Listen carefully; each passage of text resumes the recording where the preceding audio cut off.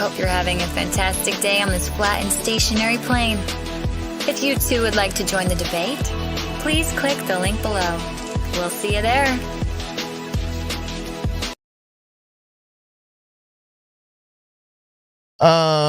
So I just saw on Facebook Bob they're talking about the gyroscope.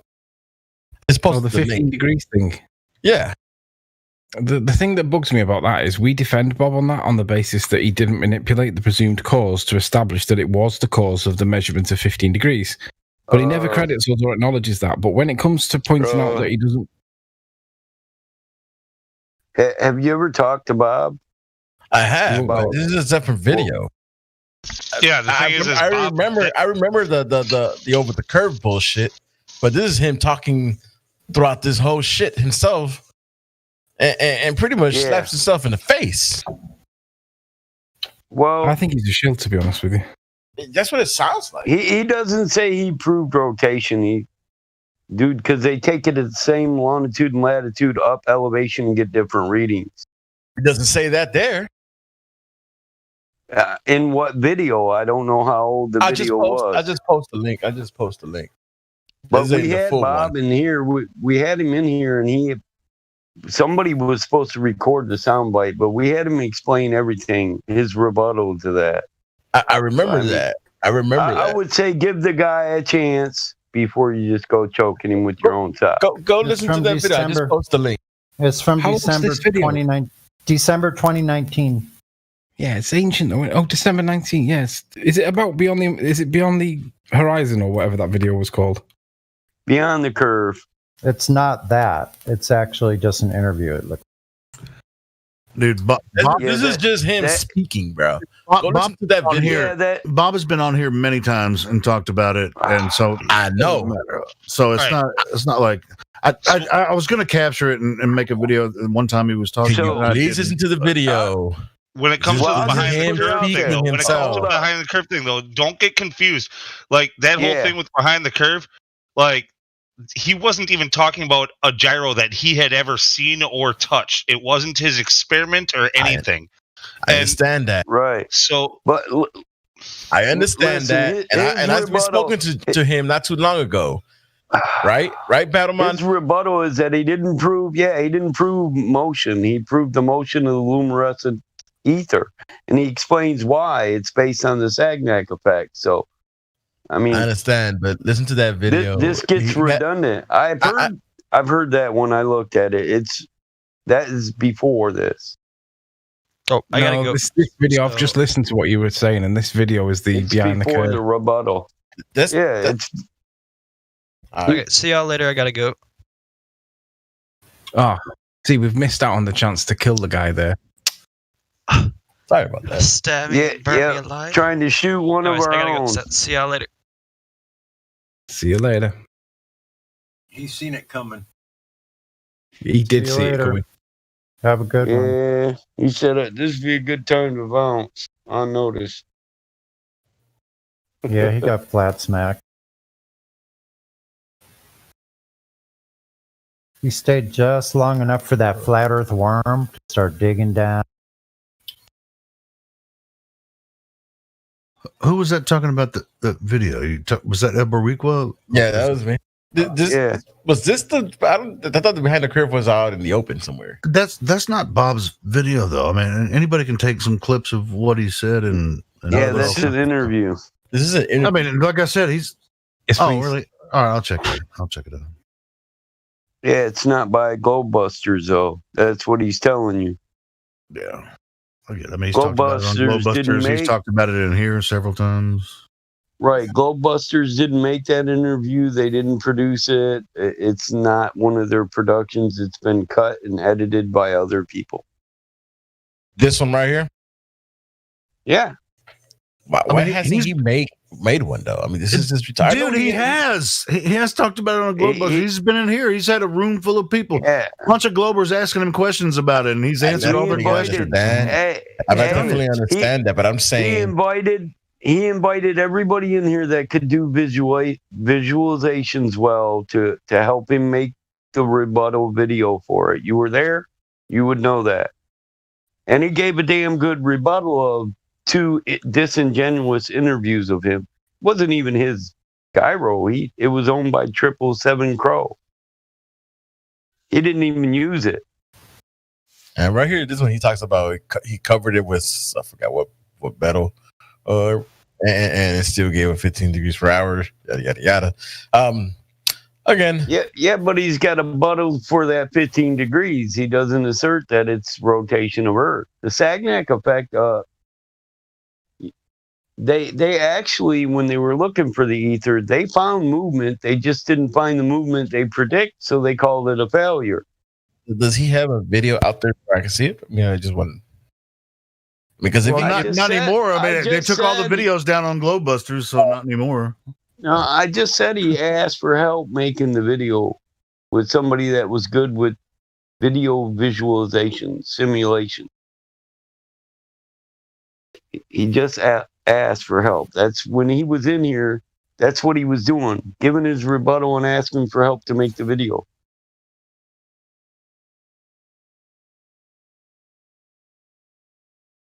You got to keep it in chronological order, though, bro. I didn't think. I thought it was just not too long ago. Didn't know it was 2019 because I remember he talked in 2020. That Beyond the Curve. I think he's. Well, and I think he's been in here several times. Every time he comes in here, you get a bunch of people asking him questions about it, and it wasn't Crow 777's gyro. I think it was Chris Van Maitre. I think is who owned the gyroscope, but he let him borrow it, and he did several tests from different elevations and stuff. He's talked about it before. Yeah, I was gonna clip it out. I should have last time. I remember him being in here. It was a really good talk because there were some Globers in here asking him questions about it and Flat Earthers, and he was in here for over an hour, and I was gonna clip it out, but I didn't. End up doing it.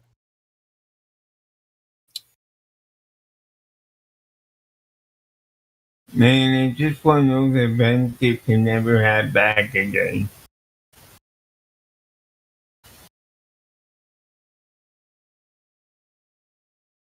Anyway, it still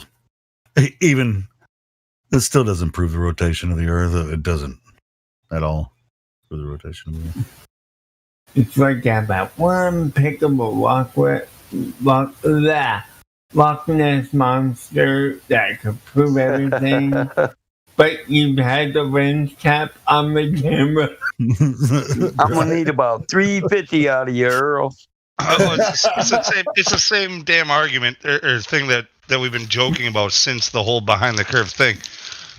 If Bob Nodell was the person who finally proved Earth rotation, where's his fucking Nobel Prize? Exactly. Where's the mainstream saying that they could duplicate this test and prove the rotation using the same method? You know? Yeah. And what about every engineer that's ever used one? Mm-hmm. Luca's trying to find out when was what day was it? Shit. It's before Christmas, close to Thanksgiving, maybe. I don't know. I mean, I remember, being in there. I was like, all right, this time I'm going to clip it out, and then I don't know. I don't know why I didn't finish the thing and then put it up, but it doesn't really matter. I mean, he's been out there saying it. We don't. Dude, I'm in the kitchen right now. I'm about to make some dinner. I got 61 kills, no deaths, bro. Playing what mode? 10v10. Oh, okay, nice. Drop 2 nukes. 2 nukes in one game? Very good. Yeah, bunch of fucking newbies, dude. They were just lining up for the cutter. So I just dropped the turret and stand behind it with the cutter.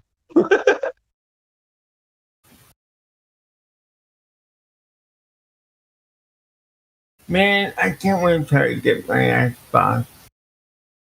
You ain't got Call of Duty Mobile, Earl? Shit, you can get on the clan. I don't got a mobile phone. Yeah, Silence and everyone else. I'll see if I can find it. I'm pretty sure I downloaded the video and I started to work on clipping that part out. I'll see if I can find it. I'm pretty sure it's on my hard drive somewhere. You can play it on if you did want to play with us, you could get BlueStacks or there's other emulators too. Game Loop. You could download it that way. That's the way I play it. Only comment, I got 8 gigs of RAM. That's all I got on mine. That'll do her. Why are you sending me my channel link, Car? I'm pretty sure I know where. You know where it's at. They said, "Hey, bro, this is where you parked your car." Dude, where's my car? That reminds me of Star Trek. The boy told, "Okay, everyone, remember where we parked."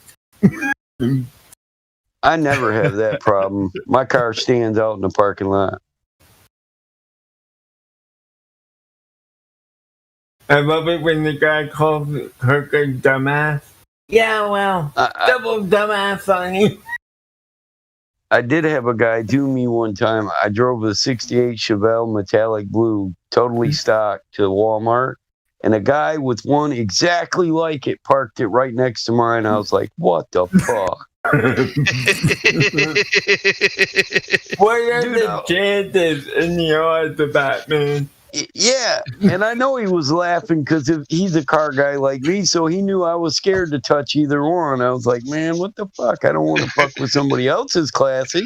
You ever done that with a car where somebody who's got the same car as you like accidentally get into their car? I've done it before. Like, like they're parked like a couple of spots away from where you were, and it's just like, yeah, there's my car. You get in, you're like, this is none of this is my shit. Like, I did that I did that with my grandma's car. She had a Torres SHO when I parked in the parking lot. And some dude with one just like it parked. I was like, what the fuck? Where's my grandma's church music? Somebody stole her cassette. Then my key didn't work and shit. I was like, man. I got out and looked around. I was like, well, maybe that's it. I went and looked, and the first thing I seen was the gospel music. I was like, yeah, that's my car. That's me. Go tailing on the mountain.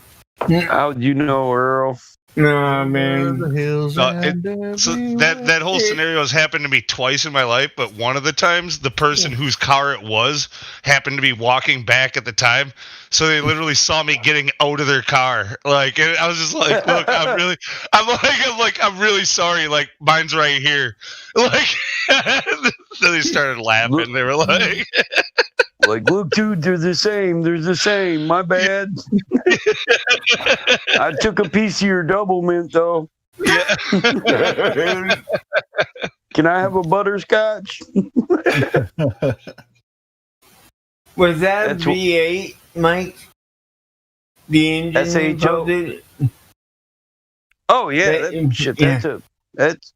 That's a big block 454 out of a 73 Corvette. It's a HO motor, but it's got aluminum head, full blown. It's beefed up. It's all don't make them like that car. Anymore. No, that's an all matching number car. I bought it from an old guy. He's like 85. He didn't want to sell it, but I showed him a stack of cash. He couldn't resist. I wanted it. It was freaking orange, though. I mean, orange was hot when I was a kid, but yeah. My brother sent me an image of that one I posted. He said, go with that black cherry pearl, bro. And he sent me a bunch of different pictures, a bunch of different year Corvettes with that. And that color is awesome. I'm going to go with that. Thinking about painting the 14th Amendment on the back. Yeah, the 14th Amendment. But I think Section 3 of the 14th Amendment will come back and keep fighting its freaking ass. Maybe. It's all fake. It's all just. If you look at all the Biden stuff right now, it's all fake. There's no presidential seal on the papers that he signed. Oh, this is some more of that Q shit, isn't it? No, it's just actual evidence. Like, the same thing happened with Trump for a while there, right? Like right after he declared. Yes. No, that was the big thing. Remember, like right after, right after he declared a national, right after he declared a national emergency for COVID, and there was a whole thing about how he was no longer in power and that FEMA had taken over, and they were talking about how the presidential seal was removed from his podium and shit like that.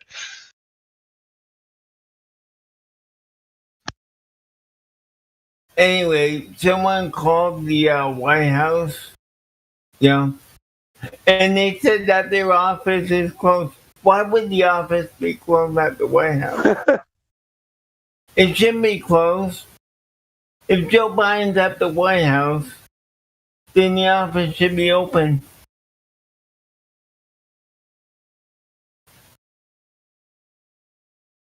He ain't at the White House. He's off in some Hollywood studio at Castle Rock. He needed his diaper changed, man. I mean, here's the guy who said, "Oh, I don't know what I'm signing here." If you don't know what you're signing, yeah, I wouldn't let that dude sniff my dog. You certainly wouldn't let him sniff your daughter, for one thing. No, the dog would bite him. Yeah. them fucking the doggle Biden. Bite him. Biden. The doggle Biden.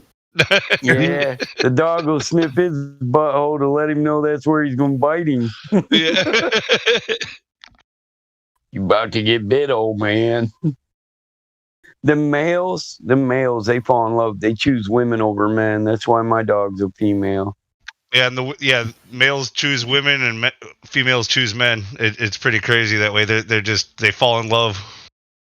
Yeah, my female, man, she's ruthless. When she says no to a motherfucker being around me, if I'm gonna hang out with a person, I literally have to put her up.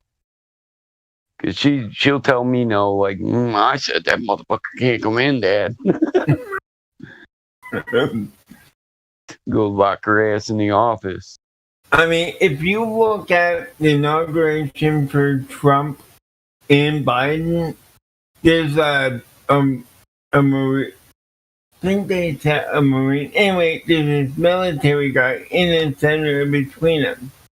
For Trump's inauguration, the guy has his uniform and his all of his stuff that's regularly on it, right? You are still watching. You are still watching the Q channels, though, aren't you, Earl? Yeah, because I know it's true. Dude, it's a freaking movie what's going on right now. I agree, but the Q people are all a big part of it. You've been scripted, man.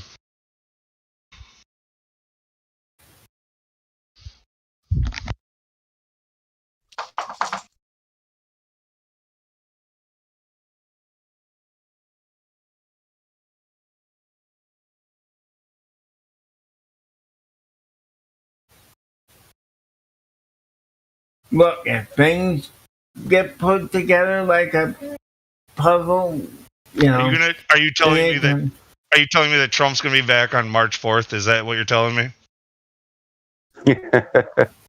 Actually, there are two presidents right now. Mm-hmm. You know what I think? I absolutely think that we just don't know what the fuck is going on.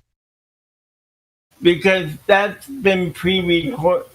The whole inauguration was pre-recorded.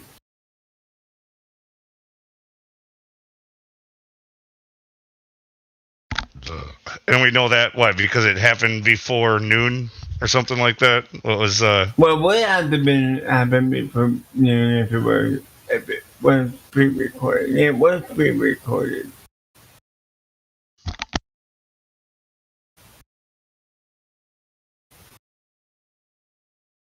Plus, if you watch all the footage in that, there were different clothing changes, different people with different heights. Earl. That changed, and their hairstyle changed. I mean, you got to get off that Q shit. You're going to be embarrassed eventually. Well, if you're the one that's going to be embarrassed. Look, if it happens, I won't be embarrassed. I'll be the first to come out and say, holy shit, that was a long shot, but damn, that was correct. But trust me, that is not going to happen. You're not going to get, Trump is not coming back, not this 4 years anyway. We'll see. Dude, wow.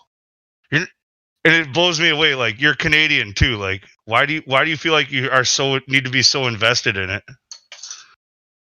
Because right now I'm locked down in a freaking house. You know, in lockdown, winter time, and the soap operas I like are not on anymore. So I have time to investigate. What do you mean the soap operas you like? The two soap operas I like growing up are not around anymore. You watch soap operas? I used to. Oh, Earl. Hey. It doesn't change my masculinity, bruh. Are you? What do you like? Like Days of Our Lives or As the World Turns? Like all of them? The two that I like that they aren't on anymore were One Life to Live and All My Children. It's pretty badass, man. I was more into One Life to Live than All My Children, but I came around a bit. So what you're saying is your favorite soap operas are gone, so now you got into Q, and you're gonna say that? Oh, this was way before Q. They've been gone for probably almost going on 20 years now. Those two have been off the air. So they tried to bring him back by internet, but that freaking failed. So, yeah.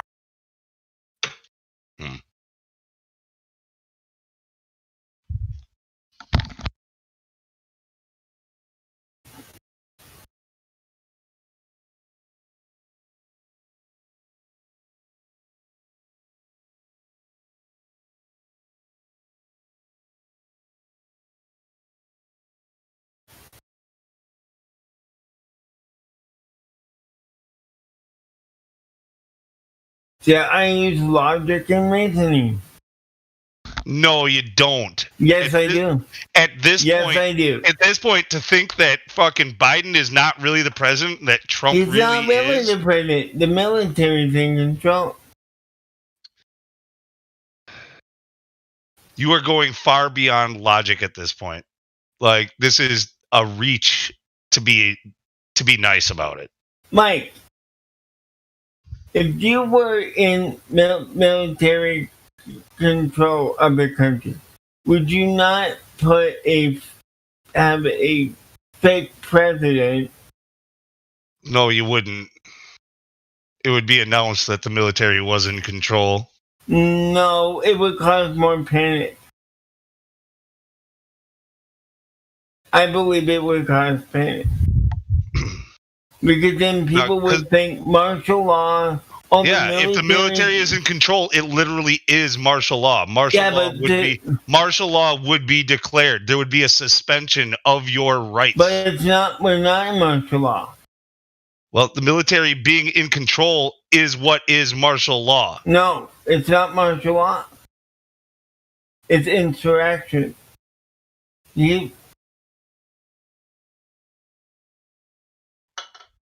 Trump signed the Insurrection Act, which you don't have to tell the military doesn't have to tell people. This is some Q-tarded shit you're spouting now.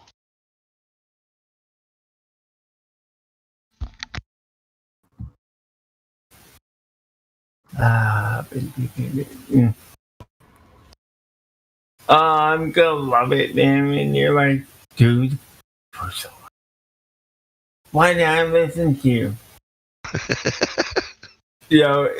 I'm gonna love that moment, man. Yeah, I'm sure you would.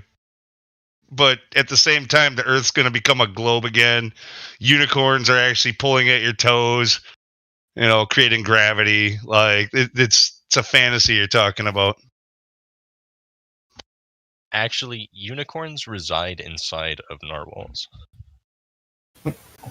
This is a proven fact. Well, you might be able to convince Earl of that. No. Even I have my limit. Why do you think they have horns? Huh? Riddle me this. You're not the Joker, dude. He does have a point, though. I'm just out here trying to prove some science, okay?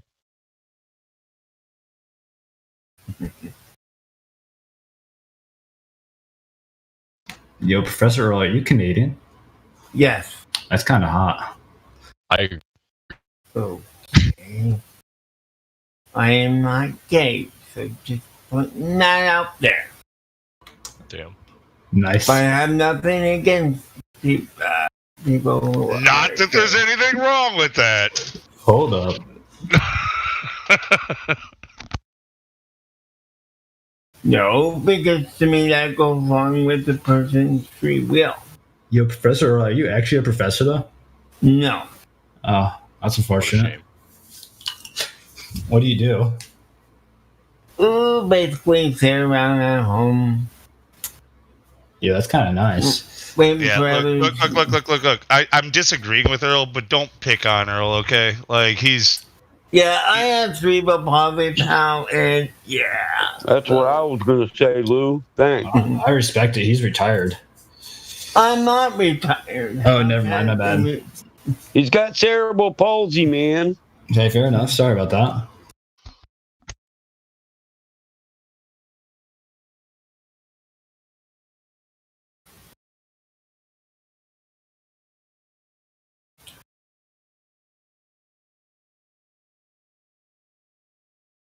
What I like it's about what I really like about Lou, it's about the community and people coming together. That's what I love about the community.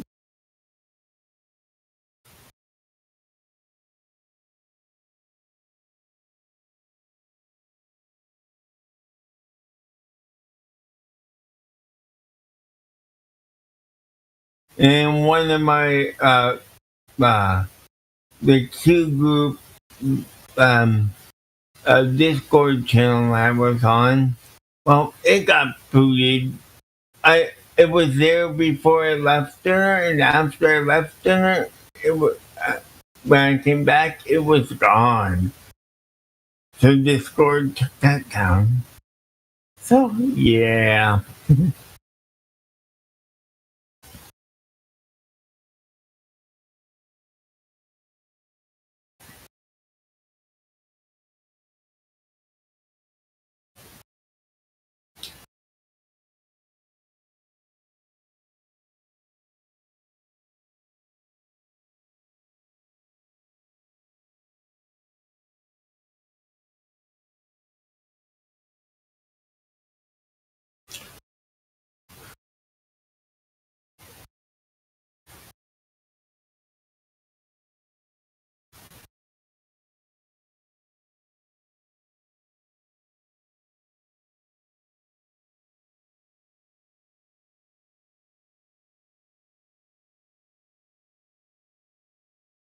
I just think, Lou, you haven't spent enough time around in it to, really.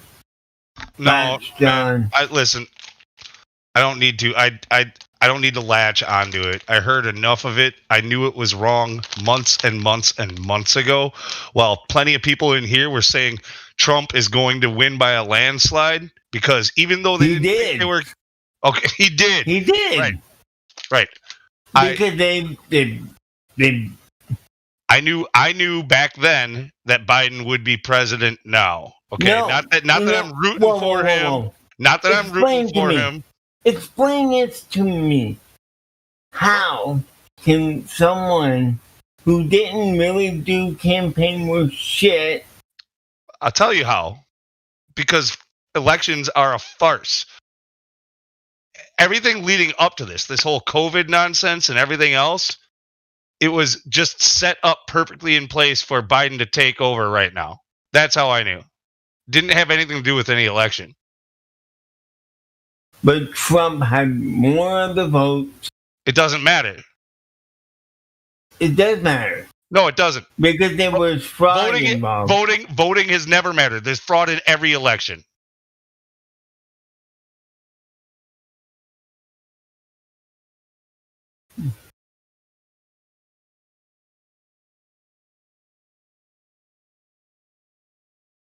We'll just have to see. Well, this whole impeachment thing of Trump, it's going to turn around and fight them in their own ass. Just letting you know.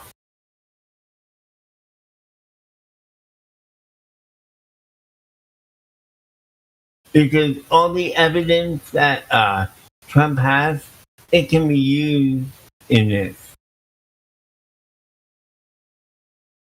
All the documents that been unsealed and all that can be used.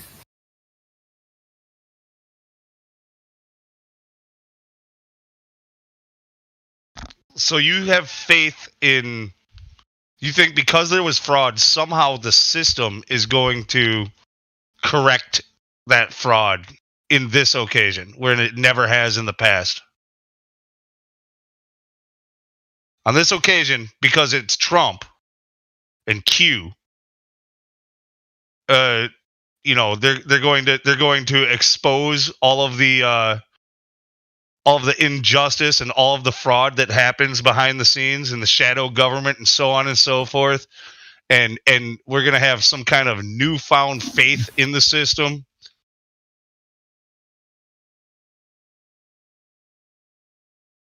Just look what's going on. Because I'll tell you this, even if that were to happen, most people think Biden is the president, and they would lose their faith in the system.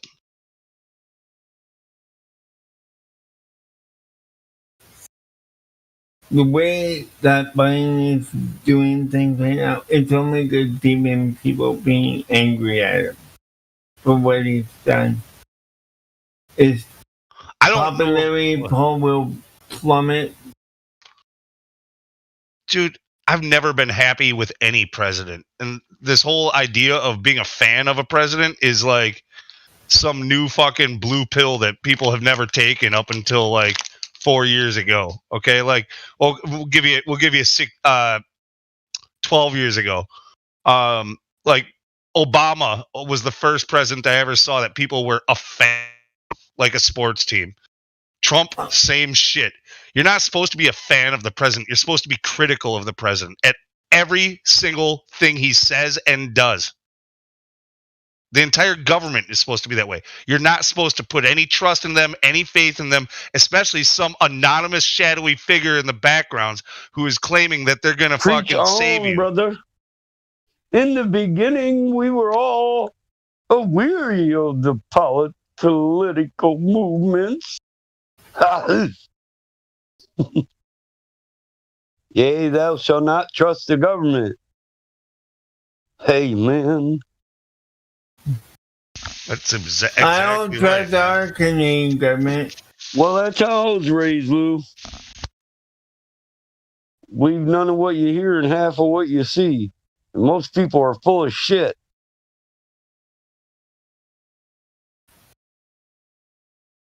I mean, Barack Obama was the one who said, "Oh, they'll never bring jobs back to the country."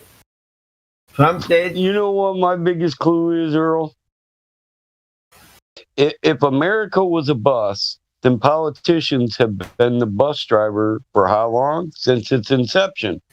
So we can look around and see America's fucked up, and it's been fucked up. Nobody ever makes it better. And who's been driving the bus? Politicians. So you can think of politicians. they say, blame it on the boomers. They left you all your problems. No, the fucking politicians from that era left you all their fucking problems because they knew you'd blame it on your fucking grandparents and not politicians. How stupid is that? The thing is, you got millennials going, listen, you got millennials going around saying boomers fucked up their entire world when politicians and rulers were in control, and that's the group and the demographic that should be blamed for it, and their children now rule and get elected. So the same people are in control that fucked your world up, but they got you blaming your ancestors. Was your ancestor a politician, a senator, a governor? I don't think I've had many people that were in government on my side of the family. No, on either side. That's true. So guys, I got a question about that. What's this thing about the Republic and then the Corporation of America? We're the two separate things. America is a constitutional republic. But then there was a corporate act signed in 1871. That which took over. And it became a corporation at that point. Exactly. Yeah, but let's lead you there. First, a federal authority was installed when there was no provisions for a federal authority in the Constitution. The states were to remain sovereign and individual. Instead, they were brought together. And in a republic, they're individual and sovereign. Now they want to make it a democracy. We've never been a democracy. We've always been a constitutional republic with a democratic political party. So you're saying that each state has its own operating system, like each state is basically a country. Each state has its own constitution. Did you know that? Yeah, yes, I do. But as far as operating under the corporation or under the republic? Well, the corporation is unconstitutional. It was created by the federal authority, which has no provisions in the Constitution for its amendment. They have no right to delegate to themselves the authority to rewrite our Constitution. So you got a fictional authority, a federal authority that instills a corporation amendment, and they're both fictional. This is why authority is an illusion. Yeah, and then it brings about in 1908 the Red Amendment. That's also part of of the control of corporate. Yeah, okay. Yeah, you live under corporate law instead of the law of the Republic of your state. Yeah, so that's why democracy is fake. It's a fake thing that we think it's true because it has nothing to do with the business side of it. It's just play politics there. Vote for whatever, and it doesn't matter. The corporation will decide what's going on next. Yeah. How in corporate law does the people get any type of input?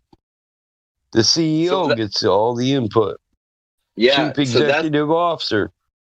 So what did Trump do to the Federal Reserve there in the 4 year he was there? He went there. Well, some people say he revoked the 1871 Act and dissolved the corporation. Some people say that. Yeah, because there was a video that was put up there where you see Trump getting late to the meeting at the Federal Reserve people in Switzerland.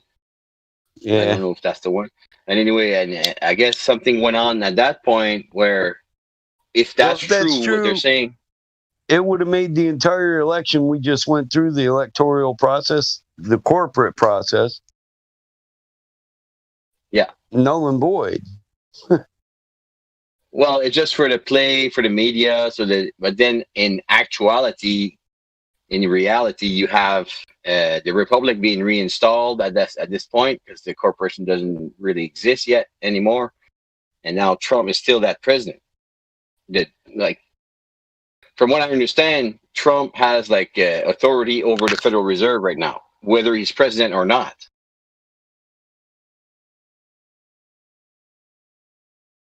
Oh, you're listening to that Q shit too.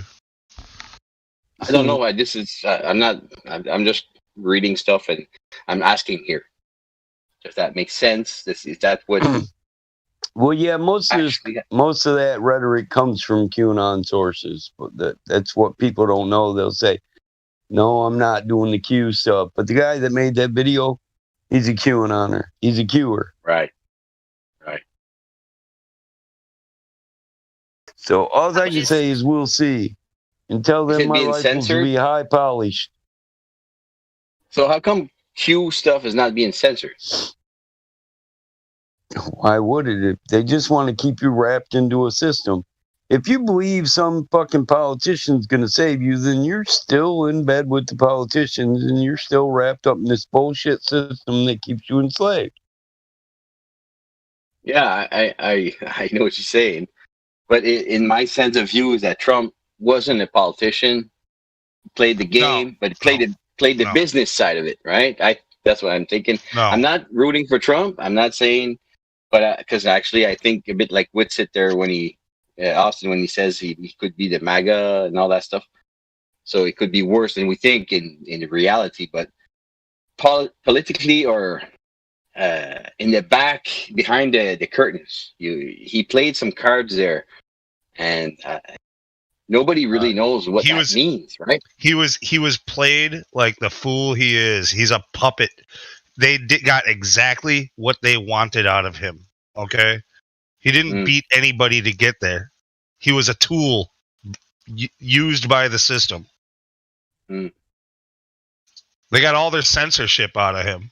They set everything up just a few weeks ago with that whole Capitol thing for them to be able to paint every right winger, every QAnon freaking fan as a fucking terrorist. You don't think they're going to come after you guys for your guns and shit like that? They're going to. They're doing it. They put Biden in place. They put Biden in place right now because it just works out perfectly for that plan. Okay, like trust the plan, but that's some bullshit because the plan just screwed you over. See, the way I kind of flipped over here is that I don't think it matters who gets in, Biden or Trump. But in what I'm thinking is that I think Trump is more powerful not being president because I think he's controlling Biden. Yeah, but here's the problem. The point. No. See, here's the point. The most powerful person is the one in control of the media. Biden or Trump could do anything what he wants to do behind the scenes. Doesn't matter unless CNN says something. The blue-pilled normies are not going to buy any of it unless it's on the TV. The TV is what controls everything right now. Everything. It's true what you say, but don't forget you have to control all sides or both sides. No, so they're going to let QAnon. No, yeah. You don't have to control both sides. You just have to control the narrative. The narrative. Both narrative. All of them. No. All the they're always coming up with these are the good guys. These are the bad guys. Next week, these are the bad guys, and these are the good guys. It doesn't matter. Yes. The narrative. As far as you're saying, I hear you. You're talking about. I hear you. You're talking about mainstream, right? You're talking about mainstream narrative, right? But there's also another mainstream, which is the opposite, like the other thing. And I think they're the one. That's why QAnon is not being censored because they want people to believe in both. CNN is not so they control everyone. Q says Q could actually be 100% right, but if CNN says it opposite that, that's what's going to be taken as real. See, this is where I stand. I say both of them, QAnon and the mainstream, it's all fake. The truth lies behind doors. Like we don't see that. I think the two that we think we know nothing. I think the truth lies behind that, which is probably spiritual and God and Bible. Q needs to be 100% ignored. Okay, who the fuck is Q? Tell me. Nobody knows. Why is Q trustworthy? Tell me. He's not. Okay, then why are you listening to him? Well, it goes by the stream that I watch. I'm not listening. I'm asking questions here because I question. Why are you listening to people who do trust him and trust the plan? The only answer to that question is because you want to know what people are saying so that you can discern what is and what isn't. No, this is how you know you've been. Those people have all fallen for a psyop. No, I'm pretty sure you're right on that. That's what I'm saying. These are the questions I'm raising.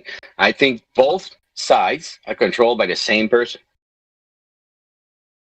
Yeah, you know, probably. Yeah. All the misinformation. Nobody can find any truth anymore.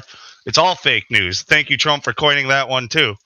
But it's all fake news. And yes, it's somebody higher up than who is president that is coming up with this shit.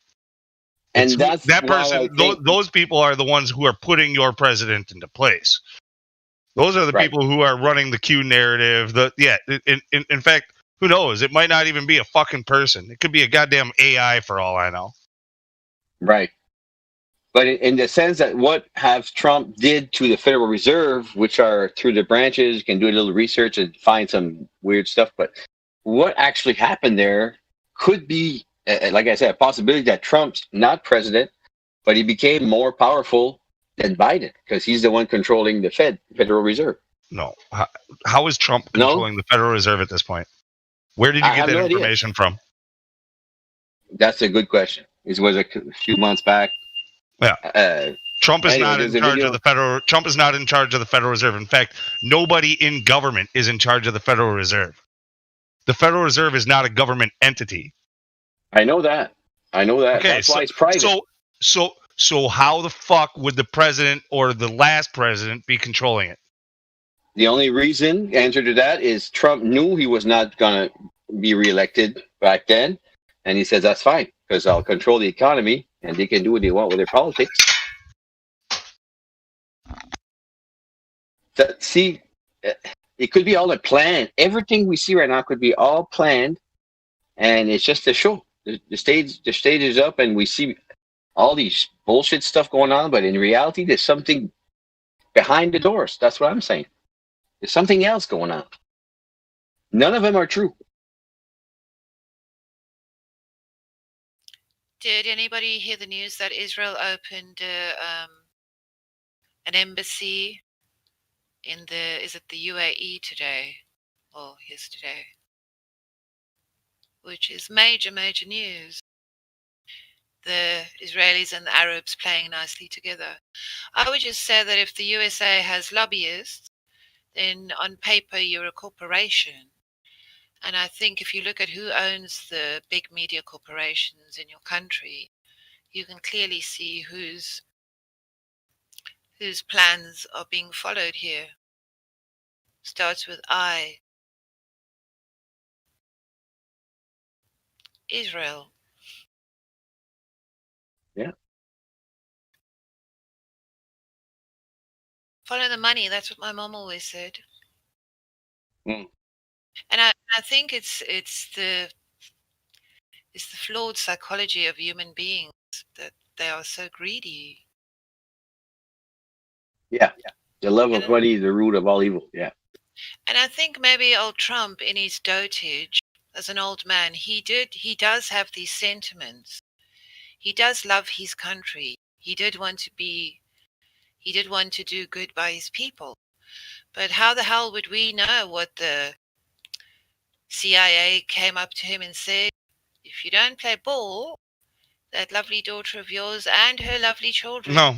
See, that's the thing. I don't think I'm not saying that Trump was in on it. I think they played him for a fool. I think he really thought that he was in charge. Yeah, I'm not sure about that. I think he knew 20 years ago what was going to happen. These people, just like Biden, look at Biden. How smart do you think Biden is? You're giving Trump way too much credit. The people who get into that position are useful idiots. I'm not saying that Trump is all that smart, but he's not all that stupid. But what I'm saying is you should consider things like, is he being blackmailed? Is he being threatened? In the end, they took his power away from him. Do you really think that man wanted to step away from that big White House? I don't think so. And I do think that his intentions, were largely good. You can do more out of the White House than you can in a way. I think whoever had the idea for the cooties masks, and all that, and stocks and prices. They bought America with masks. Think about that one. Well, they did gain of function virus studies, and that was money that came from Soros, money that came from Obama, from the Obama administration. So I wouldn't be one bit surprised if this whole fucking virus, this whole thing, if this was all orchestrated. Seriously. Yeah, years ago. Yes. Yeah, it's a plan. It's a pandemic. It's no big deal. It's just that the future is like, I don't know what to say. Like, you find these people getting vaccinated, 3 weeks later they're dead. I mean, it's not. If Billy Gates, came up and said, with a good vaccine, we can drop the population by 10 to 15%. Well, what does that mean? So if we're just going to drop, you're going to kill a few people. Yeah, okay. But I think that's the plan right there. The issue with vaccines is they contain heavy metals, and there's an alchemical process by which you derive something that is common to all vaccines, and that's called aluminium salt, which is a metal. And there's 4 methods to get the aluminium salt into the liquid form that you needed so that you can inject it into somebody. And that particular method, and we don't know how the aluminium salt in these latest new vaccines are made. But that one method means that aluminium can cross the blood-brain barrier. And I mean, whoever said that taking loads of vaccines over your lifetime? I mean, Jesus, nowadays a 70-year-old man today can have upwards of 70 vaccines. And if you travel, you will have even more. Because if you go here, you need vaccine for this. And if you go to Africa, you need a vaccine for something else. And it's the accumulation of these heavy metals inside your brain. Now you're going to walk around in the streets of a modern city today with all this heavy metal in your brain, and it's going to be interacting with the radio waves. It's literally going to heat up inside your brain, all those metals, and fry your brain cells. I'm just. Or it'll activate and do what, the chemical process they want it to do to react in a certain way, or block certain synapses and let certain ones go. You know what? I was looking at the word CIA, and if you look at it without a capital L, do like a lowercase L or I, right? Uppercase I, lowercase L, either one, right? Without the dot. It's the word class. CLASS. So CIASS. Weird. All right. We got somebody new in the chat. Looks like Fish has joined us. Fish, are you there? I'm just going to mute your mic. You have control of your mic, Fish. Welcome to the 24th Discord. Fish, are you there? Cast out a rod there. Hello, Fish. Please, Fish, say something.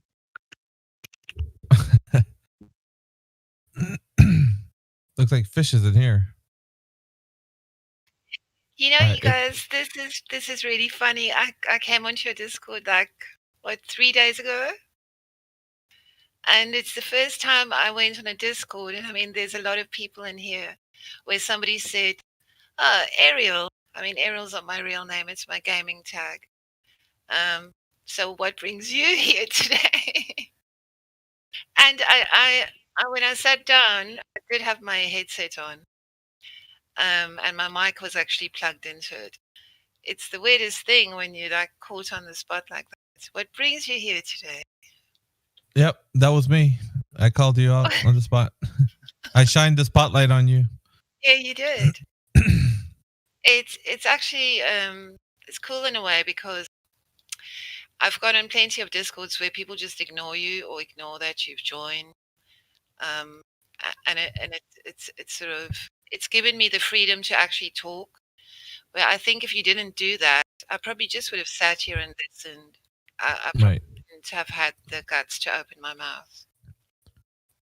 Well, we like to give everybody a chance to, kind of be welcomed into the server. And so, yeah, I think that kind of little ice-breaking moment could have, done it for you, or you would have just, like you said, sat there in silence and never said a word. It's actually, although you caught me so off guard, it's actually a nice way to validate people, to say you're here and we've noticed you. Hi, how are you? Just my own observation. Yeah, it's true, but don't forget that the regulars that are in here, they get it when they come in, because we give the place to the new ones. I mean, these kinds of things will always sort themselves out, isn't it? People with opinions will speak up more, so they'll become yeah. But I think a lot of people are just here just to listen to other people talking so they can sort their own thoughts and ideas out. I'm as confused as anyone about what's going on. I've looked at things this year which I never thought I would. I'm a woman. I never really had an interest in 5G technology. I never really took an interest in whether, gravity, the basis of how it was first laid down. So many things that because of what was going on around me, I just had to go and find out more.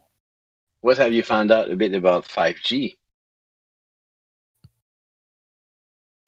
I've read countless research papers that a risk assessment hasn't been done in a period of exceeding 20 years.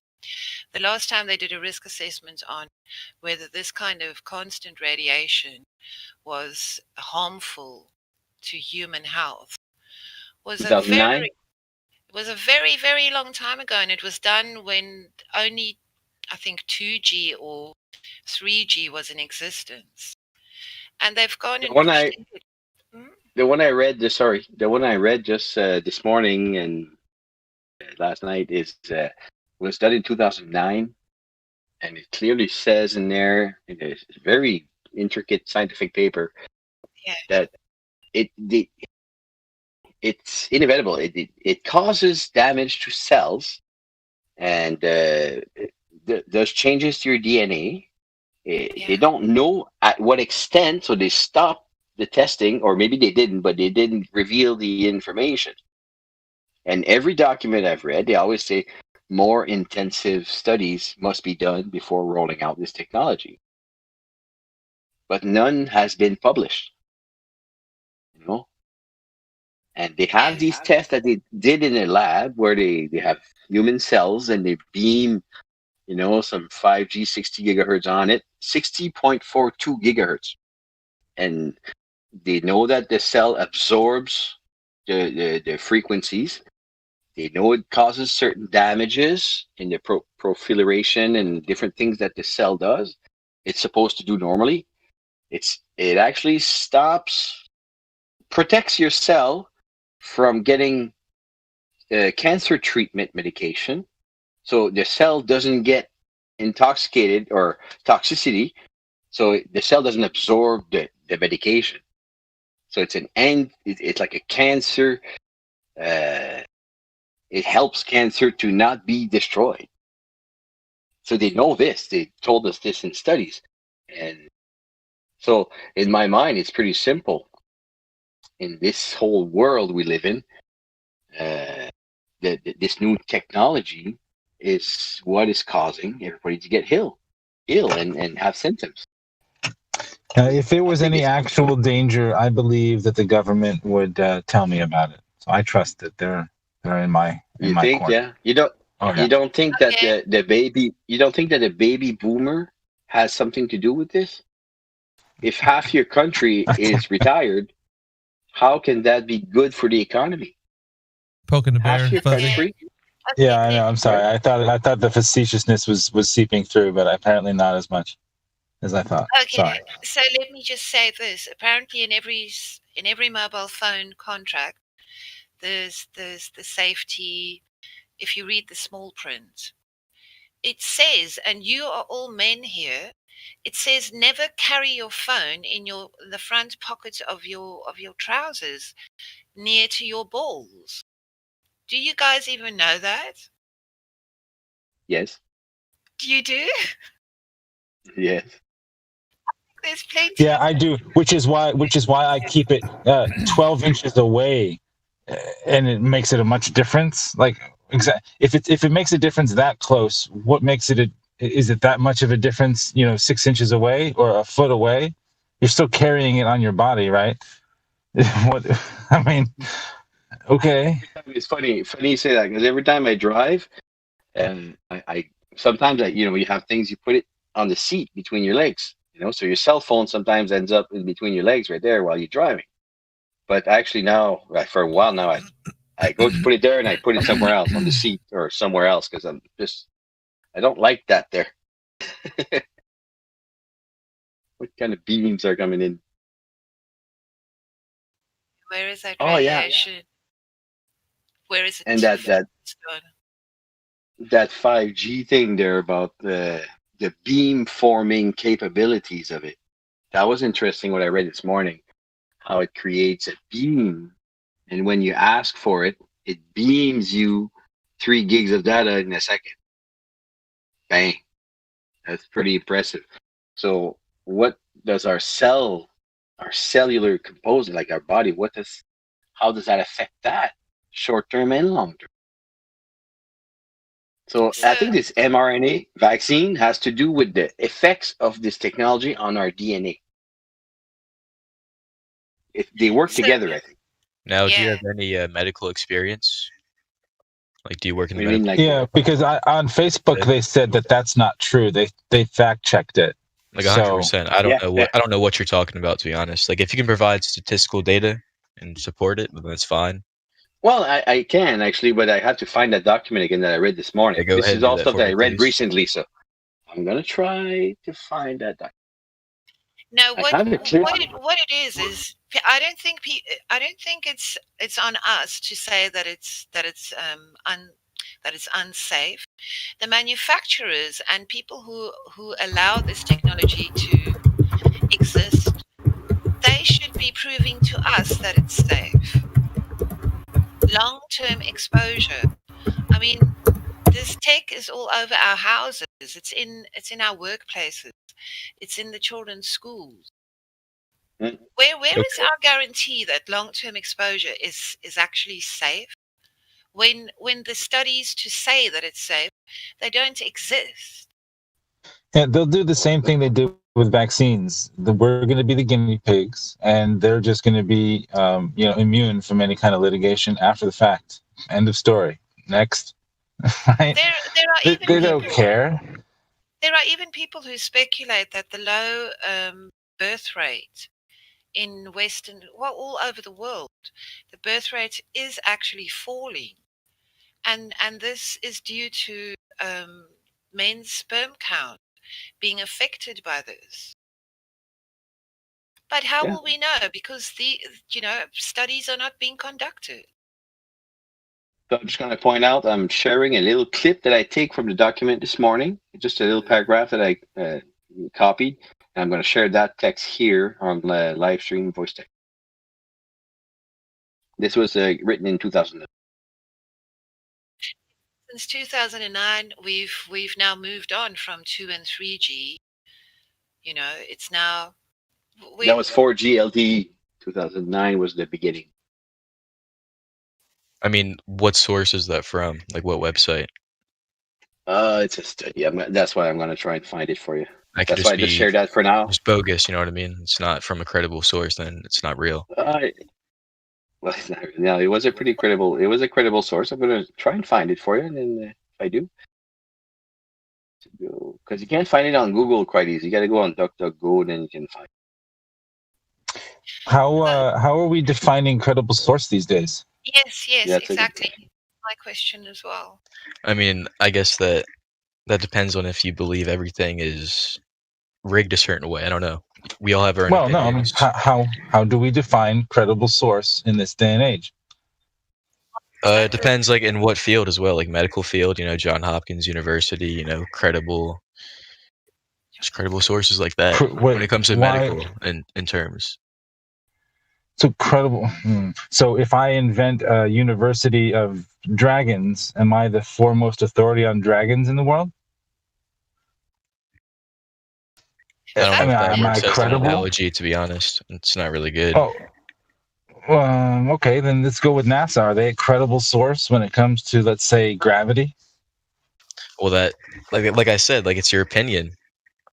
The media. No, it's not my opinion. The media projects everything in a certain way, and we perceive it in a certain way. So you can have your own opinions on, Well, no, absolutely not. The media projects it in a certain way. I perceive what the media says entirely differently than what someone else might see. They might actually believe what they're being told, when I can actually point out where they're wrong. There's a difference. And it's wrong to say that scientist X has said that this is perfectly safe. So go ahead and have it. Because there could also be scientists B, C, D, E, and F who say, no, it isn't actually safe. Or it's only safe 50% of the time. There's never like a complete 100% consensus. Right. As far as the scientific world is concerned. Yeah, they'll say like 4 out of 5 doctors agree. But what if the 5th doctor says those 4 other people are assholes who bought into a system and were manipulated by criminals? Does that... That's you in terms. I feel like, I don't know. Like, it's just an opinion. Do we ever hear what that dissenting opinion is? Or do we just believe the 4 out of 5 and buy the toothpaste or whatever? No, I think if you go to multiple sources, I think we are all competent enough to make up our own minds in the end. You can't just go to one source because it's a university that has existed for X number of years, because there is so much corruption and there is so much, graft going on that it's been proven over and over again. Look at the cigarette, the tobacco. How long did it take the courts to rule that the tobacco is actually harmful, when they had doctors and scientists standing up and saying, no, it's perfectly fine? Well, why do you think there's the doctor surgeon warning? Let's believe the studies. Let's believe the credible studies that were paid for by the cigarette companies with bought and paid for scientists. Let's believe them, but let's not believe all the other people. How do you define credible sources in this day and age? That's why I say you go to multiple sources. You trust your own instincts. That's what I do. You have to put in the work. And you can't say that it's really difficult to do, because here you have the internet, which is the library of the world, literally, at your fingertips. Indeed. It also becomes much easier to negate something that, like, if the president or someone of some what you would consider authority says something, I don't need to investigate whether or not he says that that's the truth or not. Their entire position of power is something I disagree with. So fuck everything that they have to say. Any kind of authority over how I live my life or who they bomb in my name.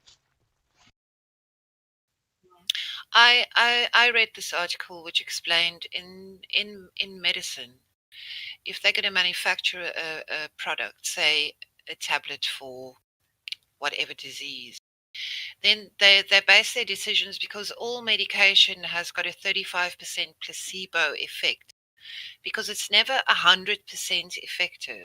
It's always something that you have to take a whole course of, or you have to use it for 3 or 4 years. So if they make a plain white tablet, the placebo effect on human psychology is, this is quite cheap. It's not as good as the one next to it in the silver and red box, which is a capsule, and the capsule is yellow and blue. But still, that is not as good as the one in the purple and gold box. And in this hierarchy of what the placebo effect, the psychology of just how the product looks and how it is presented, the vaccine is the ultimate mindfuck, because the vaccine used to be delivered and it used to get advertised by somebody who is in a medical garb, like a white coat with a stethoscope around its neck. And so vaccines are engineered, marketed to people as the ultimate thing in medicine. How does that make you feel? The medical industrial complex is an industry. So there you go. Yeah, they're still working on an AIDS vaccine, even though they have pills that you can take that will prolong yourself for the rest of your life, as long as you're on those pills that you pay for every month. But yet, they came out with a vaccine for the deadliest virus in history in how many months? Exactly. That's a cool story. I mean, again, that's your opinion. Like I said, there's people who dedicate their lives, to dedicate their lives to the AIDS vaccine, to vaccines and shit. There's certain things you can't. Obviously, you can't get a vaccine for AIDS. There are people who dedicate their lives to Star Wars. Does it mean that they should be taken as seriously?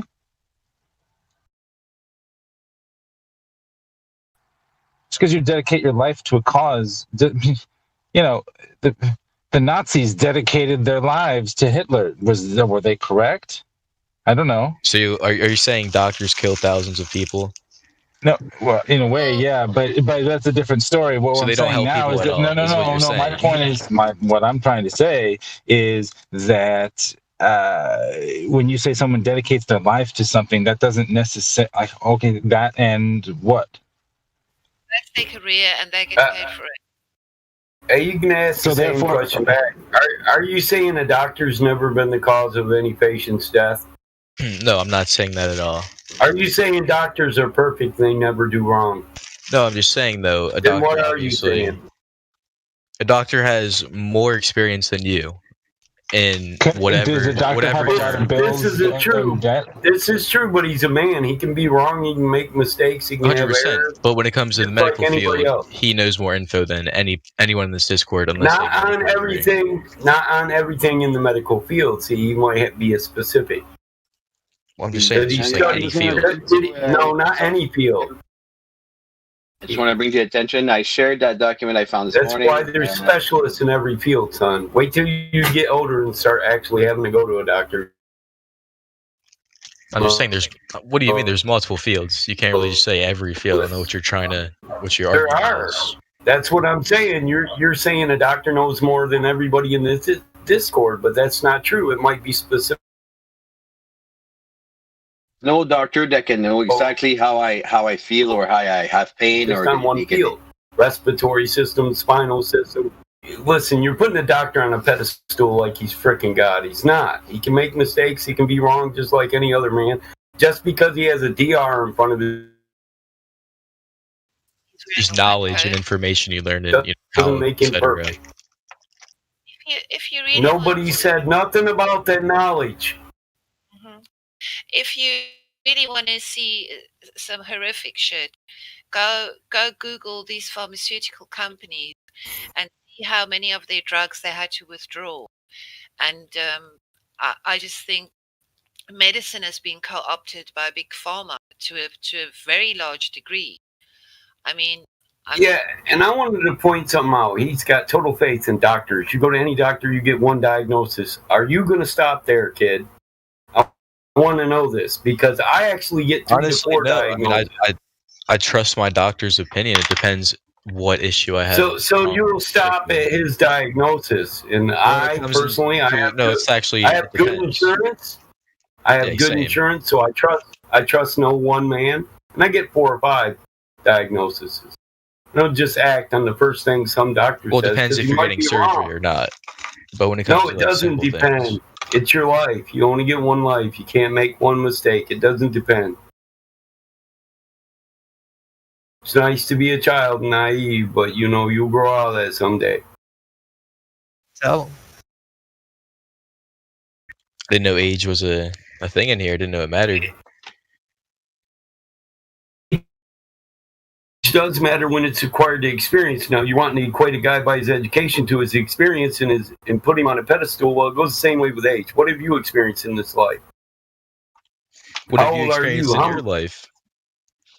War. That's just such a broad question to ask any building, college education, running businesses, having children, being a father, being a son, a grandson. Yeah, you're on a Discord call with me right now, communicating with me for a reason. Yeah, is this just all happening for a reason? It is happening for a reason. Just got snapped. So what's the implication? Nothing really. I'm just questioning you. You're on the Discord call too. We all have our reasons for being in here. We can say that, right? It's your story. You tell it. I just want you to know doctors can be wrong. They're wrong. Yeah, and I agree with you on that. On an average, I agree with you. This is why they get insurance, because they get sued over and over again for wrongful diagnosis. They're not perfect. They're just men. And think about the doctors who are doing brain surgery and curing, That's not a doctor. That's a surgeon guy. You don't know. You don't even know what you're talking about. Bro, there's multiple. Okay, so we were bringing up multiple topics between a doctor and a surgeon. What topic do you want to bring up? We discussed so many fucking things in the past 10 minutes. Well, you can't stick to doctors. You keep bringing up surgeons. They're two different categories. Yeah, it's false equivalency. Bring to the attention, a few years back, there was a doctor strike in Texas, I think, for like a week. No doctor was working. And the death rate went down. Everybody nobody was dying. What does that as soon as the doctor, it proves that when the doctor takes an operation, the surgeon, he opens you up. Half the time he misses, doesn't work, and he kills the guy. But if he would have let him alone, but they're the ones getting paid the big bucks for doing the surgeries. You know what I mean? Like, I don't know. They're the ones. Yeah, but then they make mistakes. They're making doctors don't do surgeries. They don't. Surgeons do. Doctor refers a surgeon. The doctor may refer a surgeon, but it's up to the surgeon whether or not he'll do surgery. I've had a lot of surgeries in my life, bro. Like I said, I got awesome insurance. Well, I just want to say, if we're going to rank the medical profession and shit, then the whole psychiatric industry is my number one. Worst in the medical profession for the amount of chemicals that they tell people to take. I work in a psychiatric hospital. Lithium is one, huh? Lithium is a heavy metal. Yeah. It's used predominantly for bipolar personality disorder. Let's do the Thorazine shuffle. Yeah, I have a cousin that's bipolar. Hey, yep. I got a quick question. Hello. Hello. Do gas molecules go back down? Do they fall back down? Do what fall back down? No, they don't. No. Well, I'm looking at this video, and they say gas molecules don't leave the Earth because it falls back down. Why? If you're watching the video, you should give me a premise of why. I actually know why they say why, but truth is we're not up there testing it, so we really don't know. We don't have any buoys up there floating around giving us the density level of that portion of the atmosphere at any time. We don't have scanners that we use to watch gas molecules fall back down. This is theoretical. The first step here is there pressure up there where the gas molecule change direction, come back down? If there's pressure, there has to be a container. If there's any type of pressure, it has to be a container. So I got a question for Mr. Video. How come if I take a vacuum chamber and I put a little bit of gas in it, it doesn't settle to the bottom of the vacuum chamber?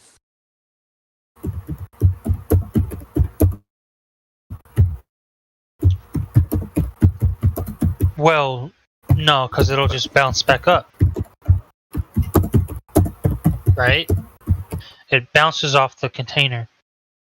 No, actually, anywhere you measure the pressure in that. So if you insert gas, the pressure will go up slightly.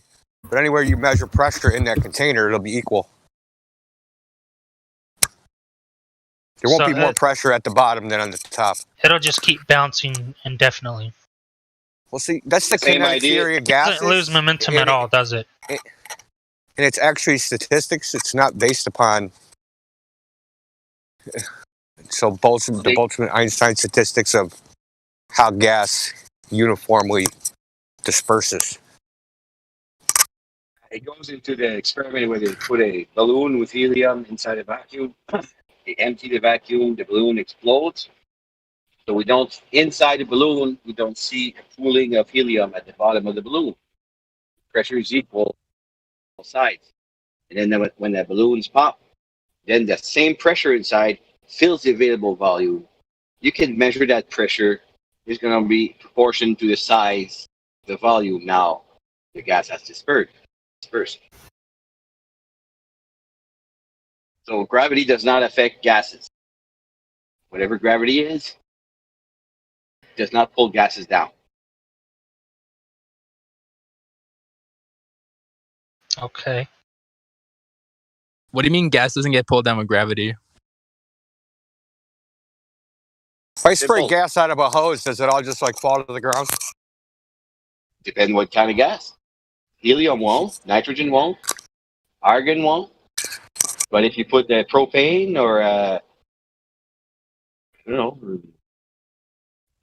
more dense gases, it'll go down, depending on the density or the medium you're in. It's relative density. It's pretty simple when you think about it. The guy that asks, "What do you mean gas don't fall down with gravity?" What's gravity? It's gravity. Well, the gravity proposed here is the one that pulls everything to the center of mass. Watchmaker, I wasn't asking you. I was asking the guy that asked the question. Okay, sorry. Earth globe.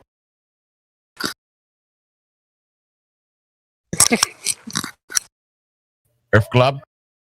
Yeah, that's his name.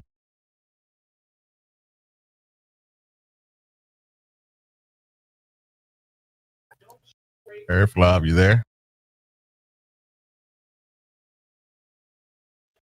Oh, yeah, Earth. Wait, so what about Jupiter though? Because isn't that like just all gas? Like I don't know, like what you guys mean, or is it like a different type of gravity? Have you been there? I haven't been there now. Okay. Can I ask you a question? Has anybody been there? Yeah, Earth globe. I actually asked someone about an hour ago. I'll ask you the same thing. If you don't worry. Once Elon builds a rocket, I'm going to. Yeah, no, I don't care about Elon. Do you have like a target or a? Do you have like a Target or a Walmart or anything near you? Me? Yeah. Yeah, I just went to Target recently, actually. Cool. Do they sell vacuum chambers in Target? I mean, I went for a candle, bro. I have no idea if they like had vacuum chambers. I think they probably do. So let's say you were to buy a vacuum chamber from Target, yeah, or Walmart, whatever, and you were to then make a vacuum in your front room, yeah. If you were to put like a ball of gas in the middle of that vacuum, what would happen? I have no idea. You tell me. The gas clearly it would create Jupiter. Yeah, exactly. The gas would expand to fill the available volume. That's what gas does in a vacuum, yeah? Now, have you tried this? Do you have a vacuum chamber? Have you put gas in it? Okay, so this is accepted on both sides of the argument that that's the case. Now, if you do that, I'll be surprised, okay? What if I get a vacuum chamber and put a ball of gas in it, you'll be surprised if the gas fills the vacuum? Yes. Okay, I'd be shocked if you can make a ball of gas. That would so the point shock is me. that it will always expand to fill the vacuum. This is just how gas works. Yeah. So then the question is at what scale does that stop being true?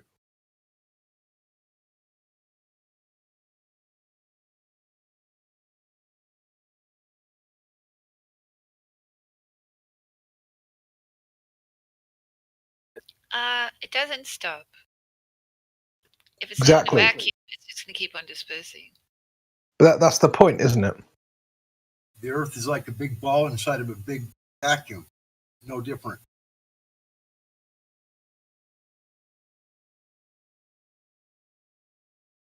Whoa, I haven't thought about that. Who would have like guessed? a Dyson. Like the Earth is trying to fill the space in space, you know? Still, it's just a concept.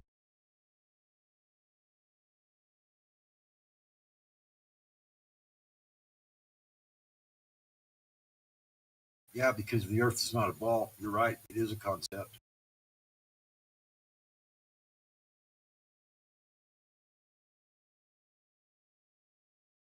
Well, for what we can test here on Earth, we know that, we need to have pressure. First step is to have a container. Can't have pressure without it. Gas pressure, that is. So whatever else comes after that, if someone tells you Jupiter is a ball of gas, or Uranus is a ball of, methane, parts, well, nobody's been there. Nobody can tell you this. It's impossible for gases to be in an available volume and not disperse. It's impossible. We cannot demonstrate this on Earth. There's no way for us to demonstrate this. So it's a belief. Exactly. Wait, do they actually say that Uranus is made of methane? No, but I think. Yeah, I guess it smells. Methane. They said that. Methane after. They did. Maybe. They said that a few years ago. They said that it smells like farts on Uranus. That's what they said.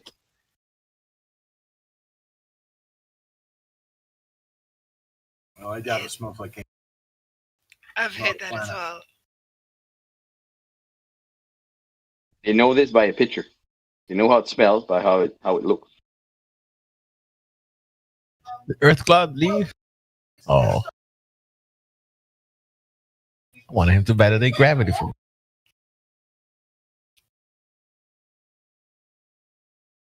Yeah, that's a good one. We know what it smells like because of the picture. Yeah, that's a good one. Yeah. I got another question. It's about gravity. Okay. You know how you always try to dismiss gravity and you just say, "Oh, it's just density and buoyancy." Dismiss gravity. Gravity is non-existent. You fall. No, the theory's wrong. You're screwing up, dude. The hypothesis that mass attracts mass is wrong. It's not been proven by experiment. Yeah, but people just still don't understand. That's their problem. That's their problem. No, they do understand. The mainstream science says that they don't know what gravity is. In fact, there's quite a few. You're just not looking hard enough. Yeah, there's quite a few prominent quantum mechanists. Is that even a term? That just say, "Yeah, we know gravity doesn't exist. We don't need it," and then that's it. They just move on like it's nothing. Oh, really? Yeah, they tell you gravity isn't a force. Yeah. Is it Eric Verlinde or something? He's a PhD quantum mechanics guy, and he says, "Yeah, we've known gravity doesn't exist for some time. It's time to shout it from the rooftops." What? You get a citation? I want to see that. Yeah, I'm just looking for it now. Give me a. Well, I don't know if I'll find it on Google, but I'll have a look. Jugal. Jugal. I like that one, Jugal. That's good. That was funny. I'm so totally stealing that. Have anybody spoken to Snorlax the cat? The problem with gravity is they want. No, he's a lurker. They want to attribute gravity to Newtonian or Einstein, and neither one of those have been proven. So it's not that we know stuff falls to the ground. We just don't know why. Nobody knows why it happened. So until we can find out what the cause is to the effect, then you can name it whatever you want. Once you find out what the cause is, you can call it gravity, you can call it whatever you want. But until you know what the cause is, you can't attribute effect, give it a concreteness to an unknown cause. Well, if you go in the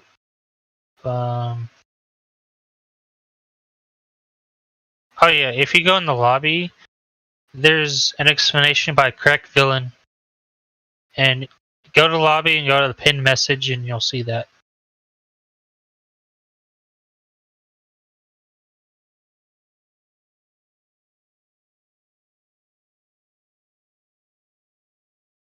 I think it's a good explanation.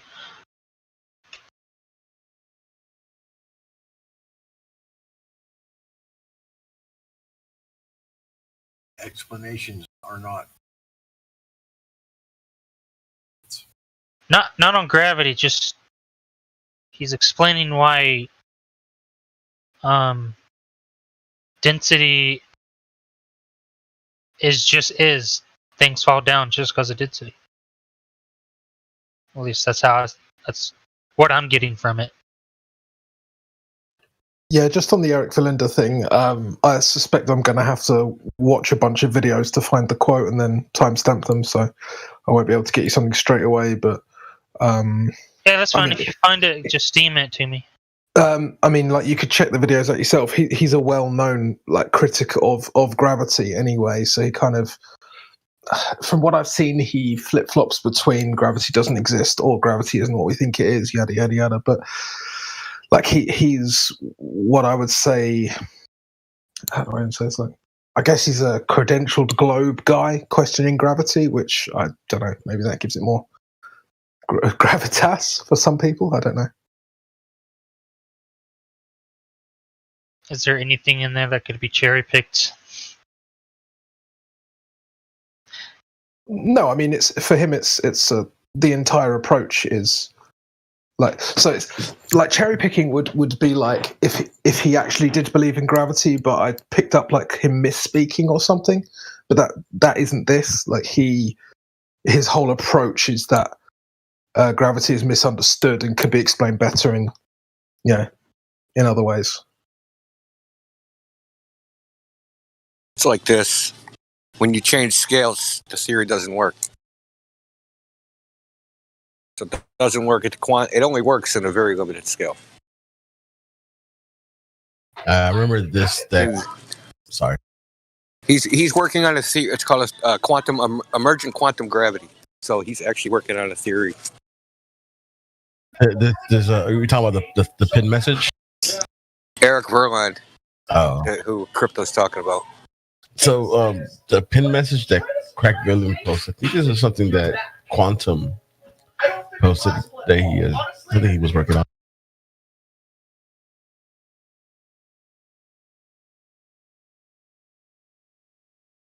With all due respect to Crack Villain, when did he become the voice of the server? Yeah, no. He this was Quantum. I remember when Quantum.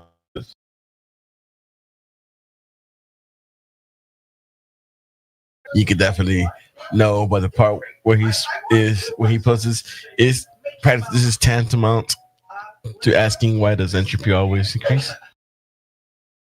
Tantamount.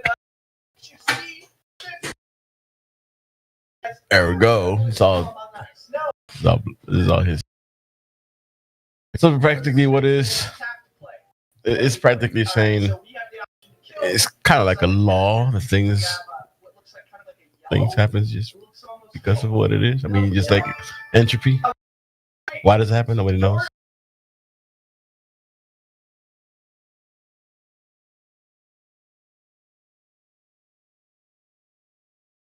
I don't know if you've seen that before, India. Well, I didn't catch it. The pin message that Crack Villain put in the lobby. Real quick. It was something that Quantum.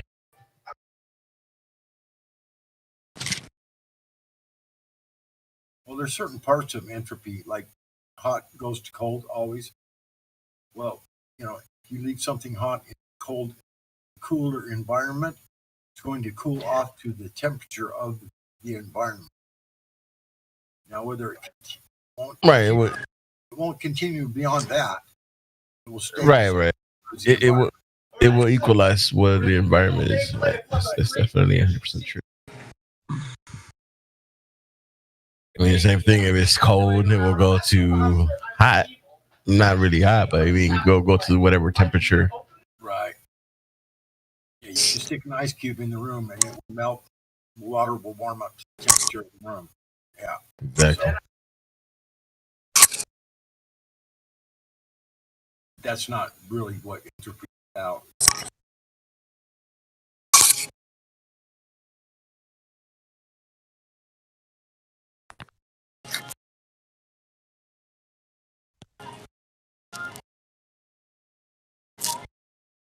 So you take a brick and set it outside, come back 1,000 years later and it's dust. It always breaks down and will eventually return back to the earth as dust. Wait, he's a string theorist. I thought string theory was a failed experiment. Or something like that. Yeah, I think that's been debunked, right? Yeah, string theory's been debunked, yeah, right.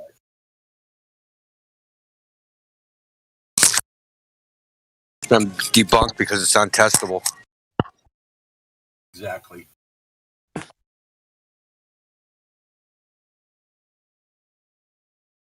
I mean, what you have to understand about theoretical physics generally is that it's all actually just maths. They have like fundamental ideas of physics, sure, but at the root of all of these things isn't experiment, it's equation.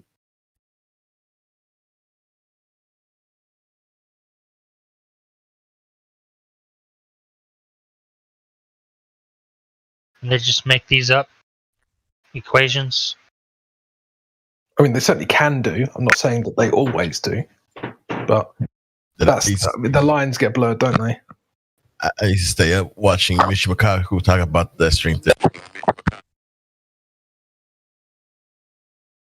Michio Kaku, whatever his name is.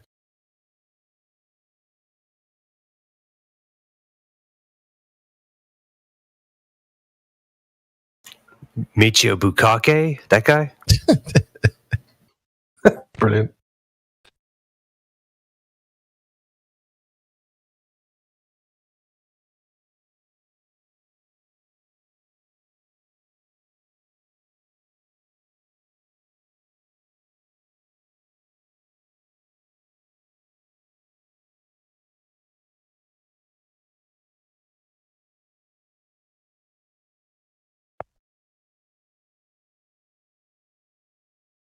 Seen the new Godzilla versus Kong?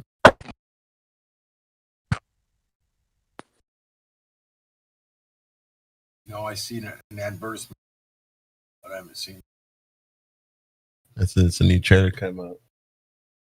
Pretty good.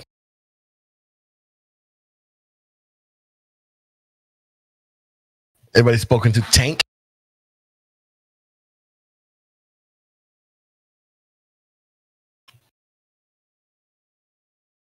He has a flat table, so I guess it's flat.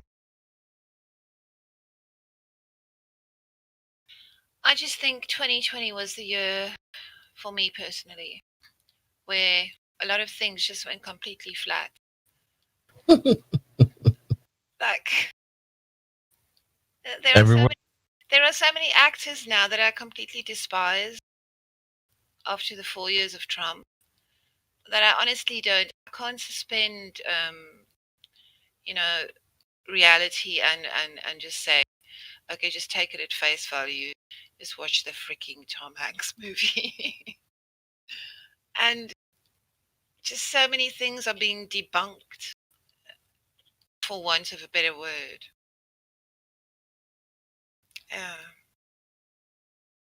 I just think humanity, our responsibility is because we've abdicated responsibility in so many in so many ways. Politics, oh, that's for the politicians. Medicine, oh, that's for the doctors. You know, we just go and pay them and they'll do all the hard thinking. I do think, because I mean, gravity, the dispersal of gases into the atmosphere, these are things that I have a hard time. So I really have to spend the energy to try and inform myself. And I think that responsibility is on all of us.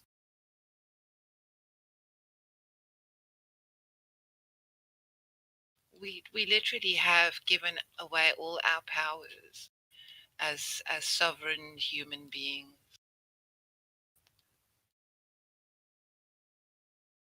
I think essentially that is what lies at the root of many of mankind's struggles today.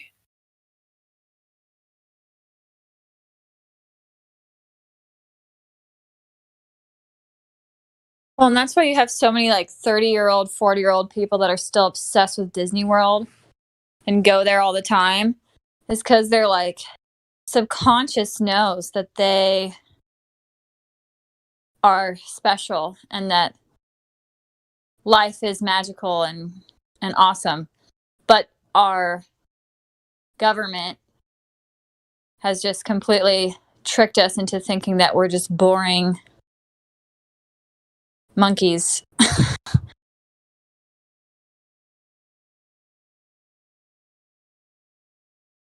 But people still crave that magic, you know. I also think that, you know, we've been fiscally screwed by just being a disposable labor force. In the 1950s, the American dream was, you work hard, you will get ahead in life. You'll have some money left over. You can take a holiday, you can save it, you can get ahead in life. Nowadays, it's you work your whole entire life. I mean, the majority of the world's population. And they tax you to such a degree. I mean, the number of laws that they've got over us. If you walk on the pavement, there's like 35 laws, you know, that they can use against you. If you drive a car, if you own a house, you know, I just think we've become so overburdened with things that, yes, I can quite understand why people need, you know, to go to Disney World just to have a bit of escapism. And then there's the entertainment industry. Look at what we are willing to engage with today. Vampires, you know, all manner of things which, like many years ago, like 100 years ago, people wouldn't have been accepting of those things. They weren't mainstream. Now you've got all this weird shit that is suddenly mainstream. You're just assaulted from every direction with stuff that really has no intrinsic value. I mean, fuck knows what the kids of today are going to be like when they're like in their 20s, or, you know, 935 new genders and all that. They're challenging the kids to make it up as they go along and come up with their own structure, but you know, that's not how things normally work. You need some indoctrination and some sort of structure. You're just lucky if you're indoctrinated with some level of truth.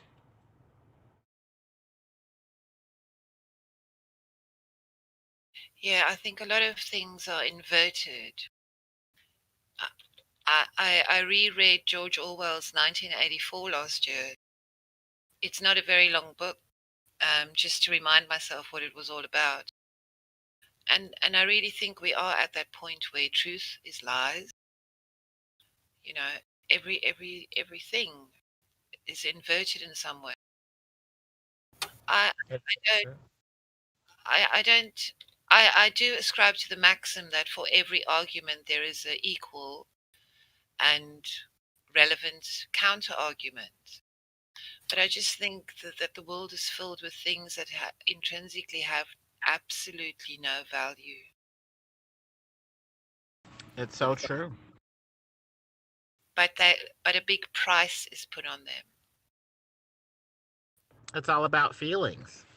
And letting the facts get in the way of the feelings is looked at as a hate crime or some sort of, vicious, intolerant thing where you don't let people feel whatever the hell they want to feel, and let pesky facts get in the way of the feelings.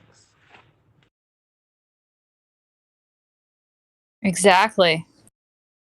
It's feels over facts, because you're supposed to be free to just, do whatever you want, irregardless of reality in a way.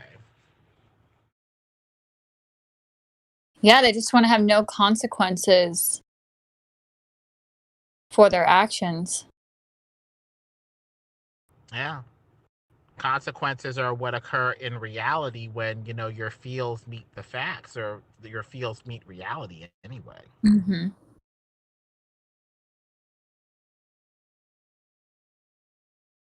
Yeah, it's so upside down. Like, I don't know. I just feel like I can't escape it now. And now that I know it, it's insane. Like, just to leave my house, I have to give myself a pep talk. Like, okay, you're gonna go out in the sea of evil. Brace yourself. Like, even just going to Target, and so there's this new thing at Target, and I don't want to get too into this issue, but I've just noticed it. They're having this, they're celebrating Black History Month, which I don't have a problem with at all. But I have a problem with some of the shirts they have now that they're having advertised. I don't know. It's just super weird. Some of the shirts are just I couldn't even buy them. I couldn't even buy them. Let me see if I have a picture of some of the shirts. But it's just if you were to make shirts for white people, it would just be the end of the world. I personally think that we should just have no shirts for anybody.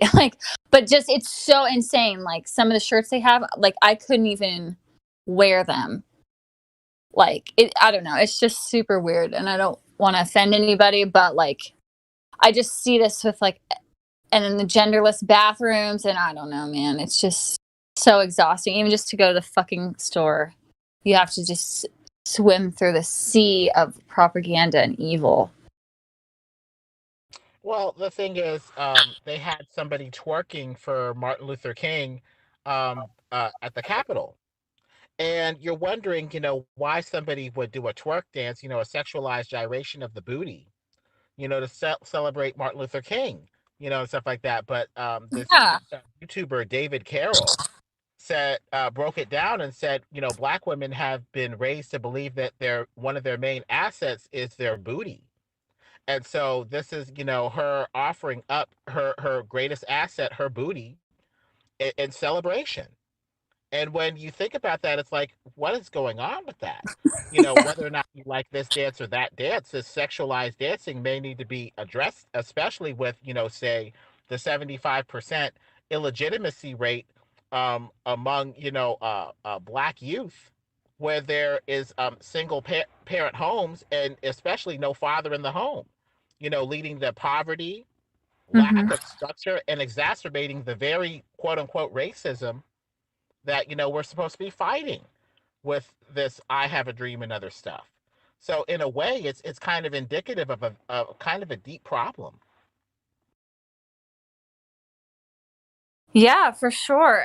Yeah, and it's a complicated issue, but I just hate that now me as a white female, I can't even have an opinion. I can't even talk about race. I can't even have an opinion. If I do talk about it, then I'm just instantly met with liberals telling me to shut the fuck up, that I can't possibly have an opinion on things. And yeah, I don't know. It's just so, it's so insane, but frustrating. Yeah. Good morning. Hello. Set up for a fall. Some of this stuff, it may be, just, tearing up society apart, just using race as the tool to just compartmentalize people and just separate them further. There's nothing behind some of these causes. They're not talking about all people participating in this equally as one. It's just made to just tear groups apart and just redefine them. Exactly. And there's some issues, like you said, like absence of the father in the home. Like that's an issue that like can be addressed and can be fixed. But just like telling people, oh, well, you just have this uncontrollable unconscious racist bias and there's nothing you can ever do to fix it. Like I hate that. Like you're going to say that there's a problem. Like the liberals are going to say, oh, racism is a problem. White supremacist is a problem. And surprise, you can't do anything about it. It's unconscious and you just carry it with you and it's just in your DNA. Like, what the fuck? That's self-defeating. It's basically saying you can't do anything about it. You're not really part of this process. Somebody else is going to have to do something about it for you. It's basically asking, white people to like lie down, take it, and not do anything, which is very self-defeating and extremely nihilist in the extreme. It's Marxist, and I'm beginning to call Marxism, Satanism. It's anti-truth. Everything that Marx was for, everything that God was for, Marx was against. And this is the ideological forefather of this Marxist SJW communist thinking in these schools, in the culture. It's Satanism by another name. Lack of private property. How can you be free if you can't have private property or ownership to what is yours? How? The family's being destroyed. 500 genders. Men and women competing with each other with feminism and in the workplace. It's nice if women want to go and have a career and they choose to do that, but look at who gets denigrated. Moms who decide to go home, and maybe raise a family or whatever. It's just tearing society apart. The functional unit of society is the family. If that's dysfunctional, the rest of society is dysfunctional. It's crazy. These state-sponsored churches, the lack of private ownership. It's just put people into groups that fight each other. And patriotism isn't even available anymore. It's not available. It's decried automatically as racism. If you like America, you're a racist white person or an Uncle Tom. In my case or whatever. Patriotism is no longer even available anymore. You saw Frau Merkel put her country's, flag in the trash can, trying to signal to her New World Order handlers that, nationalism is out and globalism is in. And who goes about weakening the nations? Satan. Satan. They're just preparing us for this one world crap. So which one of those two things that you just mentioned sound more compatible with a flat earther? Globalism or nationalism? It depends. I mean, that's another level. Globalism has that ball in it, but it's globalism in the context of dissolving nations for one world government. Well, I think it breaks down to eventually whichever side does not censor or silence or imprison us is the side that we are by default on. And I don't want it to be this way. I'm just saying it is this way. And as far as it leaning any direction like that myself, I think it's the conservatives that are a little more on the side of free speech, say that the earth is flat if you want to say that the earth is flat.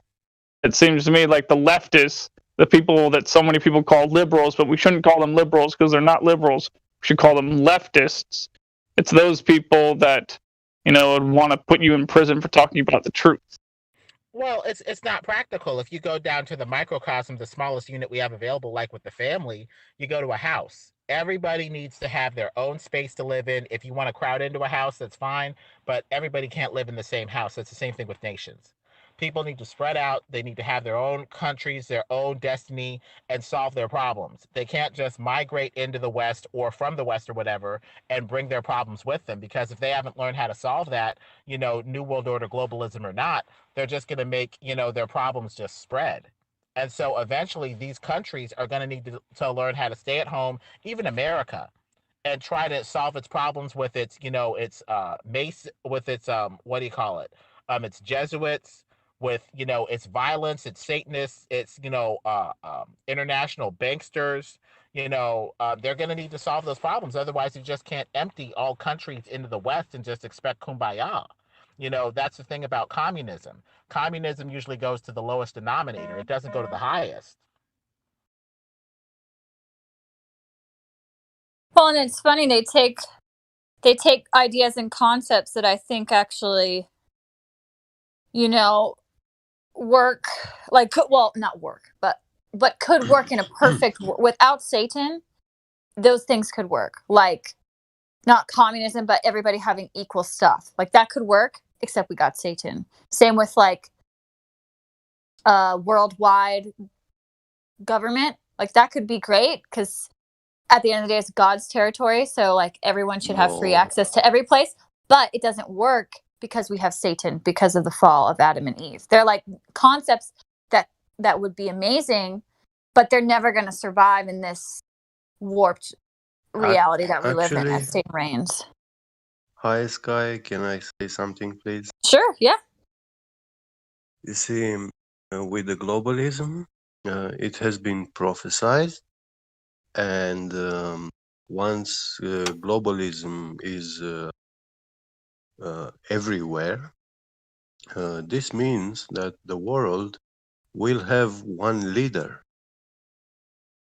And the first man who will be leading the whole world, it will make him a god by default. Would that be Prince Charles? Prince Charles. No. He's far away from that. I think it could be Creepy Kushner. I mean, he's got the soulless eyes, and he's been doing those Middle East peace deals, and he's at 666, New York Avenue or whatever. So maybe it's Creepy Kushner. No. Yeah. Netanyahu is Kushner's. He's Godfather.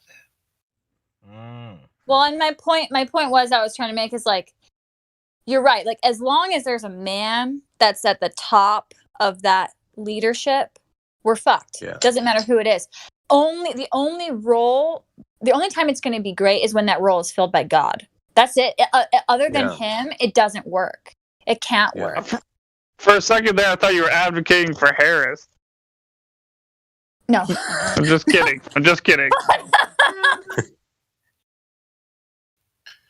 If I start talking crazy, man, somebody tell me to go smoke a joint. Oh, shoot. You have no idea how crazy it is. Let me see if I can find that quote from Kurt Barker in his book, Cannibalism, Blood Drinking, and High Adept Satanism. He basically says that the UN is a satanic temple. And that looks like that's going to be the template for this one world government. Let me see if I can find it. Have you seen the big room where the Pope sits? With the big the mural behind him, with all the snakes and the goat's head. That's on the internet as well. No, can you post that? I've only seen the like lizard-looking thing in the big arena room. I will look for it. Yeah, thank you.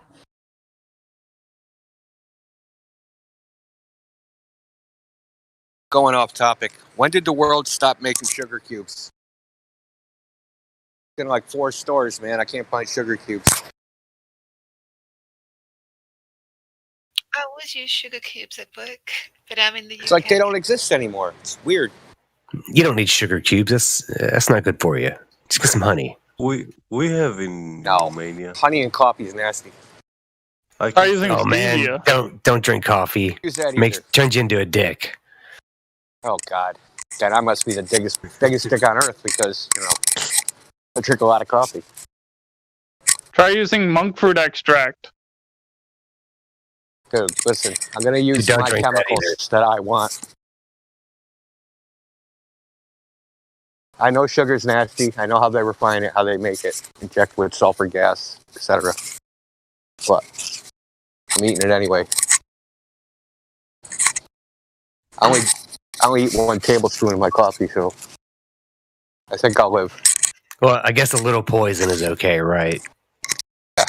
I found some a bag of sugar things at a foreign grocery store at a Middle Eastern bazaar, and it was labeled sugar cubes, but they were triangular prisms. That's false advertisement, don't you think? Deep fake. I think the main thing with the the sugar cubes was that they would get moisture and then they get kind of hard and stuff or stick together. Yeah, I'm getting lazy, man. I don't even want to scoop the sugar. I just want to take the cube and throw it in the coffee. I know, right? Well, go to a bazaar. You might find what you're looking for there.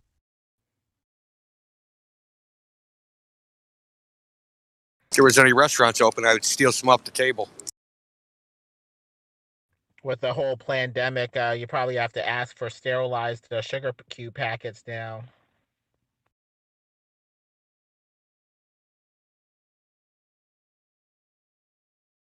Yeah, in a muffled voice because you're wearing 2 masks instead of 1. Mm-hmm. I just look at it as a way to muzzle the sheep. It's like you can't even, protest your subjugation. You got people like Dr. Fauci saying, it's time that Americans do what they're told. I'm like, what?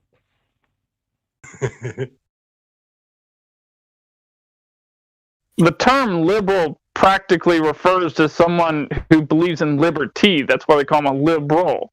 So if somebody who's calling themselves a liberal is telling you that you have to wear a mask, that by default, by definition, makes them not a liberal. We should be pointing this out to people on a daily basis. The same thing goes with firearms. How long do you think it'll be till lawsuits make it up high enough that we have optional mask choice? 5 years? 10 years? What do you guys predict? This year and the next year. I don't know. It looks like Jesus is coming back like right now. I'd say 10 years tops. No, 3 years, like 40 months from 2020 when it all started. That's almost 3 years, but maybe it can be reduced to 20 months. I guess that's the positive. Is all it takes is just one Supreme Court case, I guess, to overturn all these states. It's just going to take time. Why I think this lockdown has been set in place is because of the system is judging mankind, and there has been a lot of crimes in the world. If there is an AI God, he will have to punish everyone with prison. It's not possible to put the whole world into a prison. We don't have that big prison, so you better make the whole world into a prison.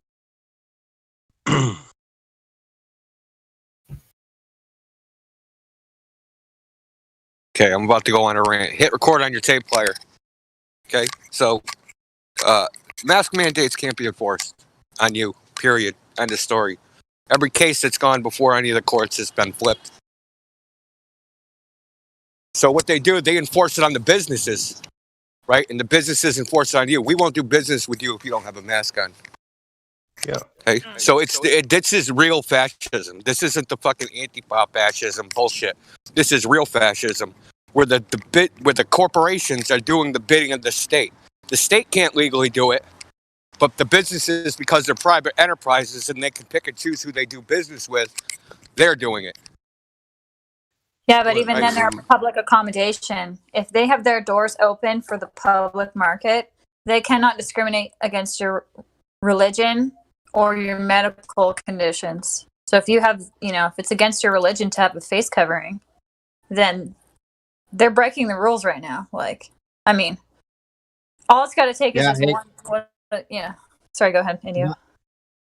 Yeah, yeah, that might all be true, and maybe you could sue the store to force them to let you in there.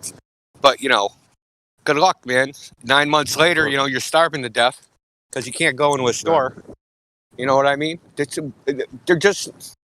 What I'm saying is, it's not like a law was passed where you have to wear a mask. They cannot do that, and they know they can't do that.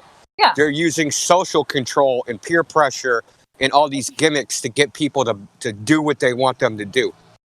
And that's when there's no legal basis for it, right? It doesn't say in the Constitution, blah, blah, blah, public health. It says nothing about public health. They don't care about public health. Yeah, so that's what I'm saying. It's like, how long do you think it'll take for it to go high up enough in the Supreme Court for them to just reiterate a law that already exists saying, hey, public accommodation, aka private business that has its doors opened for the public market, cannot enforce rules that are outside the Constitution. Like Costco can't have cocaine on Fridays, and Trader Joe's can't have fight night where you can hit bitches in the aisles.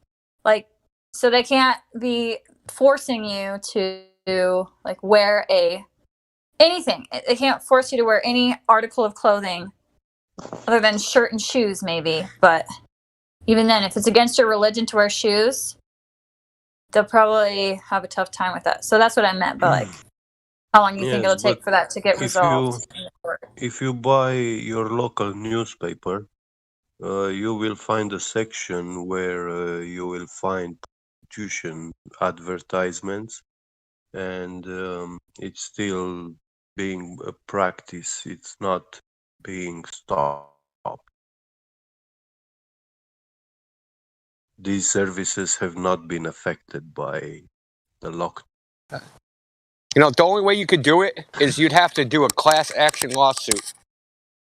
And you'd have to get the courts to declare that people that don't want to wear a mask is a protected class. Yeah. Can any of this happen at the state Supreme Court? Well, Wisconsin and Michigan both flipped what their governor said, and then the governor just did the shit anyway. They're just like, yeah, we know it's unconstitutional. We're just going to keep doing it. We don't care what you say. That's the problem. The people in government are lawless. This liberal versus conservative shit, it's more like, I'm a statist, and I think I should nanny state welfare, or I'm a statist, and I think you should, live a Puritan lifestyle. So this is like this dichotomy where they split the baby in two, but the solution is always the same. We're going to use the monopoly on force that the government has to force you to do whatever the hell I feel like you do it. It's just they have different ideas of what they should use that force for. But it's all the same, right? They still have the same guiding principle, right? That I am the boss of you, and I get to tell you what to do. Well, if you turn into a travestite, then you can have your business opened.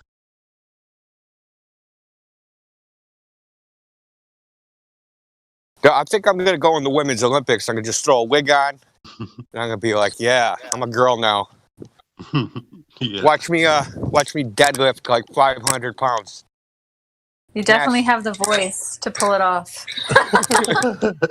What do you mean? Give me that gold. You don't need a wig. Just give yourself a dyke haircut. All you have to do is declare it. You just claim it. Yeah. You just have to think it. Yeah. Yeah, that's right. I imagined it. But I noticed all societies are making big time favors for trannies and travestites or homosexuals who run business. By default, they have priority.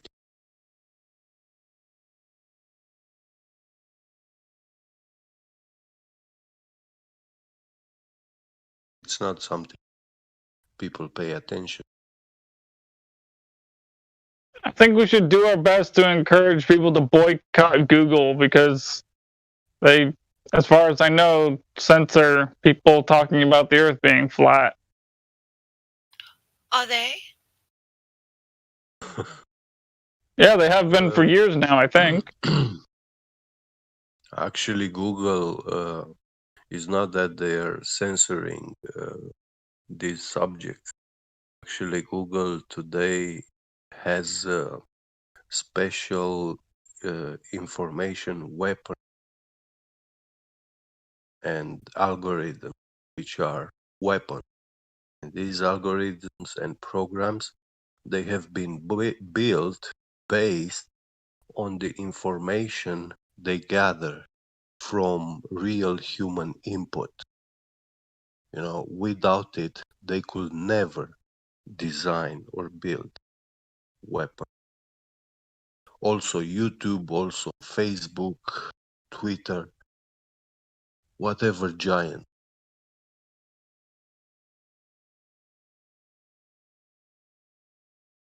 Is the power they have been given by government when internet has been launched. Nine. You need to just stop using the platforms if you don't like them. Pretty simple.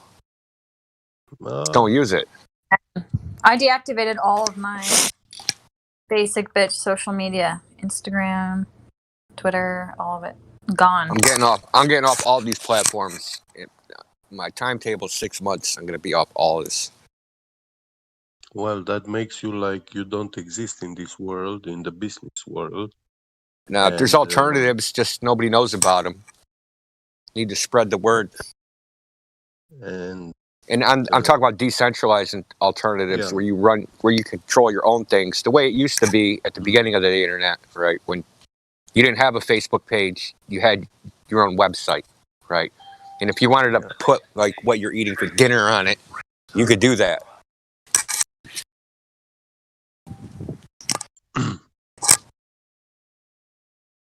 But when you try to go get a job, you will see someone who has a Facebook page, profile, and history have priority. I don't know. Half the stuff Don't work on for my people, Facebook, so that's your problem. If my job saw half the shit on my Facebook, they would fire me so quick. Oh my god. So I needed to delete it anyway so my job doesn't see what I post.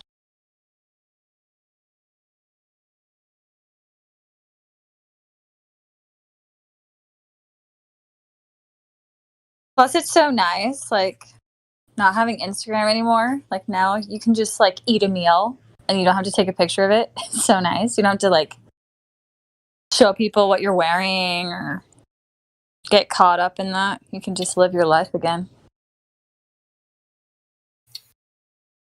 I kind of deleted almost all my picture activity, all digital.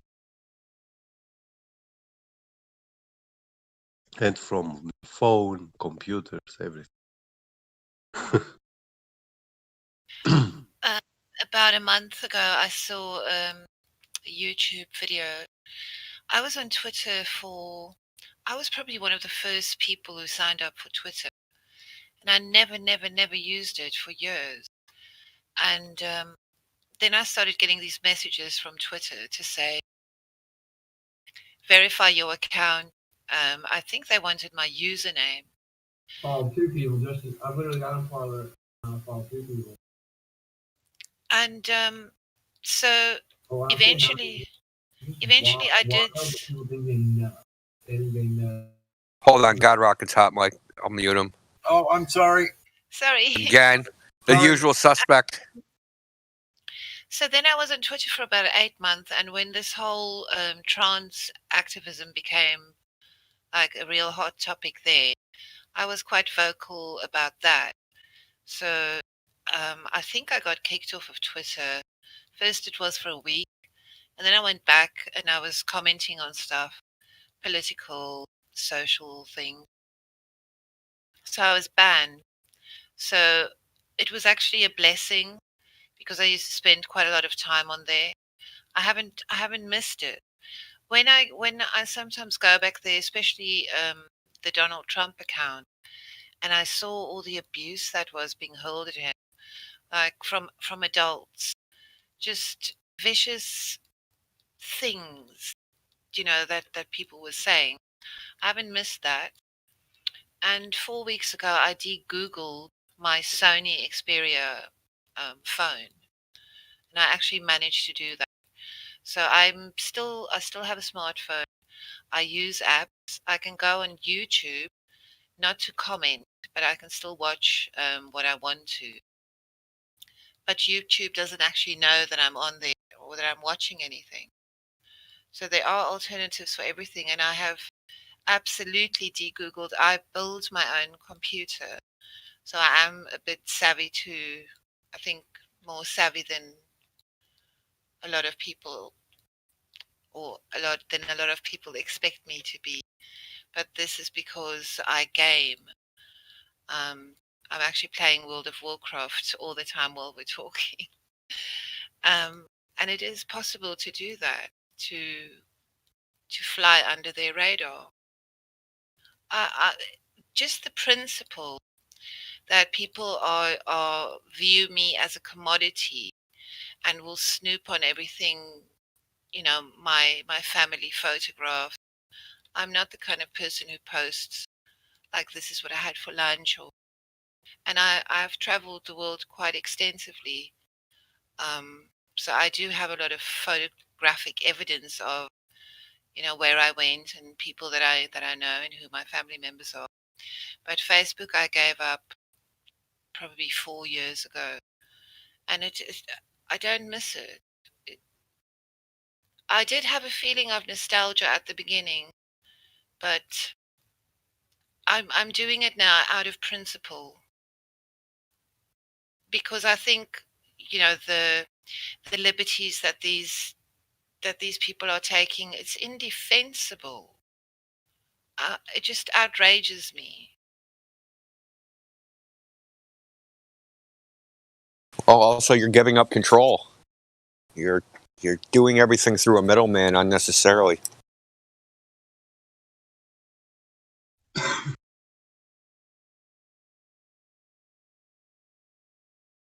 can start a web server. You can host your own videos. There's actually open source apps that look identical to YouTube. Install that.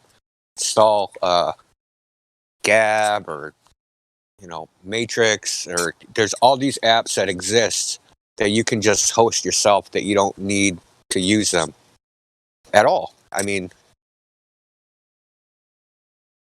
bankrupt them. That's the only solution, is bankrupt them. There was an article on Zero Hedge that explained why it's impossible for people to, because, they say, oh, if you don't like what Twitter's doing. I read that article. I read it. Read that article? Yeah, I don't agree with 50 to 70% of it. The guy isn't technologically savvy enough. He doesn't know about a lot of the stuff that's out there. So he's just like, oh, you can't do it. That's a lot of this stuff that he says he can't do actually already exists. It's been in the works for 5 or 6 years. Just it's not mainstream enough, right? I don't think it's as much about that you can't build your own servers and host your own content. I think it's about the underpinning of that is the financial institution. Because look what Visa's doing, look what Patreon's doing, even PayPal is added. They won't let you use their financial services if you don't comply. So for me, out of that whole article, that last little bit where he said, you try and do this and they will still try and get at you. They will not extend you a loan. Look at what's happening with Parler. They actually went to court to have a judge adjudicate whether Amazon had acted rightfully, and the judge said to them, you have no case because, let's face it, white supremacists try to overthrow the legal Biden elected president and government of this country. I saw that on Zero Hedge today as well. Legal in quotes. Yeah, exactly.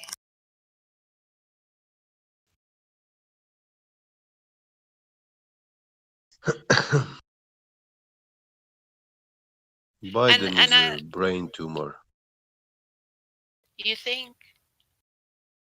That's what they said back in the days, that his, impulse behavior towards children and stuff is because of a brain tumor. Oh yes, and now they say he's got a stammer. Yeah. When he exhibits all the signs of somebody who has got a definite organic cognitive decline. In other words, yeah, his brain is it's old, it's damaged. I mean, that guy was alive during the 70s and the 80s and the 90s. I just wonder how much coke he snorted.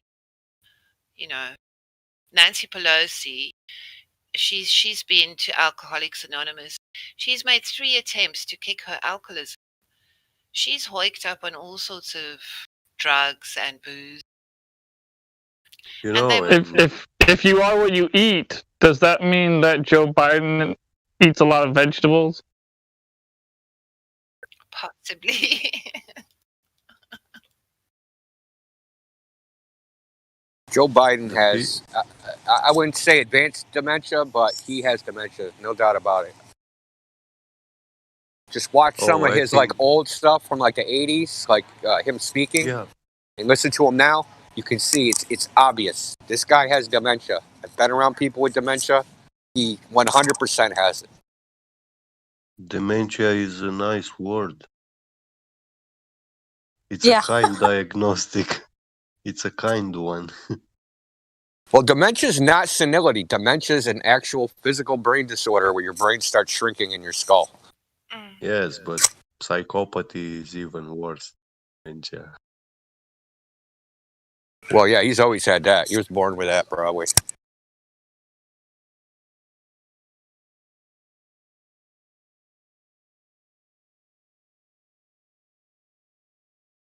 But they make all these terms such a normal today. Even, these anonymous alcoholic, these are programs to normalize alcoholism. Yes, to say to people, oh, it's a disease, you poor thing. But alcoholics, they are known having the most anti-human behavior in society. They are violent, they are criminal, murderers, psychopaths, murderers. Drunk people commit horrible crimes. And when they wake up from that state, they don't even know it.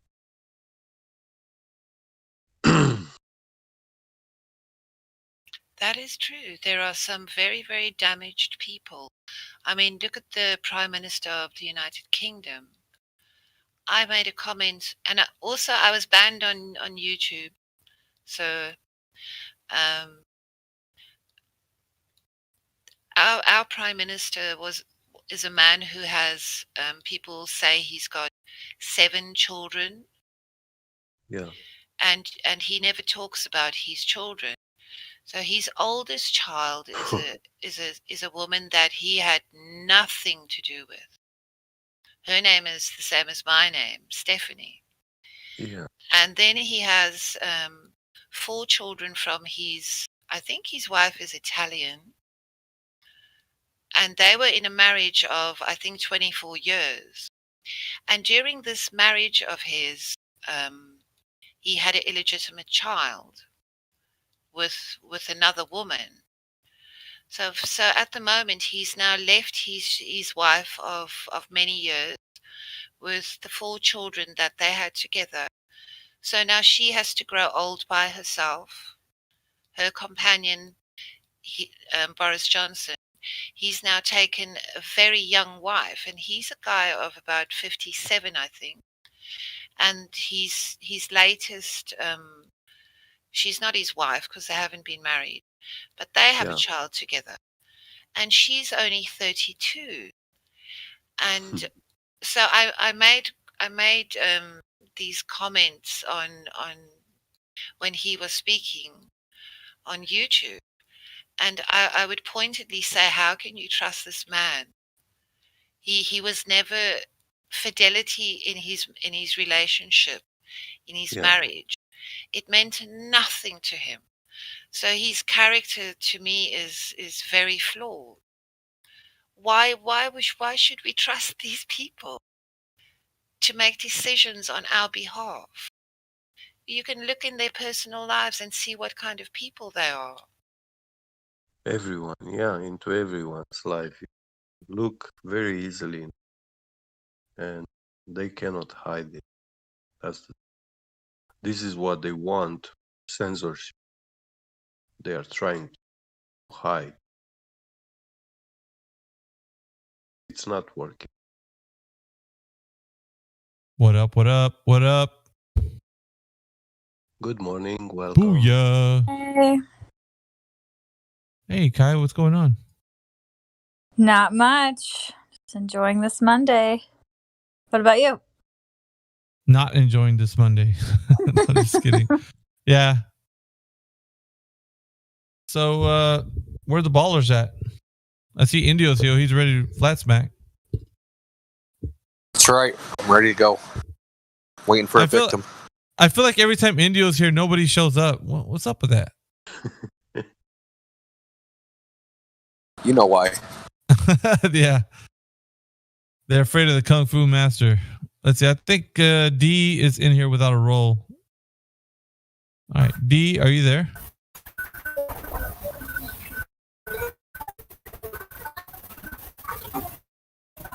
What's up with his mic? I have no idea. D, are you there?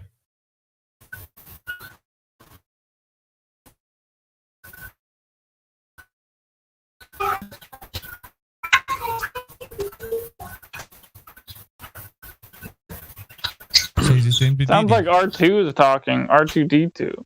Yeah, I don't hear him. DD, are you there? I think he doesn't know he's on right now. Yeah. Put him on mute. Maybe it's a latency issue. Yeah, it must be something. He's getting ready to go to work.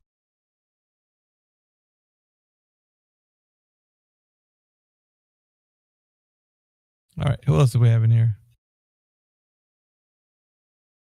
We have, let's see. I think Flatman, it's in his name, so. Hey, Miggy, you're going to be doing a show, right? Yeah, eventually? Soon, yeah. Yep. So if you do Zany Space News, I got a new name for it. It's called Cool Story. What? Yeah, we could do that. Dude, man, you need to be a part of it too. Like at some point, I think. I'll tell the cool stories. There's so many, man. That'd be great. That'd be great, man. We were actually, I caught up with Jedi, and me and Crypto were talking about it. So, me, Jedi, and Crypto, the kind of the vision of what we want to do with the show and stuff. So, yeah, I mean, see, what I'm thinking is, right? You do Zany Space News, but Cool Story will be about something in the past, like some nonsense story, like how they got the distance to the sun by guessing the size of Venus was the same size as Earth, right? So we'll tell a cool story about how they made up some heliocentric bullshit. Yeah, dude. Like, that'd be great. Maybe you could do the segment for the cool story segment. I'll do that. Yeah. I already got ideas, man. Like, really? Listen, I got a lot of material. Dude. I got like from Eric Dawson's on. I got all that material. Oh, this panel is going to be amazing. We already have Elijah wants to get on board, and now if you do cool story, that'd be great. Like, would you call it just cool story or cool story, bro? Like, yeah, cool story, dude, or something. Or dude. That's a good title. Cool. I got a real good cool story. I almost want to tell it here right now, but that'll ruin it. Some of these characters, man, they're funny. That promoted the heliocentric model. So there's this guy named Redicus. He ran around promoting Copernicus' theory to get people to accept it. He invented, he came up with the first complete thing of trig tables, complete volume of it. Because, they didn't have calculators, so he calculated it. Never mind that some of them are wrong. But this guy, his father was hung for robbing people as a doctor. He was convicted of raping a 13-year-old boy after getting him drunk. So, yeah, there's a whole background to this guy. And this guy's man, all these guys. Kepler supposedly poisoned and killed Tycho Brahe, right? Yeah. And there's John Dee who did witchcraft and summoned demons and all. You know what I mean? All these guys have these weird occult backgrounds or criminal backgrounds. People look up to them like they're some kind of, monumental figures. Yeah. In the heliocentric globe. They even have statues, and they are only assassins They're revered, and criminals. Newton died from drinking mercury. I mean, we could go on and on. Yeah. Hey, didn't Rockefeller have something to do with the beginning of the 20th century and them changing history books and bringing in the globe into the classroom? Didn't Rockefeller have something to do with that? I know Rockefeller had something to do with education. I'd have to background it. I know they promoted education, his family, starting with John Rockefeller. But I don't know to what extent globe and all that nonsense crept into it. Was it not more in the medical side of things? Who, Rockefeller? Yeah, he's got his fingers in that too. They had their fingers in everything. They're equal opportunity scumbags. Jesus, please. I heard that early in the 1900s, you had door-to-door salesmen who were selling, I don't know if it was the Encyclopedia Britannica, but it was one of the sets of encyclopedias. And so back in the day, people would buy these sets of encyclopedias and they would pay them off because they were extremely expensive and valuable. So people who were aspiring would buy them. And then to make people want to buy them even more, that's where they started distributing all these globes. And a lot of the people at the time, there was a woman, recently she died, she was 103 years old. And I saw this video where someone in conversation with her acknowledged to her that the world was flat. And she was in tears, and she said, she said that in her time she learned in school that the world was flat, and she saw this change in the world. Yeah, I saw that one. It's such an amazing video. So a good conversation could probably be, when it did become established, and when was there, how did they decide on which model of the world map was going to be the authoritative one? I need to look for another video as well, because a Japanese man using computer modeling has actually made the most accurate map, a flat map, or a cartographer's map of the world. And it looks nothing like the maps that I grew up with. Before. It looks Real like quick. a distorted, funny version. Sorry. Real quick. Yeah, that's fine. Real quick, I'm just going to put a kind of a server little promo break so we can kind of get a little promo for the server. 24 seconds only. Go ahead. You've been listening to 24/7 Flat Earth Discord 2.0. We hope you're having a fantastic day on this flat and stationary plane. If you too would like to join the debate, please click the link below. We'll see you there.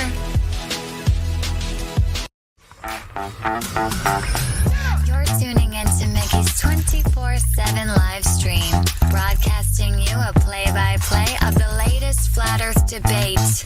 You know how it goes. If they don't bring the facts, wigs get snatched. Enjoy the show.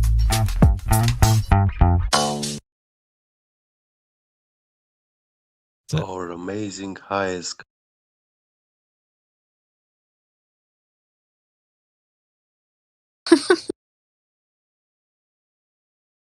That's really good, Guy.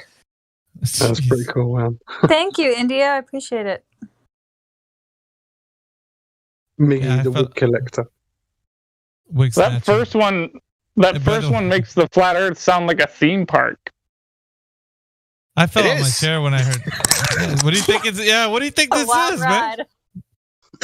This is a theme park, man. Well, and it's kind of giving the Globers what they love, because they love that like NASA AI entertainment sort of Starlink spaceship. They love that kind of voice. So like you're actually like luring them in with their love language. Right into my clutches. Thank you, Kai. lulled into a false sense of security. Yes. Mesmerized. Bring them here. Well, at least for Indio. I mean, geez, Globers, come on. One of you can come in here. He's only got a little bit amount of time. You have to be this tall, at least this tall, to ride the flat Earth.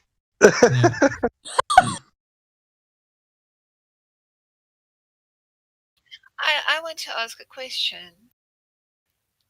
Who in here was convinced of the flat Earth by somebody else? Or me? Did somebody else tell Yeah, I saw the information online before I even knew anything about it. that you found out on your own? Well, yeah, but somebody else made that video. So, yeah, literally somebody else. It wasn't me. I didn't go outside and figure it out for myself. That's for sure. Okay, but so once you've you have this knowledge, once you know the truth, so then you want to speak to somebody about it in real life. Well, yeah, I told my best friend about it. I was like, dude, the Earth is flat. He's like, what? I was like, yeah, man, it's freaking flat. I go, you got to check it out. And at the time, right, was an AE map, and I shot him the AE map over the DM, and he was like, he circled the outer edges, and he's like, where's the edge? And he circled it, and I was like, dude, I don't know what it. All I know is that the Earth is flat. Like when I first started, I was just like trying to get him to think about it a little bit. And yeah, I mean, he started to kind of engage on a discussion about it. And I was more into it than he was. I was like two weeks before I gave it to him. But yeah, it was pretty interesting though, the way it happened. Did you convert him? Yes. He's my best good friend. Do you know who converted me? Globe Earthers. Really? They convinced me the Earth is flat. Yeah. Awesome. Dude, every day, man, they give us the best evidence. Yeah, with their lack of evidence. I'm so new to this.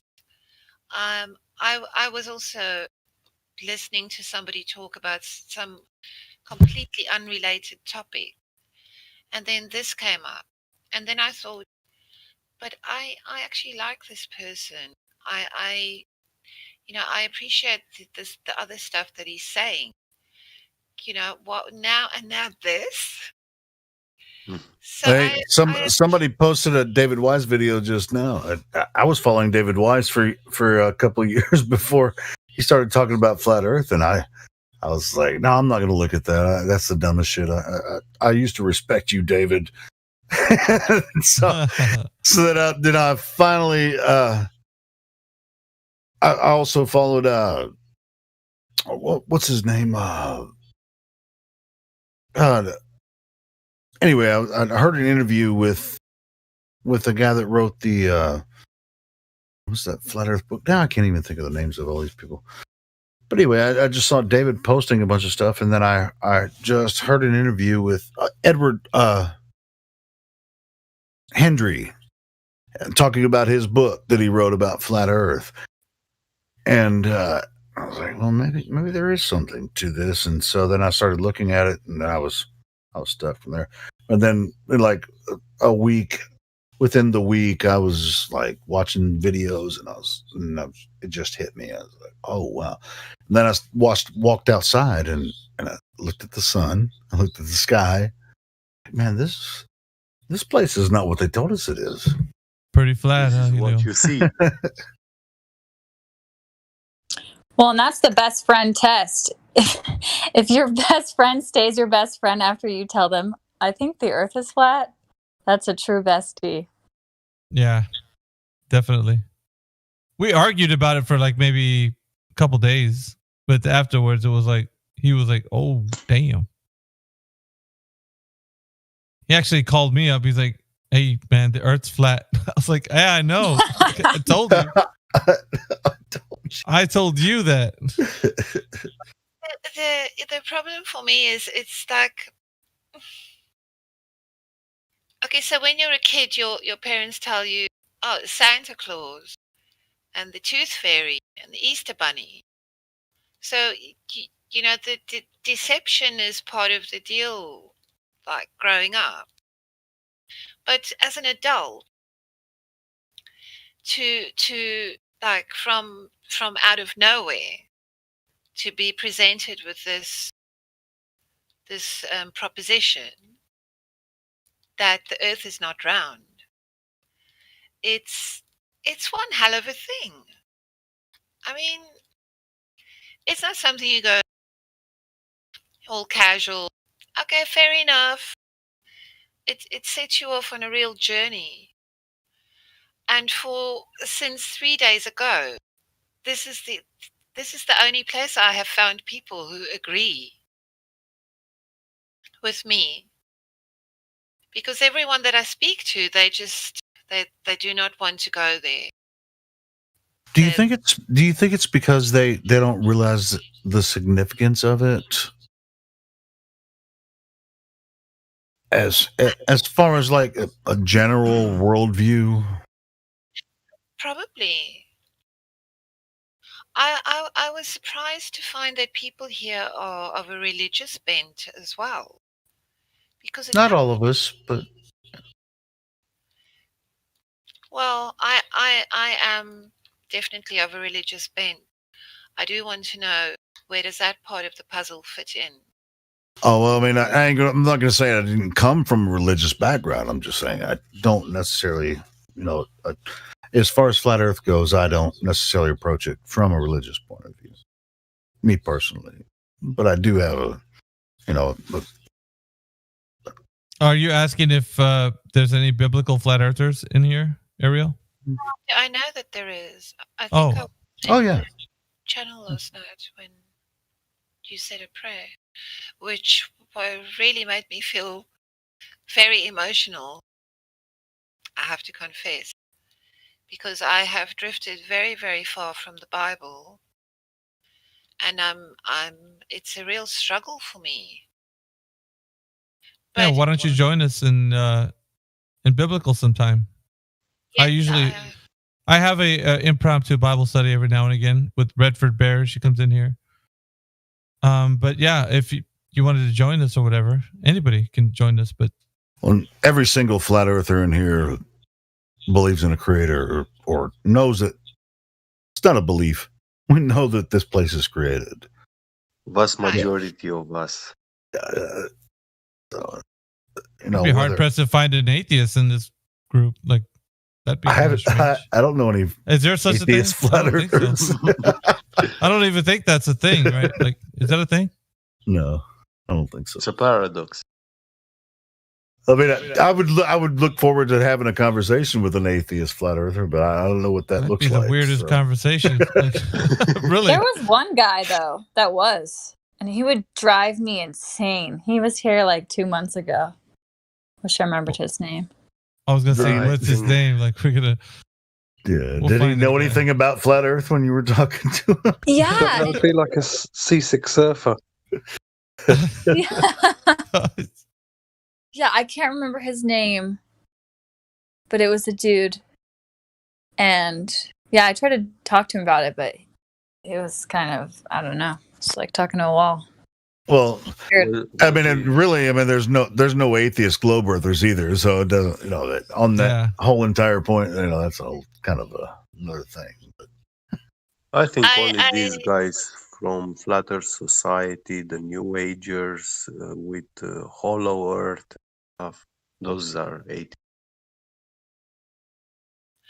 I spoke to this a couple of years ago, and this man became a very good friend in the end. But so we were colleagues, and he's super intelligent. He speaks 5 languages. He's the editor of the International Jungian Society, the internet site for that. He's an author. He's a chartered clinical psychologist, and he's a lovely person, a lovely human being with empathy. He really has a heart. And then just we were just having some stupid conversation, and then we came to God. And he said to me, he's an agnostic. There's not enough proof for him. And out of nowhere, I said to him, so tell me, Ned, you're driving in a fast sports car down a mountain pass, and suddenly your brakes are just gone, all the brake fluid is leaked out, and you're hurtling towards the barrier and you're crashing through it, and your car is hurtling down the abyss. How much are you willing to bet that you are going to scream, "Oh God, help me, please"? Yeah. And then he gave me this look, and then he said, "But you're fucking probably right." It was the funniest thing, and I don't even know where I came up with, like, why I even asked him something like that. But that I think that's quite a funny thing to ask people who claim to be atheists in that moment where there's nothing to hold on to. No hope. Yes, would they say, "Oh God, please help me"? When they need a miracle, then by default it's Yeah. written in our nature, heart.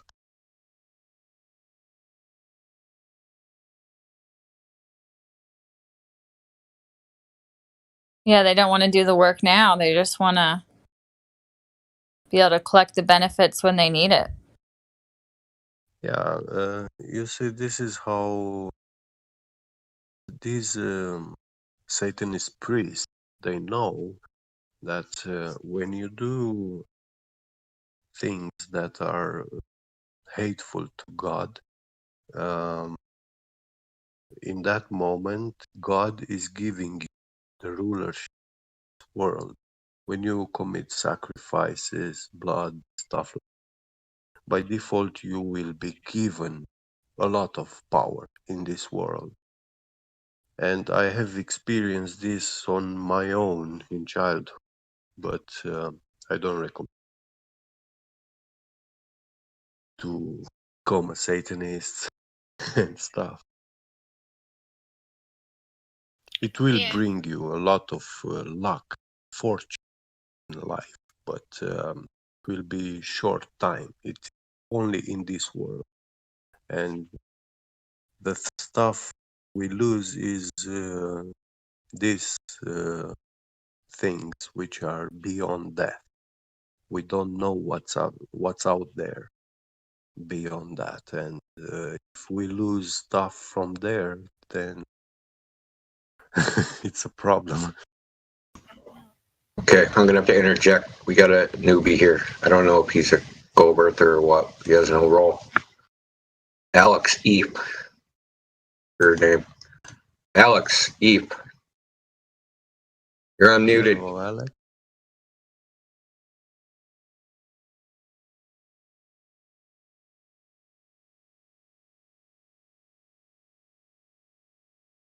Maybe he's just listening. He's getting ready for work.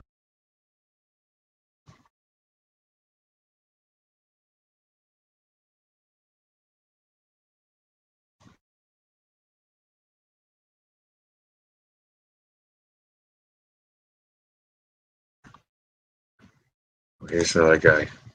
Ugly God V2. Ugly God V2, you're unmuted.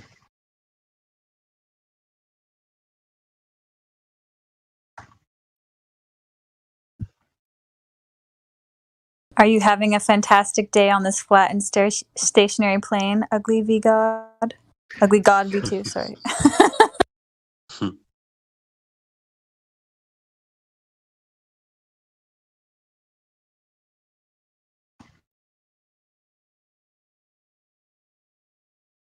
Guess you're just lurking.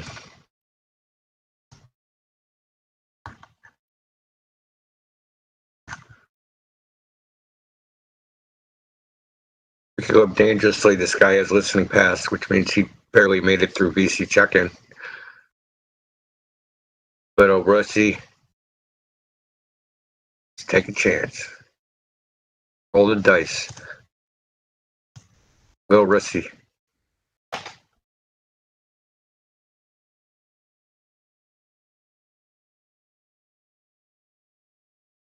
Goldbergs want to talk to us. I'm depressed.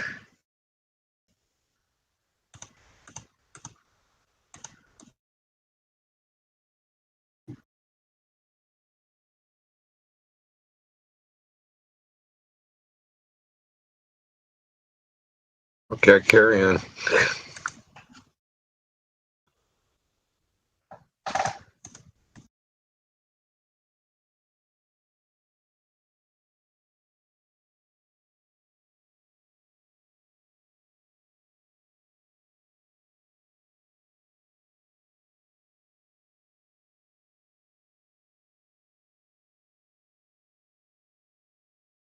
Yeah, what happened to the Globies? I haven't had Globies on here for a while.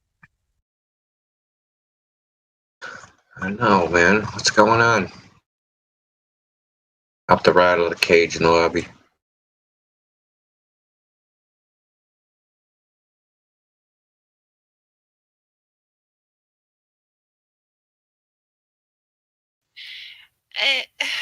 When I'm preoccupied with other things, then I suddenly come to the point where I say to myself, what has brought you here to this point?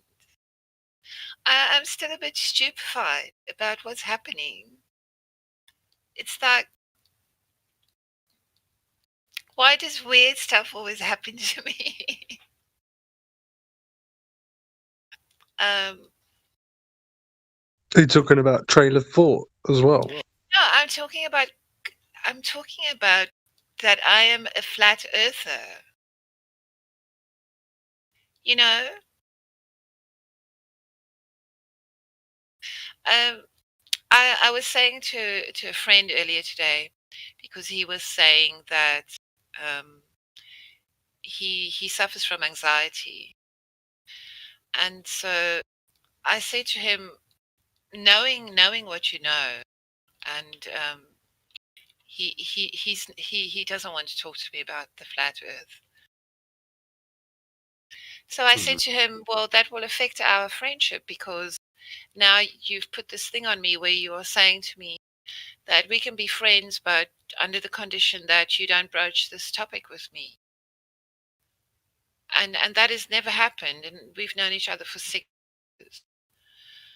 And so I said, because he's saying to me that, yes, so at first I thought, well, eventually he will watch something, because now he was the only person that I was discussing this with.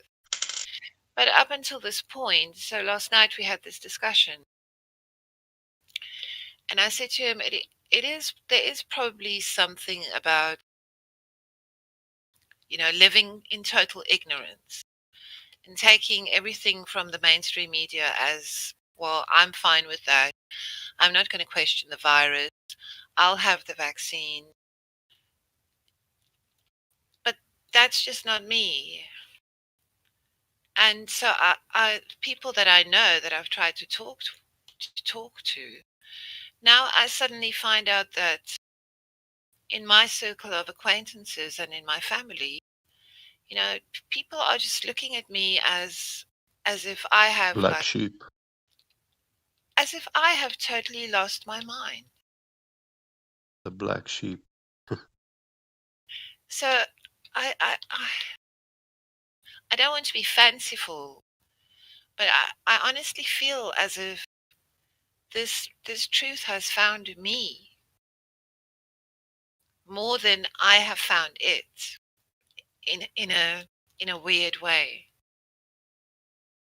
Like it's helped you find you. Yes, I feel like I'm a changed person in a way. I don't want to be like over dramatic over things, but I just think it's quite enormous. Well, I'm not quite there used is to it. there is this love for God in your own heart, and you are precious and unique and special for Him. And all the people who are like this, wisdom is an angel of God, a good angel, and by default, wisdom comes to them and visits them and joins them, take their hands and behave like his brother and sister, And this is the side effect of wisdom, always coming to having this knowledge, coming to understanding.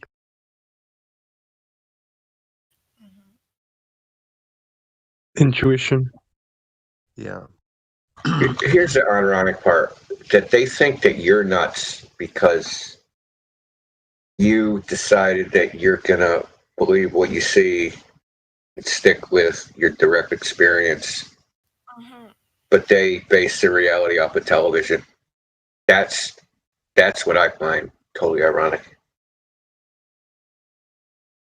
This is where I think they get caught, though. Is the status they've embedded too much time into having some sort of status in society, and they couldn't bear to throw that away by, having such a label as flat earther or even talking about that. They want to protect their status. Yeah, it's a huge psychological hurdle. Yeah, I know. I've talked about that before here. I mean, that is almost the major psychological hurdle. That's why, like, some of these guys, if you go in the lobby, they won't even look at the evidence you present to them, because I think they're genuinely scared that they're going to see something, and then they're going to be like, "Holy crap, the Earth is flat." Now I'm a flat earther, and I'm going to be, kicked out of the cool kids club. Yeah. And be picked on and do the things that they do. That's it. I bet you there's so many closet flat earthers.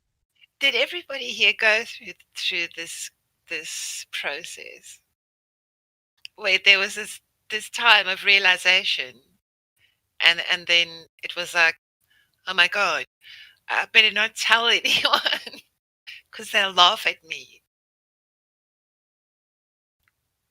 I don't know. Yeah, definitely at the start, of course.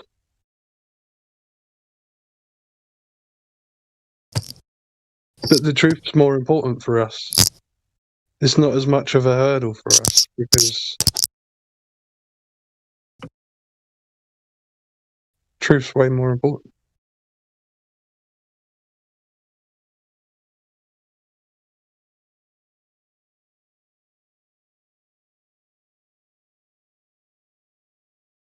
It's also quite a stark realization, because now you begin to see how big the deception is.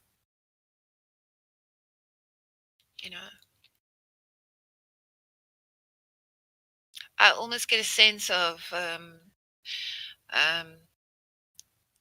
the true evil, the opposition, the people that they don't want you to know these things. They don't want this information to spread, because along with this, many other bubbles will also be burst.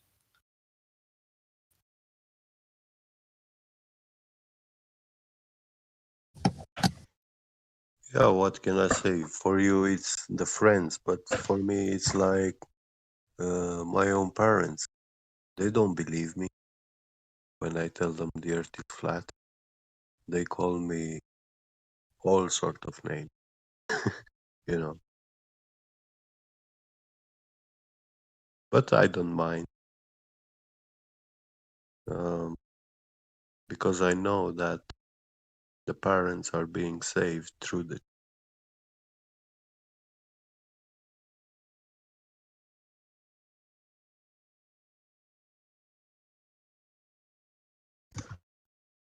I mean, I think one of the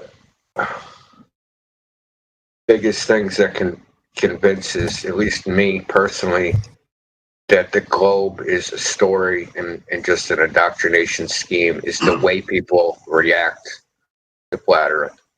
Just their reaction is completely abnormal for what it is, right? For the topic, and how intense their emotional feelings are about it, how indignant they get about it, but they don't actually know anything about their own belief in the first place.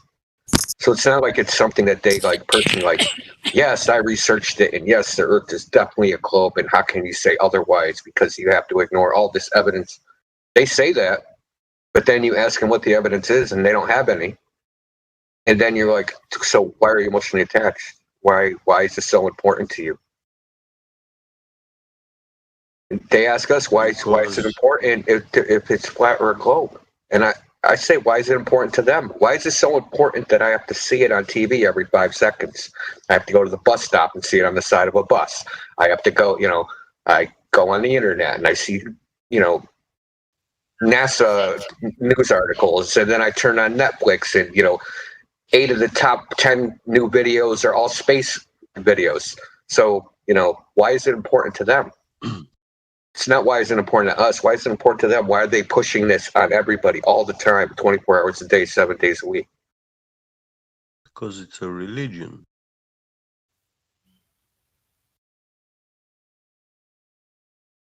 You know how it was when you were a child in school, when you say something outrageous or blasphemous to religion, the teacher was bringing you in front of the class and asking all the children to laugh. The teacher was mocking you and calling you all sorts of names, shame you publicly. And who likes that? Be ashamed in public.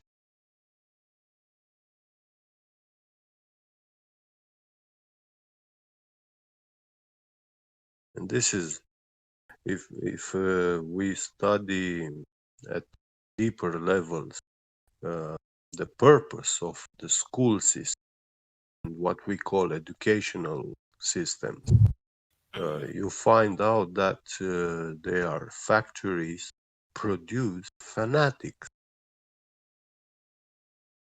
That's all they spread, fanaticism. They don't promote critical thinking. Yeah. You must just regurgitate everything that they say. Yes. And to destroy critical thinking, they use public shaming.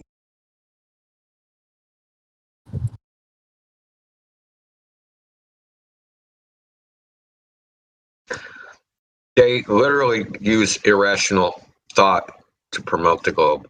It's not critical thinking. It's logical fallacies. They use them to promote the globe left and right.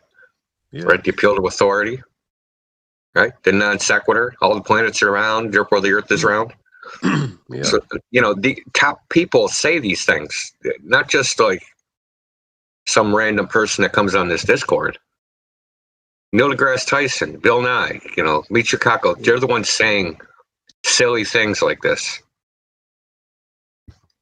And they ask you to imagine and to picture that non-existent ideal frame, and then they ask you to take it as a literal fact and never deny it, because if you deny it, that's blasphemy.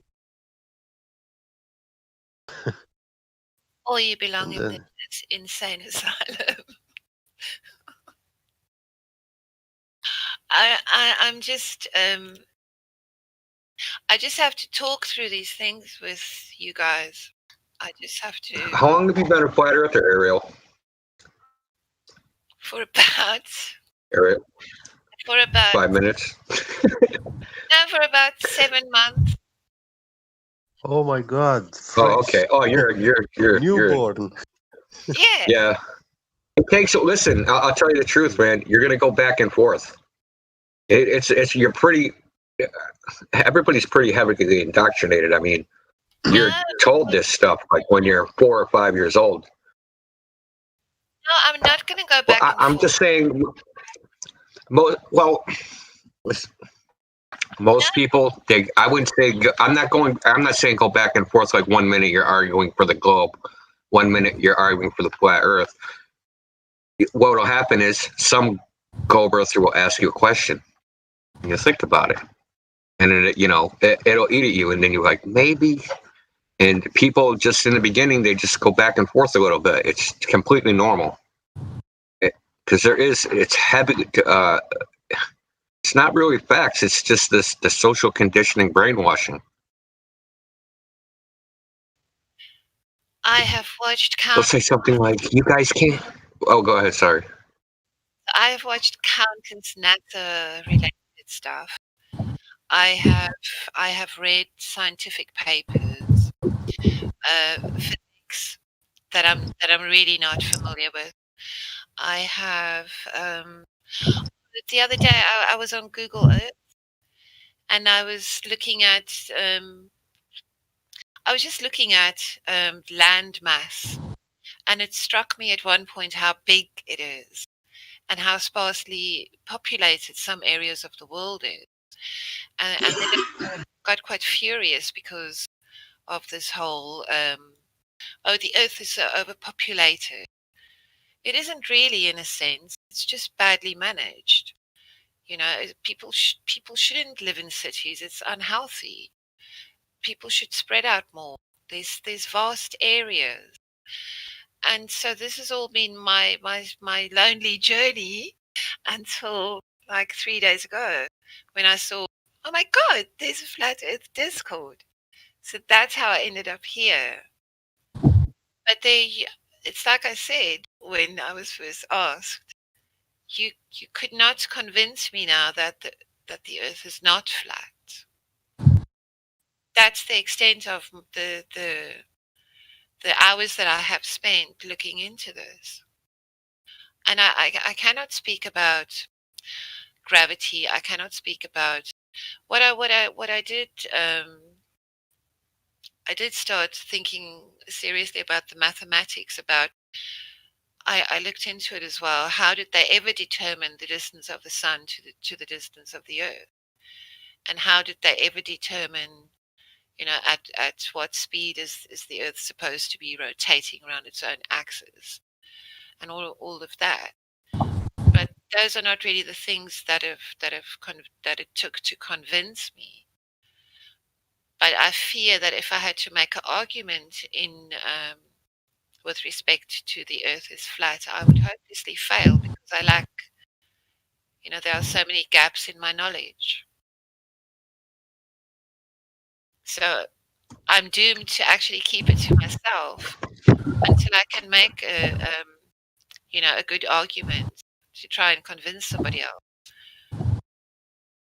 It's not really.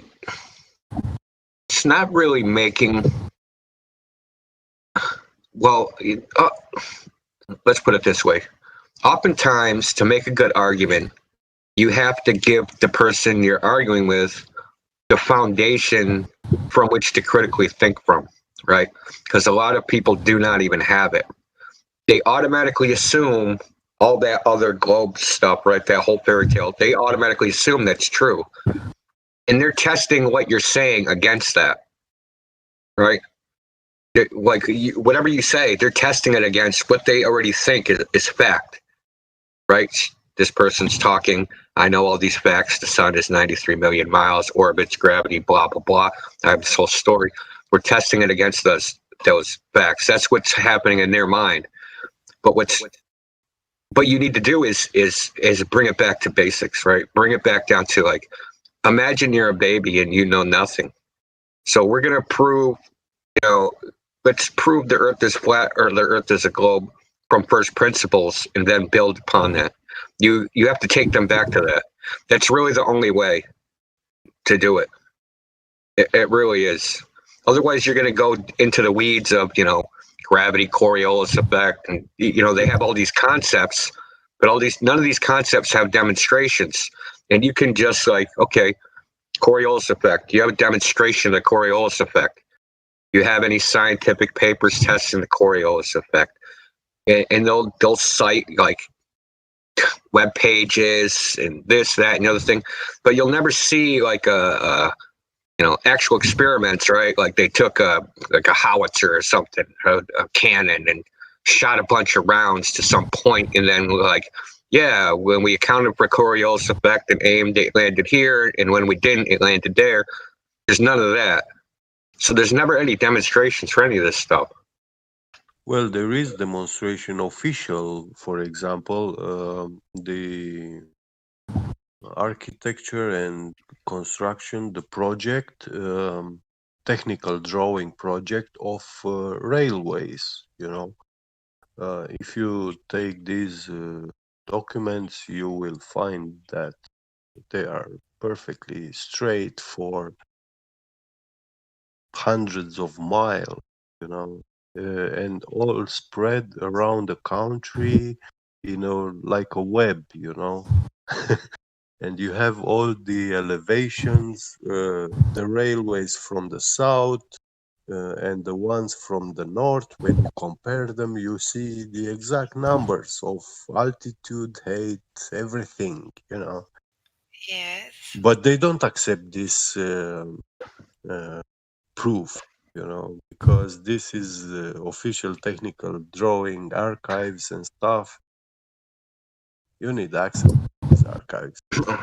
Well, what I was trying to get to is you pretty much, at least this is what we've learned from being on the server's been here 4 years. So what we've learned is you pretty much have to stick to the simplest piece of evidence that they should have. And that's, where's the curvature of the earth? Where's the curving water, right? So they're going to try and talk about concepts of the sky, the moon, the stars, all these models and all this other things, right? So regardless of a model has to be tested by, experiment, right? So none of their models, if I measure the earth flat, there is no theoretical model or physics model that can disprove that. The only thing that can disprove directly measuring something is somebody doing the same measurement and getting a different result, right? Right. So if I take a table and measure its dimensions and it's a square, right? No matter what their theory is, it doesn't turn it into a rectangle. It doesn't matter what their theory of the carpentry is, the properties of wood, whatever they think of in their head, it isn't going to change the dimensions of the table, right? Because I measured it, so I know what the dimensions are. So you kind of have to stick. They'll try and just drag you into their fairy tale. You have to I mean, how you do it is up to you. But as far as I'm concerned, and some of the people on this server, I'm sure you've heard Miggy give the 3 points, right? You got to stay laser focused. The logical contingency: the Earth cannot be a ball if the surface doesn't curve. It is that simple. There's really nothing more than that. If the surface of the Earth isn't curved, it's not a ball. It's that simple. I mean, what else is there to say? You can't have a ball that doesn't curve, and you can't have a ball with a bunch of flat spots. So, yeah, I mean, Yeah, I today I would because there's a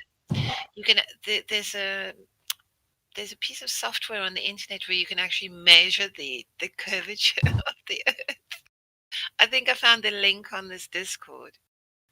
But then, just looking at the proof that people have provided by using, is it the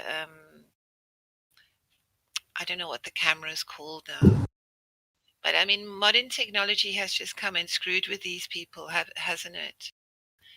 All the CGI use when they do the NASA videos, and these new cameras focus to such a great distance, where it's just, sorry, but where's the curve? It's not there.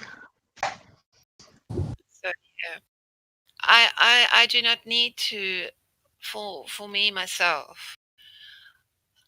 Although at times it will probably interest me enough so that I do go and have a look.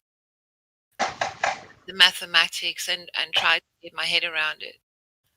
But I'm just sorry, I'm now convinced. I cannot be unconvinced. Yeah. And an interesting thing you talk about was this comprehension when you said you were watching on Google Maps, when you take when you travel by foot, with regular walk in a day, you can say if you walk 50 kilometers, it's quite a distance. And when you put that 50 kilometers on the map, when you look, actually a very small distance line, Yeah. But if you would be riding on a horse, you will probably run a distance something like 100 or 150 kilometers. But you see, when you ride by foot or by horse, you are using your feet. They are biomechanical things. And when you make a wrong step, you intelligently autocorrect that because you feel the environment around. But when you go by a car, you don't have this feeling because cars are not intelligent. They are just mechanical. They are not biomechanical, so they don't react to the environment. They only move in the mechanical limitations which they were built.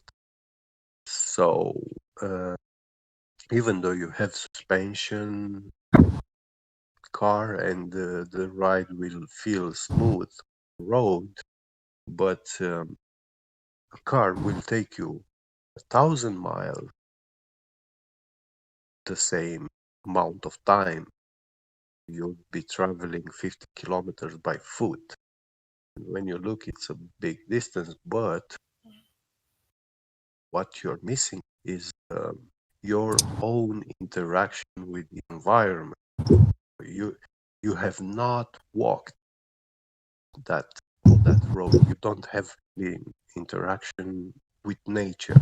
You don't know that every step there was a hole in the ground or a stone or a plant, or you don't have that experience. And it's like new learning to walk again when you research flat Earth. Nice. Thank you very much for thank you very much for engaging with me. I do feel I'm in the company of friends. I don't know any of Me you. too. I got here like 3 years ago. Yeah, I often like to say here we are family with capital FE. Thank you. I do appreciate it. Mic check. Can you guys hear me? We hear you very fine.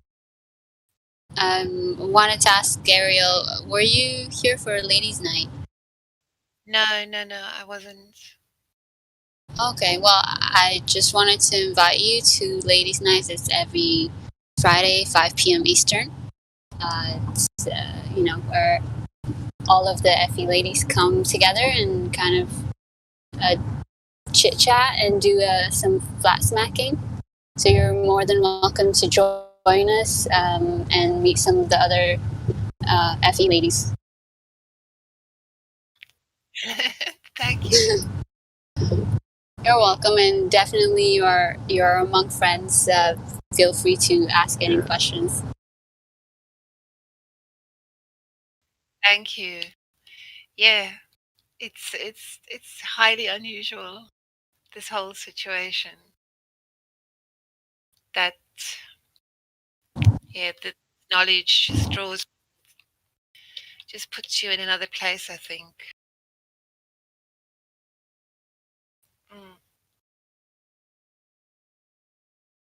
Maybe we are silly.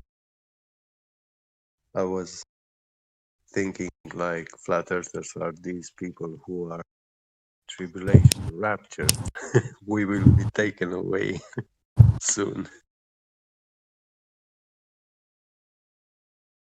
But we are a small group of this one, that's for sure.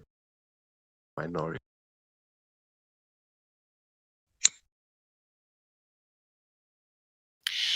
I wish I can remember now what I thought when I first heard the words flat earther. Yeah. I can't even recall now. I think it's also just one of those things you just dismiss completely out of hand. It's just. But how did it make you feel when you first heard it? When I first heard about flat earthers. Yeah. I'm trying to remember. I thought, well, some people, they would just do anything to get attention.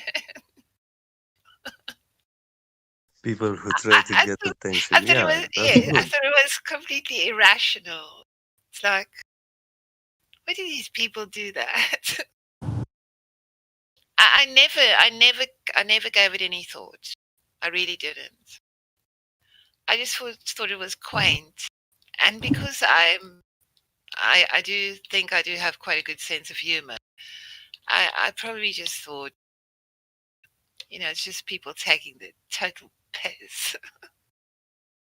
I encountered the term long before Eric Dubay videos on the internet, but it was used in some people with these conspiracy theories, videos, stuff, and when I saw this movement, like Eric Dubay videos showing up, I perceived it something like, oh, this is a guy who's trying to make a movement, conspiracy theory, new stuff. I didn't give him too much credibility, trust. But later, I came across videos which presented very good evidence and questions. I started looking into it. I saw that, hey, these people are telling me that the world is as I see it and perceive it, and it's not actually what they are telling me. I switched.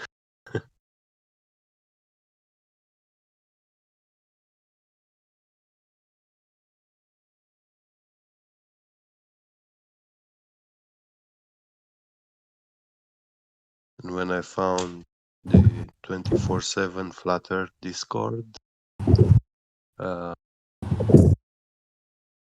I was very happy. I found it. I'm glad. A couple of years ago, about 3 years. Right. I was looking at. I want to remember what exactly it was that I was looking at, because I was looking at a very old book from like the late 19th century, and I was on the Internet Archive. There's a section on the Internet Archive where they have different like sections for different topics. So I didn't even find you guys on YouTube, which is quite surprising because I spend a lot of my time looking at stuff on YouTube. So it was purely by accident. Purely by accident, which also strikes me as quite strange. I never imagined that there was a Discord. I wasn't looking for it. I can easily tell there is information per newt. A lot of valuable flat Earth videos have removed, banned, channel. Also, Google. Its algorithm altered, especially, and this thing reached talk in the U.S. Senate. People in the U.S. Senate were experts, so-claimed experts, were asking, or the senators were asking the experts, how do you prevent the spread of fake news, fake information, stuff? And they were giving examples like when someone is searching flat Earth, is going to be shown the videos from NASA, why it is a globe and stuff, you know. And when you see it, that it reached kind of hates, then it just has to raise a question. You have to be a mindless, heartless psychopath not to give it thought, that they are trying to hide it, why they are fighting so hard, hiding. And I had an idea. I was looking at the politicians in the UK when they appear on TV to do their COVID. Yeah. Oh, there's a new variant. Oh, we don't know how long the immunity will last. And I was looking at them and I was thinking, do these people know? Is there like a club that everybody... Of course they know. Do you think they know? Some of them, those in high rank positions, they know. And then it occurred to me that that is why they sneer at us. That it's like somebody who has a big secret, like these elite people, these evil, no good people. Look, they have this big example, secret, and they look at us and they laugh at us and they think, "You people are so stupid. You don't even know what you don't even know what the world is." You know. If I watch the British television media, I see some news and stuff, what they broadcast to you. But as a Romanian news, I look at the news and I see like Britain now has all the products imported from Europe are 40% more expensive. so the prices go up. But when I search in the British media, they don't say that because it's not a good politic. Tell the people, hey, our prices went up and Brexit was a failure, bad decision. They don't. They still.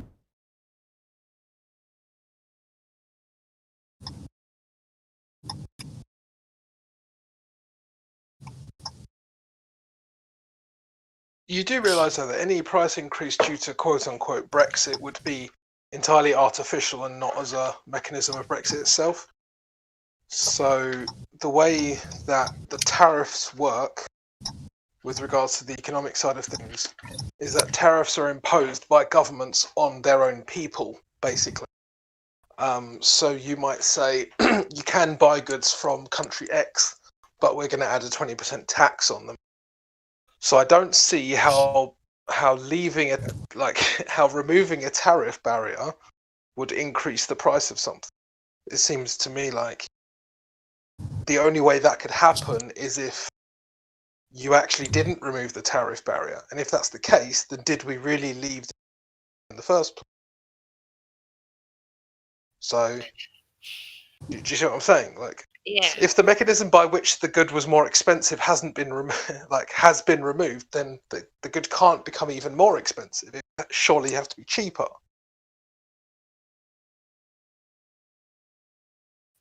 It's you know that they're discussing yesterday that the council tax everywhere has to go up by as much as 5%, and there was no opposition in Parliament to that plan, so it's probably going to go ahead. So maybe they are going to use economic measures against us to bring us to the state where we will say, please take us back into the EU. I don't put anything that's past very likely. People. Yeah. Yeah, I mean, I was thinking what they'll probably do is they'll make it really bad artificially for a couple of years, and then they'll say, "See, it was really bad. You should always trust massive government," and then people will be like, "Oh yeah, I believe you," even though the whole thing was artificial.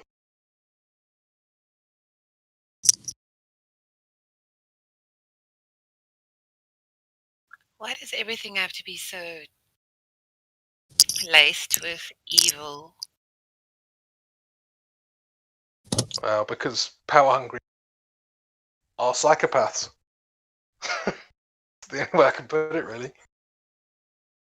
The people who are attracted to those kinds of jobs are those kinds of people. I tell you, there is no other person in this world that I despise more than Matt Hancock.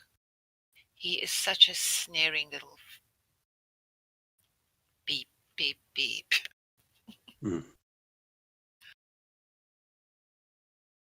Yeah, so just from looking at them and their expressions and everything, I was just thinking to myself, do they also know what I know? Is that what makes them sneer so much?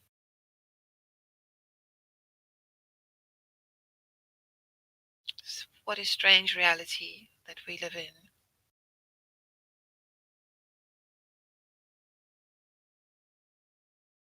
It's a world governed by corporations, and when you try to make a psychological profile of any corporation, you will find that they fit the best description for what is a psychopath. Oh, that's a very excellent point, actually.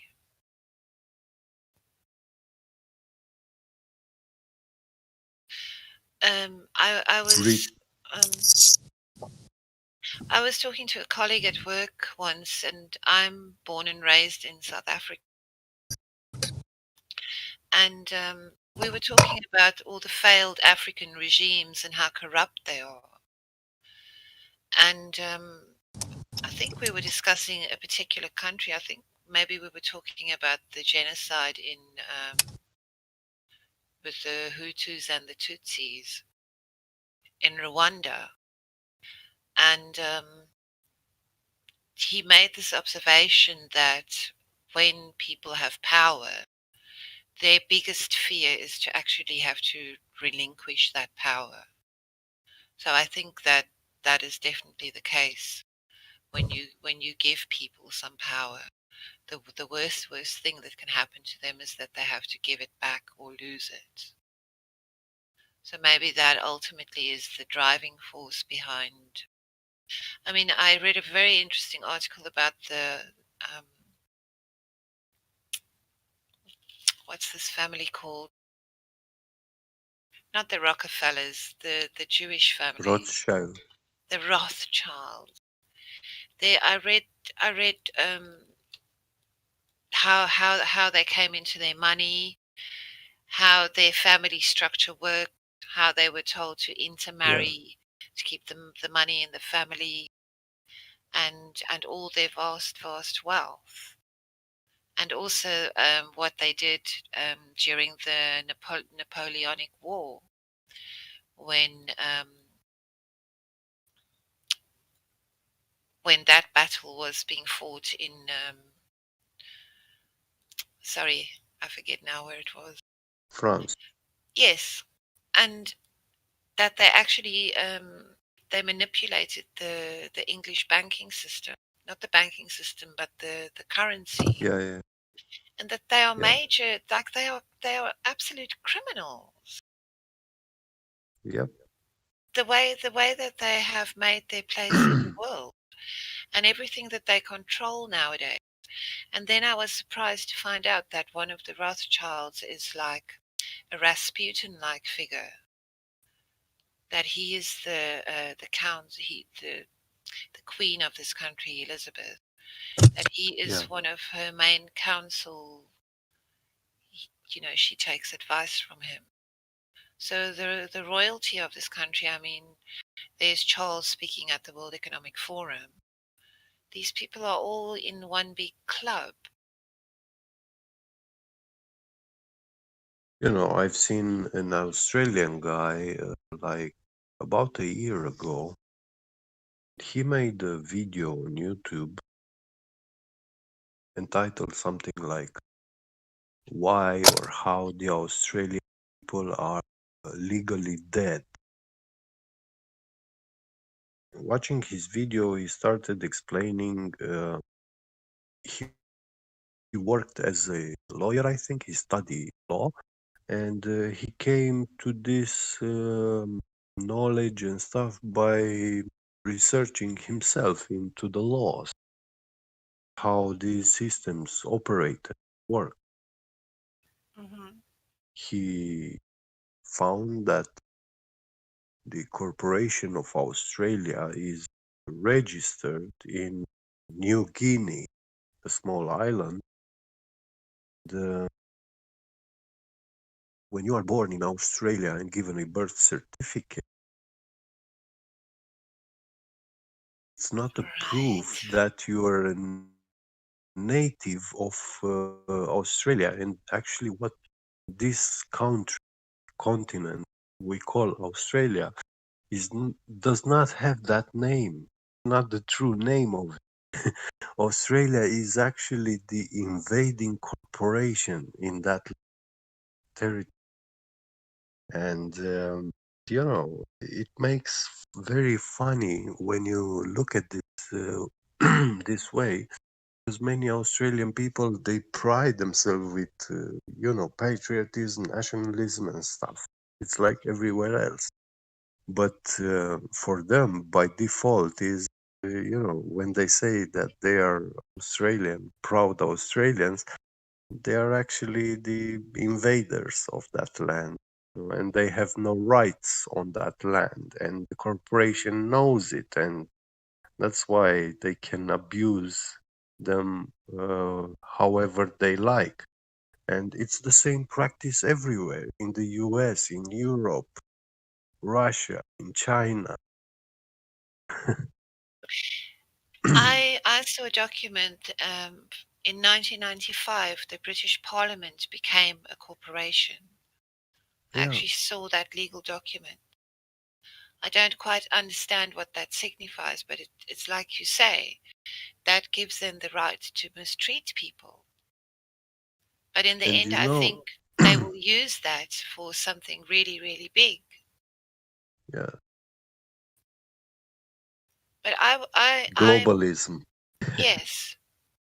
But so what is your birthright if you are born on this soil?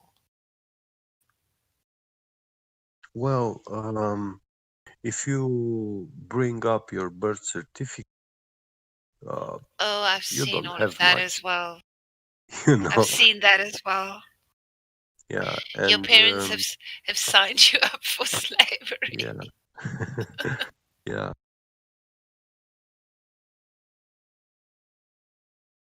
It's actually an illegal contract, but nobody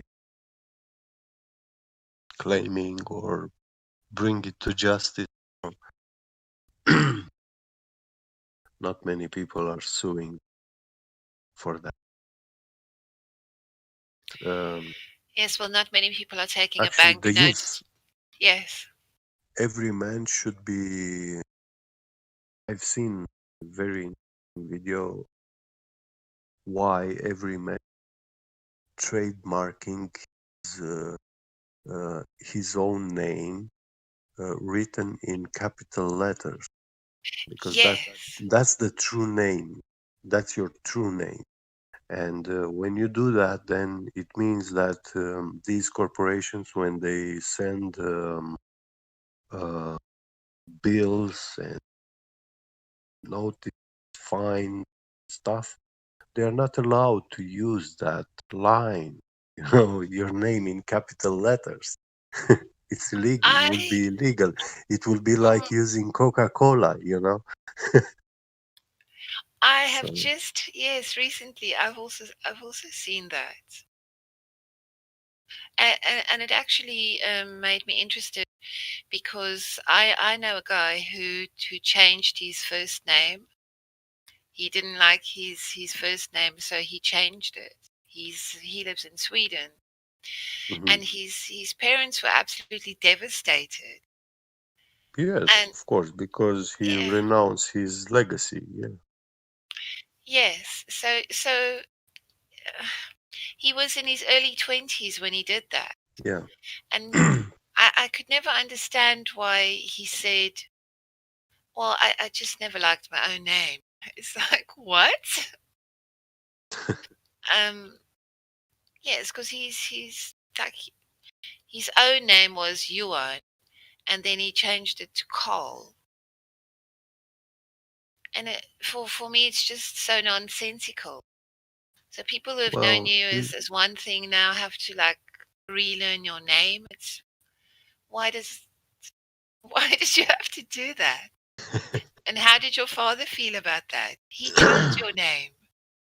I'm telling you, he didn't care what his father or mother thought about this action, and I doubt he truly loves parent, because a son rebuking his legacy, who is it? Then question. So now I have to go and find out if I can trademark my own name in capital letters. This is actually the practice of the rebel. It's the other way around. Capital letters is a fictitious name. Really? Yes. So if you have a look at any government letter, they spell your name in capital letters. So that's the fictitious created name. The one you have to. Yeah, Strawman. Yeah. Mm-hmm. An entity. So the one you have to trademark is one that is spelled without yes, capital in letter. Capital letters, because then you own it. Don't you have to claim for a live birth certificate? That's the way you do it, so that that's right. You don't come up as a person; you come up as living human. The capital letters, all capital letters, first name and last name. That's a strawman, fictitious entity. And they cannot make use of it if you trademark. I see. It's quite complicated. I can't claim I understand it all, but just you are registered with government in all capital letters. It's like a corporation or dead person.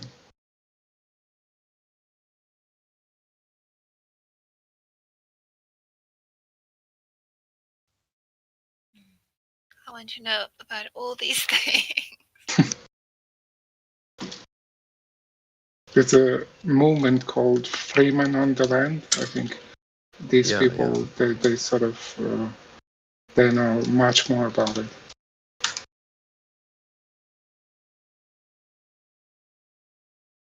But yes, that's what I saw, a poster that said your real name is not your name or something to that effect. Yeah.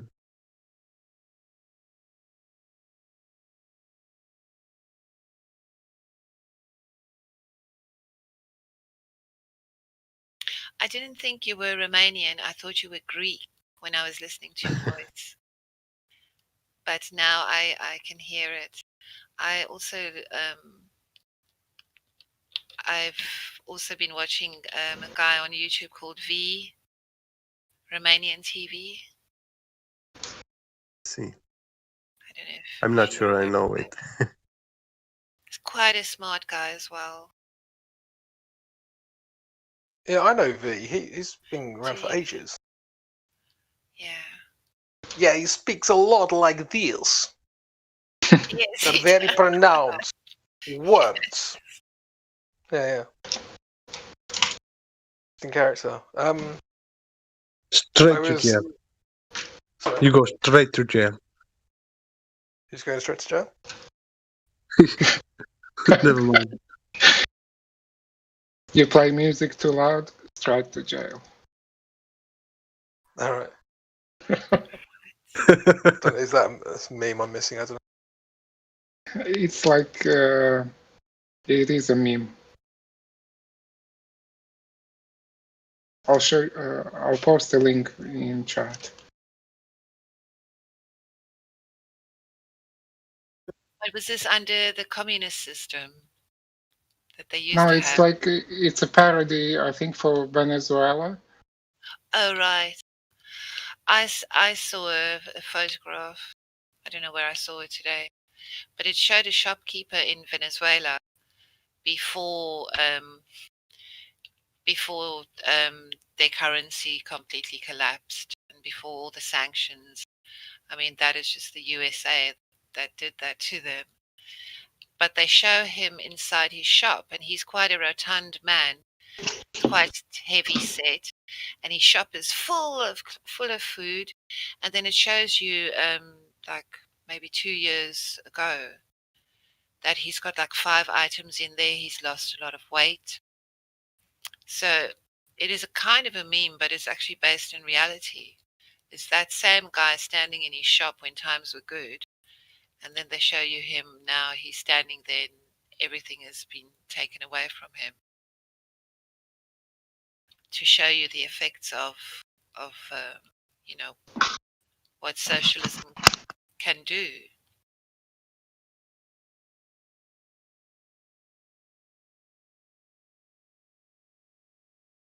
Well, they did this in Venezuela to see how people react in mass reaction.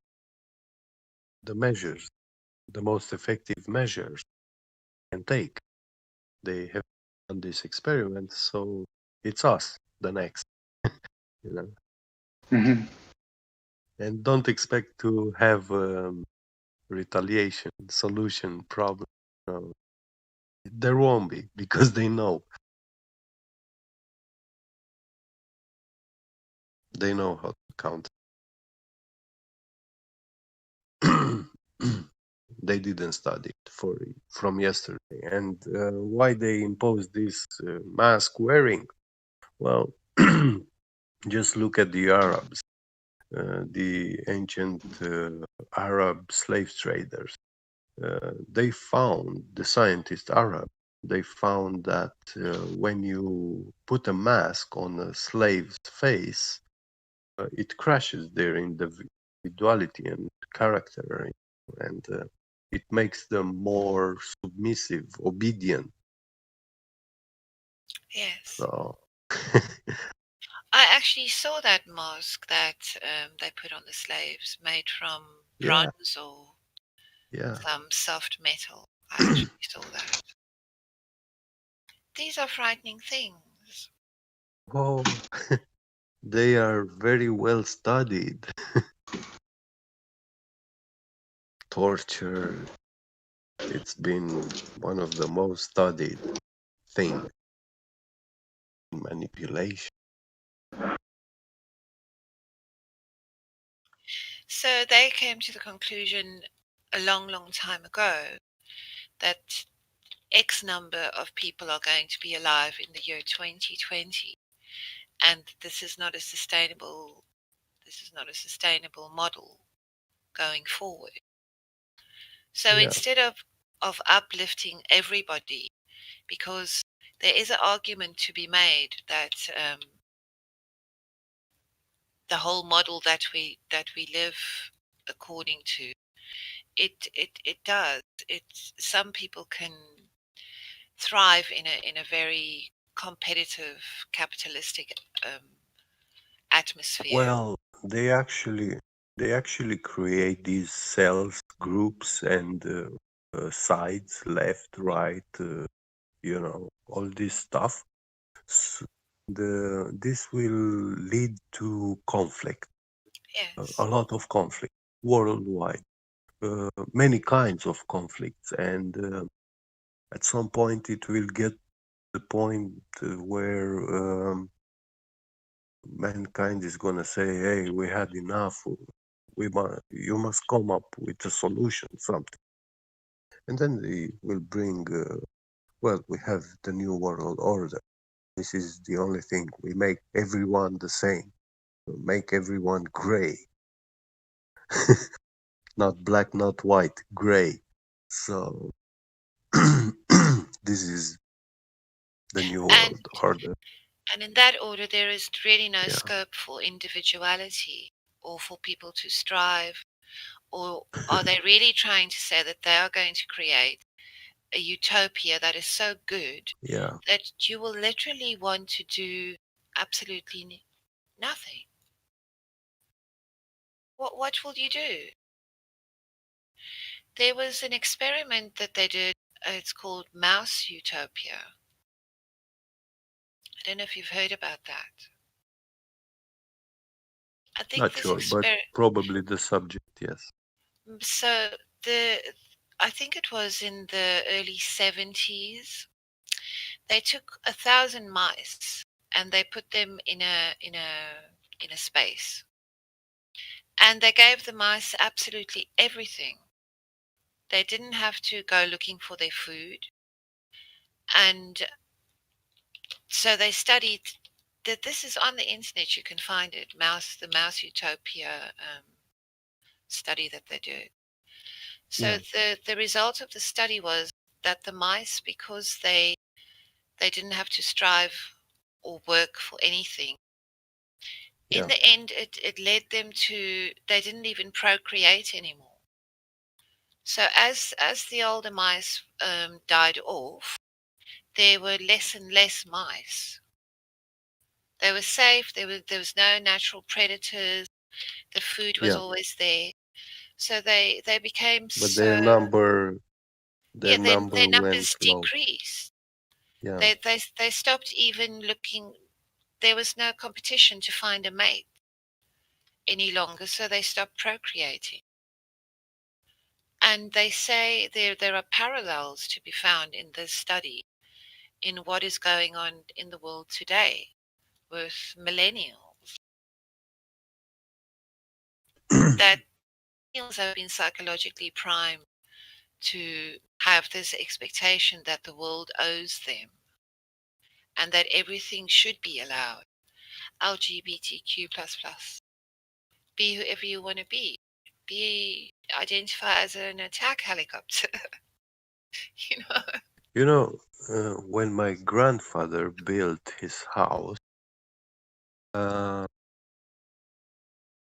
villagers came to help him, and not for money. Nobody was asking money, or anything. But he was giving food and drink, while they were working. And when someone else built a house, then he was going and helping. And he told me, today it's not like this anymore. Today, if you want to build your house, you will have to pay a company to make it for you.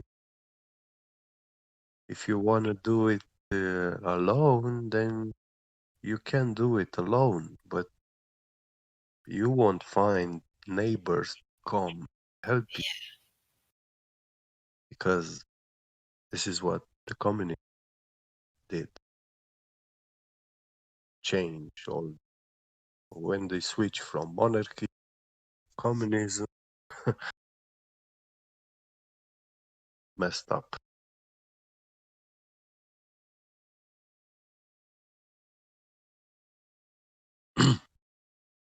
Now it's a competition to every. I mean, part of it, I think, is living in very denser, crowded, more urban areas, and the more "quote unquote" connected we are. That's the thing that happens. That you start to breed that kind of social Darwinism type mentality compared to more rural areas. So that's why if you look at Asia, like you were saying about Eastern Europe, but also in Asia, as big cities come up so fast and so Yes. many people move there, their values, their way of life, their health, the community, everything just gets destroyed, really. Yeah. Praise God, in Australia, you definitely see that in the very large cities, but the further away you move out from the city, the better it feels. So if you're on the outer suburbs or in "quote unquote" semi-rural areas, it's not so bad. But if you're right in the middle of the city, then yeah, you get that same feeling of you're by yourself, you're fighting against someone else for a few $100 more a month, basically, a few thousand more a month maybe, but that's it. Indeed. And I've seen documentaries made, predictions and speculations about the future, like based on this new world order program. And they say that after 2035, there will be no human access into wildlife. All access we will have will be in confined cities and special parks, areas where you will need a permit and ticket to go to visit a park. But that's not actually, they will not be true nature. They will be things that we built. Who knows? Maybe they will have plastic plants, Well, I mean, in the case of Asia, a lot of this time that's what it is. That if you're in the big cities, say 50 kilometers around you, you won't really find any real nature because, essentially you have all these cities that are maybe a few hundred kilometers away from each other, and each of those cities take up a space of about 50 kilometers, in radius, and they have Around like them, 5 yeah. million, 10 million, 20 million people, especially in China. I mean, you look at Singapore, for example. Singapore is just completely urbanized, and that's about 40 kilometers wide by 20 kilometers high, and yeah, definitely there's no nature there. So certain other areas, you have to travel quite a bit. You have to take a plane, or you have to drive out yes, several hours to the yes, countryside, take a boat to an yeah, island to get away. Yeah. yeah. Walking 50 kilometers a day, it takes you almost the whole day to walk that distance.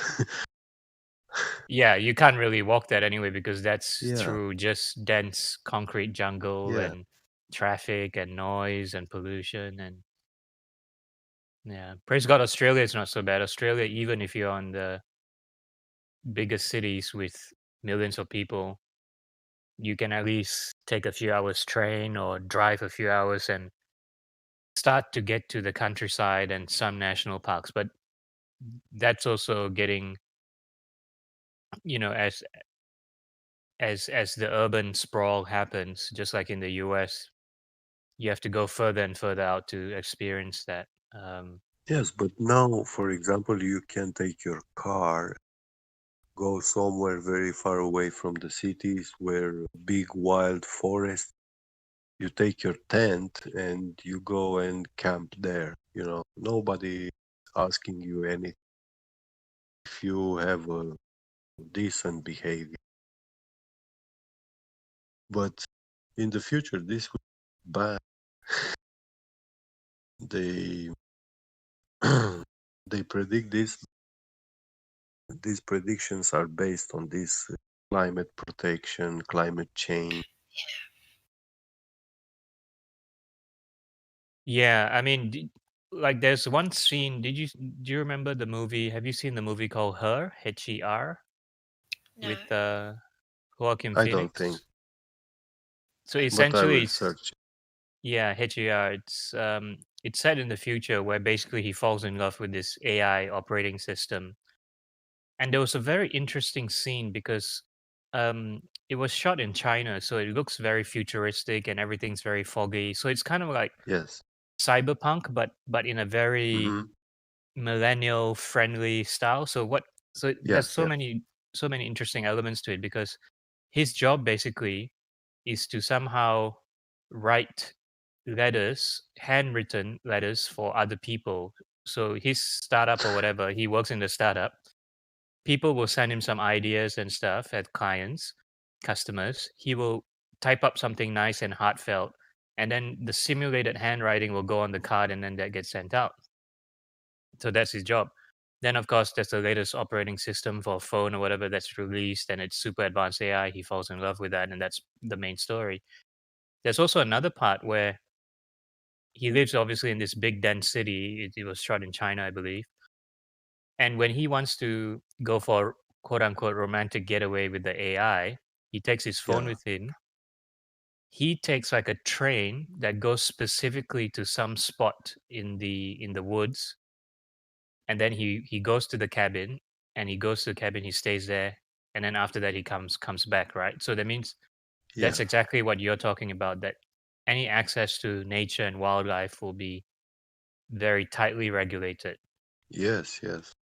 And then, of course, the next level after that is Hunger Games, whereby there is no real nature anyway. Everything is simulated anyway, because everything has been broken down and recreated and then genetically modified, Yeah. cybernetically modified. And Yeah. yeah.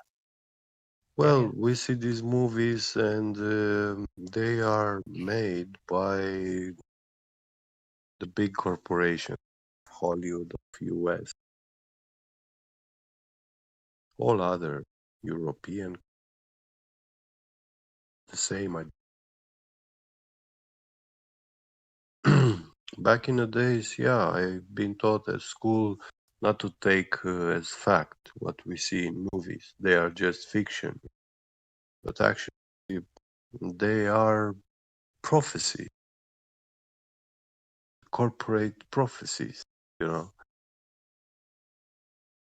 Corporate prophecy, that's a very interesting term. Yeah, go ahead, Aaron. Yeah. But to achieve, to plan something on a scale this big and then to carry it out, I do know that people are not quite aware. I mean, this mRNA vaccine, for instance, with the technology inside of it. I have read like the Yale University magazine, where these things have basically been in existence since, I mean, I read an article from 2012. So for people who have never paid attention to anything like that, these concepts would seem like, if you mentioned it, some people will just look at you and say, "Oh, that's science fiction. That's not even going to happen." But to have all these billions of people inhabiting the world right now, for these corporate megalomaniacs to actually want to push these things to their conclusion, I mean, that to me is just insane. Well, I can't imagine. I mean, I obviously you've come across the quote unquote theory that they are not driven by human forces; they're driven by spiritual influence, and because the spiritual influence is literally Satan, Lucifer, the darkest, most evil force that you can imagine in the world, still subject to the Most High Creator, but has been given certain parameters to tempt and deceive people. This is the only thing that realistically can explain how what is going a on. human life that is 70 or 80 or even 100 years old, the lust, everyone of us are sinful and we have a lust for power and money and so on, but the level where it goes to sociopathy and especially hardcore psychopathy, that is because they just get more and more deeply involved with these evil spiritual forces, and then they eventually or knowingly also do their bidding. And these spiritual forces have been around for hundreds, thousands of years, since the dawn of man, whether you believe it's 6,000 years old biblically or so, or whatever the case may be. And that explains, like I noticed you said earlier that they're like, what was the word you used? When they look at us, you said the politicians, when they look at us, they have a seething or sneering at us. Sneering, that's right, a sneering. So they have like this sneering, a seething hatred, a gnashing of the teeth. It's because once they're involved in such a concept, they think of all of us as goyim, as cattle, as filth, as useless eaters, as common peasants, and it's common throughout time. And I even have that feeling sometimes as well when I see, I have to catch myself because, praise God, I have, some amenities here now. So when I see maybe a drunkard or homeless in the street, yes, even we have a temptation like, what's the purpose of this person being there? But we have to take ourselves back. And once we still have empathy, we realize, wait, I could be that person, or I have been that person before. And like you say, if you work in the psychiatric medical field, you'll know that some of these people, it's not really their fault. It's not they have a moral weakness. They're just damaged, or something's happened, trauma has caused some psychosis or whatever. So, however, the psychopath, that's back in the day on YouTube, there was a really good series, especially this guy called Stefan Verstappen. So he talks about psychopaths, and he had a very good series on YouTube. The main thing, and even medically, the main thing that they can identify clinically as well, and you probably would know more about this, about psychopathies, there seems to be the empathic component that is missing. So in all these spiritual evil forces that influences, so let's say we take the archetypal demon or demonic influence or possession or obsession, whatever the demonic influence is, they have a unabashed desire to do evil, right? That's the archetype. Now the psychopath also does that. And the thing about the human psychopath is that they do not seem to have that empathy to stop. So let's say if you are creating a vaccine, injectable, a pharmaceutical, and all you think of is how much money I'm going to make, and you don't think about even one person that could just die straight away, or a baby that could die straight away from it, then that's because you no longer have that empathic component. So there's also like even a TED talk where she goes through like some twin study. She goes through a movie like there's a movie with Tilda Swinton and a boy. It's called We Need to Talk About Kevin. Yes. Yeah, so that was very interesting because she, in the TED Talk, she explained basically like not only was there no mother and son bond being formed, this boy really was psychopathic because he didn't have that capability to form those normal human connections. So in this case, it's either genetic or trauma or whatever the case may be. But in modern society, we have psychopaths, we have secondary psychopathy, which Stefan Verstappen talks about as well, whereby because we see our leaders as being psychopaths, we take on that behavior and we become psychopathic as well. Because look at all the apps that are out there. It's all about mindfulness, taking care of yourself, don't care so much about others, don't feel so guilty, don't worry so much, just do whatever you want. And this essentially is the basis of things like LaVeyan Satanism, do what you want, Aleister Crowley type stuff. And eventually at the higher level, that becomes Luciferianism, whereby you would want to invert the whole system to say that, no, God is wrong, Lucifer is correct, evil and pure evil is what it should be. So we exist in this sea of corruption and filth and demonic influence. And part of the resistance I would say you see from Globus is because if they take the step to flat Earth, they can entertain certain conspiracies, but if they take the full step towards flat Earth, then you are really going to dive into the deep end, which sounds like what you've done. And then you start to see the whole thing, the whole shebang. And then it gets really hardcore because, like you say, like with the politicians and so on, some may know, some may just be following whatever, but then just working in a high paying job, you know people will screw people over. I mean, especially living in London, you know how people are. Do you think that if these people are they being manipulated as well, or have these demons, have they physically manifested themselves? Are they making promises to them?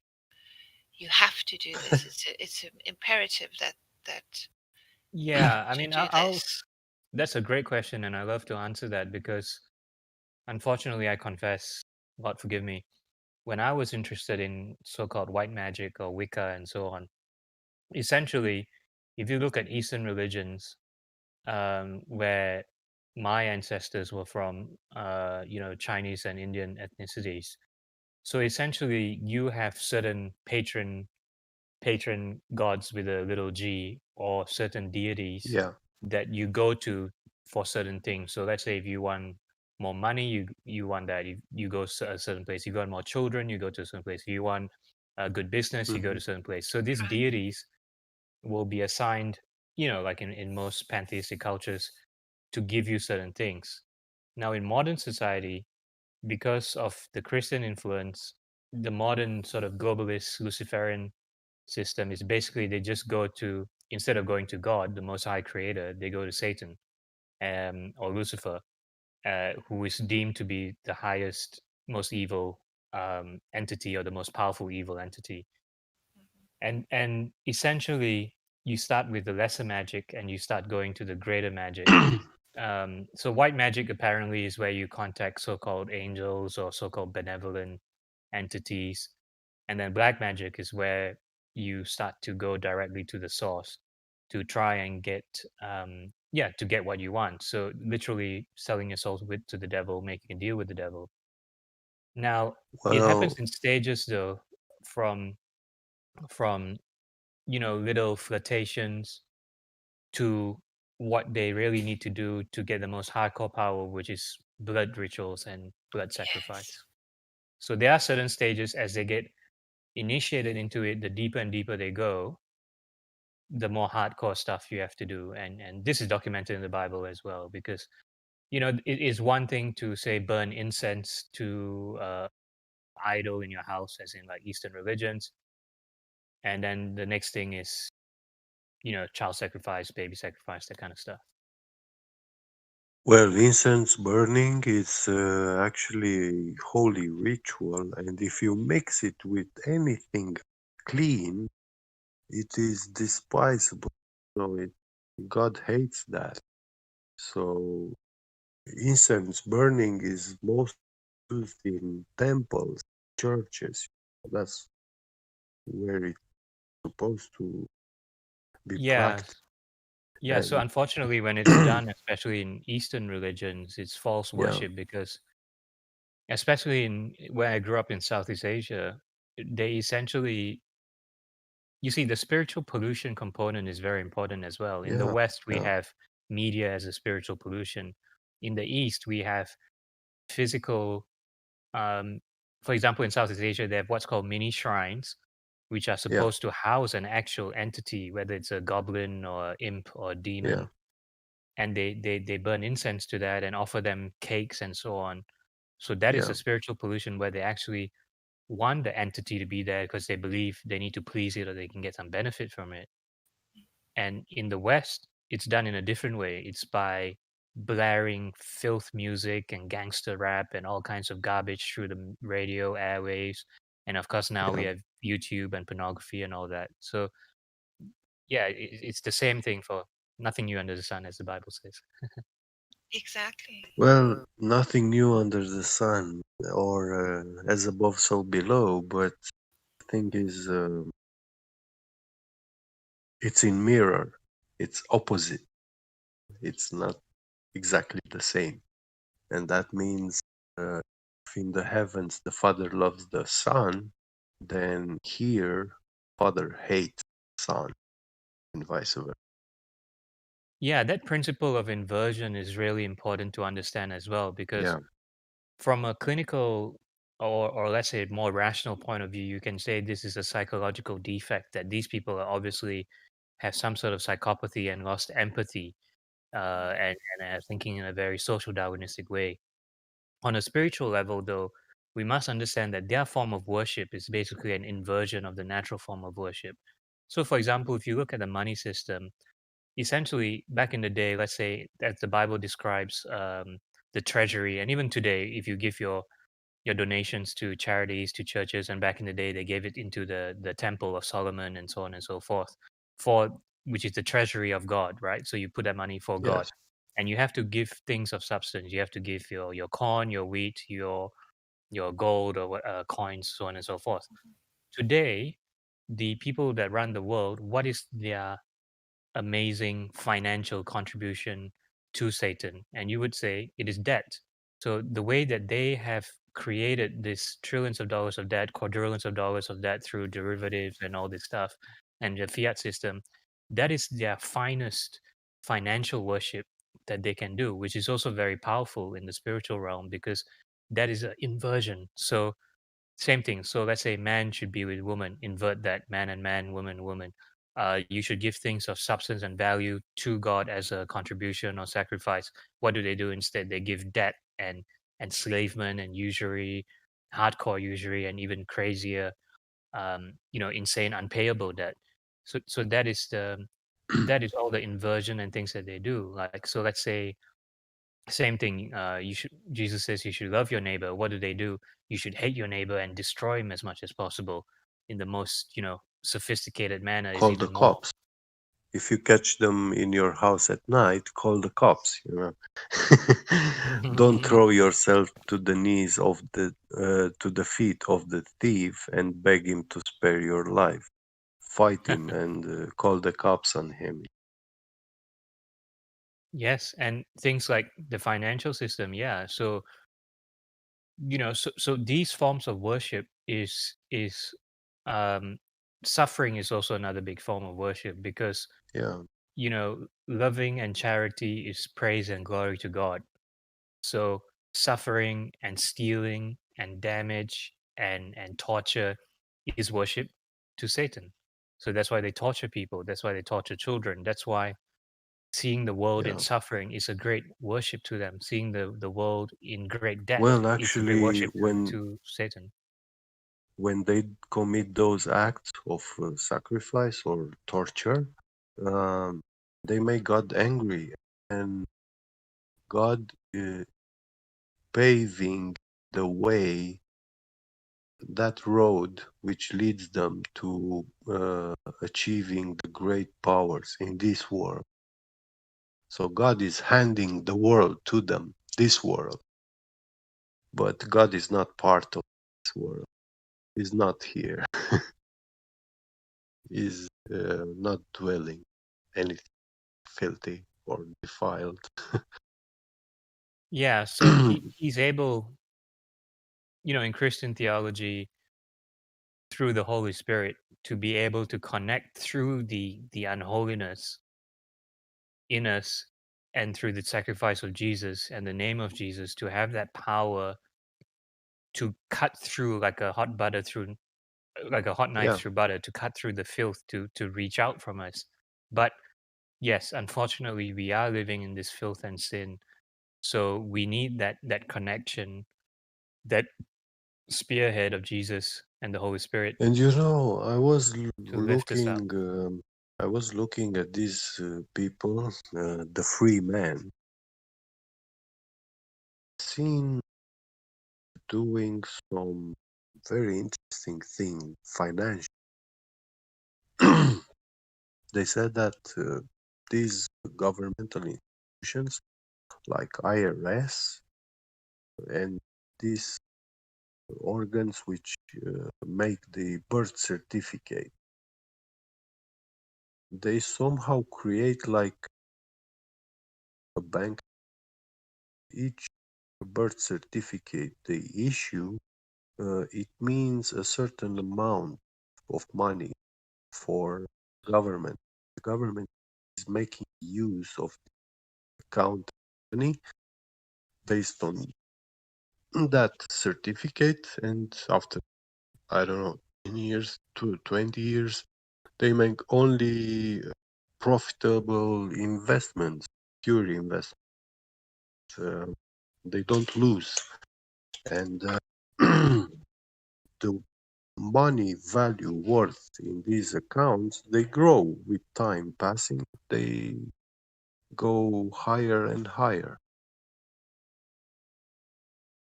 Yeah, that's part of a very sophisticated Yeah, system but as well, where they distort this law. this guy did something like he took a bank credit and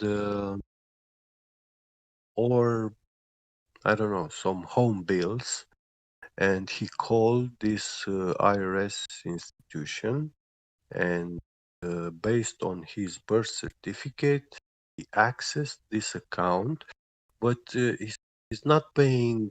He's not using it to pay like using a bank.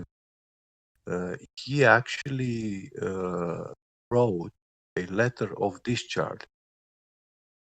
It's a special method. And in this letter, he was asking to discharge his debt, that bank, to cover it. And then they just covered it. And your credit is gone. You're not in debt anymore. But you are taking the money from that account, which is, like for each human soul, Satan must have something tangible so he can use and manipulate. And when we are using these letters, I think we are actually exchanging the soul, because in the judgment, the later judgment, this is how I see it, in a trial, it's God, Satan, and the world in the middle. God will need to buy and pay for you, when Satan claiming a soul.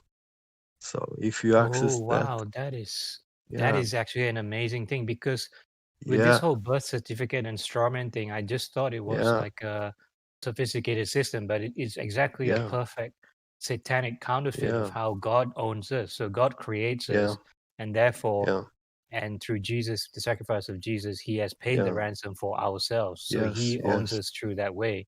But with them, yes, they have to set up this strawman entity of you being your birth certificate, your passport, your yeah, driver's license, as the entity in which the beast system has ownership over you. Okay, that yeah. makes perfect sense. Yeah.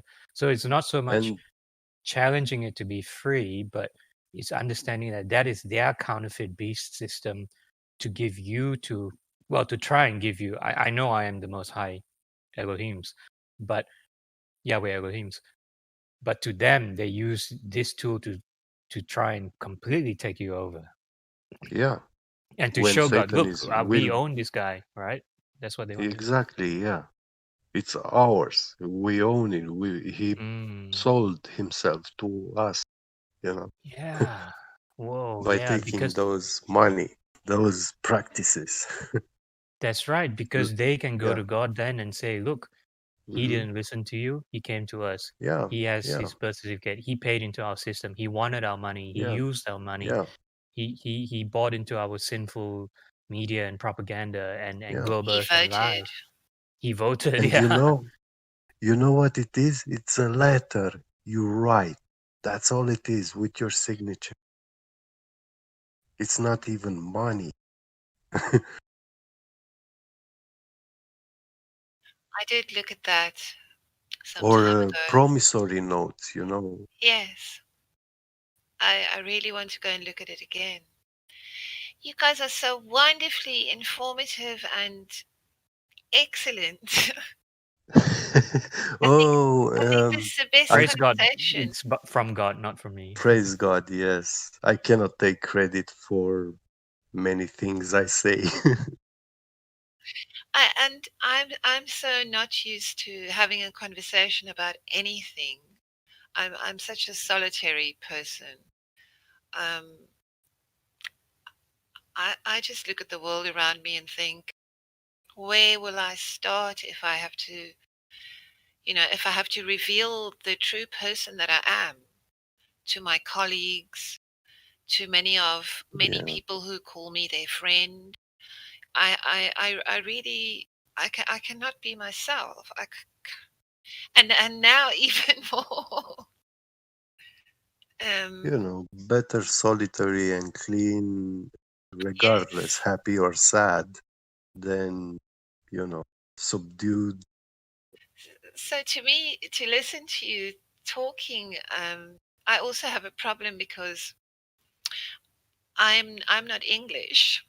So Me I neither. find myself searching for words, and it's quite embarrassing when I suddenly But you want to. sound very English to me. I You probably from do. South Africa originally? Yes, I am. Yeah. Yeah, your English is fine. Yeah. Yeah. Thank you. I just stumble, and now I feel quite humble because the two of you, to me, seem so brainy, and I just appreciate it very much. I really do. Thank you for the kind word. Yeah, thank you. But praise God, it's His wisdom that has given us the wisdom, because that's the thing. We get so caught up in our own ambition and cleverness and all that stuff that it takes literally divine intervention to reveal all this. Yep. Yeah, and a lot of this, I mean, I can't claim credit for it anyway, even personally on a human level, because a lot of this stuff many years ago came really just from Alex Jones and YouTube videos, and recently it's from the Flat Earth and everybody else that has contributed here. Oh, it's a good thing that Alex Jones led you to this community, but I don't agree with that guy, with Yeah, what the he's sad doing. thing is, you see, the sad thing is most of what we've talked about, right? Predictive programming, Edward Bernays, the strawman, the Freeman system, the Bilderberg group, blah, blah, blah. Like everything that I somehow can just spout off without thinking almost now. A lot of it is from YouTube and Alex Jones. But the very sad thing is that Alex Jones, after a certain period of waking up certain people, he had a chance to go legit, like basically say, look, okay, I've woken up these people, I've been involved in this, and I'm going to stop gatekeeping. So I rebuke Alex Jones in the name of Jesus Christ, that he has not stopped and just said, enough is enough. He's woken up people, that's great, but now time to go legit. Like no more gatekeeping.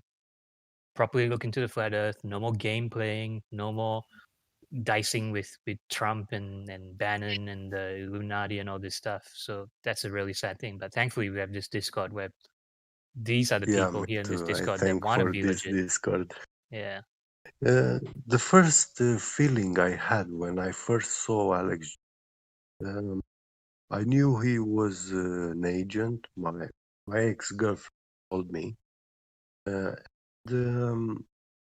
When I heard that, I was skeptical. Then I searched about him. I saw for a fact he was an agent, and but I always felt when he was touching these conspiracy theory subjects, all these things, I always felt that he is actually an instigator. He's trying to build a community of anarchist rebels, those kind of apocalyptic people who will, like in the Mad Max movie, they go and rob and under many pretexts, like we are the saviors of this world, we fight the evil, we fight this and that, up and down. But it's all, he is preaching fight. That's how I always perceived him. I didn't give. I mean, part of that was beneficial because that really Yeah. spoke to me, because he finally explained and connected with our anger, where we know something is wrong and we want to do something, but we Yes. keep rubber banding back into the mainstream status quo.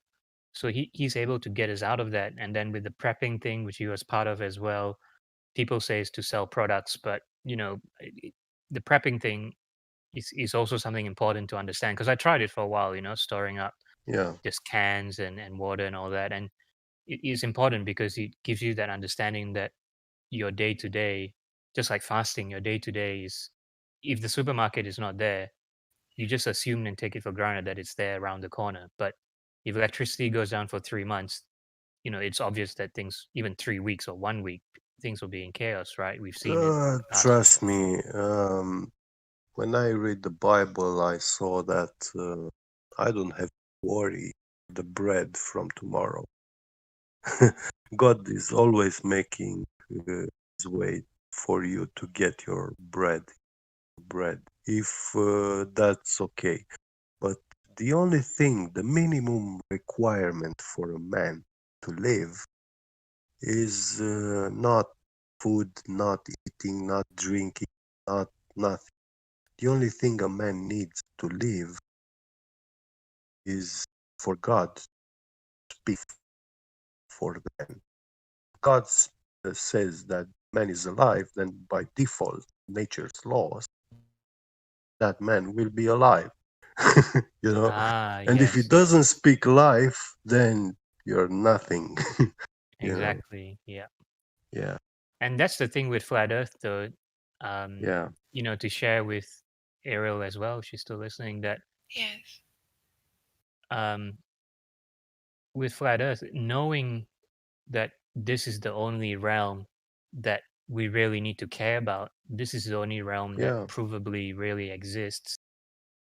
It shows that, especially last year when I was unemployed for a few months, praise God, I had increased government assistance because of the chaos. But when I was sitting there, and even the year before, when I was dying to leave Southeast Asia and come to Australia, praise God I did.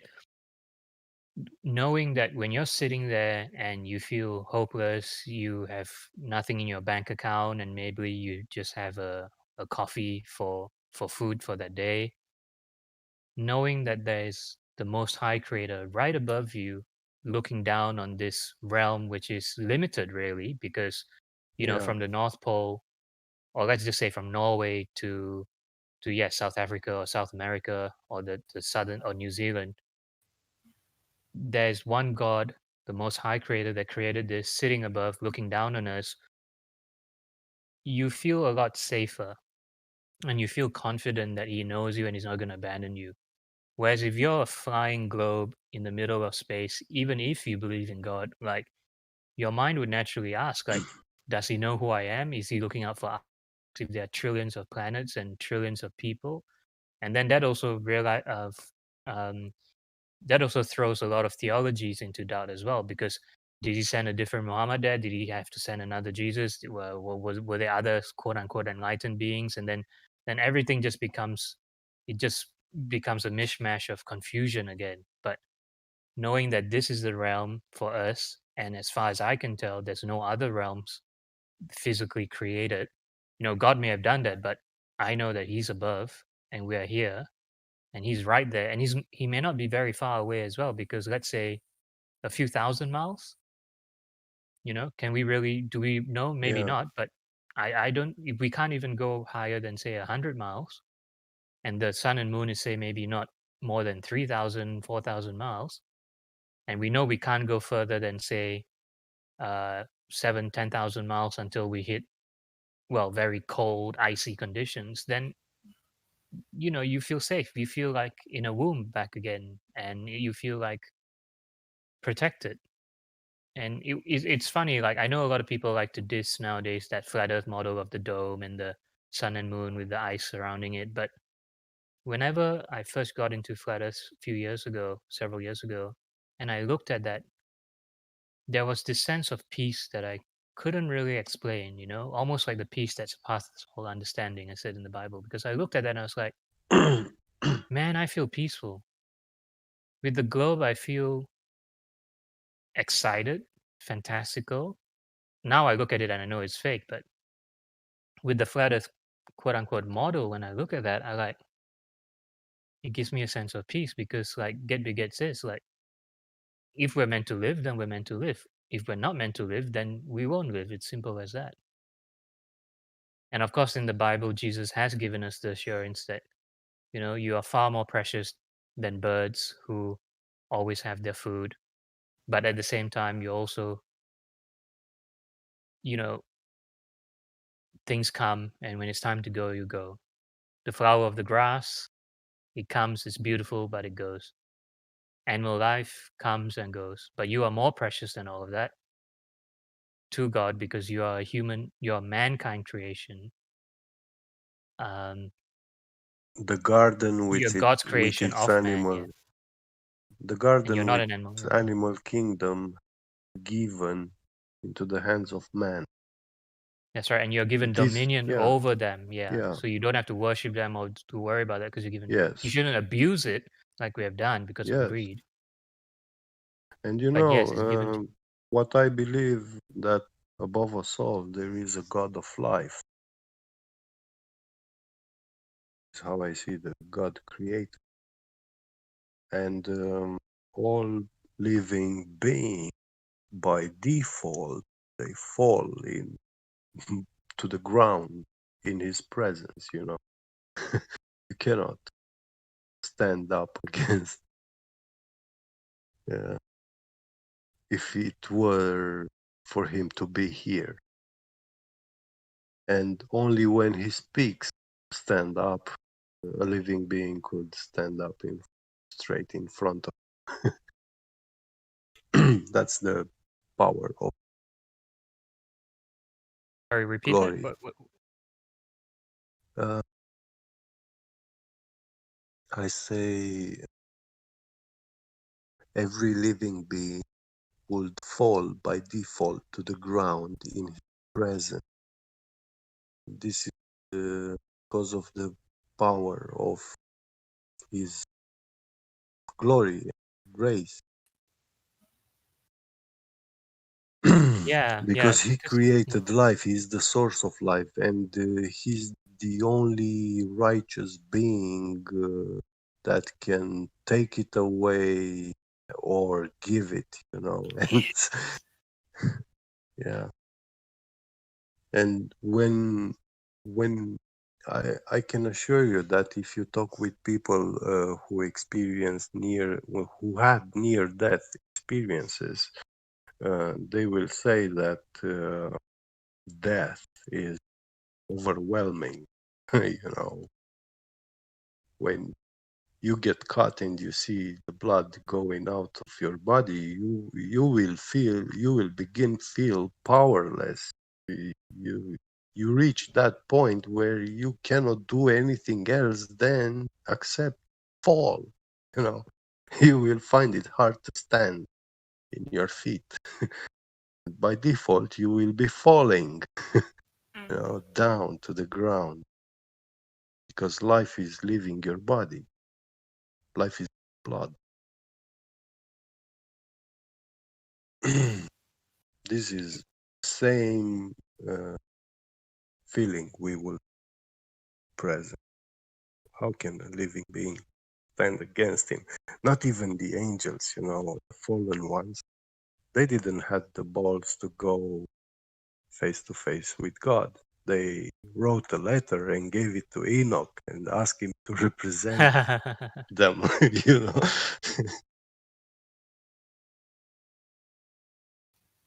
I must get back to my Bible. Yep, it's it'll make a lot more sense now. One thing I would say, you were saying star in the heavens, sun and the in many ancient cultures and world stories, we have these writings where they say that the sun and the moon are living beings, even the stars. So if they are living beings, then we see them as dancing in a circle. And in my ancient people culture and traditions in Romania, we have a folk dance, like dancing in a circle, holding hands. And we call this kind of dance the dance of unification. And people say that this is the exact way, the same way that the stars in the heaven are dancing, the angels.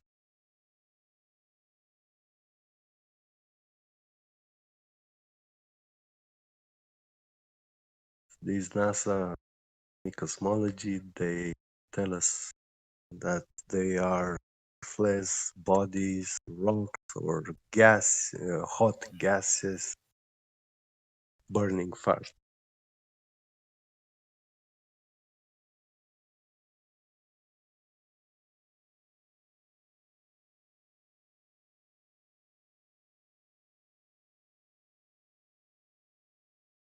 So many things to talk about, so many things.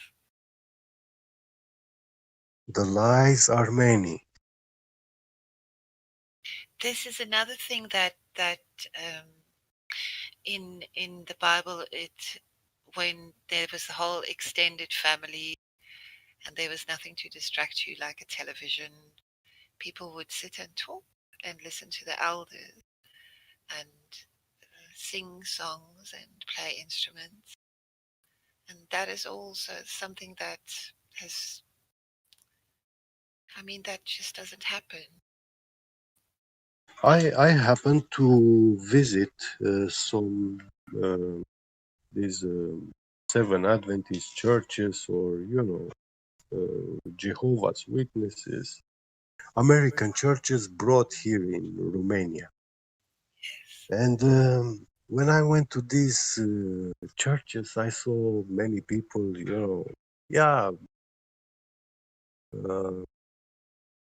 submitting to these extreme laws, the Old Testament, New. But I've seen their preachers preaching like worshiping the light of God stuff. I didn't understood. I tried to ask, hey, what kind of light? The light we see, or spiritual light? And if it's a spiritual light, then explain to me, how is this spiritual light. How am I gonna see it? And they say that it's a light so intense, so powerful that it blinds you. I try to say that like somehow like the explosion of a nuclear bomb flash. And then I say, well, that actually is a physical light. And they say, yeah. And I have a problem here worshipping light, because I know that the angel of light is Lucifer, first fallen. And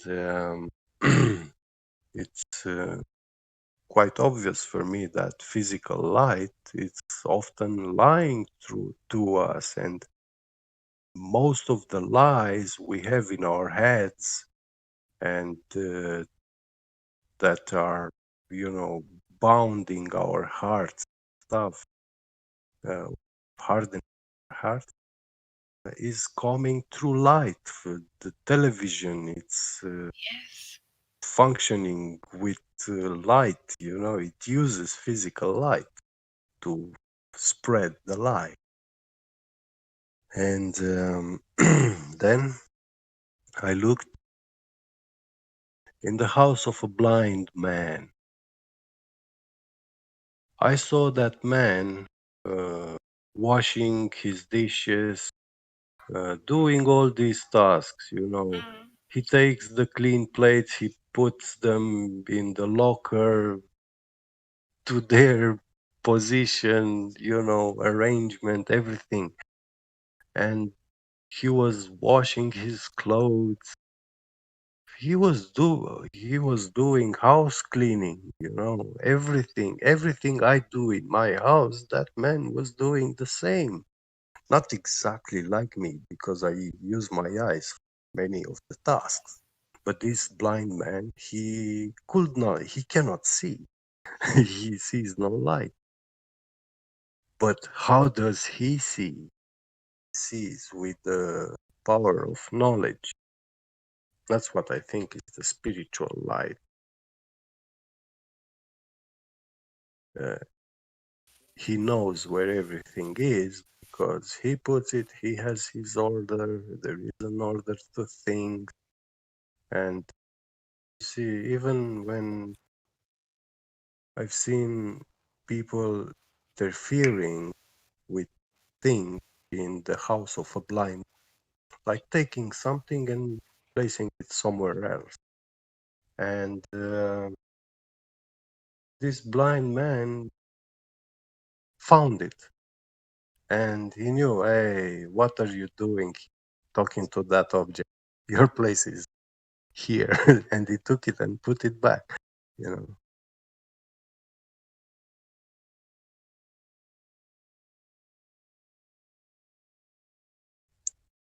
When we know, then we don't.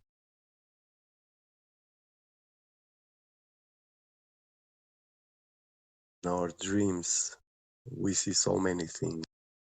It's nothing. We see the world, the real world, see with our eyes. Wow. That's very profound, actually. My head is so full. My head is so full of things. I think I shall go to bed now. Yeah, take care. This is a Rest lot well. to digest. So may the Lord give you It peace is. in Yeshua's name. Amen. Thank you. Good night. Good night. It was nice to have you here. The truth is strangers in fiction. Check. Sound check. Mic check. Truth is unbelievable. Okay, cool. Yeah, I posted a question that I had concerning the video that was posted earlier with Bob explaining the periscope explanation. And my question is, he said at around 8 minutes 35, like I said in the question, in the live text there, he said something like, the closer you are to the sea level, you know, down in altitude, the faster the rate of rotation. And to me, that don't compute correctly in my brain so far, because if it's attached to the rotating thing, the rate is the same everywhere. What changes is the higher you are from the center of rotation, the farther away, the faster you're moving in the time. He was referring to angular speed. Yeah, if your feet have smaller angular speed than your head, when you stand up in this globe model, because it's based on radius spinning from that axis. Yeah. So yeah, the radius you angular cover speed. during the spin. Yeah. Closer to it, yeah, it'll be shorter. Further away to be longer. Yeah. Yeah. So not The faster, angular shorter. Yeah, that I understand. Just a shorter, yeah, that's what speed is, time and distance. You know what I mean? So yeah. The rotation is the same. RPM, it's the same. That's right. It doesn't matter. Yeah. That's right. But the speed that you're going, the farther away from center of rotation, the speed is higher up above. Yeah. The higher you are, more speed, more distance travel. Longer revolutions, yeah, longer, yeah. Yeah. Your body length would add up to the radius, to that radius. So in that in mind, if we observe, like if you think about it, if we are spinning, and you go higher, you observe the sky, the stars moving, whatnot. Are we gonna, can we see the difference in the speed that we're traveling, considering that star, if it's fixed, in the globe model, is kind of always at the same spot or whatever, or if you invert it and you say we're stationary and the sky is moving, we look at it from different altitude. If it's moving and we're stationary, what would be the difference in the two situations? Well, in the globe model, they say that the galaxies move apart one from another. The universe is expanding. No, I think what he's asking is how would you flight? I think what he's asking is how would you differentiate the speed, the spin of the Earth or the spin of the universe? And is that wrong or right? No, that's pretty much it. There, if it's the sky. So what it is if you got away from the reference frame you're looking at that you're spinning on, and you get away from it, and it's still spinning as you get away from it, and then you see a star sitting where it's at and it's fixed and it's not moving anywhere, then you could be like, well, the globe's moving or the Earth's moving, and that star's not. Right. So now, if you got away from the Earth and it was sitting still and it didn't deviate and everything else was spinning around you, but that thing still was sitting still in front of you, then you would see,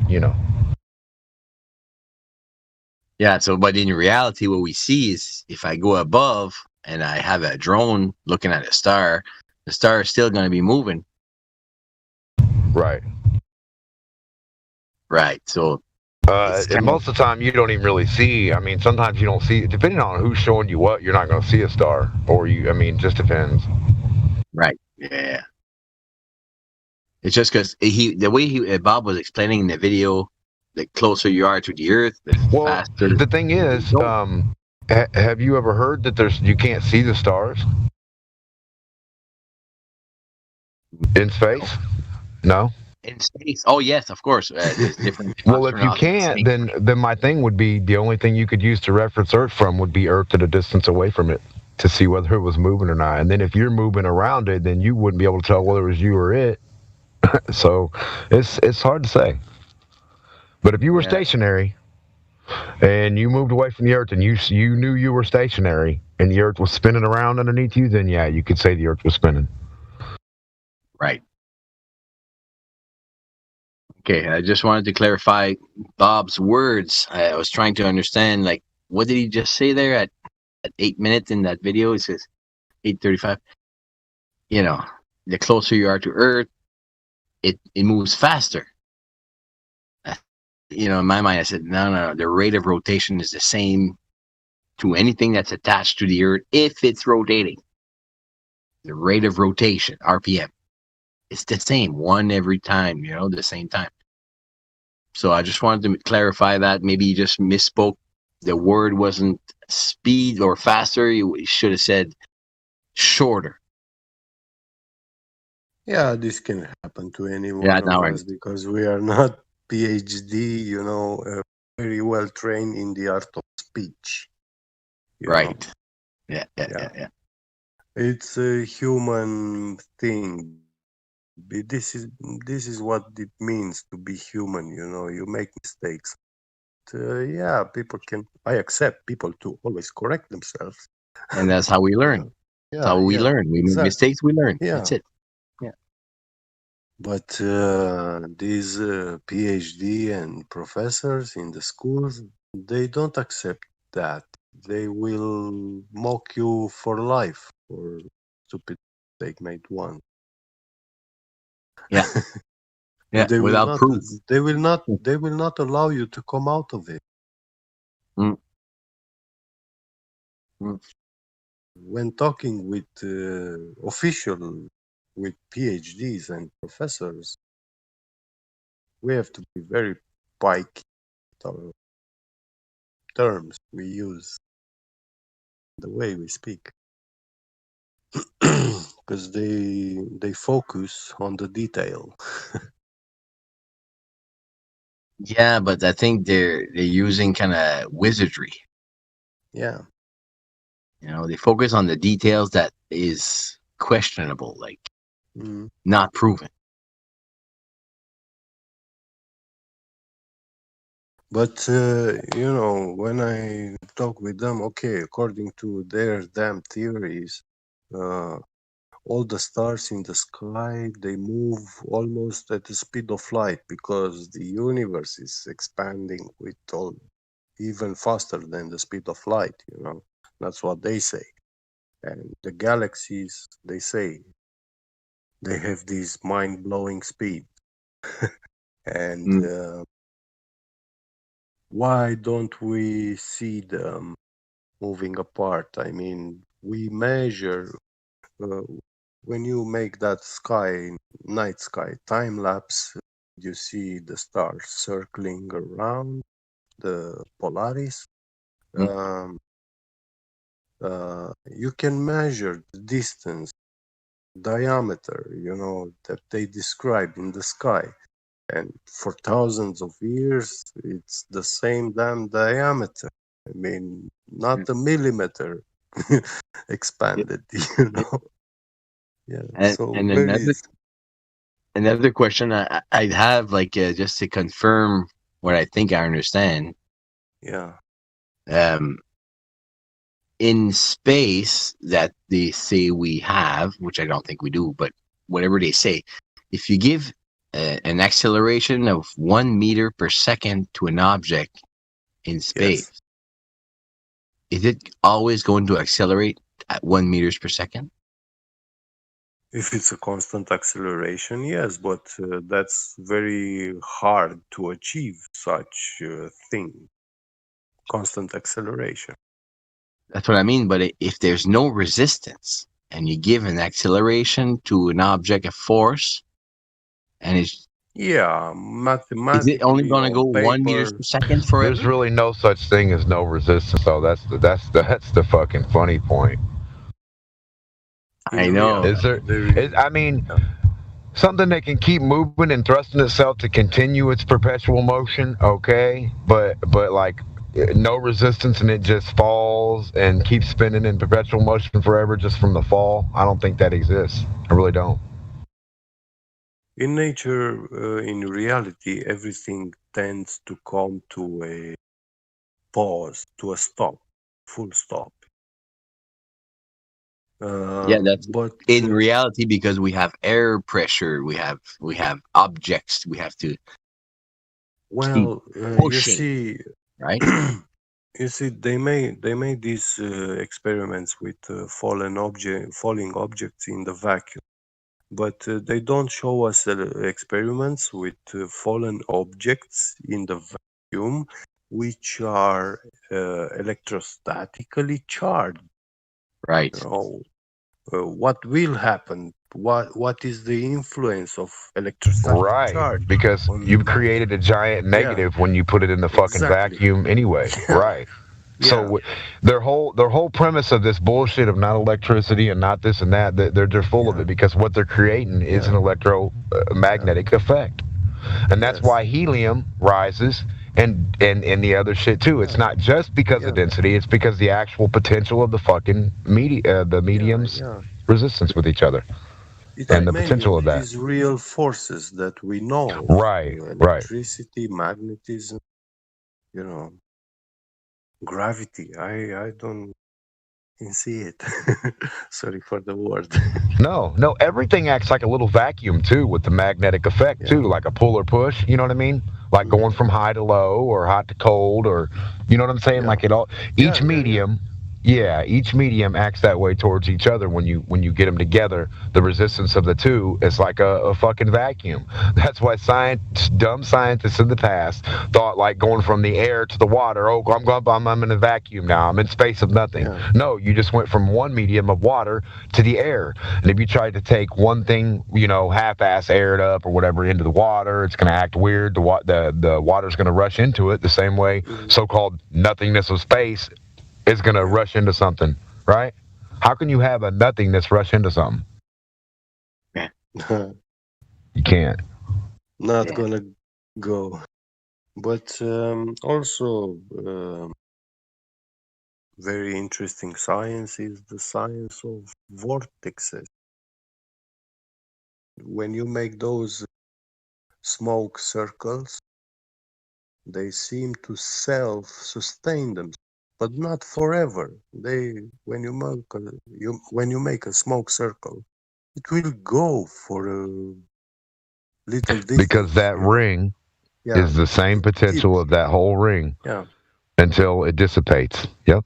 Until it loses that energy, that potential. It respects fluid dynamics and Path of least resistance. Yeah. Yes. But it's not. They will not go forever.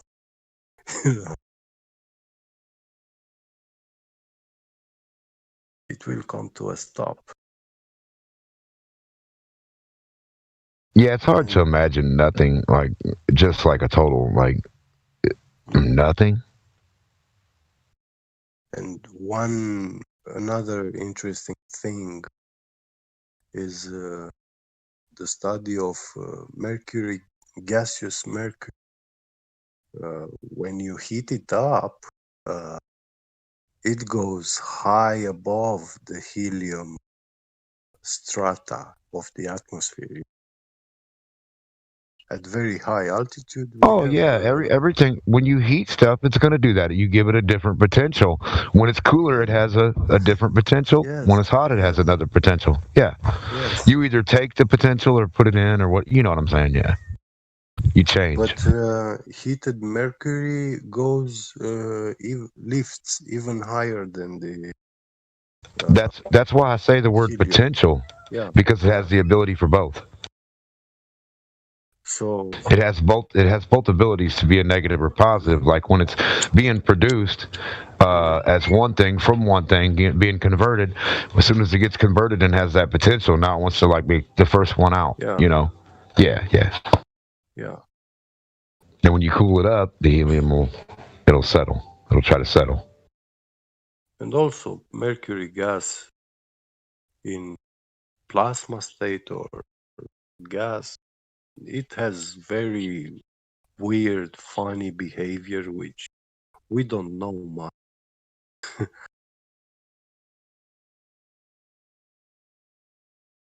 It's a whole difference. Also, the nuclear.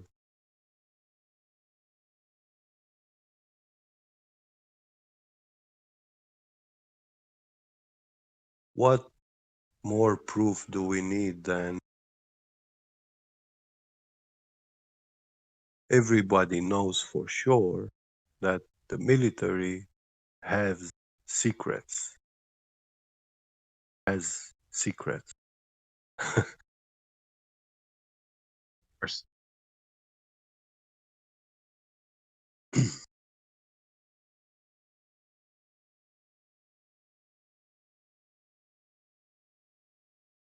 They say it's because of national security, you know. Yeah. But what's all this about national security? Why? What? Isn't this Earth, this place we live on, we share? It's all ours. Like it's all the same shit. Well, the way I see those who need secrecy is those who break some kind of laws. They are having a non-moral conduct.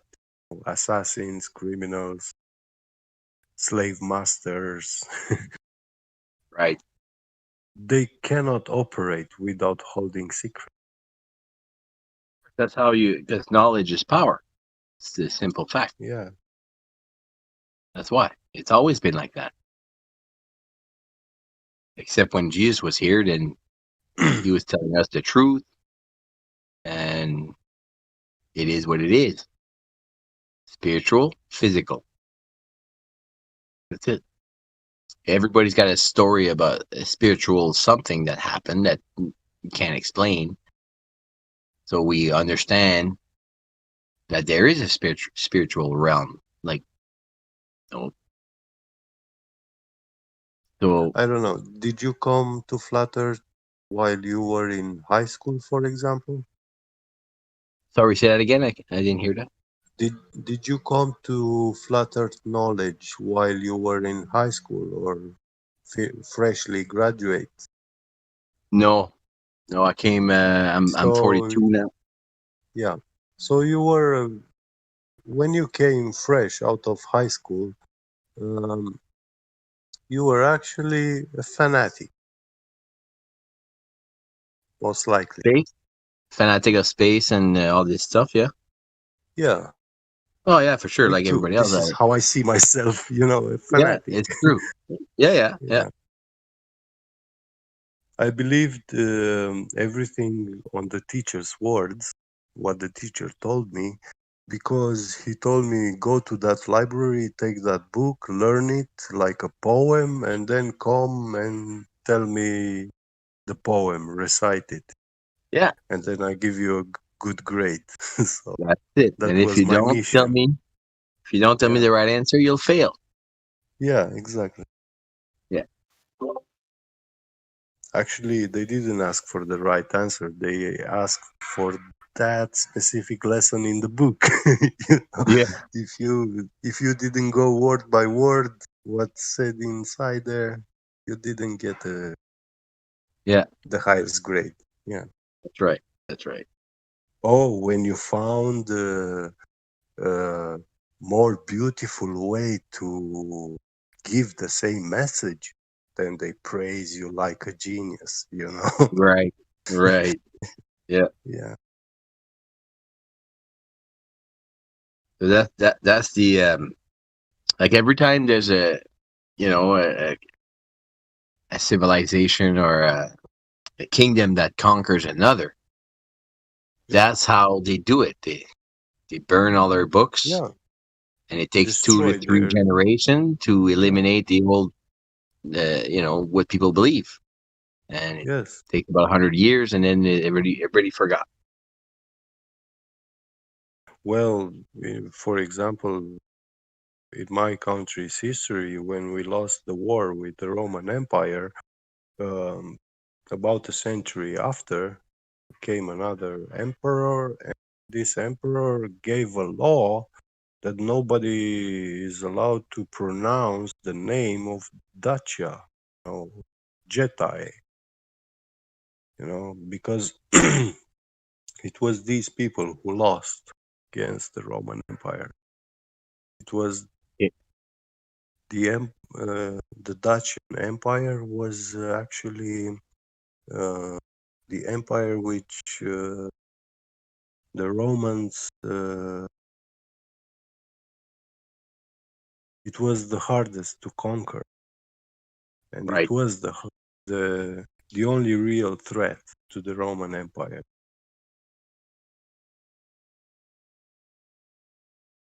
Censorship, like that's that's Yeah, basically that it. exactly. Same thing as today, yeah. It's such an old practice. Well, if you take the children from the parents, it only takes like 10 years, 15 years, and they forget everything. Yeah, that too. True. Speed up the process. That was that Mein Kampf shit that Hitler wrote about. Gonna wipe out a whole nation's memory and take over everything through either the school, the technology, the money, different infrastructure, different ways, different shit. Well, Hitler, yeah, he did say about this, that when he took Germany in his hands, there was in the worst degraded state when he took that country. And in the first year, he created 6 million jobs. No other president or monarch did such a wonder, economical, financial wonder, creating 6 million jobs. And he banned prostitution and homosexuality, especially.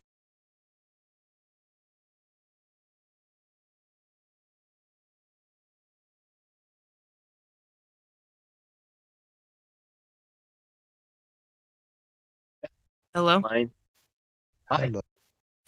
I'm quite new to this, but I wanted to ask a question. Go ahead. Why do you guys think the Earth is flat? I'm not trying to cause that much Okay. I just want to see you guys' Because, opinion.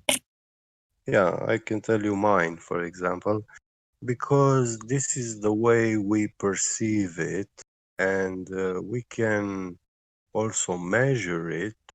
We can use many technological tools, instruments, mathematical or physical instruments, and we can measure it being flat. It fits the best. And that story where they tell us that the horizon line is where the Earth's curvature comes into the game, we cannot see further. Actually, these new high zoom cameras, they reveal to us that it's actually a problem of perspective, and we can see much further. Yeah, I kind of understand that, but from perspective, if you're thinking about perspective, that would mean Yes. that there is a curvature. I want to say before I get into an argument, I am a Glober, but I just kind of want to find out what you guys think of this. Well, that's perfect, Bizanti. Yeah. Bizanti? Is that what it is? Bizanti? Yeah, it's a Mexican name. Okay.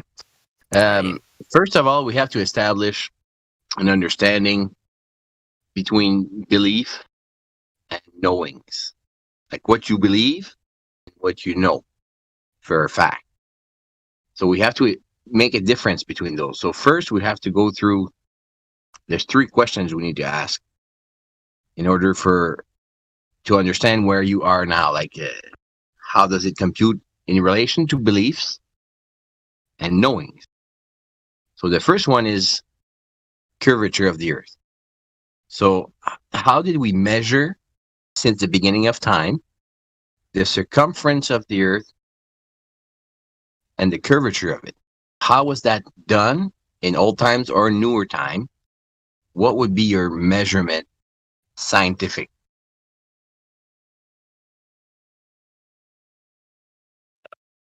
I don't know how to explain this, but wouldn't it still be using the horizon? Because if it's from perspective, it couldn't really be. I really don't know how to explain it in my mind. But when you said horizon, when you said horizon, you mean the line that separates where the sky meets the ground, correct? Is that correct? Yes. So that line that you're observing, it never really touches the ground. It's just an apparent place where they meet, correct? Yeah, and that's kind of where it comes from perspective. If you were to go to space, or from what you guys think, if there's a space or not, you would see that the Earth is kind of more circular, and that's because of your perspective. Well, all of us, I think, is waiting for that moment. Circular like a. Just 1 second. Circular like a quarter or circular like a sphere? Which one? A sphere. Oh, how could you differentiate? Because if you were to look at a 3D object, you can kind of see the dimmer spots and the lighter spots that kind of separate how you perceive a 3D object. Have you ever seen a supposed globe without a belief, like what you know to be a globe, to know what a globe looks like in reality? Yeah, I have. A globe.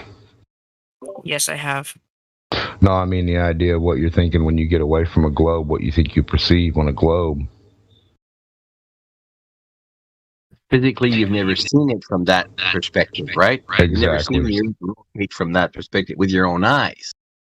Seen it on. So you're taking the word of whoever and whatever you think to be the images that you think you're really seeing, unless you can see it for yourself, and then come back and let me know what you see with your real two eyes. Then I'd be like, dang, I believe what you saw with your two eyes. Now, if you say, hey, man, I got one lens here, so it's a no-depth perception, one-eyed, fish-eyed lens, and I'm going to bring you back a perspective of this one-eyed tool, I wouldn't believe you. So off the topic of that, I have another question. Hold on. We're not done the 3 questions. The first question was, can you give me a scientific method that we use in ancient time or today that measured the curvature of the Earth? Do you know it? And if you don't know it, it's fine. You don't have to. It's okay if you say I don't know. It's fine. Just say you don't know. Yeah. Yeah, because I still haven't gone through all of this because I'm barely 15. Even though I have a high pitched voice. Sorry about that. That's okay. Yeah, that's fine. That's fine. In relation to your answer, basically, what we have to understand here is that it's a belief that you hold that the Earth is a sphere because you have no scientific understanding. Have you just 1 second? 1 second. Have you ever heard of any way that they've done it? Like, have you heard of a way to measure the Earth or tell what the radius is of this planet?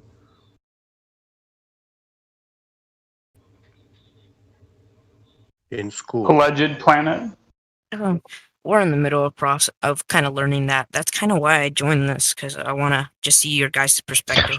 Right, but when okay, you're in the middle of learning it. So far, what our question is to you is what have they told you the way that the Earth has been measured, or that they came up with the circumference or the radius of this supposed globe, if it were in fact to be?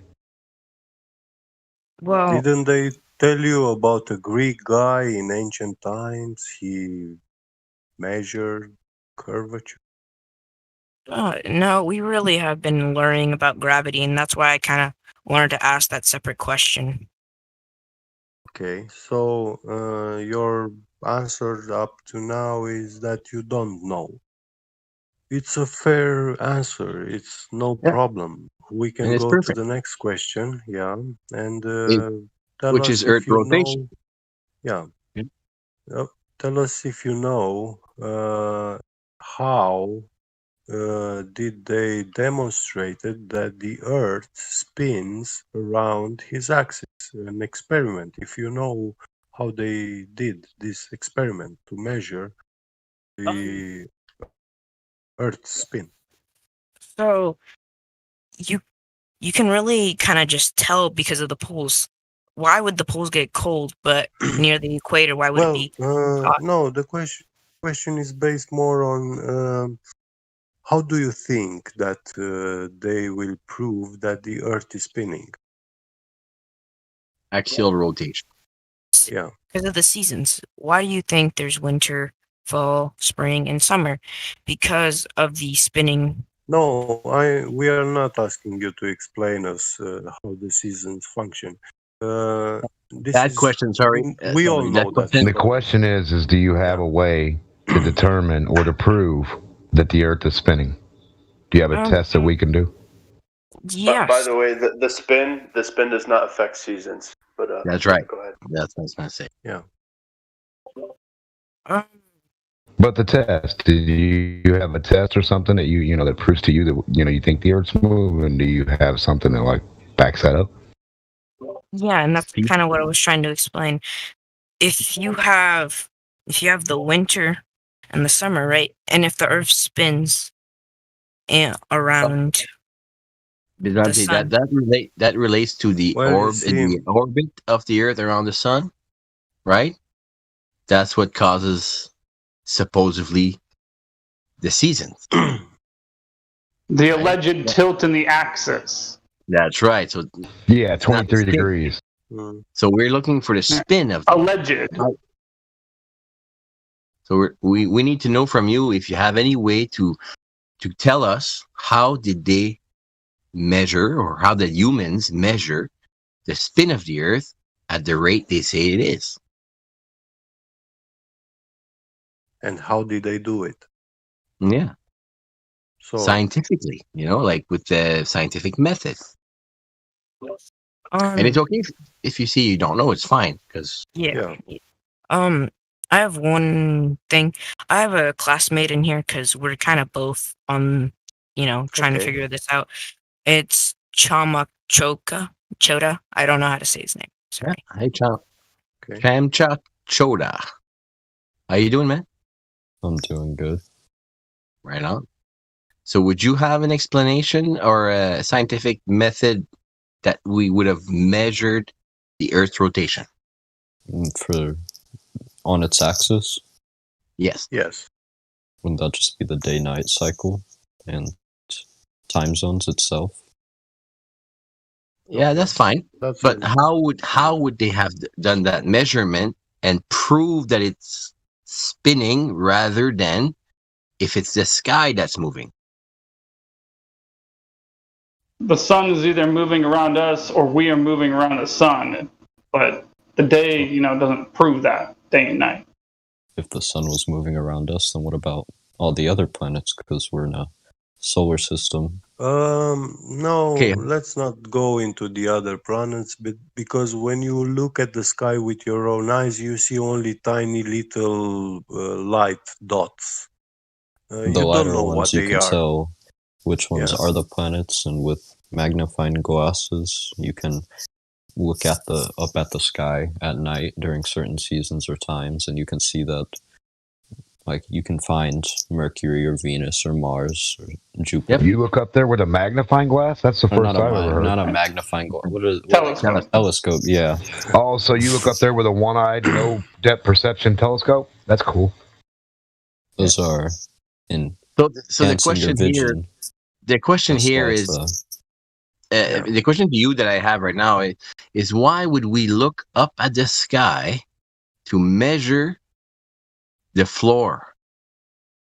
How does that make any sense to you? Like, I'm a carpenter. And are we measuring the Earth's curvature now? Well, why would we always look at the sky to try and find out what we're on? Why can't we measure our floor? Okay, that's the one thing. Second thing is rotation. How can we prove that we have rotation? This is the question at hand here. How can we prove we have rotation? Now, we know there's something moving up in the sky because we see it. All of us see it, the same thing.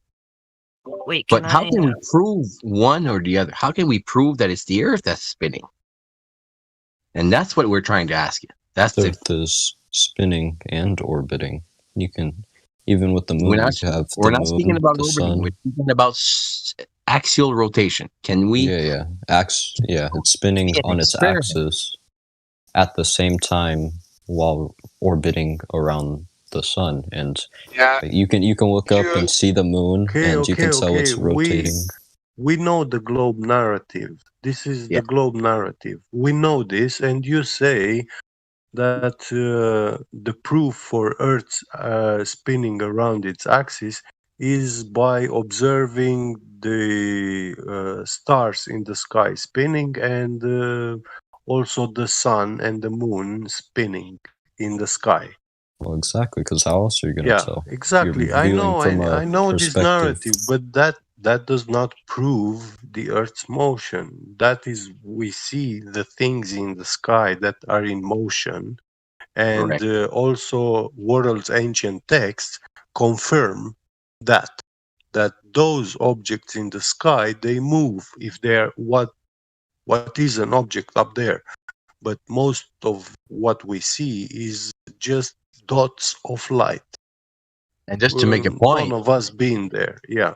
That's right. Just to make a point is that observations. We can go to the next question. Yeah. Yeah. Just to make a point that observations like that are not scientific.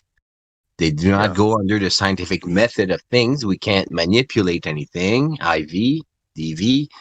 So this again, we'll classify this as a belief. Right? Because it's a belief that we hold about this. I posted a photograph of an actual star in the text if you want to look at it. It's a photograph through a telescope of a real star, not a graphic representation made with CGI. And to prove that something is spinning, you need a instrument like a speedometer installed, mechanically installed to a system or mechanism, and prove that I don't know, the wheel of a car is spinning. Yeah, so all cars they use speedometers to measure the spin of the wheel, so it gives you the speed. Yeah, we need these instruments. They work, they function, but there is no instrument to prove that the Earth is spinning.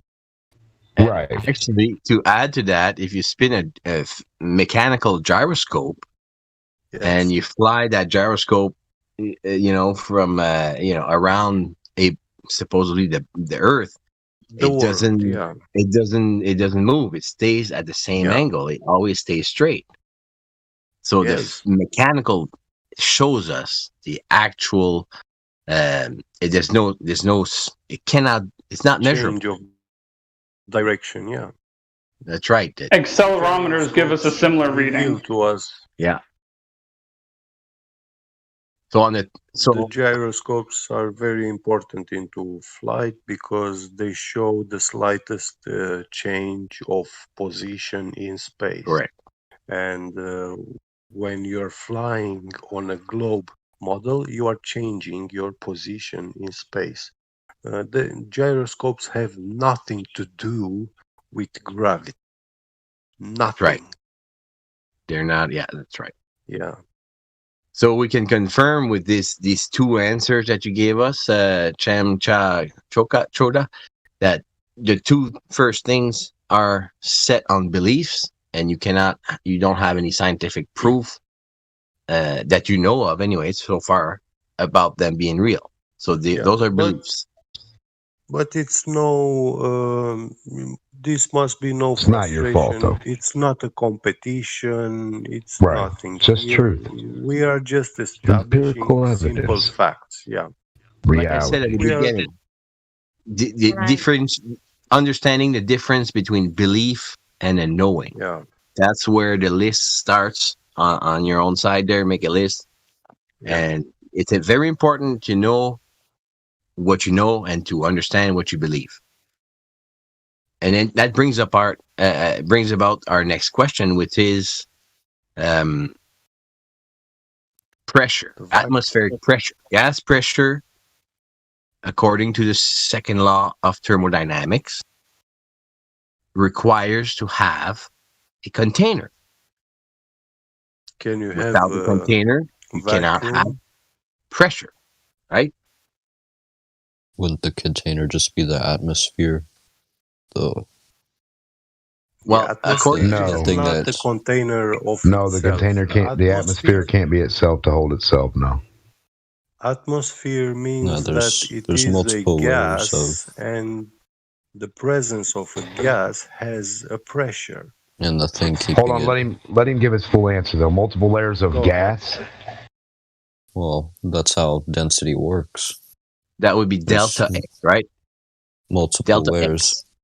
Density. So when we drop a big balloon of helium that weighs 100 pounds, right? Helium is less dense than oxygen, so it would float.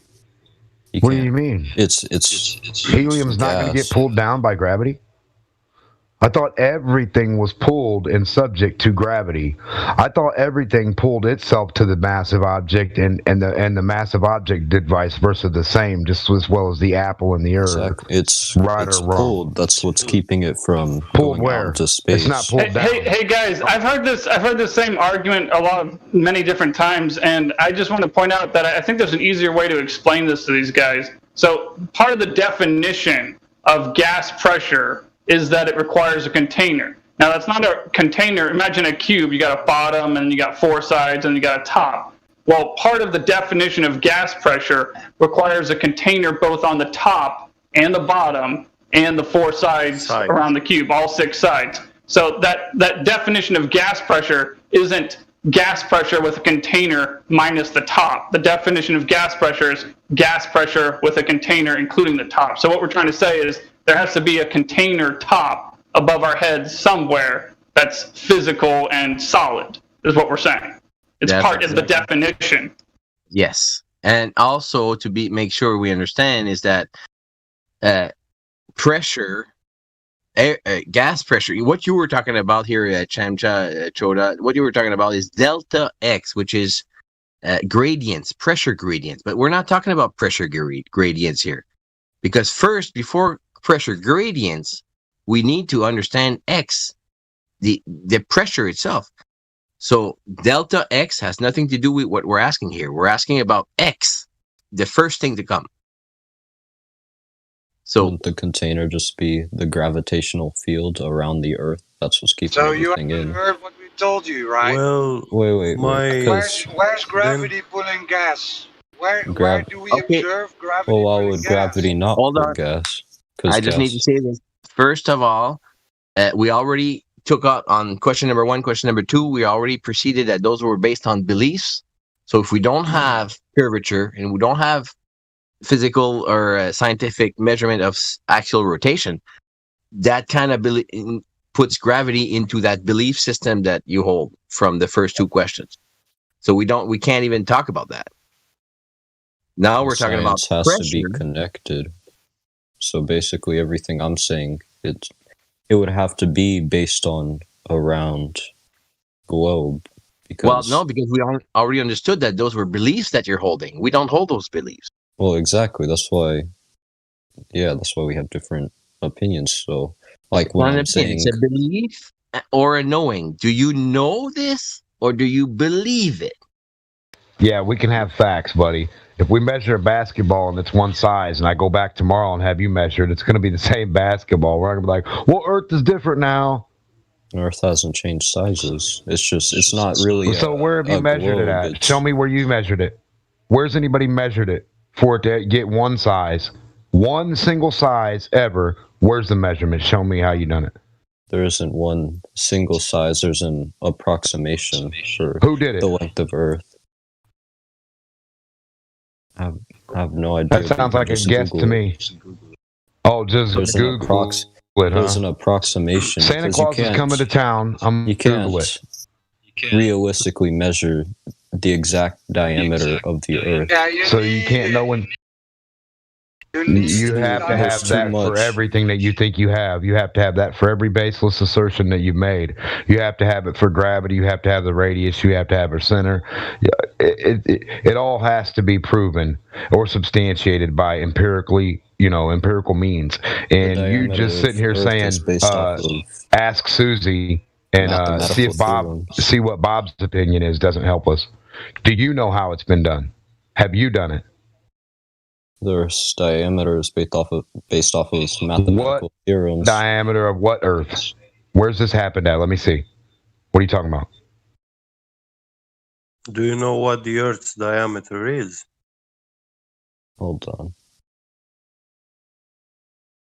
Oh, so you're taking Google. While you're looking up the number, get the video and when they measured it for me. Get me the video where the guys measured Earth. Show me that one. The nonstop video, like on National Geographic, where they measured the planet. I'd like to see that too live. Yeah. Because a diameter, it'd just be like a line straight through. Oh, they just make shit one up. side to the other. Yeah, we know what I said, do you have a video of people measuring it, dude? Not you saying a lot of words. Do you have a video of any fucking human measuring the planet? Sorry about the cuss word. Well, you couldn't realistically measure the planet. Same thing even if they were a flat earther. Yeah, you keep saying a lot of words, but I'm waiting for you to. Can you lead us to the video? Can you lead us to the people who, because somebody's got to have empirical proof to put on the map, to put on the charts, to put on the maps, to say, hey, home to base, we measured this, military, somebody somewhere, right? Right. Can you get me the video or the people or how it's done real quick on how they measured this planet real quick? I'm sure Smart I can guy. find a video, but with this, of course I wouldn't be able to stand up to your argument. This is an entire server based off of the flat earth theory. I couldn't possibly have anything to match everything that's happening here because this entire server is based off of the flat earth theory. No. I gotta correct you there. We were able to understand that we cannot be living on a spinning ball with water on it, floating in space. It's right? It's not really even a ball we know either. we're not spinning. We're not in space. That's for sure. Yeah. We don't know what the Earth is. We just know it's not a ball.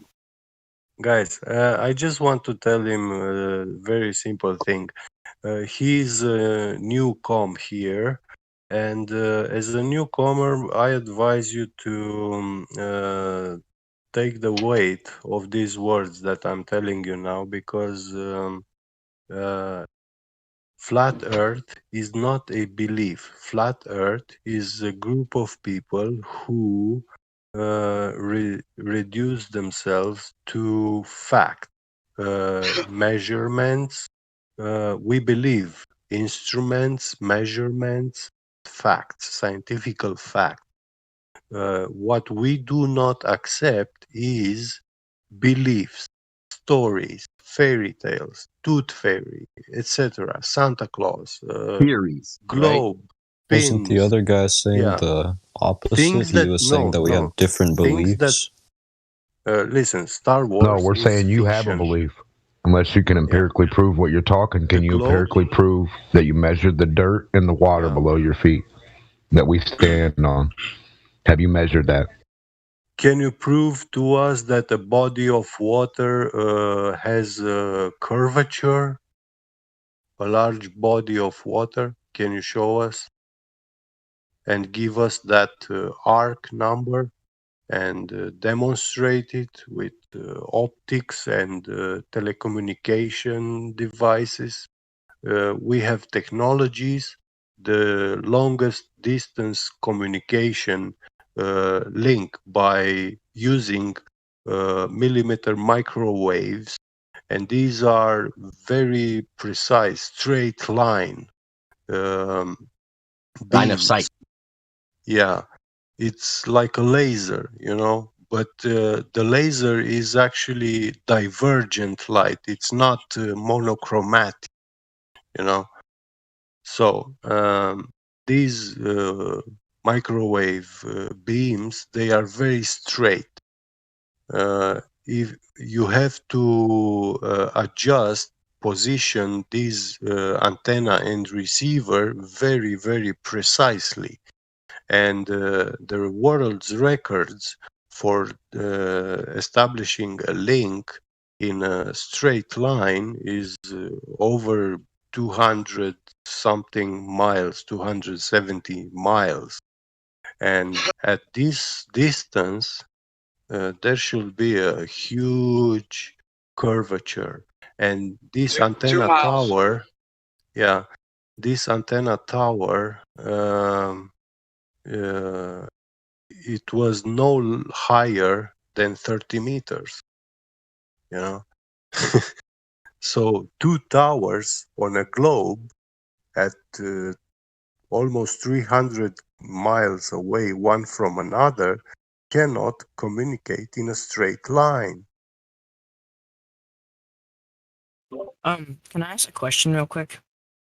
Go ahead. What do you guys think about gravity? What is gravity? Very. What is gravity? I think gravity is the pull of two masses, right? Well, And that's old gravity, bro. Well, I can tell you what gravity is. That's Newtonian gravity. Gravity, yeah. Go ahead, finish. Sorry. Well, yeah, you're talking about mass attracting mass. That's Newtonian gravity, and that has been so superseded by Einstein in 1950. So What did Einstein prove against Newtonian gravity? Wait, gravity is the bending of space-time, Yeah. right? It isn't a force. It's not it's the bending of space-time, which would pull. Yeah, it's not. If it bends space-time, it would bring things down with it into the. Yeah, that creates force. Yeah, that's what the force is. It doesn't happen. No, there is no force, son. And can you guys explain solar or lunar eclipses with a flat Earth? What the fuck does that? Hold on, slow down there. Slow down there. We're on gravity here. Understand what gravity is. First of all, Newtonian or Einsteinian. Now, if you're going to say mass attract mass, it was superseded by Einstein with space-time bending. Now, is space and time physical things? Or are they just conceptual? They're conceptual. In our brain. Conceptual, right? They don't. So they're how can you bend something that is not physical? Space is well, it's like matter. Matter isn't physical, but it is. No, space is supposed to be nothing. Are you not physical? Well, no, matter. What is the? It's not physical, but it is there. Yeah, that's a. It's like mental. It's in your mind. It's if it's physical and not there, what would you call that? That's called in your mind, buddy. Conceptual, imaginary. Yeah, that's like Santa Claus. He's physical, but he's not there. You understand what I'm saying? He's a force to be reckoned with, but he's not a force. I want to advise these young men. Young men, listen. You should not listen to this guy, your friend, because he's trying to say that your own parents, they don't exist. They are not physical. Do you actually deny your own parents? Where's everything even coming from in the universe? Because matter would have to come from somewhere. Yeah, it comes from creation. That's a nice question, though. When the only place you've ever been is Earth. What's the creator? So the only place you've ever been is out of your mom's womb, and on the dirt or in the water of this Earth. Where else you been other than your house? Those kinds of questions we can only speculate about. We can only speculate about who created us. We can only speculate about the lights in the sky. We can only speculate about the exact diameter of the container we live in. We can know what the ground is, the shape of the ground is. We can know whether or not it moves with accelerometers. And we can know that we have gas pressure because, we can know that there's a container because we have gas pressure. But we don't know what God is. We're not going to pretend to know what God is. We're not going to pretend to know who put the sun there or who put the moon there. We're just focusing on what we can prove. And water doesn't make magic balls at some magic size that you can't give us the number to. And you can't give us the number to a globe. You can't give us the evidence where someone actually measured this planet or the ocean. That's weird, isn't it? Don't you find that weird? I sent a video and I pinged one of you. I'm not sure which one. I'm pretty sure it was Is it a cartoon or what is it? What's the video of? It's a video of a person explaining how they calculated it using physics. They explain? Yes. They don't show us? So if I tell you to go in my backyard and I'm going to pay you money and I need my backyard measured, you're going to come and explain to me and talk to me with your lips? I don't get to go verify it and we don't get to actually measure it with the measure? And see, I mean, I don't get this. So can you understand what I say when I mean, hey, kid, I'm going to pay you to do my backyard, and you're going to go out here with this tape measure I hand you, and you're going to measurement. And you're going to bring me back your measurement. If it doesn't match the measurement I just went out and got, guess what? Somebody's fucked up. All right, hold on. But let me explain. So what I'm telling you is empirical measurement is what we need. I love your explanations of unicorns. They're great. But if I can get to ride the unicorn and pet it and let it eat out of my hand, that would be even better. According to Einstein, the Earth's curvature cannot be measured. It has never been measured, and it cannot be measured. Right. You boys are slaying a lot of dragons, but we don't see no dragons.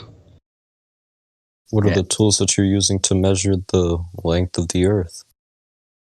And who has measured the length of the Earth fully? Nobody. Exactly. How can you guys that's my that point that I'm trying to make, because you're trying to argue against me for not having an exact diameter of the Earth. Hold on. We have empirical proof, scientifically proven proofs. Like this Earth we live on. We need a container to acquire pressure. Without a container, a wall, we cannot have pressure. But therefore, whatever there is above, that wouldn't be the atmosphere. That would be. You cannot have atmosphere next to a vacuum. That's the one. Yeah. Without a exactly. container. So the container. Your globe is hurtling throughout a empty vacuum of space. You know. Exactly, but with and your. That's not actually. They don't say it's. Truly empty. There is a lot of stuff: electromagnetism, magnetism, radiation, heat. Is any of that physical? It's a lot of stuff they say, but there is no atmosphere. Is electricity physical? Yeah. Yes, it is very physical. Magnetism physical? Yeah. Yeah. It's measurable. We can measure it. I don't know if the globe's physical. With how Einstein. Do you got a physical globe we can come play with in our classroom, please? Since you're talking physical stuff. I have still yet to see a physical globe. It's been about 7 years for me, buddy. 7 years. I still haven't seen a globe. I've seen a plastic globe with stickers on it. Have you seen a flat Earth? With your own eyes? Hell yeah. Every time I look at every lake, train track, everything I look at, every horizon is flat from left to right. Every degree from the nth degree, if I spin around in the 360-degree circle from my sight, everything is flat. Is so huge that you wouldn't be able to No, not of course. Listen to me. Listen. When you look at a basketball, where's the flat part? You look at a cue ball. Go get a cue ball and show me the flat part on it, please. Show us all the flat. Super flat cue ball with all the flat water because from basketball you're viewing the basketball from you're not on the basketball on Earth. Really? You are viewing from Earth. Well, put your camera close to the basketball and show us the flat horizon part of it. Yeah, son. I've challenged everyone to do this. There's the camera's too big. Yeah, now it sounds like you got more excuses. Sounds like more excuses like the globe. Well, of course. Hey, can I ask this guy a question quickly? Go ahead. So if somebody can see a lighthouse that's 60 miles away and the lighthouse is less than 100 feet above the surface of the ocean and the observer is less than 100 feet above the surface of the ocean, is it possible for that individual to see that lighthouse 60 miles away? That's my question to you. If it's clear enough. If you're should be possible. Is that a yes? Yes? If you're is that high yes? enough. Yeah, no, well, I said 100 feet or less above the surface of the water of the ocean. The lighthouse is 100 feet or less above the surface of the ocean, right on the edge of the water. Can I see that lighthouse from 60 miles away? Yes or no? So you're on the same level and 60 miles away from each other. Yes. I'm asking you if that's possible. Yes or no? You may For me to see that lighthouse. The top of the lighthouse, not the entirety of the lighthouse. I would say any of it, any part. The light or the bottom of it, any part of the lighthouse with the light or without the light. Can I see the lighthouse? You might be able to see the top of the lighthouse with the light. Okay, so let's just go that far. Let's just pretend that we can see just the top of the lighthouse, just the light from the lighthouse. And you're agreeing with me that far. I can see the light from the lighthouse 60 miles away, correct? That's possible? Yeah. Okay. So according to the globe model, 60 miles away would mean that there's 0.45 miles of a bulge of water, a curve. There should be 0.45 miles of curvature blocking the view of that lighthouse. So if I can see that lighthouse from 60 miles away, what does that mean the Earth is shaped like? Is it flat or is it curved? Well, of course it wouldn't be a perfect globe. The Earth is a natural thing. Yeah, but hold on. I'm not talking about a lighthouse that's half a mile tall. I'm talking about a lighthouse that's 100 feet or less tall. Do you see what's wrong here? You just admitted that I can see the light from the lighthouse 60 miles away, but there should be 0.45 miles of curvature between me and the lighthouse. Do you see what's wrong here? If the Earth was flat, then from where I am, I should be able to see the Cascade mountain range. Using that same logic. Hey. You're not using logic at all. You're asking crazy ass questions. You haven't even got this one yet. I'm saying using that same logic from where I am. Just asked you. No, my ass. Listen, he's asking you something. Black Swan. 4 miles of height. 4 miles of height is what you're missing. How does that work out? 0.45 miles of height, but still, it's enough to block your view from the lighthouse. Yeah. Let's bring it down to the minimum. Let's bring it down to 1 foot elevation, right? What is the rate, considering the radius of the Earth, 3959 miles? At 1 foot elevation, the horizon should always be at 1.22 miles, because the Earth curves at 8 inches per mile squared. And this is mathematical equation according to the radius, 3959. Now, if we can see farther than 1.22 miles at 1 foot elevation, now obviously the physical Earth barrier, the horizon, is not a physical thing. It's not a X you can put on and go to it. It's always it's never really there, right? So if we can see 10 miles, it's like a rainbow. Right, it's never really there, right? So if we can see 10 miles at 1 foot elevation, like the picture that was shared here by Roger in the live stream voice text, if P then Q, therefore, the monostolens, if P then Q, not Q, therefore not P. If the Earth is a sphere with a radius of 3959 P, then every horizon's distance measurement must be no more than 1.225 miles times 1.25 times the square root of the observer's height in feet, Q. The geometric horizon, a physical barrier where we can't see over, physically. There's something called refraction, right? Well, what kind of refraction are you talking about? How many refractions are there? There's 5 types of refraction. Do you know what refraction is? Yeah. It's the bending of light. Basketball doesn't change size. My backyard doesn't change size, no matter what. Let me ask him. Let me ask him this question. There are 5 types of refraction. There's 5 different types.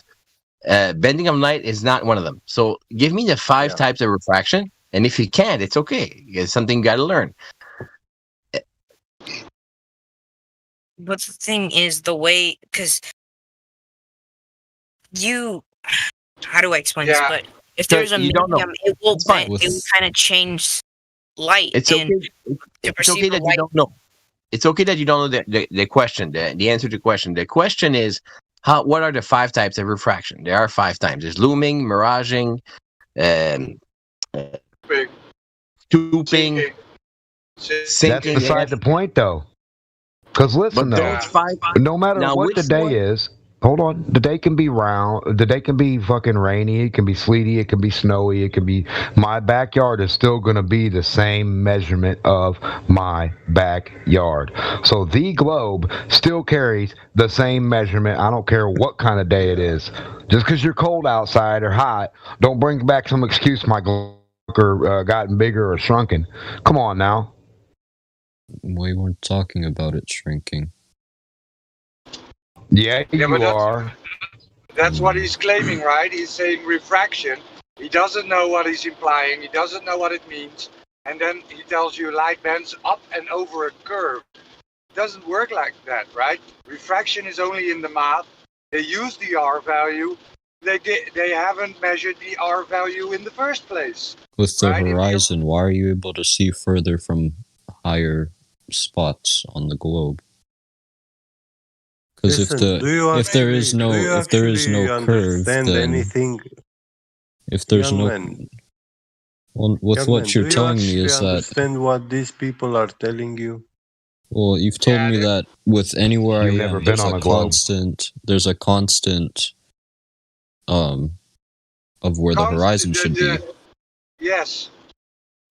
But if you go higher up, why you can see To see a further. globe, listen, go get a globe simulator on your computer, get that up real quick, and then get a flat right next to it on your computer, get the flat surface in the globe that matches the radius. Go up in the air on both at the same time, right, live for us, and we'll all talk about it together, and you'll see what a globe looks like compared to a flat plane. Can you do that instead of making shit up?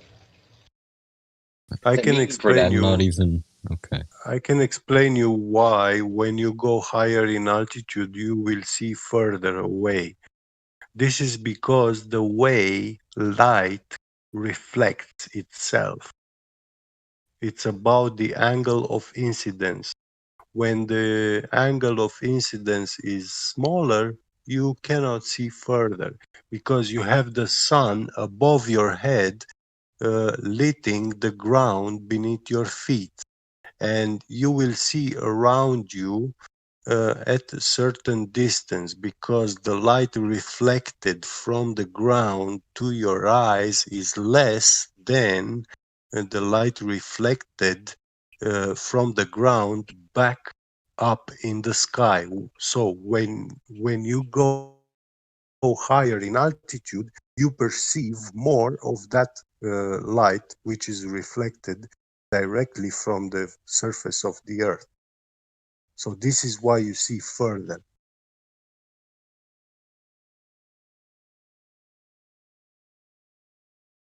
If you look at the picture of the Black Swan where the 2 oil rigs are, you can see that the horizon is beyond the 9.41 mile oil rig. So if at 1 foot elevation, that picture was taken, it's a video that was cropped, that was screenshot. It should only be 1.22 miles. But we see an horizon that's past 10 miles. So in the picture there, that's why we call it the Black Swan, because the analogy is, if you understand the whole analogy, the logic is, so back in the day, someone came and said, all the swans are white.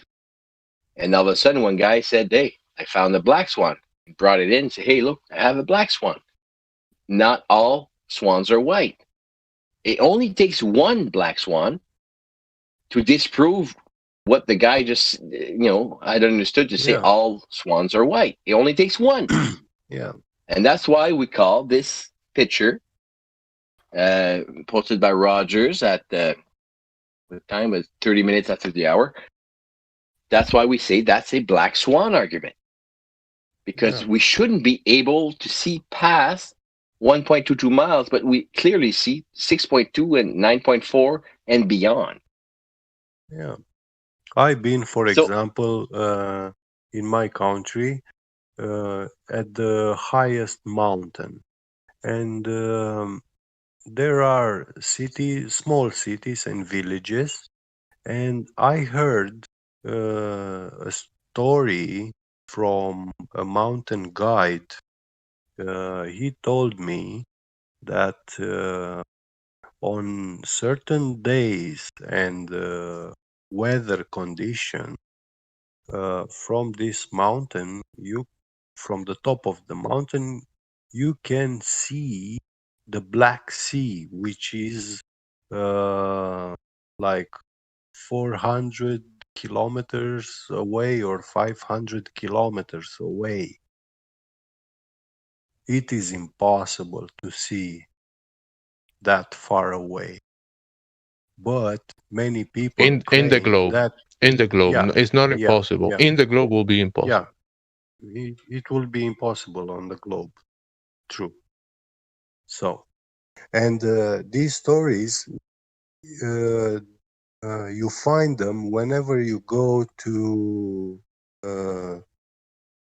in very high mountain ranges in this world. If you go in Switzerland, you will hear people living on high mountain peaks that they can see mountains from Germany, hundreds of kilometers away. But you cannot see them every day. There are only certain days when weather conditions allow it to be that far. Yeah, some days when it's raining too much, Yeah. you can't see Yeah. 50 feet in front of you. Yeah. So, Hey, we have some new people, guys. Just welcome them to the server. I will say, Mr. Vibes, you have any questions? You say you had a question for Flat Earthers? Yeah, yo. So, no, I'm gonna quickly debate real quick. So, actually, no, I do have some questions as well. Is it only the Earth you think is flat as well, or is there like? I'm gonna know your opinion on other planets. Let's say, what do you think? Well, think about the Earth as, let's say, the floor of the universe. When you use your senses, one of them your vision, you observe, you look at the sky up above, and you observe the luminaries moving above us. So what you observe is natural observable phenomena. When you look up there, you cannot determine the shape of what you're standing on based on what you're looking above. You understand that? Okay, just like you will be in your room and you look at your light bulb and say the floor is very A light bulb, yeah. Plus, what other planet have you been on? Let us know.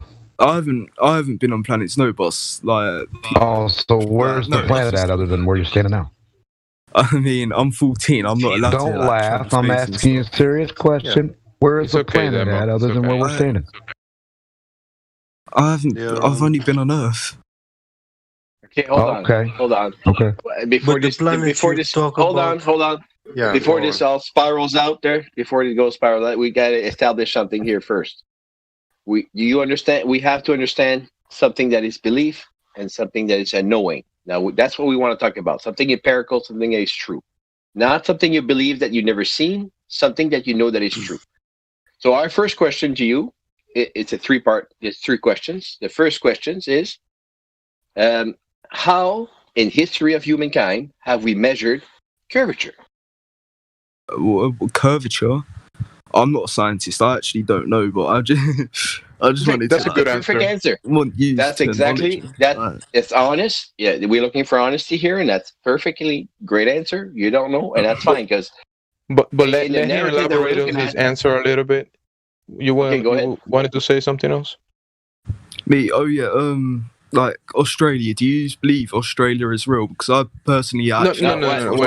Wait. About your answer, let's keep it step by step. Oh God, okay, doing this is Australian carry- real thing. Oh, come on, man. We're gonna take it there. It's okay. We really need to establish three questions to you so that we understand what's going on here in your mind. Okay, so we can discern what is a belief and what is a knowing. Okay, because otherwise we can talk about God all day and we'll never have a consensus, right? So let's talk I about don't what we know. personally believe in any god, by the way. Just That's fine, and that's fine. You do. You don't understand it, but Yeah, you do man. believe in a God. Hey, but hold on before we go there. Come on, man. We're talking about whether the Earth has displaced curvature or not. That's the first question. Correct. Yeah. How did we measure it, right? Yeah, man. Yeah, how's it been measured from any time in history? From now into ancient times. Are you aware of any time that the curvature of Earth has ever been measured?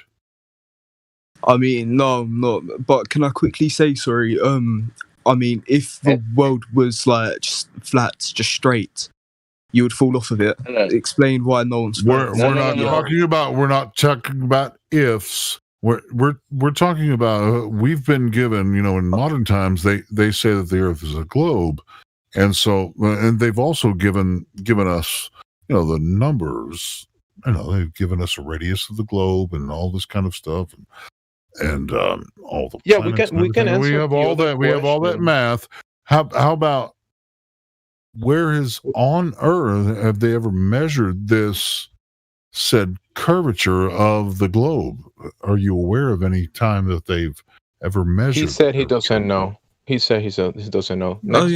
Next point. I mean, I personally haven't. Next point. Okay. No. Next point. Listen, we're gonna take it step by step. We're gonna ask you 3 questions. The first one was about the curvature. You say you don't know. Okay. You're being honest. And what watchmaker is gonna ask you? Okay, so he said no. So what's next? The 3 So questions. we're going to establish the first point here. We understand that it's a belief that you hold because you cannot bring about a scientific method that we can measure the curvature of the Earth. So it's a belief that you hold, and it's okay. We all have beliefs.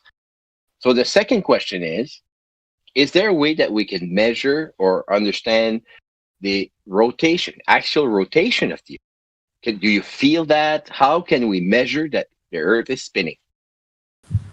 I mean, it's spinning. Like if it was just stopped, like we'll just all freeze and stuff because of the sun. We go around the sun, don't we? So and like night and day and like It's we'll a burn to death. presupposition.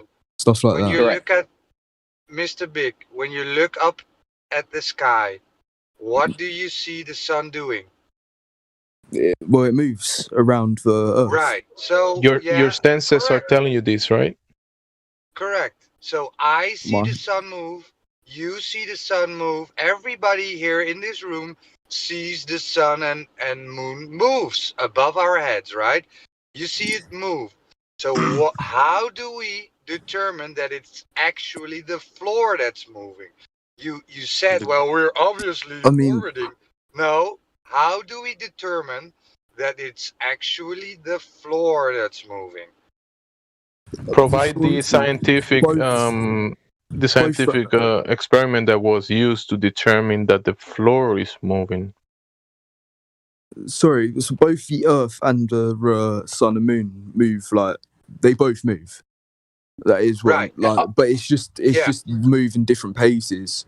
It takes like No, you're not getting it, right? So when I look up to the sky, I see the sun moving. I don't see the Earth moving. I only see the sun moving. So you would only then see the you sun ask, moving. then we ask, how did they ever determine that it's actually the floor that's moving, right? The only thing you and everyone on this plane of existence real quick. will ever... You are right, sorry. Okay. You are right. The Earth revolves around the sun. It moves around the sun. No, and then that's the moon. a presupposition. You are We know telling that me the that it Earth does moves around the sun and rotates on its axis based on the patterns of the stars. That's a presupposition, Chamcha. Well, that's why in different seasons you can see different stars and the constellations change. That's a presupposition again. Okay, let's ask for the scientific experiment that provides this. Okay, so if we didn't rotate around the sun, then why do we have different constellations during different seasons? Because they're moving. The as to your constellations The are stars are moving above us. We would see the same thing. as Everything your goes from as your east to west. What else senses do you moving. see? well, Sorry, but if the stars guys, and everything is moving. let's Jemsy, do you want to like take this or Roger? You're gonna have to pick one, Jemsy or Roger. Let's not all jump. I'm going inside a building, but the point here I'm making is that we need to determine that the floor is moving by not looking up, because every human on this plane of existence has only see stuff moving over his head. Nobody has ever witnessed or felt the Earth's rotation. So how can we determine with which method, which scientific method, which experiment can we determine that it's actually the floor that's moving? Can you Do you provide know, us? or do you? We can't. Oh, you can say you don't know. We can't. Hold on, let him respond, guys. Come on, I mean, Roger gave an explanation. Go ahead and let him respond. I know we're all. We can't feel the everyone's Earth. chomping at the bit. I mean, sorry. So it's so big. I don't know that much. I'm only 14 myself, and I'm not I'm not a scientist, obviously. But it just moves like it moves quite fast actually. But it's just where it's so big and like. Yeah, gravity and that. I don't know. That's great. He said he doesn't know. Yeah, that's cool. Hey, Yeah, man, Roger, Roger, respond. It's 6:50 for me. All right, as well. But I just thought, like, yeah, gone. Sorry, gone. No, man. If you have more questions, whatever, I want Roger to respond. I don't want all of us to just jump all over this 14-year-old. That would be ridiculous. Yeah, So I want Mr. Roger to Small. respond. Yeah, Mr. Small, it's fine that you don't know, right? Mr. Small. Everyone in this room was a globe believer at one time, and we all believe that there was curvature. We all. I'm gonna remain like this. Sorry, like there is nothing what can, unless like you become scientist and you find out. Yeah, like, that's an appeal to authority, right? So, and by the way, I mean, nobody's here trying to convince you that the Earth is flat. I mean, we're just. You asked us questions why we think the Earth is flat. I mean, we're not trying to convince you. Yeah, I know. Yeah, Mr. Small, the whole deal with these questions is making you realize that there is nobody on this plane of existence that has ever measured curvature, that has ever detected or measured actual rotation, or that there is a place that you can go to that's called outer space, right? You have a belief system which makes you believe that there is curvature, whilst you never ever witnessed any curvature. Nobody here has ever witnessed curvature. Nobody has ever felt or detected actual rotation, and nobody has ever provided gas pressure without a container. So it's fine to have a belief, right? It's fine to have a religion. You can believe that you're on a spinning globe flying through space. That's perfectly fine. But You're don't not come flying here. through space. Yeah, you're flying through space. The Earth isn't only turning on its axis. It's chasing the sun with 66,000 miles per hour. Yeah, The you sun do is know the Earth revolves around the sun, though, don't you? And No, not that's a everything. presupposition. Nope. No. You just contradicted yourself. Yeah, You just- the Earth is I'm rotating. telling you about the heliocentric No, model, the Earth right? rotates. Hold on, guys. Please let Roger do this, guys. Please. I'm telling you guys about the heliocentric model. Don't come and tell me I contradicted myself, right? I know your model way better than you do. That's a fact by now. So when I'm telling you that the heliocentric model is saying that we are turning around its axis with 1,000 miles per hour, it's chasing the sun with 66,000 miles per hour. The sun is flying around in our solar system with 500,000 miles per hour, and our whole solar system, right, is going around the great attractor with 1.2 million miles per hour. Yet we don't measure this. It cannot be measured. So why do you even believe that all these vectors are going on, right? And we are asking the people that believe in the globe, because it's still a religion, it's a belief system, that provide us with these measurements. And the goal here is to make you realize it's all a belief system, right? We here are in this room, we want empirical evidence. We want stuff that we can verify, like measurement of curvature, people. You can go out to a beach, you can take out your binoculars or your high-powered zoom cameras, and you can measure the surface of the earth. You can laser, right? You can get a laser and go to a large lake. Water is always flat and level. You can go to a lake with this laser and you can shoot the laser over the lake and it will hit the other side. It will hit the target at the other side. So if you have a strong enough laser... Sorry. Yeah, there is. Lasers are pretty strong, yeah. But the thing is the Earth is so big. The Earth is so much bigger than you. I don't know how big the Earth is. Yeah, so it's bound to happen, like. That's why we see the horizon from... Once again, I want Roger to hear his response and respond to that, please. Just give Roger a few minutes. Come on. It's two guys arguing against Roger. It's basically... Yeah, Roger is giving the flatter the flatter side. My bad. I thought someone else, another flatter. Yamcha, Shota, and Mr. Vibes is. My bad. They're arguing for the on something else. Go ahead. So Jamsa, do your thing. Jamsa and Mr. Mole, listen. They gave us dimension of the physical sphere, right? So they told us the sphere is 3959 miles in radius, right? So with these dimensions, we can calculate the curvature drop, which we then can go out and test. We can go out in nature and test if it is really a globe, bro. So when you go out and you shoot a laser over a lake, and people have shot lasers in the Netherlands over a lake that was 25 miles and it hit the other target, there would be 60, 70 meters of curvature between the laser and the target, yet it hit the other side. Do you agree that we can measure the surface of the Earth? Telling us it's too big, that's not an argument, right? Then welcome to flat Earth. If it's too big, then welcome to flat Earth. Because they told us they measured it, and we went out and tested it, but the curvature is not there. Black Swan.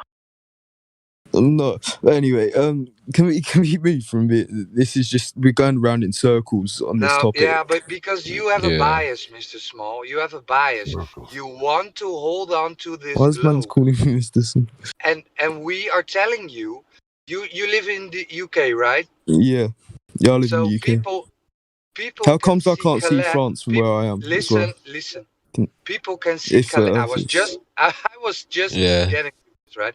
People can see Calais from Dover.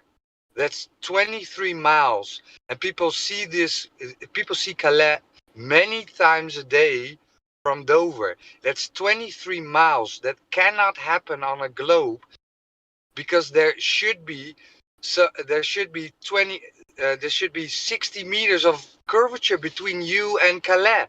You shouldn't be able to see it. And yes, you cannot see indefinitely, because when you're inside a pool, right? When you dive inside a pool, and it's a bit of a murky pool, you cannot see the other side of the pool because you are looking through water. And when you're looking through air horizontally, it stacks up, right? The air is made out of particles. It's made out of smog. Humidity. Using your same argument, because you're talking about seeing a city that it's 23 miles, right? With the distance. Yeah. So from where I am, the Cascade Mountain Range, which is thousands of feet tall, is 89 miles away. Okay. So I should be able to see that from where I am, from my window, because I am facing towards that mountain range. Keep it. But at sea level? No, I'm above sea level. So Chamcha, you should, because your viewing ability depends on the weather conditions. Well, right? in any day, I'm not able to, because I have my window open most of the time. I've never been able to see the Cascade Mountain Range from where I am. Did you use a high-powered zoom camera? Did you use binoculars? Because shit shrinks. Have you used infrared? Have you used infrared opticals? Well, with what you were saying, because you said that from one city to another, they're 23 miles across or in distance, and you can just see. So. Calais, from Dover, yes, that's documented many times, bro. Can I just wait? So you can see it. You can see it, but are they at sea level? Because it would. Yes. Can I just quickly say as well? With your logic, you're basically saying that days don't exist. Days and nights don't exist. Yeah, and days and nights. So you're saying there isn't 365 days in a year or 366. You're not. So then where would the day and night cycle come from if there's no rotation of the Earth on its axis? So wait a second, right? Because you're now jumping topics. We first had it's the same topic. No. Curvature, right? Where do we measure any curvature, Chamcha? Where? Even if I go to the next town over, which is even closer, that would shorten the distance to 50 miles, and it's on the same level. I still can't see the Cascade. So where's the curve he's asking you of the planet? The curvature of where's the dirt start curving away from a straight line? If you made a straight line, where does the dirt start curving away for you to make your globe go back into a ball? Where does that happen? I mean, the world's so big. Exactly. Okay, it sounds good. So where's the curve at? Where's the so big curve? Your so big curve doesn't exist. That sounds pretty weird, right? That it's so big of a curve that it doesn't exist. That wasn't the point. So where's the measurement? World is You keep saying ifs and buts. All he's asking you is for the measurement. Do you have the guy measuring it? Do you have the lady measuring it? Do you have a military group? Do you have the scientific group? Do you have National Geographic?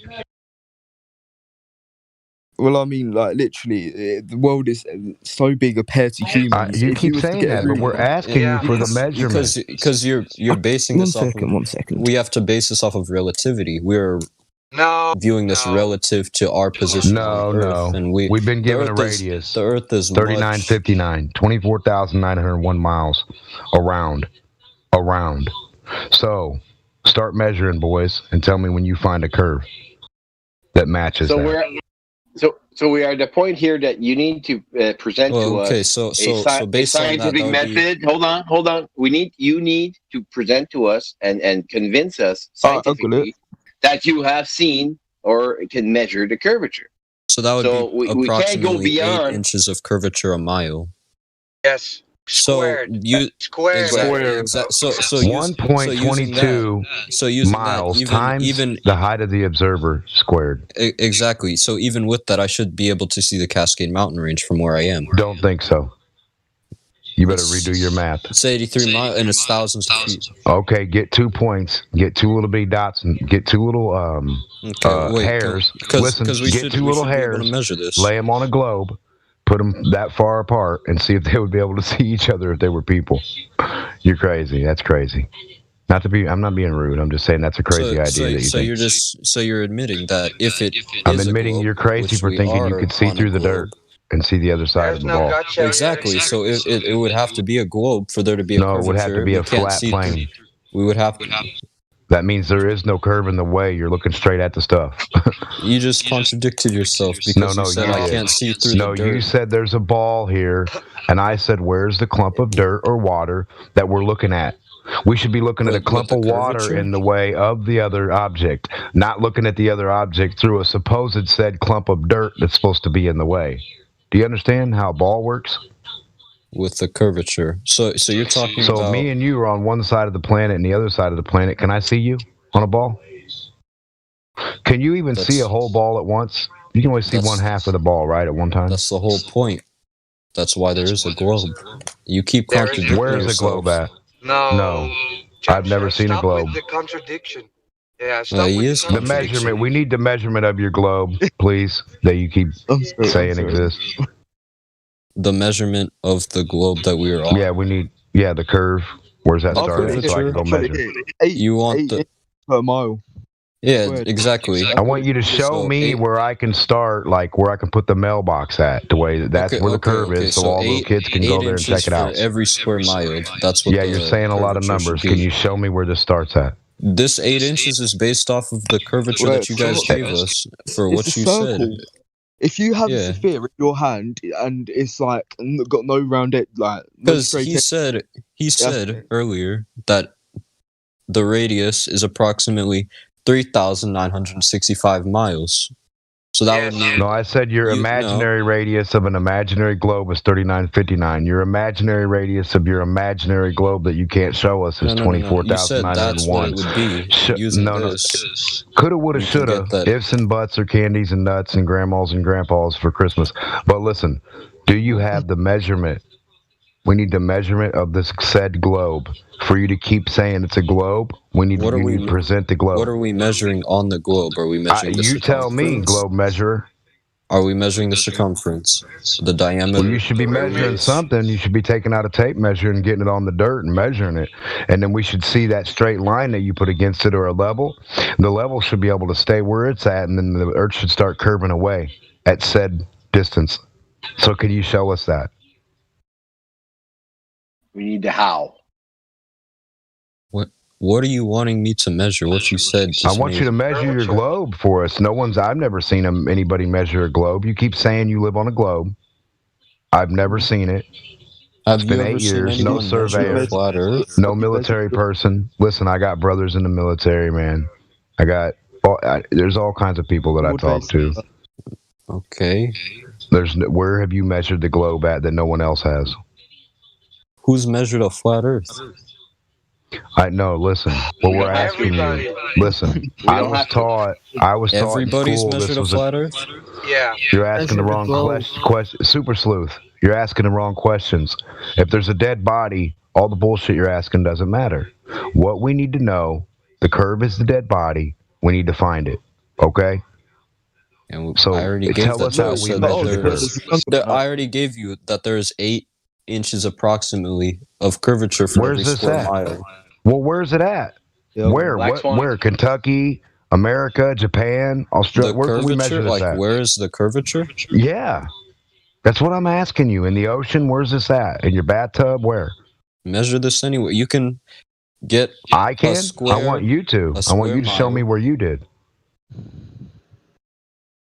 Bro, Jamcha, I live in the Netherlands. We have a massive coastline. I saw a windmill park at 39 kilometers away. That cannot happen on a globe. This is what you can do, Jamcha. You can go to a large body of water. You can get out a high-powered zoom camera. You can get out a laser, and you can shoot it, or you can watch over the lake. If we have a strong enough laser, yeah, and we shoot it from one end of the Earth, it should go all the way to the other end of the Earth. No. Well, the laser, if it's a flat Earth, cannot, listen, Jamcha. Lasers cannot go indefinitely, right? So even lasers have their limits. But if it was a magic laser on a straight plane, yeah, magically, yes, it would go all the way to the other side. Radio transmissions have been done. The first transatlantic radio transmission was done over 4,000 kilometers. Then Admiral Byrd did a once a week transmission from Little America in Antarctica to Maine in the United States. Aren't that was energy over waves able to 14 travel over through solids and 14,000. liquids? Listen, did the middle of my sentence interrupt the beginning of yours? You're saying that. Can you shut up or I'll mute you? Are you gonna keep interrupting or should I mute you? Okay, so emitter bird transmitter radio transmission 14,000 kilometers, and also Marconi transmitted from England to Australia. So you're talking about, let's talk about those radio transmissions as well. Wait, I just see this on the thingy. It's the give in the text thing. So you're really thinking that the sun is smaller than the Earth? You're thinking it's bigger? I think it's way bigger. Probably like 20 times as bigger. Is that a result of pre-assumptions and presuppositions? Why do you come to that conclusion? Because when you look at it, right, when you use your senses and you actually look at the sun with your vision, right, what you see is a spot, is a light, right, and it's in no way, shape, or form bigger than the Earth. Do you know how far away it is? Do you know? No, I don't. I can get it up though. 93 million. Yeah, tell us. And also, when you look for it, tell us how that distance was measured.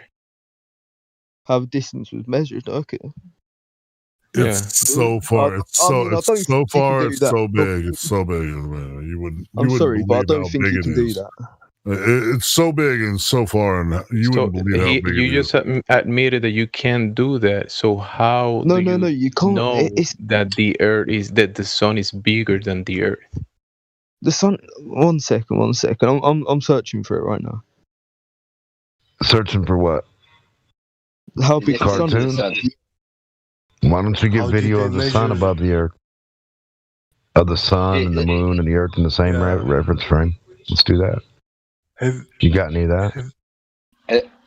And I'll just mention also that in coincidence, the sun is 400 times larger than the moon, and the sun is also 400 times farther than the moon. That's why they appear to us the same size in the sky. Oh, and Santa Claus will be here too. That's right. That's right. See how nonsense that is? That's a belief. Like it's just coincidental, right? It is nonsense because you will have to discard all of your sense. Excuse me, I'm speaking. I'll bore myself to sleep.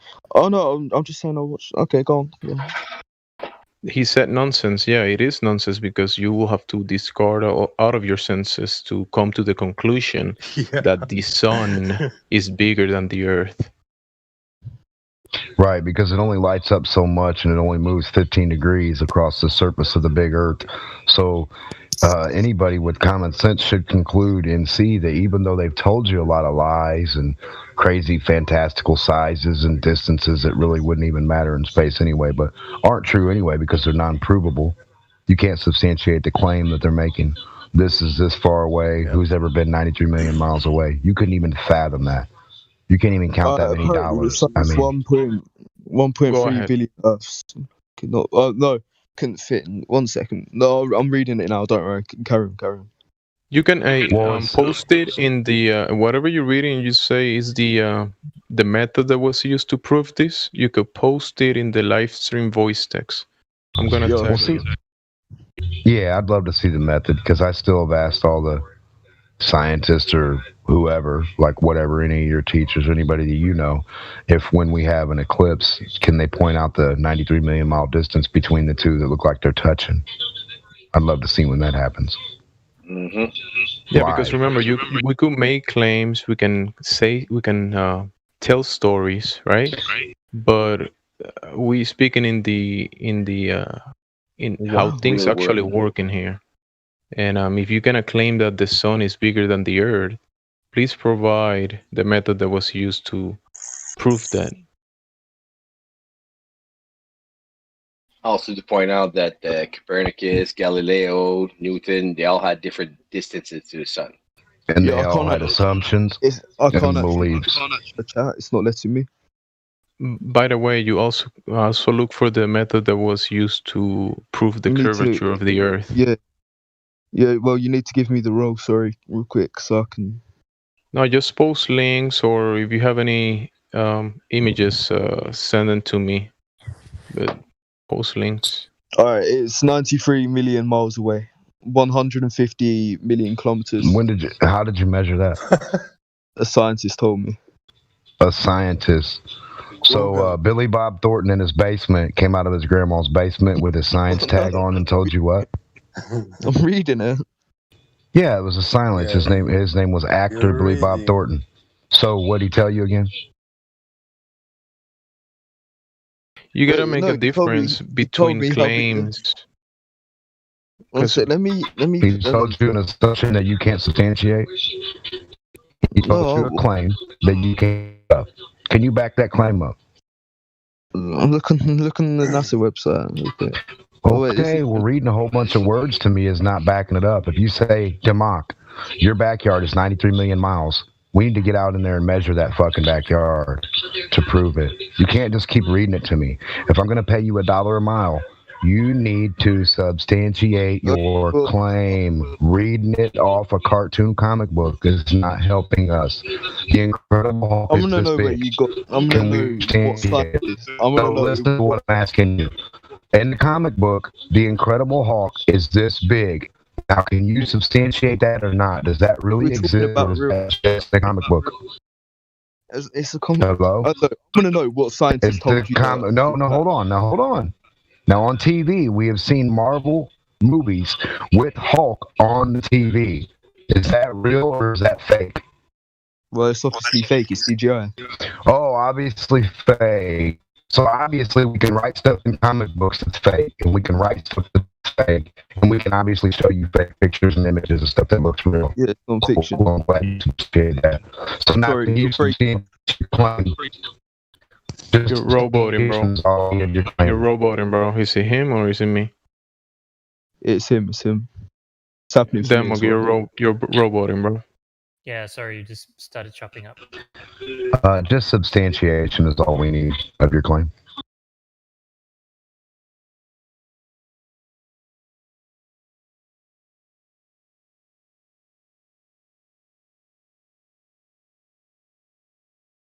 Do you hear me? Yeah, we can hear you. Substantiation of your claim is all we need. I was just saying, if you know, you know the difference between comic book and reality. So when you tell us, Yeah, what he's trying to say is that there are all these claims, but they need to be substantiated if you're going to be able to critically think. So, maybe if you're 14, you haven't sort of encountered that in your studies or in life. But if you're going to be looking at this topic, we really recommend that, you have to really think about all these claims that are made. Where do they come from? Because, just because they're in a white lab coat, just because they're saying something, just because it's coming from a certain quote unquote consensus or authority, doesn't mean it's true. I know, but doesn't mean what you're saying is true as well. So. Well, we're not saying anything else but disproving. We're only saying that we're not on the ball. We have not been able.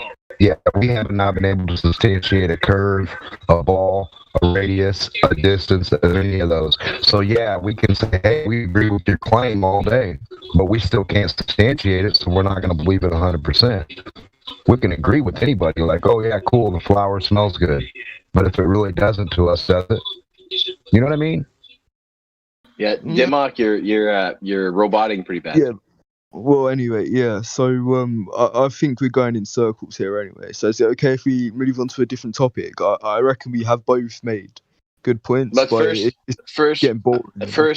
Before you switch topics, I just want to bring it back to the first thing we said. Said you have to differentiate belief and knowing, and we've established so far with our discussion that you only have a belief. We don't have beliefs. Okay, you have a belief that we don't have. So therefore, you need to provide us with scientific proofs of what you believe in. You have provided me with scientific proofs. Your science is a belief. The substantiation parroted claims that have been parroted for the last 200 years have been parroted. It's a parrot. So now your science can't even substantiate your claim because you can't with your science. Isn't that odd? That you can't even get your person that's telling you the claim. You can't even back up what they're saying with their substantiation other than saying it to you. Oh, I said some words to this kid and he believed me. Cool. I mean, I personally, I believe in it. I don't know. I don't know. It's just the way I've been brought up. Like, You believe 200-year-old measurements that have never been substantiated. Can you go out and do the same thing that the guy did 200 years ago for us live and show us how he measured shadows, or curvature, radius, distances? Can you redo that? Something that they did 200 years ago, can you do it right now? yeah, you keep them Hello?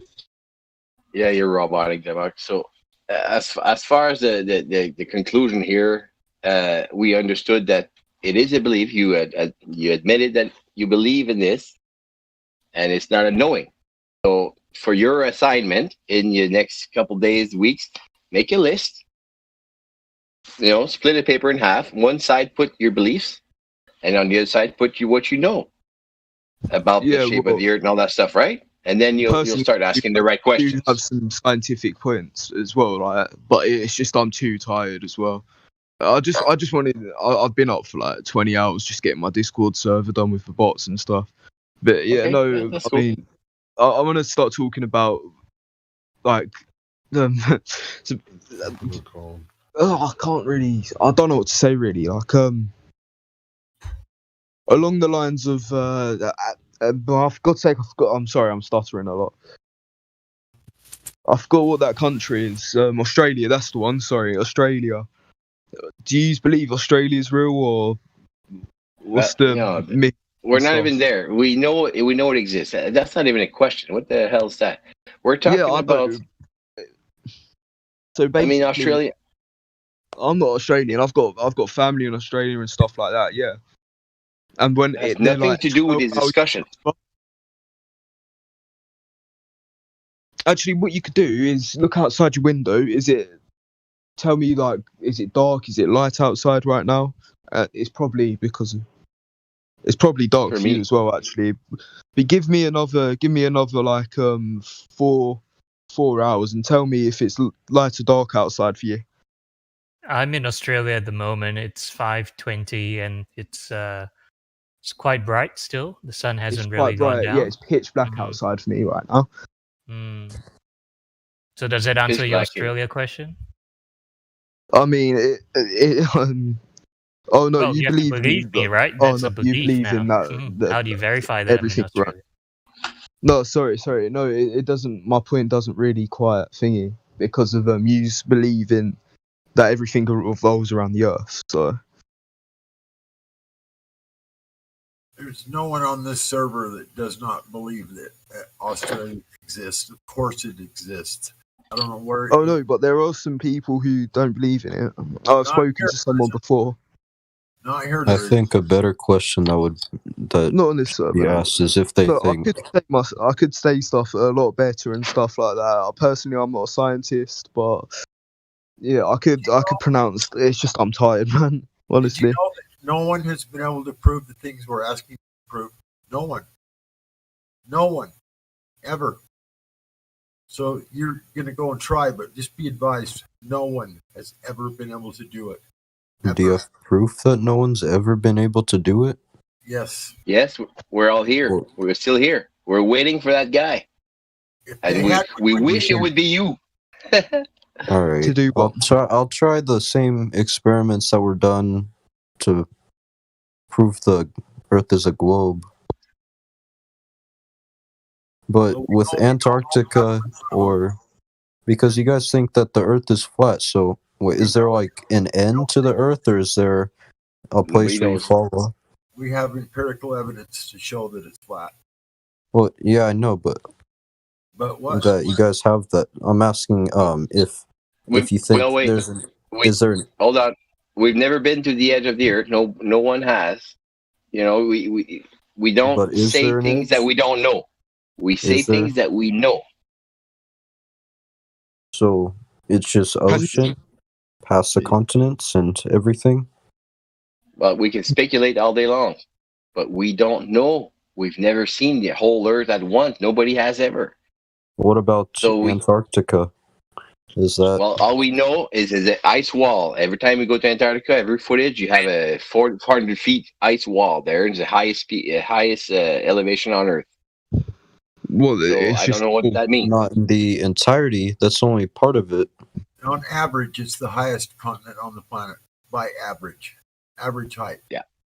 Well, yeah, because Antarctica isn't really the continent itself that we go there and walk on. It's more the ice above the continent, but the continent has been pushed down by the ice. So the ice is, above the sea level, 400 feet and more. You can go there. So if there's water on Earth, in your glass, in your tub, in your pool, in a lake, in an ocean, water needs to be contained. It's always flat at the surface. You can't. Water doesn't hold shear stress to curve on the surface. So and gas pressure needs to be contained. And gas pressure needs to be contained so that there's a wall out there. There's a container around us, so there is an edge, but the edge is not a cliff. It's a wall, and the wall would extend above our heads because we're in a container, because you need a container to have gas pressure. Well, I want to be clear here. Okay, when people talk about the ice wall, that is just the shore of Antarctica. Okay, like there are these ice cliffs on the shore of Antarctica. Antarctica, we think that it probably goes all the way around this like Earth pond, as you could call it. You can't walk across Antarctica? No, you can never go all the way across it. Like, you can't come over Antarctica and come back, pop up on the other side like the pack. No, not like that. I mean, you can. Yes, you can go. You could go up and you could go into Antarctica, but we don't know how far it goes before you can't go any farther. It seems like there does need to be containment. Like you do need to have containment for air pressure. Yeah, with a globe. But yeah, we don't know. We don't know how far that is. It could be hundreds of thousands of miles. Like who knows? Yeah, and earlier, can you guys hear me? Yeah. Okay, earlier I was just asking, like, is there any way you can repeat, like, from 200 years ago, a guy walking or getting on a horse or just looking at the dirt or seeing some shadows, some sticks and some wells? I was just wondering if any of those young men could repeat that. You know what I mean? Wait, repeat their experiments? Yeah, like repeat it and like film it live. It's not an experiment. Yeah, it's just an observation. Not like right now. Just an observation of shadows. No. If you could do it anytime you felt like it, if you wanted to. Exactly. That's not my point. I have a point. If you want to go do it, film it, and then tell us exactly how they proved a supposed curve or this whatever with their shadows. And if you get the same and do, just reproduce it and come back and show us the result. Right. Okay, so basically, you see that picture what Thingy just put in the live stream voice text. Is there a real life looking version of it, or are they all just cartoons? You're talking about Orion's picture there? Yeah, that's the one. That's just it's a generalization. It's a way to. It's an idea. It's a concept. Like that's actually an exactly what your theory is. It's an azimuthal equidistant map. And it's not our model. Don't go thinking that that's exactly what we think it is, but that helps to give the idea of like a centralized North Pole and an Antarctica that's around the outer edge. Yeah, that's a general idea. So, I have a question. How come nobody's like tried to go up all the? Go up on what? Like, so if it's flat, right? How come nobody's ever tried to go all the way over the edge? It's impossible to go over the edge of Antarctica. It's literally impossible. There's way too many restrictions to do that. Yeah, there's a few reasons. Okay, so there's a thing called the Antarctic Treaty, which at the 60th parallel, you're not allowed to freely travel south there. Like you can book for very pricey. You can get like you can go on a cruise down there, or for even more money, you can go on like this guided tour where you do get to go on to the ice shelf itself, and they take you on a few. They take you to a few touristy type places where you could climb climb some ice if you're a climber or something like that. But you're not allowed to go off the beaten path. You have to stay near the group. Like you're not allowed to freely travel or explore. Yeah, but there's it's very strict. restrictions down there, right? There's what? Why doesn't somebody with like their own plane just fly it over? It's completely restricted. They'll literally shoot your ass down. They'll shoot you down if you try and cross the. Oh wow! They'll shoot you down before you even get there. Okay. As well as airplanes, yeah. People are saying the gravity is just like a made-up word. Alright, so planes, yeah. So how do they keep up? Like, and how do we keep on the ground? How do we keep on the ground? I mean, yeah, if you had like some kind of super fast fighter jet, you might be able to try to outrun them. But the thing is just like if you try to, why would they? If you, it's a completely militarized, like restricted zone. Just like if you were to go and try to fly a plane over Area 51 or over the Pentagon. With Antarctica, they have a different treaty because Antarctica, the whole treaty was based off of wildlife conservation. So then you couldn't have things like, because if tourists went there, then it would really damage the environment because Antarctica is such like. For what? What lives there? For ice. I know, but it's like it's Antarctica. Polar bears There's and I don't know. seals There's and- penguins, or even There's fuck all there, man. There's fuck all there. There's just ice and penguins. Fuck all. Birds, ice, penguins. That's it. It was 1959 when the Antarctic Treaty was put in place. There's no How much bear. environmentalism was going on in 1959? and Why would they want to cover and something up with- in 1959? yeah, and with Antarctica, it's like they restricted military activity there. You can't have bases or anything in Antarctica. no, There's a treaty for that. The only things that are down there are Researchers. People who work for the people who get government grants that work for the military and shit like that. Yeah, they're allowed to go down there. And there are military bases down there as well. In fact, there's a ton of fucking there's a ton of them all the way like around the outer edge of it, basically. You're sure they're military bases and not research outposts? They're both. Because a lot of the times it's research outposts, but I think, but don't they have the fuck? What is someone typing on? Yeah, who's that? Hey, I have a question. Yeah, don't worry. Mute yourself. If you're not speaking, mute yourself, please. Yeah, start with continue. I have a question here, real quick. Well, hold on, we're still covering this one. Anyway, though, It kind of continues with it. Oh, sorry, go ahead. So yeah, as far as there's the Antarctic Treaty, that's one thing, and yeah, just like if you try to leave your country without getting permission, if you don't,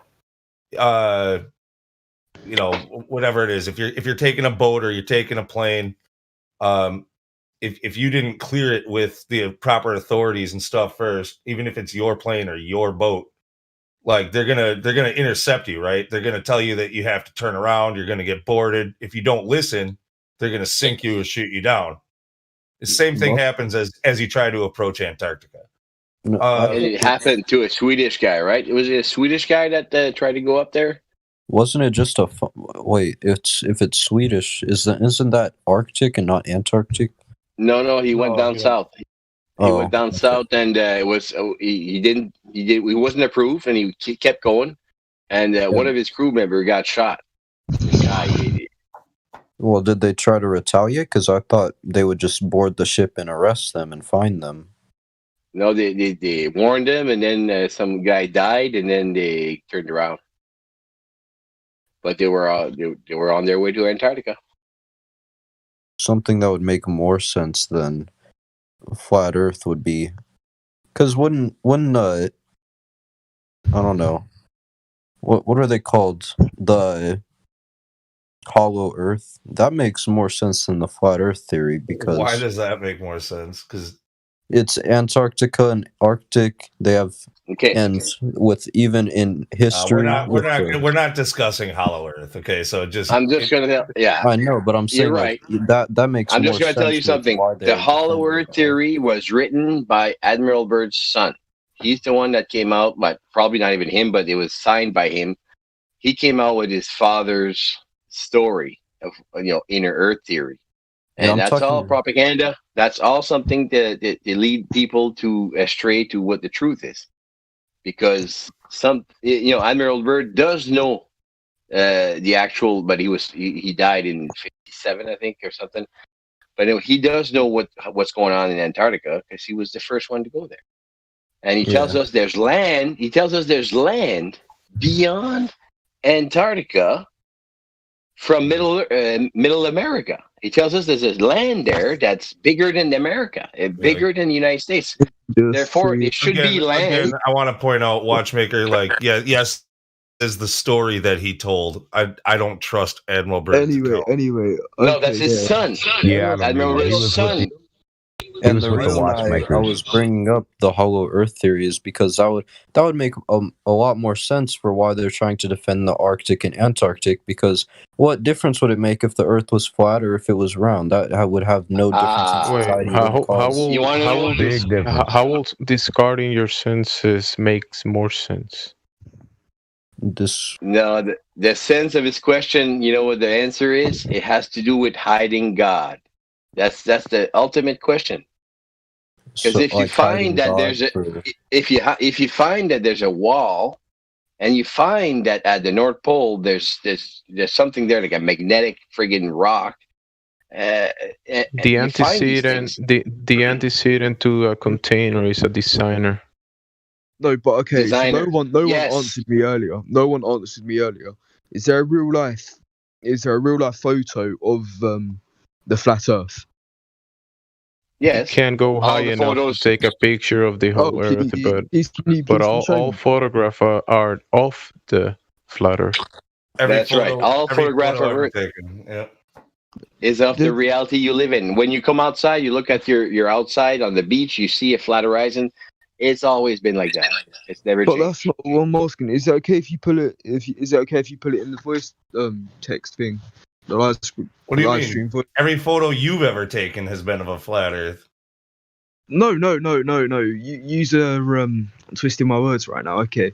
So what I'm asking is there to be if someone can provide a photograph of the Earth. Of the whole flat Earth. You mean the whole flat Earth? That would depend on if we could go high enough to take a picture of that, and I don't think we can, nor are we legally allowed to.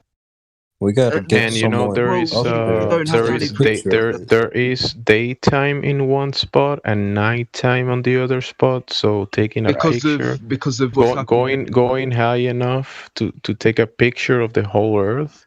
Do you really What's think you can do happening that? there is the moon and the Earth are moving. That's why. But yeah. Yes. No, The moon both, and the both sun moves, yeah. Both the sun and the moon move. Yeah. Yeah, because to the what side. happens is the no, don't worry, go on. I can't be honest. Oh, I'm gonna go now actually because this is getting a bit boring and I'm tired. So Yeah, thank so you for understand what we need to understand, that you understand that you have a belief and it's not a knowing. So that's we understood this. Everybody in the chat understands you believe and you don't know. And that's fine. By the way, They what said are now- you streaming on right now? YouTube. Yeah. Is it okay if I have a link to it? If one of you send it to me. Alright, thank you. Flutter Discord 2.0. Flutter Discord. You'll find it. Is that what it's called? Okay. Alright, well, thank you. I'll probably be back tomorrow. All right, later, Right on, bro. man. Okay. Alright, in a bit then. Make, as well. make your list, beliefs and knowings. Hello. Hello. Alright. So Did those two little kids already leave? I'm still here. yeah, but I think Ben is new to the server and he had a question. He's Ben? currently server muted. He was typing, and then you all server muted him, and you haven't unmuted him. All right, let's check if he had a question for real. Come on, Ben. Oh. No, I didn't have a question. All right, you all said then. Go ahead, guys. All right, yeah, Ben, so that we don't have to server mute you when you're not talking, keep yourself on mute locally, okay? Yeah, I got it. All right. So with them trying to hide a god, with the wall, the ice wall, and a creator. Oh, holy shit! There are already religions in place that talk about a creator. And the United States government even has, like, it was founded on the belief of freedom of religion but mostly Christianity. The problem with that is if they showed us the actual fact that there's a wall at Antarctica in the past somewhere and that there's a ceiling, if they showed us this, the problem is they would lose all their power. They could not control us anymore because the whole Earth, people on Earth, would understand that there is a creator and God exists and he's watching us and we'll have something to answer after we die. Look, don't focus. Let me tell you, most people already believe that. Don't focus too much on the ice wall thing. Like that's not the point. But if you're gonna ask, I'm assuming when you brought up hiding the creator, I'm assuming you asked like, why would they lie? Is that correct? Yeah, pretty much. Okay. Well, they taught you that, you know, the earth and everything was created through a big bang, which first off, right there on its face, that can't happen. You know, everything has to be cause and effect relationships. You can't have nothing just suddenly explode and create everything and then find the order of that we have now. You know, like you can't find life in all of its beauty just from randomness through No, and even and the argument against that would be because with the god, where would the god come from? Because it just came out of nowhere. Yeah, but no, that's just a never-ending argument, though. Just you don't have to try to explain your God's God. You only have to try to explain your own reality, right? And that's pretty much the only conclusion is that it's a created environment, right? If it's a Big Bang that did it, the Big Bang and everything was then random, and they try to tell you that, you know, God had nothing to do with it. Well, you know, if the earth is flat, it's clearly a created environment. Like there's no question about it.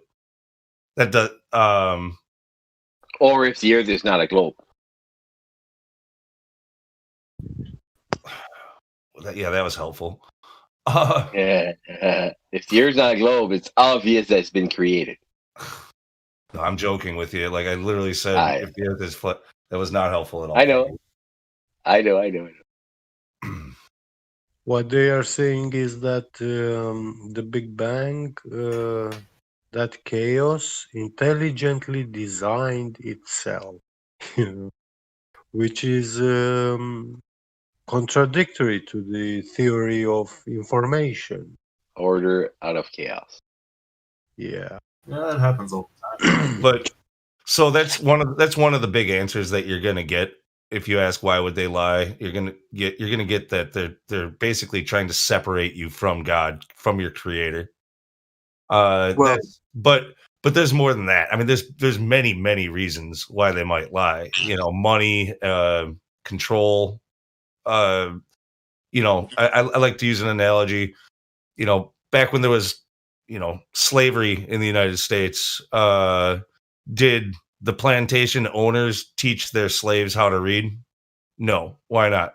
To keep them ignorant, to keep them uninformed, to give the owner more control over their slaves. If you're trying to control masses of people, you don't tell them anything you don't have to tell them. You keep them as far away from the truth as possible. That you are controlling. Well, wasn't there? You guys said that the first guy to try and sail up there was in like the 1500s, right? So in the 1500s, they had like a big religion chasing craze.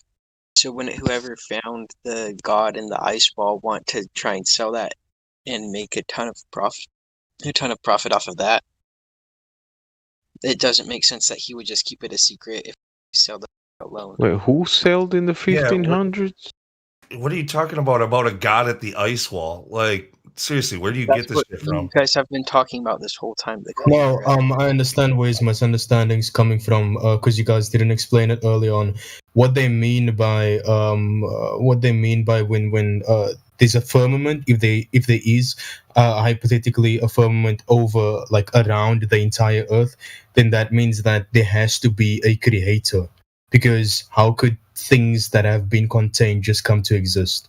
That means that something must have created us. That is what they mean when they say that they're trying to hide God away. They're not saying that if you go beyond Antarctica you'll find a God. That's not their point.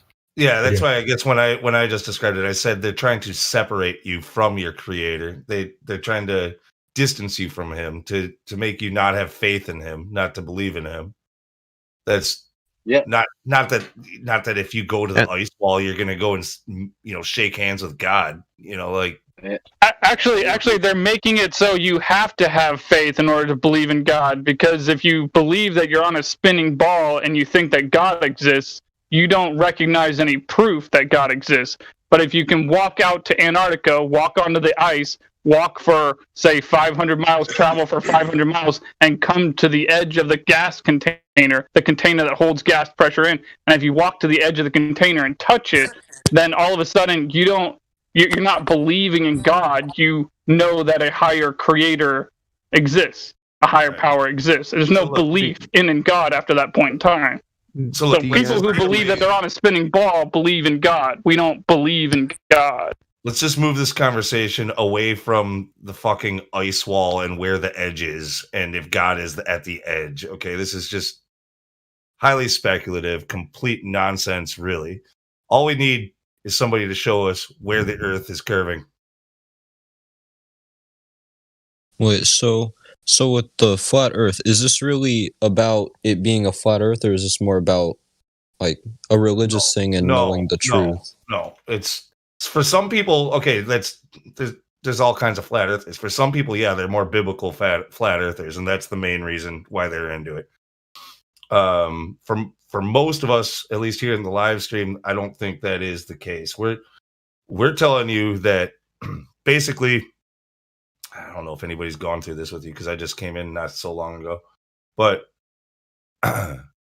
we have this base axiom that we start from, and we don't experience any motion of the Earth, and we don't see any curvature of the Earth.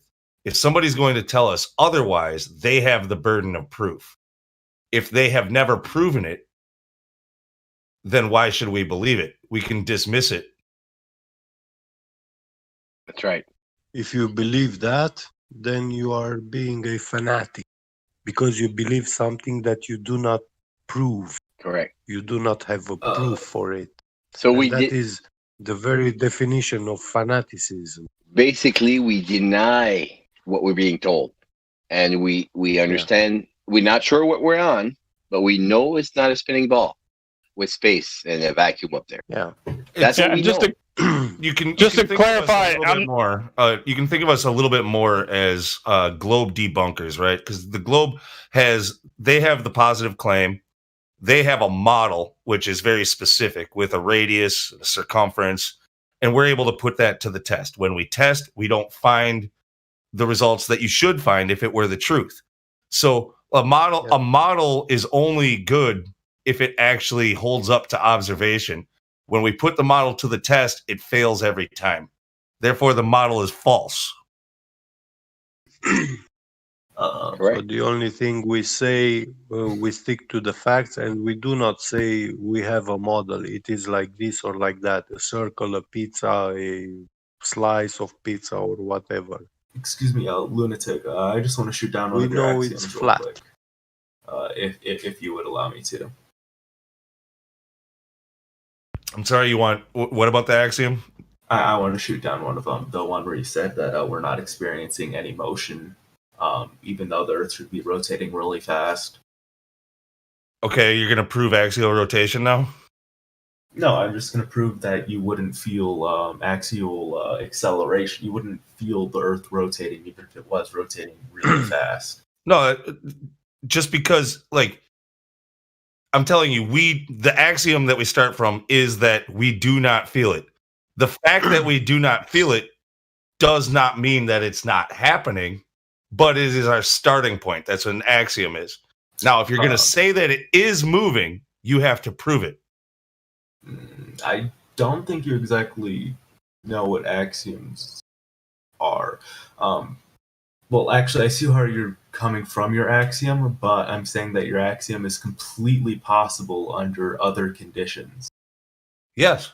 No, yeah, it could be possible. It could be curving, but too big for us to see it. But if that's what you're going to claim, then that's what you have to prove. I'm purely on the motion one, where I'm saying that... Either one. It's the same thing. It's the same thing. It's the positive claim. Yeah, but your axiom goes from the direct logic of I don't feel any movement, so therefore the Earth isn't rotating. Correct. That is false. You can be moving without feeling acceleration. False. No. What you just said there is Okay. false. Okay, Constant hold up. speed. Constant speed. You like- have a biomechanism which is called Yes, and that experiences vestibular acceleration. in And your I ear. want to listen to Watchmaker real quick because it sounds like he was about to make an interesting claim. I don't know. Okay, well, it's not a claim, it's a reality. So when you're moving in a straight line, 100 miles an hour, perfect, you're not feeling movement as long as you don't have wheels to run on, but you won't be feeling it. As soon as you start turning half a degree, a quarter degree, then you start to feel a little G-force on the opposite side that you're Angular turning. acceleration, yes. That's correct. As You soon as you see- start turning. Now, you have to understand something. The speed of which that we're spinning, okay, and moving around the Earth and moving around it. So the Earth we would feel acceleration difference. Like if there's deceleration or acceleration, we would feel that. And now think about it. The Earth is spinning, okay, in the same direction, counterclockwise, as the Earth is turning around the sun, supposedly. So if it is true, during the nighttime, we should be accelerating 1,000 miles an hour at the equator because it's like a slingshot because we're going at 66,000 miles an hour around the sun, plus 1,000 miles for the rotation. And in the daytime, we'd be decelerating 1,000 miles an hour. So it would be 60, instead of going 66, or 67, we'd be going 65. So there's a 2,000 miles an hour differential from day to night. So we should be feeling this, right? Okay. That's actually that's actually interesting because that is acceleration with respect to the sun. But the way that we experience acceleration is with respect to the Earth. You don't feel motion. Okay, I will tell you. I worked in the metal industry, metalworking, and I have made use of ultra high precision measuring instruments like interferometers. Do you know what these tools are? Interferometer, I've forgotten. Can you remind me? Okay, you forgot. Okay. The interferometers are one of the most precise tools used in the metal working industry. Okay, what does it measure? That's what I was asking. They measure they are capable of measuring at nanometer scales. I was measuring at micrometer. Oh, so they measure distance. I was manufacturing components, metal components, at micrometer precision. Now, whenever I had to measure one of these components, this interferometer was placed on a table. And when you place that part on the interferometer and then give the command at the computer to scan that component and measure it, you were supposed not to touch the table, because the touch, a simple touch, sends vibration and affects the measurement of an interferometer. And interferometers, this is what they actually are. They measure motion, distances to things. If you hit the table, it will create a wave throughout all that system, and you will get false reading from the interferometer. So, and the interferometers, they show us that the Earth is not moving in space. No, they show that your object is not moving relative to the stand that it is on, or relative to the measuring device. You don't understand the principle. I perfectly understand what No, you don't. Gyroscope. The concept of relativity. Gyroscope. Yes. Just look at a gyroscope. Yes, if you get a gyroscope and you have it spin for, let's say, you would get one that were to spin for an hour, you would see it change with respect to the ground. No, it doesn't. But it does. No, it doesn't. No, but it doesn't. I hate to go there. I'm a watchmaker for real. I work with this shit, man. I know exactly what you're talking about. Gyroscopes. No, we fixed them. That's a funny thing. Yeah? We know what's going on, the friction. Well, to tell that you're moving, it helps if you're moving against a substance, and the gyroscopes appear to be pointing toward a substance of space that is moving over the unmoving Earth, but not pointing to the Earth moving through that substance. That was the basis of the interferometer ether drift that they accepted as an experimental framework to say if the Earth is moving and there's a substance that makes up space itself that Earth is moving through, we can clock the speed of the movement of the Earth through space. They got 5 to 8 kilometers per second, but they were not able to get the 30 kilometers per second necessary for the Earth to move around the sun. So it appears at best that the Earth is motionless, which is, not quite going with Copernicanism. That's Looks like exactly based what we off got of laser tests relativity. and other tests that it's flat as well. Listen, I can also Meadow, tell you that is exactly where we get relativity from. Is trying to solve that problem. No, It's it cannot really interesting. solve It it. involves a lot of quantum mechanics. Relativity is So a understanding joke. it can be Tooth really fairy. hard. Time and space bending? That what you're talking about? Can you weigh some time, or can you weigh some space? Can you weigh space? Yeah, no, you can't. You can't bend it, can't weigh it. It's a concept in your mind. How is we're not weighing space? You understand? I know you can't bend it. You can't bend that shit, man. It's conceptual, imaginary, Narnia world, right? Okay. Star Wars. Explain the fact that we can see more stars. No matter how much you want to bend the space, come around from the sun, because we can do that. We do see more stars during a solar eclipse than we should be able to. No, we see different stars during the day. Yeah, that makes sense. That's you see more stars. It's just a different sky. You never see that sky during the day. It's always daylight. You never see those stars. But once it's night, then you see those stars. Oh, there's more stars. No, they're just different. Those are the ones you don't see all the time. Yeah, but the ones that we should be able to see, right? If you were to kind of think things through, right? We see more stars than what we should be able to see. The sun should be blocking out some of those stars that we are seeing. Right? So you're using that as evidence of general relativity with gravity bending the starlight? Well, you could also reinterpret it with ether flowing around the sun or whatever, bringing the stars to your eyes. Is the that substance not of the space being like a liquid, bringing the stars to your eyes and refracting the stars. So there's even other interpretations for that beyond relativity. exact same? And even more simple than that, even more simple, it's just the distance of those stars is just greater. You can't see them. And when you're during the day, they're closer, so you can see them. Because of the So air we live in, it absorbs the light and we can't see them. How is it? It's too so far. do you think that the stars move closer to us, or we move closer to the stars? It's because when they're above you closer, when they're farther away, they're further. On a flat Earth, if you So imagine it, right? the stars move towards us. The stars move toward east, from east to west, right? Just like the sun. So they always do the same thing. It's not lunar, nothing new under the sun. But what I'm saying is, when it's over on the other side, you can't see them.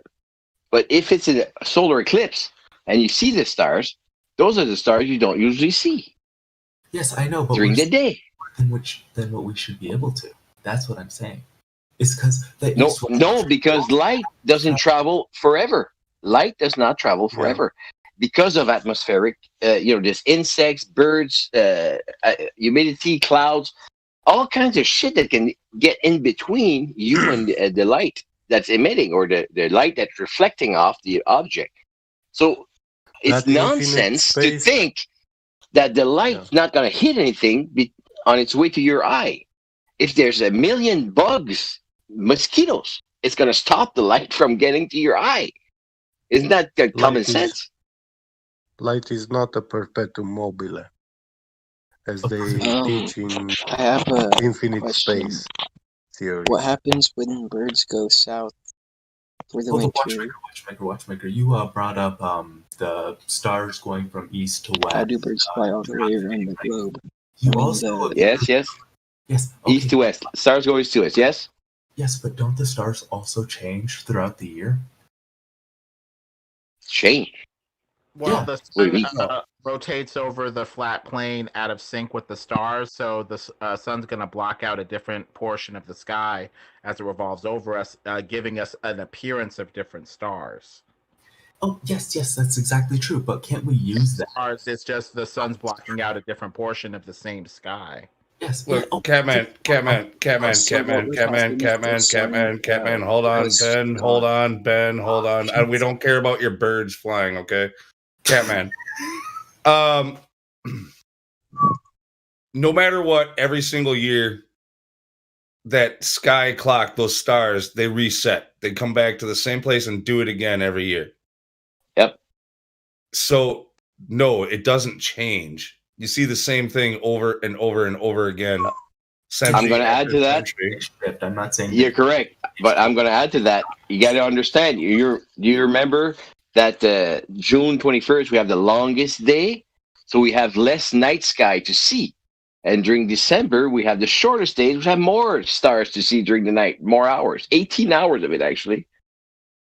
You see what I mean? Obviously, you're going to see a different sky in the stars because you have 18 hours to look at it, or in reverse, 6 hours to look at it. You are misunderstanding my claim.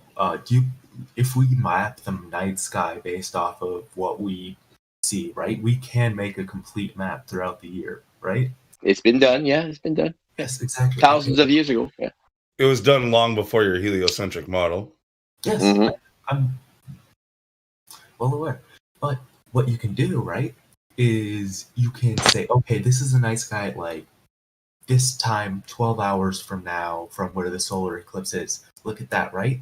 And then you can infer that, hey, what I should see on the other during the day should be the other side of this, right? Yeah, that was also done thousands of years before your heliocentric. Catman, you understand that all civilizations before I'm speaking, all civilizations in the past knew the Earth was a level stationary plane before the globe model. The only outcast, the only different one here, the only odd one is the heliocentric model.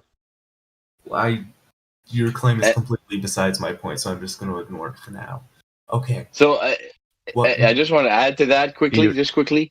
Can you imagine being the first guy in the whole world in those times to come out and say, hey, what if the Earth is a sphere? The first guy. He's the only one in the world. Imagine being him, and what other people would start talking about you. Say you're fucking crazy, look, man. I'm gonna side with Catman here. Just stick to one point, guys. Yeah. Dude, he was talking. Dude, he was talking about all these things that were done before the heliocentric model. So my point was in Evidence. place. Your point was not in place in the slightest. Now, can I finish my point that I made based off of based off of the evidence that I have built up with you guys? Evidence. Okay. Or not evidence, but data. Whatever. Okay. Anywho, if you look at the solar eclipse, right, with the stuff I was saying before, I can predict what would be shown, right? And you can see that it pretty much matches up, right? It does. No, it doesn't. It doesn't. What stars you see during You're not predicting anything. You've watched it for years and years. You've seen a cycle. Yeah, you can call that a prediction, but it's not like anything new. It was done long before you had this model. Yeah, it's not a prediction. It's a post-diction. It's a post-diction. Exactly. It's after the fact. prediction that it will happen again. Yeah, it's a post-diction. You've seen it happen before many times, and you are proposing that it's going to happen again next year. And That is again, a prediction. That is a prediction. You have No. prediction of a prediction. no, you have to be able to predict something new that hasn't happened to call it a prediction. Exactly. Yeah. No, you know, the prediction is just saying. I had a question. The Saros cycle predicted all of this stuff thousands of years before your model. All you did is take the Saros cycle and reverse engineer it to fit with your new model. I feel like we're straying off track with my usage of the word predict. Yeah, that's what you've been doing in whole conversation, sidetracking. You can watch general patterns, chart it, and your model won't even be a factor. That's what appears to have happened with the Saros cycle. Flat or round, they just clock the cycle and then superimposed it onto their preferred model. But just to let you know, the Saros cycle came from a worldview that was geocentric with the Earth in the center, if not flat, based off of their ancient cosmologies, because a lot of the ancient cosmologies have in common flat land that looks flattish, covered by some sort of hemispheric dome. And stationary.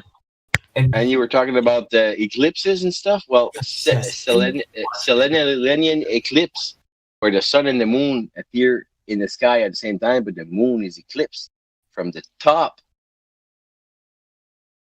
So if the Earth is the cause of this eclipse, how come you're seeing both at the same time?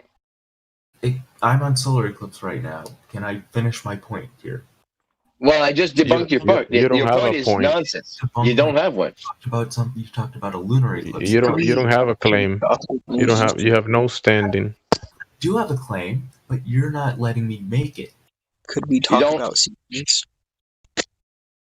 We know your claim, and I just told you these things happen in real life, and we live in the same world. There, in real life, you can see the sun and the moon is eclipsed halfway on the top. So I mean, forget it. If your logics and your brain can't comprehend what you're seeing, you're just a dumbass. I'm sorry. Watchmaker, let me explain what you're talking about real quick. When you see the moon eclipsed in the sky under the globe Earth model, it's because if it's in front of you, right? And the sun is in front of the moon, right? So you're looking at half of the moon where the sun isn't hitting. You would expect something about the same under a flat Earth model if you were to expect the sun to be a sphere as well. No, we don't claim to know. We don't claim to know what the sky is. I'm telling you, if there's one case in this world that I can see the sun and the moon in the sky, and the moon is eclipsed, supposedly they tell me that the Earth is the cause of that eclipse. Well, if I can see both of them, they cannot be in a straight line. Catman, look.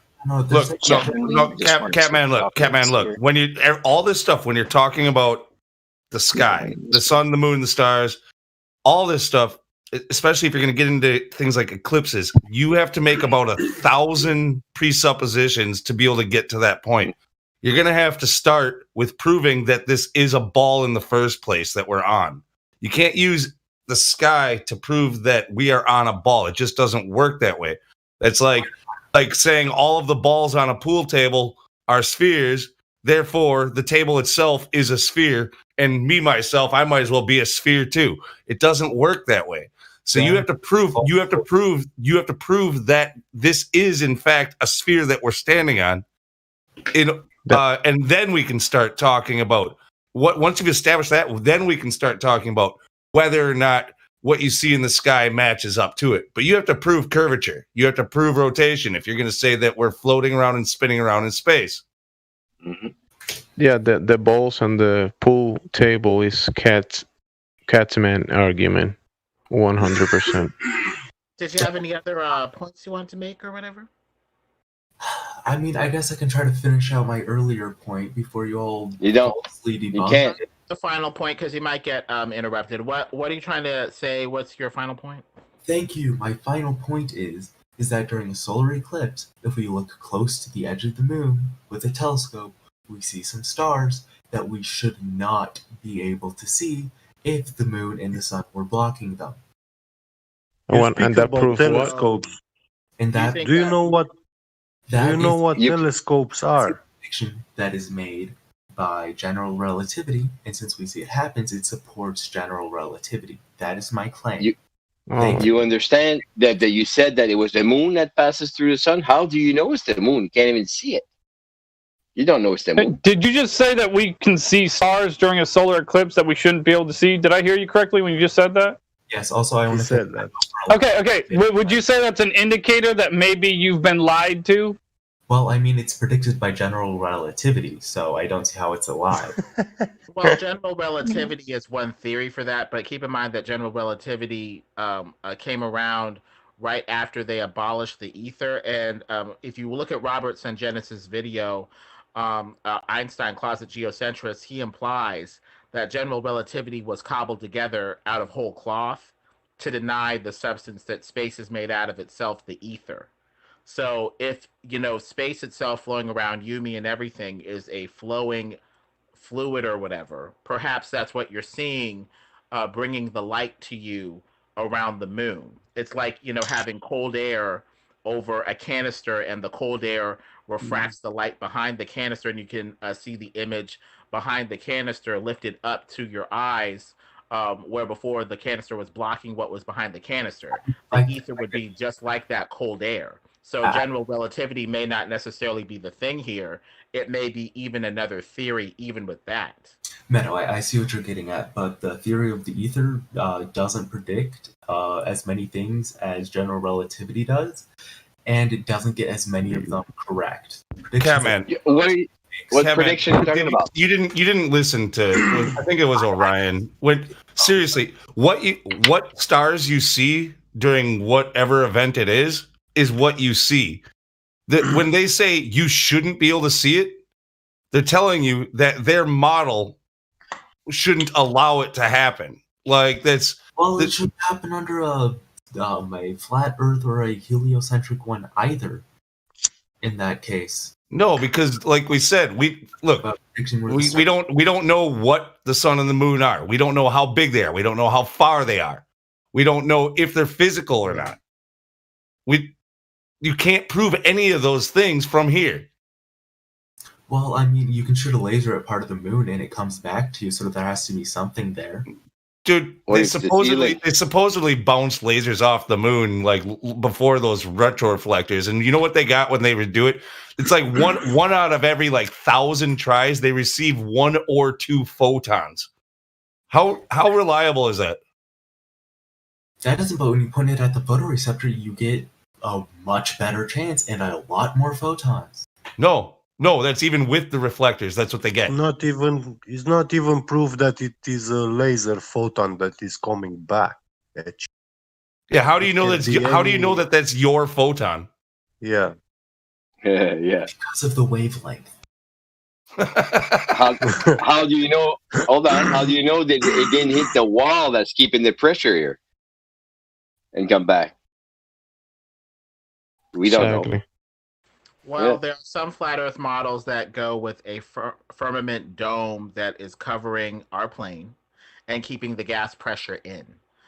There are things that point to possibly some sort of dome covering, like sundogs, parhelions. You know, it looks like the sun shining off of a curved glass surface or whatever. So, and with that, you might be getting reflections of the signal off of, say, the firmament or something else. You know, we need to explore this further over, you know, say a flat plane. Yes, and you know, we welcome here Globers. It's been nice debating with you all tonight. Especially, I want to thank Meadow for letting me finish my claim earlier. That was really kind of you. Oh, no problem. Yeah, we like to do that, but next time when you come, you see, we welcome Globers here to learn about flat Earth. But Because we want are to not suck their much. blood. We are not much into being preached the globe models. We know them. Let's not make fun of him for his voice like Dracula, you know. Yeah, I do it all the time. Okay, guys. I'll see y'all later. I don't mind you guys. But it's good to tell them, to these newcomers, that hey, here you come and we teach you why it's flat. We don't need to be told all these globe tooth fairy. We know the stories. The default narrative. It's a bit of a flat Earth intervention, you know. It takes some time Yeah. you know, to work through their thinking and stuff. But we Yeah. have stuff like general relativity that was, you know, cobbled together out of whole cloth to prop Yeah. up this 500-year ideology that the Earth had to move.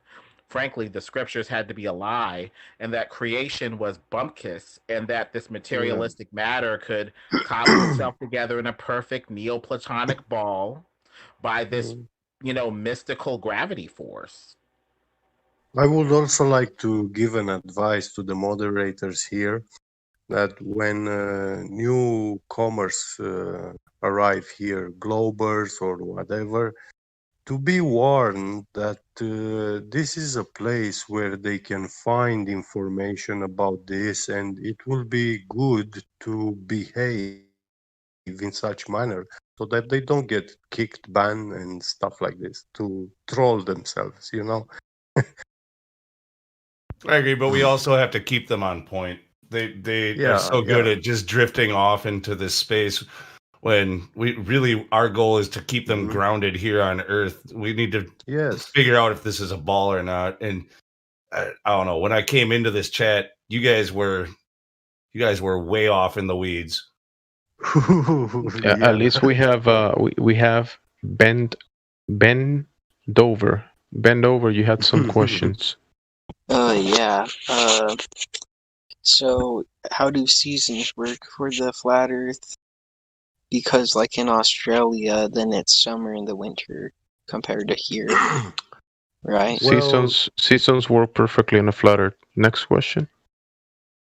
No. Give him a better answer than that.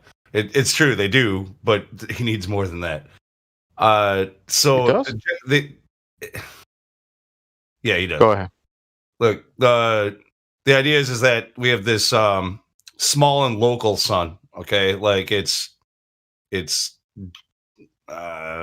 can't give you an exact distance, but it's it only can light up a certain area, you know, about half the Earth at a time. And during the northern hemisphere summer, so if you're familiar with the idea of like the AE map, it's not our model, but the idea then is that the North Pole is the center and Antarctica surrounds everything. We have the Tropic of Cancer in the north and the Tropic of Capricorn at 30 degrees south, right? 30 north and 30 south. The sun travels between those two tropics throughout the year. It moves in and does a tighter circle, and it moves out and does a wider circle. So when it's doing the wider circle at Capricorn, that is the northern hemisphere winter, and when it's doing the tighter circle in the summer, that is your summertime in the northern hemisphere. That's why you get shorter days during the winter and longer days during the summer also.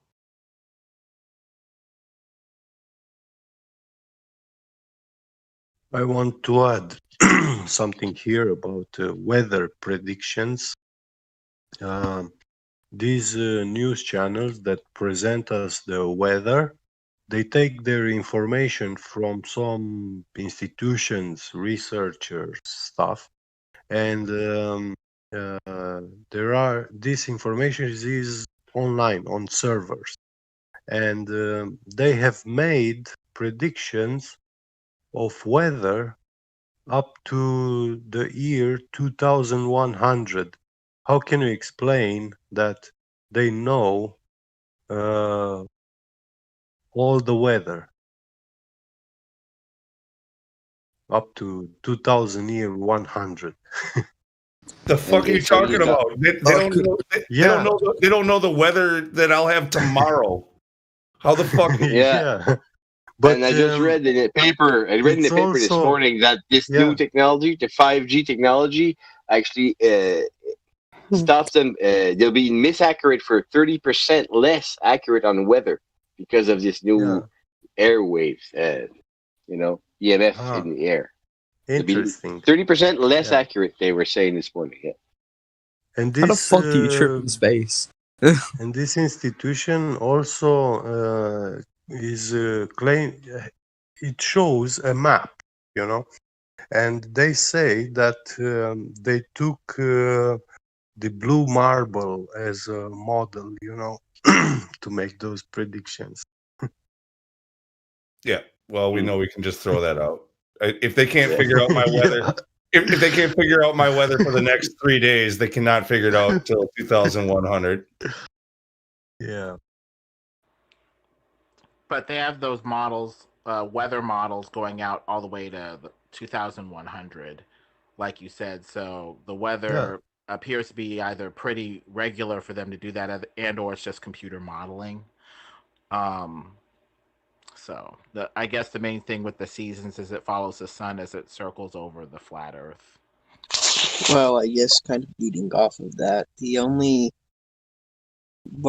know how at the equator it's warmer, like the temperatures have scientifically tested higher, always. How would that work with a centralized globe? Well, that's just like I said. So the sun travels between the tropics, which means the equator always sees light. It sees the most amount of light. So that would be the warmest area.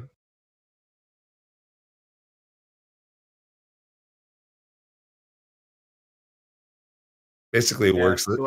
Basically, it works the same as on your globe. You can figure that. Yeah, if you can visualize it in your head, with most of the flat Earth conceptions, pictures, or models, or whatever you want to call them, that I've seen, the North Pole is in the center. The continents radiate out from there toward an Antarctic ice ring that is at the outer rim. About 60,000 miles plus, depending on the reports you go by.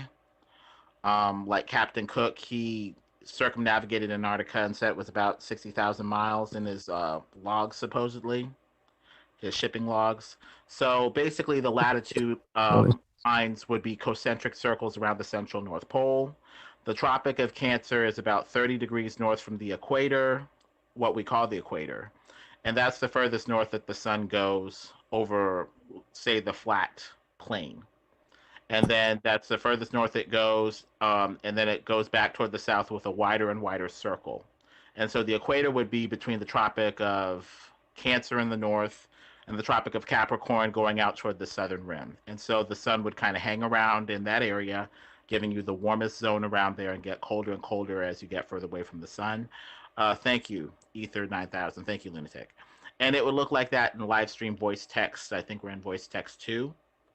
And so that's going to give you your seasons as it goes closer to the inner north and or further toward the outer south, where when it's closer to the inner north, it's summer in the north. And when it's closer to the outer southern rim, it's southern summer. Wait, can I just? Oh, sorry.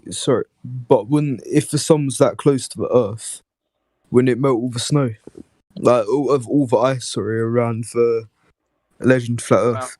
if you triangulate the sun height-wise, it appears to be anywhere from 1,600 miles to upwards of 10,000 miles up.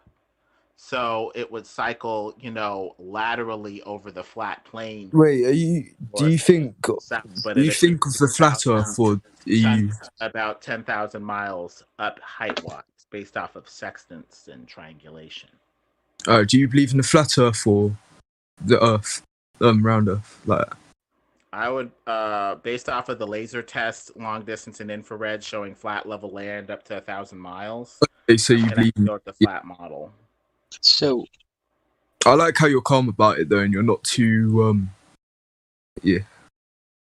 Well, basically, the outer southern Antarctic rim would have a sun circling out toward the south, but it would have to cover more distance at the same time, which means it would potentially go faster in the same amount of time to cover more land in the same amount of time. So the south would get the sun, but it would be a drive-by blip further and further toward the south. So it wouldn't have the same coverage. It wouldn't cover it for long, and it would tend to be harsher, colder, toward the south. And with Antarctica that far away, you get very little, sun coverage at all, and so it would be perpetually locked in ice, just a big ice ring wall. Do you believe in anything what scientists like from? I don't know what to call them, but the space scientists. I'm stupid, but anyway, do you believe in anything they say or no? It's hard to trust NASA if you're talking about NASA. But, even the liar can tell the truth. So the main thing is if they say something, preferably it would be verified by other independent sources. But we've seen harnesses tugging on the NASA astronaut spacewalkers' clothes like they're trying to simulate weightlessness. You see the fake effect of their hair with the ladies, especially like they're trying to simulate weightlessness with permed hair. You'll see water bubbles coming up in like they're in a water tank instead of in the blackness of space on their spacewalks. You'll see animals. I would point out. I would point out that there's no such thing as a space scientist. Okay, like no. I mean, no, and I'm not saying I don't know. No. But this is what I mean. I know what you mean. You're talking about whether it's astronomy or cosmology or astrophysics, right? Any of these things. Those are not actually sciences. They are pseudosciences. Pseudo meaning fake. Science is the application of the scientific method, which deals with cause and effect relationships. You have to be able to vary and manipulate a variable to determine what is the actual cause of the effect. And you can't do that with anything that you are only observing. So okay, I'm going to ask as well. Sorry, I have a question for you too. Kids? Wait, I have a question. I have a question for you too. Do you know why? What was the cause of death of the dog Laika sent to space, the first astronaut? I don't fucking know. I don't do my research about it. Fucking shit like that.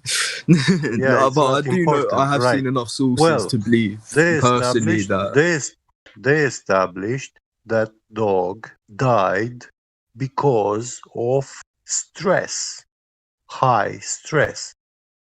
Yeah. So, what anti-stress medicine are taking these astronauts?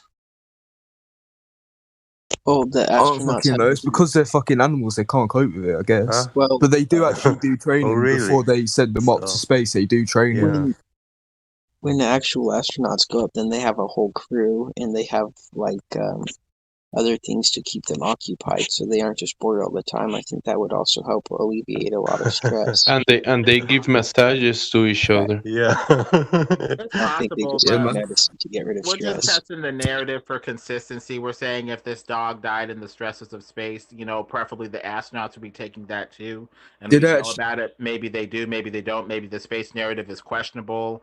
Who knows? I mean, the main thing is, based off of these harnesses and water bubbles and all the fakery, the CGI, and questionable looking stuff that we're seeing in the live stream voice text, it's kind of hard to believe everything that they say. So we're kind of looking for more consistency. And if the Earth is flat, motionless, and possibly covered by a dome, that kind of changes things a little. Well, Why he do was we talking see- about he was Let's talking go, about yeah. stress. He was talking about stress upon a dog. I mean, could be a human as well. I mean, if you launch someone in a freaking spaceship, from the ground, I mean, there's going to be an extreme amount of stress. I mean, someone could die from a rocket. There's going to be G's on you, man. But have a look at fighter pilots and that. They're all trained to do this sort of stuff, man. You can't equate the stress levels of because a they spin fucking them around, small terrier dog to a human. That's just ridiculous, come on, Jazza. man. Come on, they spin them around in a freaking. I'm not Jazza Helio. Come on, buddy. Oh, my bad. You sound like Jazza. Oh, you're from New Zealand, though, right? No, I'm an Aussie. Oh, well, you're two strikes here already, Helio. My bad. I thought you were Jazza. It's racist. Yeah, my bad. Helio. Just saying, remember, man. Just I'm- remember, like, Go ahead. I just want to ask: is there a picture of the whole Earth in IRL Earth, but like with all the A picture of the whole flat Earth. The whole some of Earth, yeah. The flat Earth conceptions that I've heard of, there's a dome covering it, which limits how high up you can go. So no dome. whole photo. Most of the photos are flat, and the only curvature that you're seeing is from the curvature of the lens. But if you're talking about getting past said barrier and taking a picture of the whole thing from outside of it, that doesn't appear to be a possibility. But as far as the photos that we do have on file, they do show what appears to be a flat horizon, which is at best curved by the curvature of the lens. Well, which one is your favorite? Lemon, which one is your favorite? My favorite flat Earth photo. Yeah. There's a couple photos that they took from 100,000 feet with, dog cam photos or high altitude balloon footage. I especially like those. Well, from a flat Earth perspective. Well, can you share some of them with us? Let me see if I can find one. Go for it. Because all we're getting And as well as satellites, what do you think about satellites in space and stuff like that? Satellites. The best selfies ever. The best selfies. Yeah. What's your favorite selfie from space? You can't see the arm, the camera My arm. favorite selfie from space is definitely the Future and Lil Uzi selfie. That picture there, yeah, I know, but the thing is in that picture there, you can't see all the planets, can you, sir? Oh, Yeah, I'm but not they with say- every planet. Sorry, not planet. Every single country. Well, sorry. they make these satellites and they install a camera on the satellite. And this satellite is sent out there to take pictures. And he's taking picture of himself, No idea what you're on about, but okay. Well, Look, this kind of ties as far into as far satellites, as far but- as satellites go, satellites, what we call satellites, people have been led to believe that they're going to space, but they're not. We had what are called Do you believe anyone has been to space before? no, You don't. Okay. As well with gravity. but wait. People were saying that earlier gravity's fake. is prescribed. just let me Space finish. Just let me finish. Go ahead. Before we supposedly went to space, long before we had satelloons. Basically just weather balloons with devices attached to them that stay up for long periods of time, and that's what we're still using now. Well, I just want to say space as prescribed as the quote unquote vacuum of space. Is there anyone? right there, man, Is there anyone else that's- here who believes in that? and whether space as prescribed, and whether or not you can take a photograph from that area, that's another question in itself. Yeah.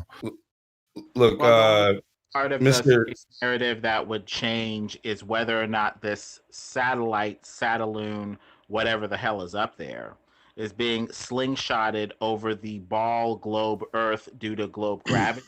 There could be something up there, but it may not be slingshotted by globe making curve making gravity if the Earth is flat.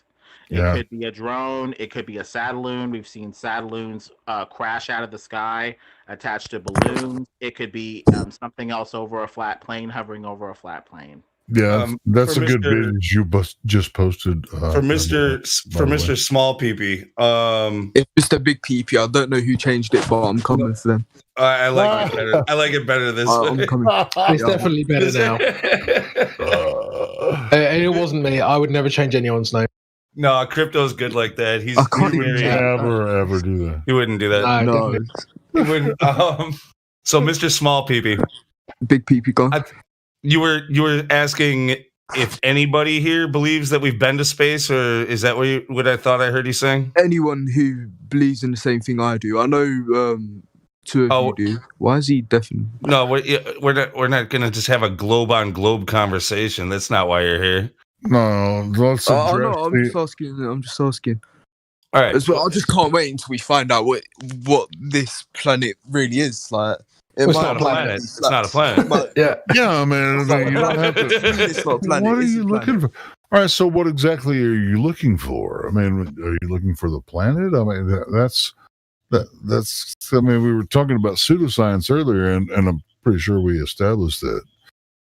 These astrophysicists are describing pseudoscience. They don't really. They're not actually looking at Earth. They're prescribing a model that doesn't actually in physical reality exist. Isn't Mr. Small Peepee shooting the laser over a pond? Big Peepee, go. I was just texting someone. Mr. Small Peepee, has anybody gone over like the second law of thermodynamics with you? Have they ever asked you to try to show? What the fuck is that? Holy shit! So did anybody ask you to demonstrate having gas pressure without a container? That thing. Those vacuum thing. things. Yeah. The vacuum. No, I haven't. I've seen it on TV, but like when I was you saw it on TV. Somebody demonstrated that to you. It's fucking no. It's this fucking kids thing when I was young. You gotta fucking show us put some that. marshmallow in there and blew up and shit. Yeah. So when you were young, you saw gas pressure. Is back when he was Mr. Even Smaller Peepee. Yeah. No, but fucking yeah. I don't know. Yeah, that's right. You don't know, and the reason we're taking the piss out of you is because you don't know, and that's okay. It's okay because check this out. I mean, what we're trying to say is like what they claim about the the outer limits, the outer space. What they tell us about it and how it pertains to Earth's atmosphere. I mean, it's just absolutely impossible. So I'm just gonna get yeah. And like we have gas pressure here on or air pressure, and if Earth is an open system the way that they claim, and we have this it's not negative pressure, it's still positive, I guess, because it's above zero, but 10 to the negative 17 torr. Gas go down, go boom. It's quite an extreme differential.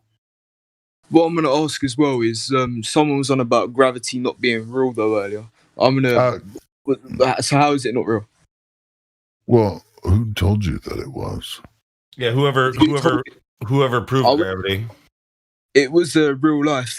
Someone from NASA actually. I went on a school trip before, in my school, and he was like showing us about like someone dropped a pen and pencil and a feather or something on the moon, and like shit like that. But There's other so I'm just even over a flat plane. I mean, there's other conceptions of gravity that don't even necessarily need to go globular. There was an attempt to absorb gravity under electromagnetics, and if the Earth is, flat, perhaps it's gravity as we, call it gravity, but over a flat plane with electromagnetism or whatever. Yeah, no, but with gravity, the thing is how you on the floor right now. What's stopping you from lifting up and What do you think flying off in into the space? water? If you put an egg in the water, it sinks to the bottom of the water until you put salt in the water and changes the medium. Maybe Let me try we're that. in an electromagnetic background medium that decides whether we float, sink, or rise based off of that egg in the water. Okay, I'm gonna try that right now. Yeah, if you put the egg in the water, it'll sink to the bottom. But if you add the right amount of salt, you'll get it to float up to the top, and you can control how high up it goes depending on how much salt you add to the water. Yeah, but that's to do with like the weight, though. That's about density and buoyancy. Density and buoyancy, and that's what we're going to give you. If you're going to ask, most of us will give you some type of an explanation having to do with that. Like if you were to say, what is your alternative to gravity? So I would describe it as the density, or most of us will say that it has to do with the relative density to the medium. So what is that? Are you cracking eggs? That's me putting salt in the water, and the egg is still at the bottom. Okay, it's going to take quite a bit of salt, but it's absolutely true. You can, Bill Nye the Science Guy probably showed you this when you were when you're even Mr. Smaller Peepee. Yeah, you probably saw a show that showed this too. He also showed me that the density equation has gravity in it. So there's that. Hey, Lou, did you block me? Because I just tried to send you a DM. No, because of that troll that was fucking with mods the other day, I switched my settings so that you have to be on my friends list to be able to get in there. Can I be your friend? I don't know. Send me an invite. Well, the only reason I was messaging you was to ask you if my mic sounds okay. Hey, you sound good. All right, cool. Hey, everybody, does my microphone sound okay? Yeah, well, I'm gonna go now anyway because I'm gonna talk to my mates. But yeah, in a bit, and I mean, it's all right what you're doing here, like talking to everyone about like trying to convince them. I mean, everyone has opinions and stuff like that. No, that you got that all wrong though. We're not trying to convince you. What we want you to do is to question what you've been taught. We want you to figure it out for yourself. I've just lost the fight, so I just wanted to have a conversation and hear your part of the. But yeah. Yeah, no. Mr. Smallcock, nice, good talking to you. Take care. Hey, come on, man, that's uncalled for. No, he has the picture. He has an image of his cock. It's a rooster. It's a rooster, not a cock. But that's because I'm gonna do Twitch streaming because of you can earn easy money. 1 second. How'd your egg experiment go? Oh, so basically, I just gave up and I just threw the egg in the bin. And, yeah, because of like the salt wasn't making it. Oh, you didn't have the right salt or something? No, I just couldn't be asked. Yeah. Yeah, no, but that is true because like I haven't been to the Dead Sea, but my family hasn't like it's like float to the top but yeah, 1 sec. The gas at 14. Yeah. I got cut off in the middle of my joke, but I meant the rooster image. It's a small rooster. That's what I meant. Yeah, we got it. If you look into Steinmetz, he deals with a lot of electricity. He dealt with a lot of electricity back in like the 1920s, and he talked about gravity as basically, electromagnetic. He talked about around electric wires, there's like this spider web. And so you have lines of dielectric force, he called them, that go from wire to wire, pulling things together, and that's what we call gravity. And it's an interplay between those straight lines of force going out in the spider web versus the concentric circles of magnetic pressure. Now, if the magnetic pressure lines are stronger, the pressure will be greater and you'll have repulsion. But if the dielectric straight, lines are stronger, they'll pull, and you'll get attraction with electromagnetism. So there are even different ways to try to explain, gravity with or without, what we've been used to. And maybe that's what's happening over a flat plane. Who knows?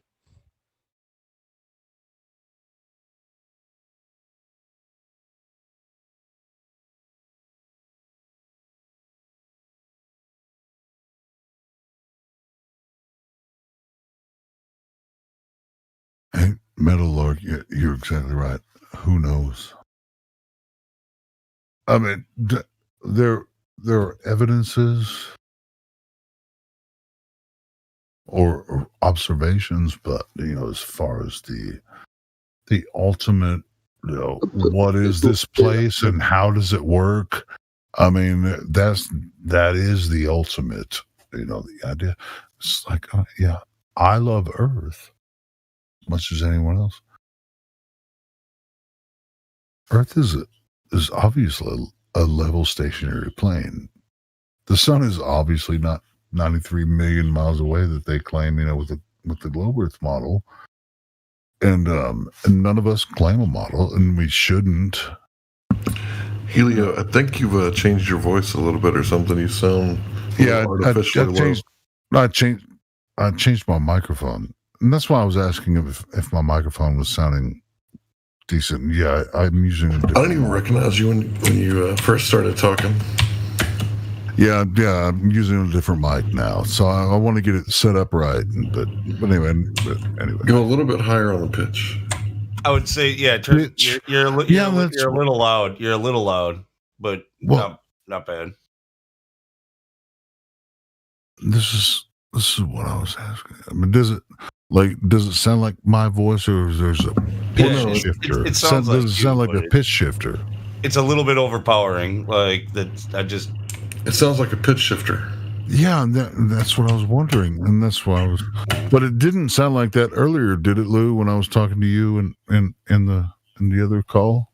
I guess I'm just kind of used. Well, I guess I didn't pay that much attention then, but yeah, I think it did, at least compared to these. Anyway. I'm gonna have to figure out what's going on, because I'm using it through an audio interface, and it's kind of weird. Yeah, I mean, because when I heard something back, I definitely don't want it to be weird. I want it to be my natural voice, so I don't want it to. Yeah, it's a bit lower now. Yeah, I don't want. Lower. I know. I don't want it to sound like a pitch shifter. That's freaking retarded.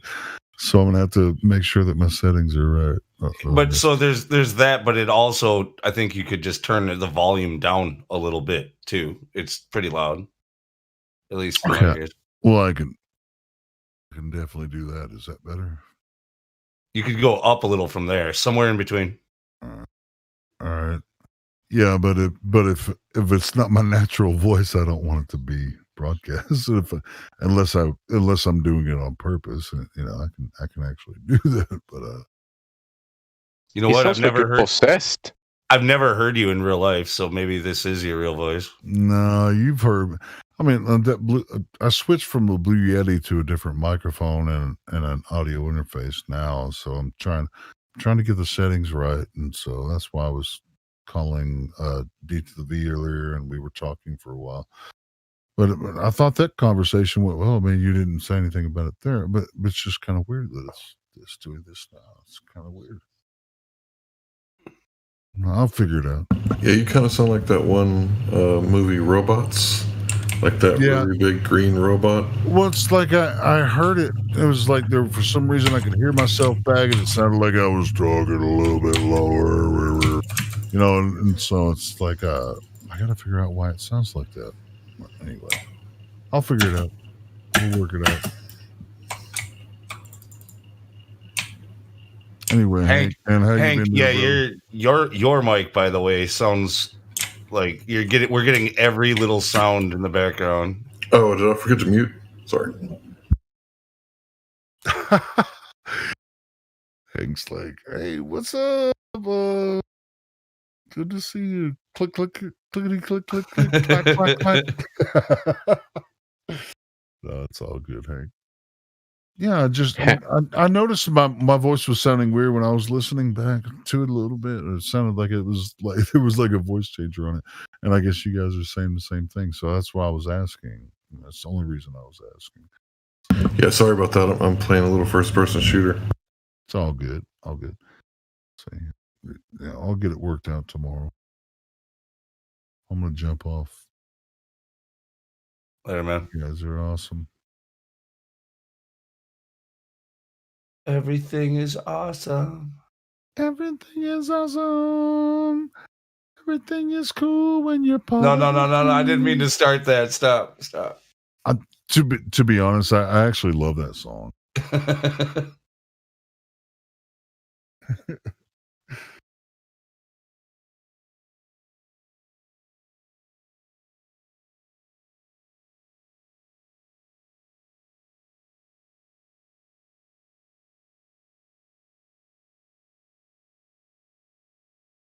Pretty sure I have a T-shirt with that on it.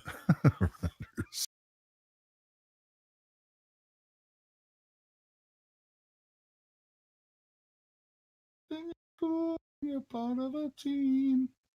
Everything is awesome. Right, that's it. Get the fuck out of here.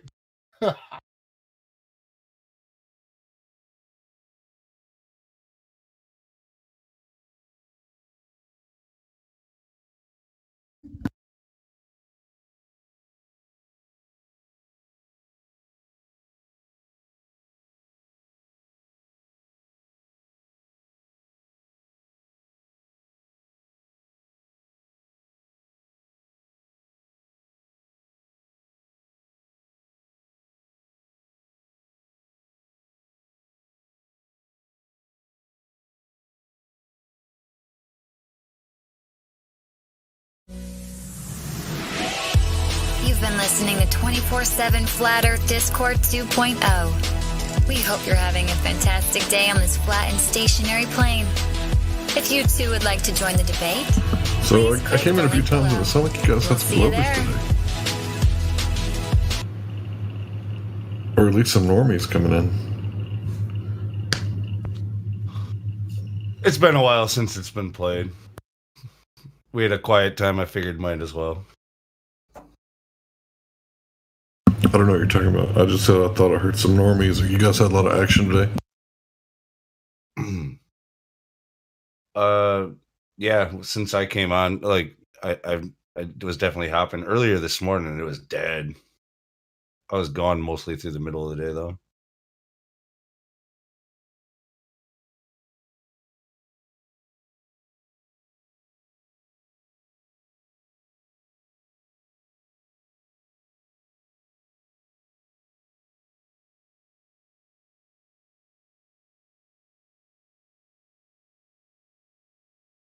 Yeah, whatever you said it the first time, basically the same thing. You said it during the whole bot advertisement. Do you have the bot muted again? I don't, but I'll go check to make sure.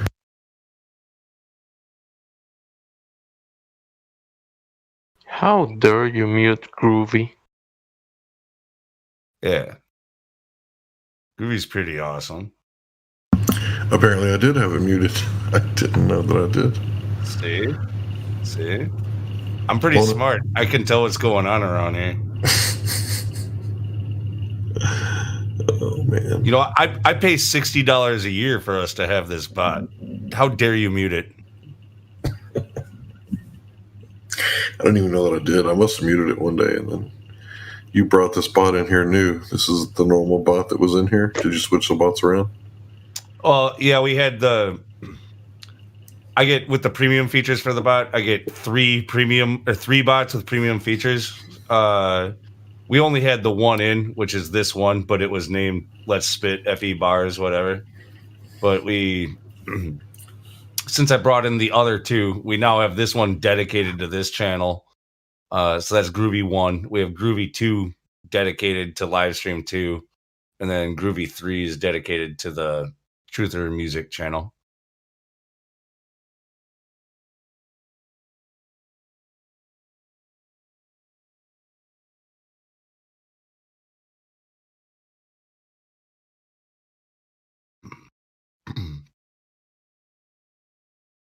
But we've been using the bot quite a bit in the live stream for, playing this ad and for playing numpty clips and all that stuff. So it seemed right to bring in the other two because I tried to use it the other day. Like I said, I pay for the thing. I tried to drag it down to listen to music and somebody took it right back and dragged it back up to the live stream. And I was like, what the fuck? Give me my bot back, you asshole. Yeah.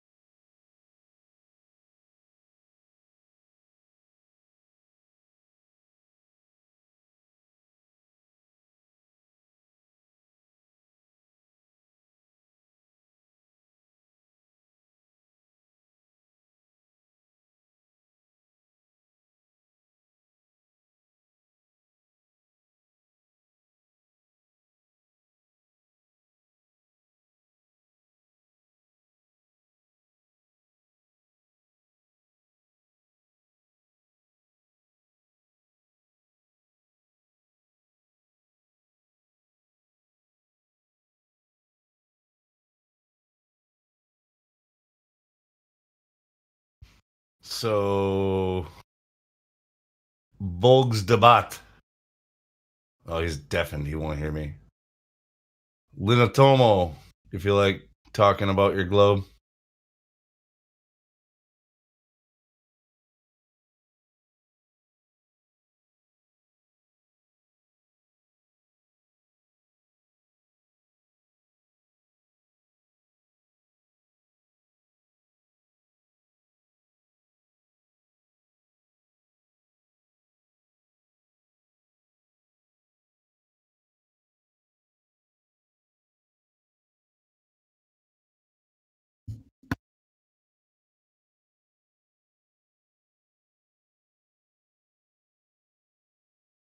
So how do you guys like the irony of a guy named Orion telling somebody else that he's been lied to about the stars?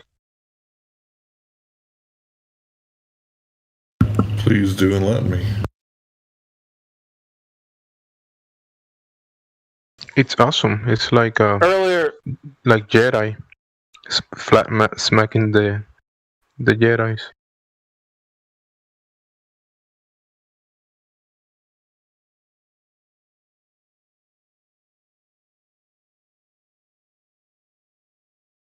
Jimsy rumpus you, bro. What'd you say earlier?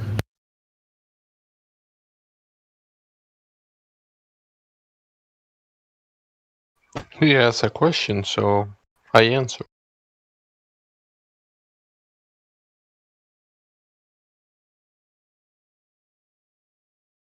Yeah, but rumpusing means that the person talking at the same time as the other person talking was the person that I didn't want to hear talking. But I spoke first. Ha! That doesn't matter.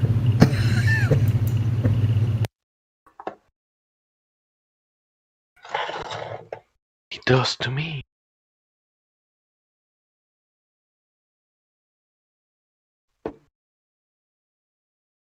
But he's ignoring us now, so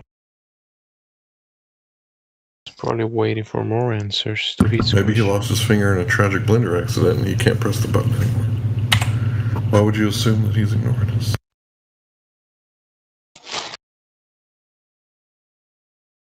I'm speculating.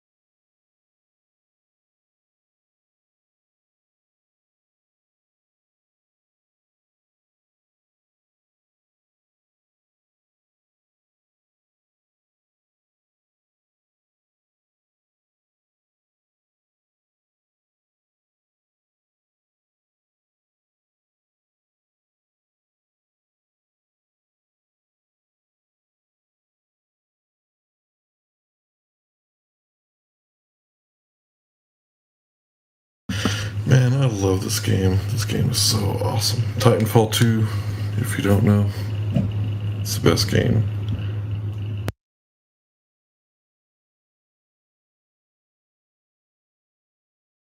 As a multiplayer? Multiplayer first-person shooter with mechanical suits that fall out of the sky instead of perks. You get mechanical suits. I mean, you do get perks too, but Yeah, I've seen it. I was about to buy it some time ago, but I didn't.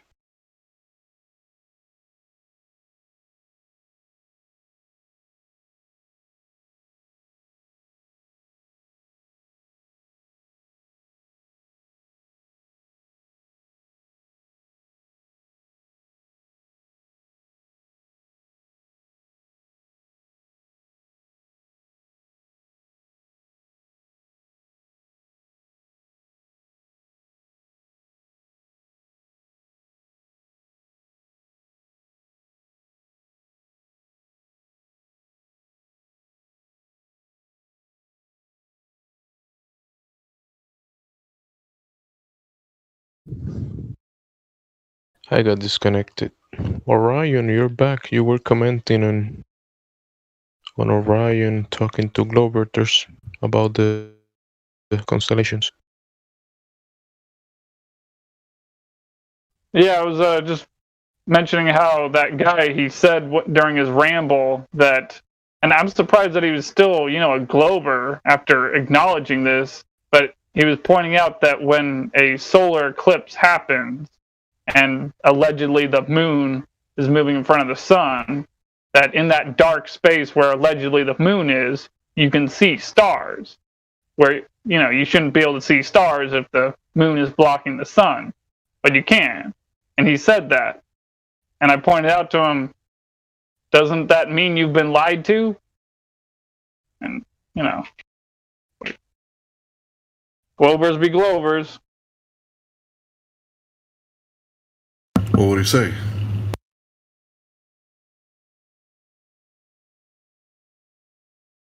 I don't think he said yes or no. It somehow just went off onto some other tangent. I'm not even sure if he understood my point.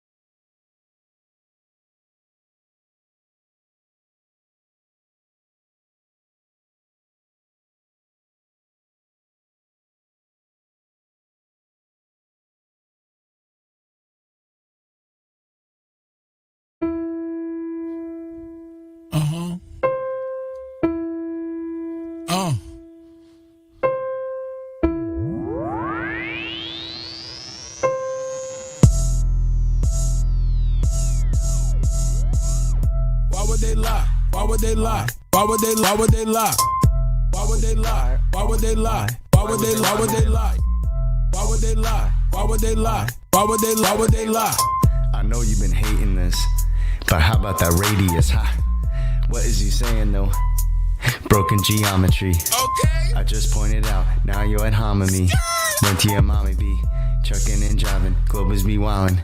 They went out of style. 8 inches per mile squared, never been measured out in the wild. Why would they lie? That's what they cry when it just can't be denied. Defending the government, slave till you die. You ain't got no reply. That stuff is flat. Who told you that? Like I can't trust my eyes? There ain't no curvature, and the swan is black. But nice try. Why would they lie? Why would they lie? Why would they lie? Why would they lie? Why would they lie? Why would they lie? Why would they lie? Why would they lie? Why would they lie? Why would they lie? Why would they lie? Why would they lie? Once you go flat, matter of fact, you never go back. You never go back. Why would they lie? Why would they lie? Why would you ask such a question? Coming here crying to ask why they're lying? Dude, may I make a suggestion? It seems to me in your mind that you could use some introspection. Instead of advancing your thinking, you're headed straight to a sad state of regression. People keep thinking it's our job to find them the model that they've been requesting. Meanwhile, they're walking around every day in the world never ever suspecting that the very own senses a human possesses have never attested. Something that's absolutely and completely reversed to the world manifested. How can you think that a person like me could take someone like you even serious? Why would they lie? Why would they lie? Bro, are you fucking delirious? How can we even engage in a true conversation if we can't surpass this? I'm gonna need you and your little fundy friends to pull their heads out their asses. Why would they lie? Are you fucking high? You really gotta be kidding me. The world that you've known, all on its own, has been nice and flat since the beginning, see? No 8 inch per mile square, that's why y'all scared to have this become mainstream. So as a result, we transformed into nightmares, waking folks from the daydream. So proceed to ask why they are lying without verifying your story. And at the end of the day, maybe all I can say is that y'all fucking bore me. Why would they lie? Can't even deny. You're sounding just like a baby. Maybe a hero is all that you need. Maybe y'all somebody save me. Global abortion, all applauding. Cheers, big heads, small, enormous. From cradle to grave shall be like tortoise. NASA Tower lies every day is exhausting. Nothing more boring than the stream they recording. Yeah, that looks real, is that a joker talking? Composite mind nuts is not a bore you foreskin. Ignoring, distorting the facts with their stories. Entering your mind in respect of a warrant. To say levels curve we expect from a zealot. Spherical excess, now we don't want it. Delusional puppet digesting the stomach. Without any warning, hick on the shoremen. Are you a moron who's not that important? Similar to Karen, always reporting. Endorsing the fraud and effects without cause. Manifest force from a pseudo source. Reversing the curse of what you've been taught. They've been rehearsed in the dirt, but they still fall short. Imaginary planetary alignment coincide with space warp. Anti-astronauts monetary paid for. Submerging the water what they claim that they orb. It's a circus show, clown circle in the globe. Why would they lie? Obvious the creator. If the glove don't fit and the earth don't turn, that's a whole lot of that they have to earn with the horizon swan. We eliminate the curve. All our eyes are on only what we can observe. Global lies are wrong, what they're hiding flatter. Keep my spies life on hide for the research. You rely upon priest and pirate like a bird. With your lying glove, preach religion like a church. How should they die? How should they die? Why would they lie? Why would they lie? Why would they lie? Why would they try? I got the math and science on my side. I'm running circles, it's easy as pie. Your reification is all falsified. The education is all just a lie. Don't need to replace it. All I need is you to face it. All I got is time and you just waste it. This is a gift staring you in the faces. Where you gonna get the truth from if not from us? Then who you dum-dum? Made the bed of your demise and chose to sleep to count the sheep since 9 to 1-1. Never been a fighter, fact of life, a choice of wrong and right that I would never run from. State the truth, defend the youth and stop the coup. It's just a job that got to get done. Why would they lie? Why would they lie? Why would they lie? Santa was real, the fairy was real. Why mama lie? My brother died, healthcare was bad. Why mama cried? The system is broke, your son is woke. I'm setting this shit on fire. Why would they lie? Why would they lie? Why would they lie? Why would they lie? Why would they lie? Why would they lie? Why would they lie? Why would they lie? Why would they lie? Why would they lie? Why would they lie? Why would they lie? Why would they not? They're plotting to ride by watching the sky and they know it's a clock. They picking both sides and listen with lies. The people pretend that they pick who they got. The people divide and then they disguise and now they're devising a plot. You ask why they lying from behind closed eyelids. You disguising an iris that's lifeless. You're denialist, but this lie is why you're a nihilist. Guess you're lying for the pride then. They enticing the brightest to get deprived in contrived confinement. Lie about what the meaning of life is. Get a degree in a 9 to 5 shift. Only way that you'll survive this. What's that mean? They have to bribe them. Yeah, it's tragic. Their only tactic when the model under attack is asking where a map is. If they lied about the earth, would you even past them? Leaving blasting. Everything you believe is backwards. Occult belief is practice. That's what they achieve in masses. Yeah, it matters. You believe what masses. Massive incoherent magnets have a weak attraction. That's electrostatics. They always invert it backwards. Wonder what's the verdict, pastors? Religious zealots preaching, talking past us. Sent a blitz right up the middle. Who can block the fastest? Falsify the radius. You cannot walk right past it. Yeah, they truly think they got the masses, but God's got the backing, so they can't stop what happens. Why would they lie? Why would they lie? Why would they lie? Why would they lie? Why would they lie? Why would they lie? Why would they lie? Why would they lie? Why would they lie? Why would they lie? Why would they lie? Why would they lie? OG. Why would they lie? I tell you why. They don't want to see you survive. They don't want to see you get live. Love on your queen till you have you some kids and provide. They don't want to see you revive. Take an L, then come back harder than ever besides. Packing that hammer on side. I cannot help it, bro. Second Amendment on mine. They won't label you a felon. That way you can't get your hands on protection. That way they come in and fake an election. If they want to seize your assets, you can't stop or arrest them. That way the hood is simply a reflection of the design that they predestined. If you don't like it, they pop off your top like your last name was Kennedy in Dallas, Texas. Please state your name for the court. KYZ. Miss KYZ. Do you swear to tell the truth, the whole truth, and nothing but the truth, so help you God? Your Honor, honestly, I don't even know why the I'm here.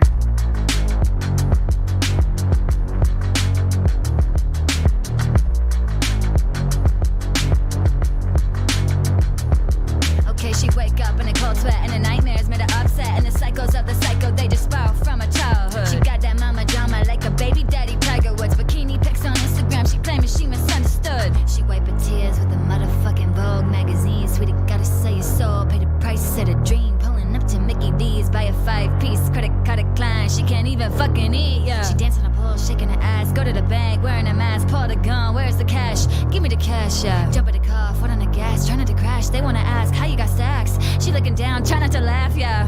Bad girls go to heaven when they die. Bad girls go to heaven when they die. When they die, when they die. Bad girls go to heaven when they die. Bad girls go to heaven when they die. When they die, when they die. Bad girl with the devil in her eye. She an angel, but she broke her wings. Self-suicide, can't fly. Bad girls go to heaven when they die. Bad girls go to heaven when they die. When they die, when they die.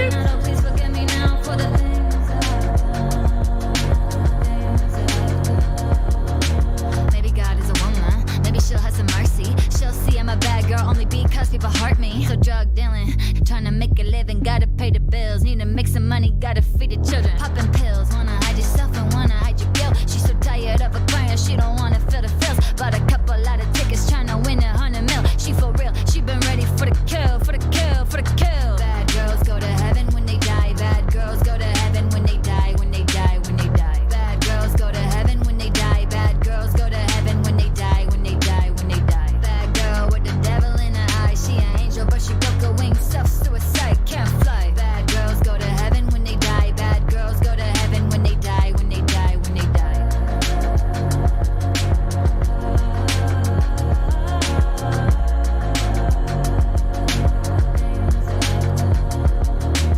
I don't wanna think about it. I can keep it down. My sins are coming out. Oh, please forgive me now for the things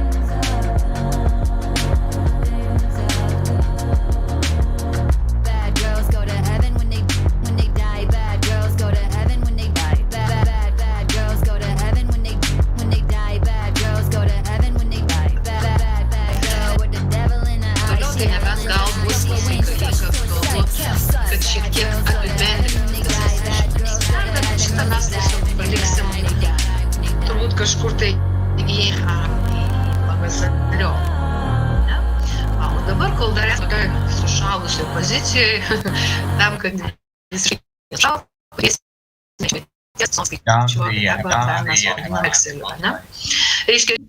Downsy.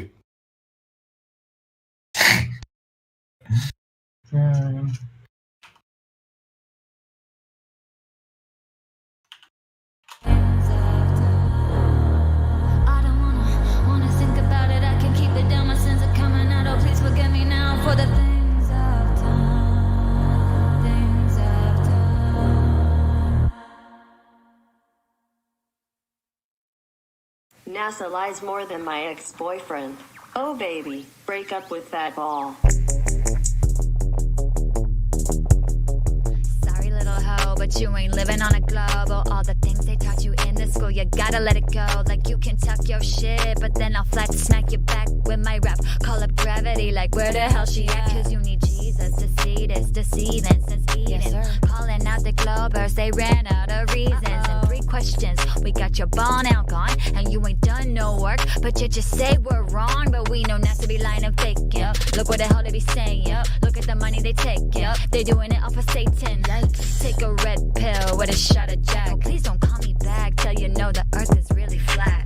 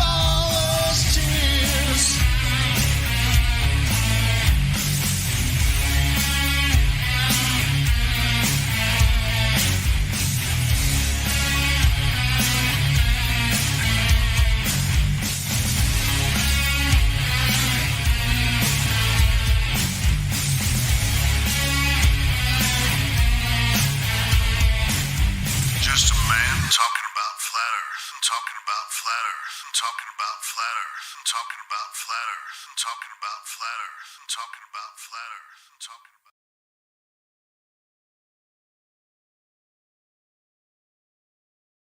All right. We're done with the music.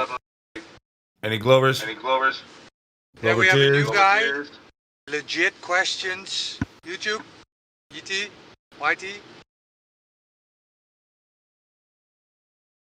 Legit, welcome to the server. Thank you very much, guys. How you doing? Yeah, I'm fine, thank you. How did you For find the accepting server? me. How did you find the server, man? I searched on Google some Discord lists, and I found a few of you guys. Cool. So what do you think? You think you're living on a spinning water ball hurling through space? I'm a globe earther. I'm a computer scientist, and I study quantum physics, and it's sort of a bit obscene for me to even consider the fact that the Earth is flat. But yeah, I'm a globe earther. One second. We're getting echo out of somebody. Yeah, it's me. I can hear the echo. Just It's check not your me doing the settings. echo. No, it's Oh, not it's you. stopped now. It was Roger. Sorry. It's all good. Good.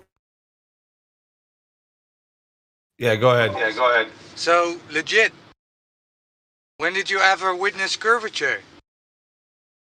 Like I've never witnessed curvature in my life. What?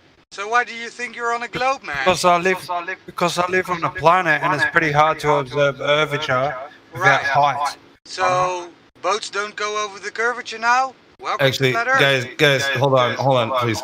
Roger, could you try disconnecting and reconnecting? Maybe that'll fix it. I'm not sure what's causing the echo. Okay, try talking to him now.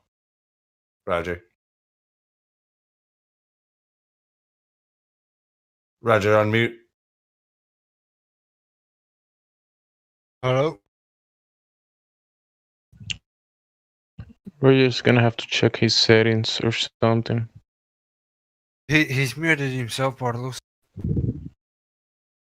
Yeah. Is this better now? All right, let legit talk again. Yeah, the echo's gone. It fixed. Yeah, my car kit was, I don't know. So legit, so boats don't go over the curvature. Welcome to Flat Earth. Right. Well, I've actually observed them going over the curvature. My question would be to counteract was, how come you cannot get onto the top of a mountain with a telescope and focus into the ice wall? Legit. Can you see? Legit. Can you see a fly 30 feet away from you? Well, I'll assume not to, since that it's small. 30 feet is Right. sorry, So shit I'm from Australia, shrinks, so right? let me calculate Shit into. shrinks. Shit Sorry? shrinks, right? Shit shrinks when it moves away from you. That's not. Yeah, that's based on perspective, yes. Yeah. So why would you even think that you can see indefinitely? That's not really. Well, a good if you're on a flat Earth, you should be able to. No. Shit shrinks when it moves away from you. Legit. Don't be denying reality I know, now. but if you had a Okay. telescope which can see the moon, shouldn't you be able to see Hawaii from the top of a mountain? So legit, when you go down a pool, right, and it's a bit of a murky pool, can you see the other side of the pool? You're using a very small scale that is relevant to the scale of the okay. Earth. So it's irrelevant what you're trying to insert here. No, it's very relevant, but you're not listening, right? It's very relevant because when you're looking horizontally through the atmosphere will stack up horizontally. The atmosphere is made up. So this is made all up based out of- off perspective, right? Is that what you're trying to explain? No, it's made out of the fact that the atmosphere is made out of particles, water droplets. So when I'm in a foggy day, I cannot see like 50 feet in front of me, right? Why would you even? What's that got to do with curvature, let alone the shape of the Earth? I don't understand. So you're making wrong as presuppositions, right? You're saying. I'm not. I'm actually a computer programmer. I study astrophysics and quantum physics. So it's actually raising multiple questions now to even consider the fact that the Earth is even flat, because it's based off multiple observations. It's impossible for the world to be flat, let alone an enclosed system without gravity, without orbiting a sun. You know what I mean? Show me gas pressure. Where is this ether that this enclosed system is? I don't understand. Like this, do you believe in space? Bro. Do you believe in space? No. There cannot be gas pressure without containment. There cannot be gas then what is in between the dome and the stars? Yeah, that's what. Explain that to me, because that's an ether. Now you need to explain. No, you're strawmanning. Who claims an ether here, bro? So where is this enclosed system? We're still having to verify that there is curvature. Oh, right. So you haven't verified what you're trying to you're trying to explain now. So let's move to the next topic, because you haven't legit. No. You obviously don't have any evidence to support it, because you haven't verified it yet. So why are we even arguing? Because we're just going to beat around the bush. No, you're making strawman arguments right now. So we still have strawman. I'm using educated fucking guesses. That's what I'm doing. You know what I mean? A guess. Is that what? An educated guess. I'm taking the educated guess that you don't understand the basics of physics, so you don't even understand. Appeal to education now, because you think it's relevant to the topic when it isn't. Yeah, it is, right? We need to establish curvature first before you even can claim that there's orbits, right? So but there's clearly orbits. There's obviously orbits because we observe planets orbiting our solar system all the time. You now need to prove that they are not orbiting. So we need a level ground here if we're going to have an adults like debate. Okay, now you need to prove to me that what legit. What are you hammered? Sorry? Are you hammered? Am I what? Have you been drinking? Because you're slurring. No, I don't drink. Okay, legit. For us, we need to. You're correct. We need to have some common ground here. We need to establish that the Earth is a ball in the first instance, right? So we need to measure. That's right. And if you would give me 5 minutes on, I can give you multiple observations that the Earth is a globe. No, legit. We need measurements. We don't need observations. Well, guess what, mate? I don't have the fucking material, the equipment to make these measurements. You do. So all we have is observation. So let me give you a number of observations that now raises questions that you need to prove that how these observations can work on a flat Earth. The burden you're trolling right now. Right now, you're responding in a psychological manner when your security of your belief system is threatened. You want to respond in anger. No, you don't want to put your belief system aside to even consider that you may be wrong.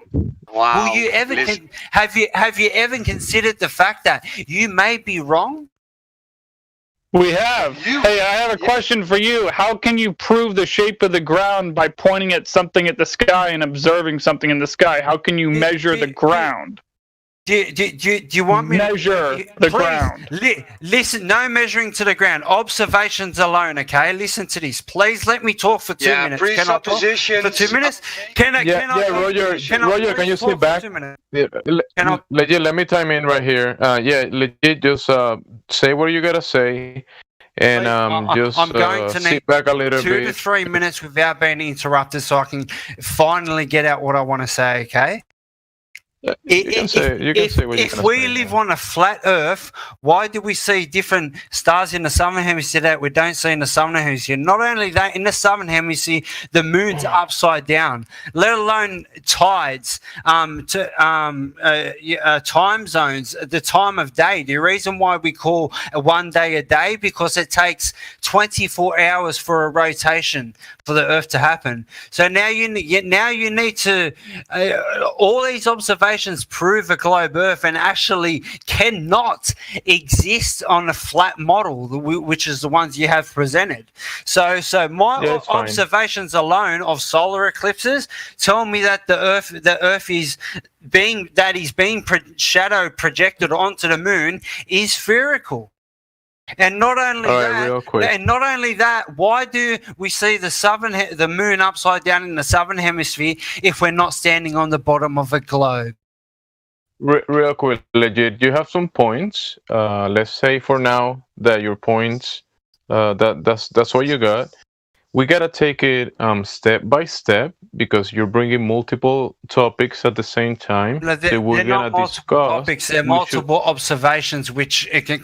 Yeah. But we can clarify one by one, right? Like we can. Yeah, but let's say like you I only mentioned needed 2 minutes to list a number of observations that debunk a flat Earth, which actually renders it impossible for it to, because based off observation, that doesn't occur. It cannot occur on a flat Earth, and it actually links directly. It actually suits the globe Earth because that's exactly what's happening. Okay, real quick. Okay, so Orion asked you a question. Orion, you want to ask the question again, real quick? Yeah, how can you point at something in the sky and then use that to determine the shape of the ground you stand on? Dude, I didn't say nothing about pointing. I said to observe. Observe or point. Observe something in the sky and use that information. Observe the sun setting, going beneath the Earth and rising behind you. Flip that at a 90-degree angle. Look directly towards the sun. You're looking at the center of the solar system. What you're standing on is orbiting. How can you not visualize that, people? Hey, I have a question for you then. If the sun was, let's say, approximately 3,000 miles away instead of 93 million miles away, and the Earth is flat and the sun is moving above our heads, do you think that you would be able to see it if it's on the other side of the Earth, if it's just 3,000 miles above the surface of the Earth, but much further away from you during the nighttime? Would you still be able to see the sun? No, what I would say is if the Earth is localized above us, it would never set or rise. Impossible. You mean the sun, right? You just said the Earth above us. The sun would never set or rise on a flat Earth. If it's above us, we would be able to see it all the time from all angles. You didn't really address my question, though. I said 3,000 miles above. So obviously, you know, there's much more than 3,000 miles worth of land mass. Yes. So you're right. You're right. But that's why we want to go back to the first step. The first step is measuring the ground. And then after that, we can talk about the rotation. And then after that, we can talk about gas pressure. And then after that, we can talk about what's in the sky. But you got to start with the ground. You have to start with the ground. I'm not even talking about the ground. I'm talking about the observation. What you're saying above you proves that you're on a globe. The stars. Yeah, and we're saying it doesn't. You need to start with proving the shape of the ground. Start with the ground. So you're saying water. Start with water. Here, let me ask you a question. You just stated that is not proof. So now you need to state the evidence. Let's have a real scientific debate here. How childish can the globe is not real science. Let's start talking scientifically.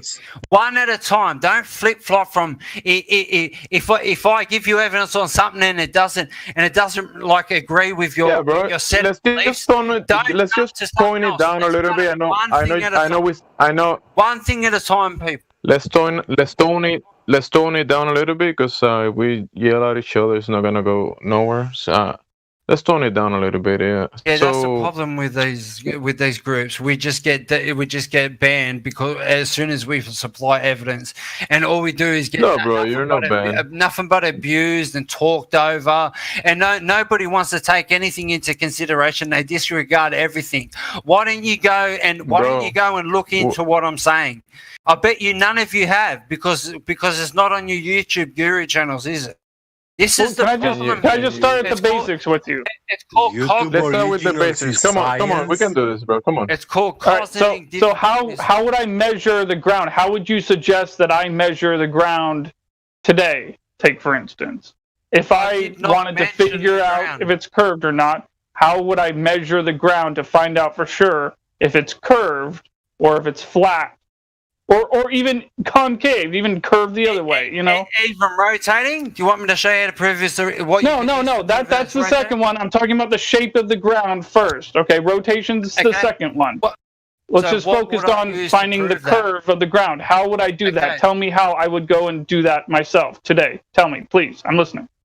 How you would do that today is by going up to the top of a fucking mountain and finding that with a telescope, which you can see Saturn. All right. If you can't see the ice wall on the top of a mountain, that means there is curvature in the way, buddy. So if the Earth was flat, light does not travel infinitely.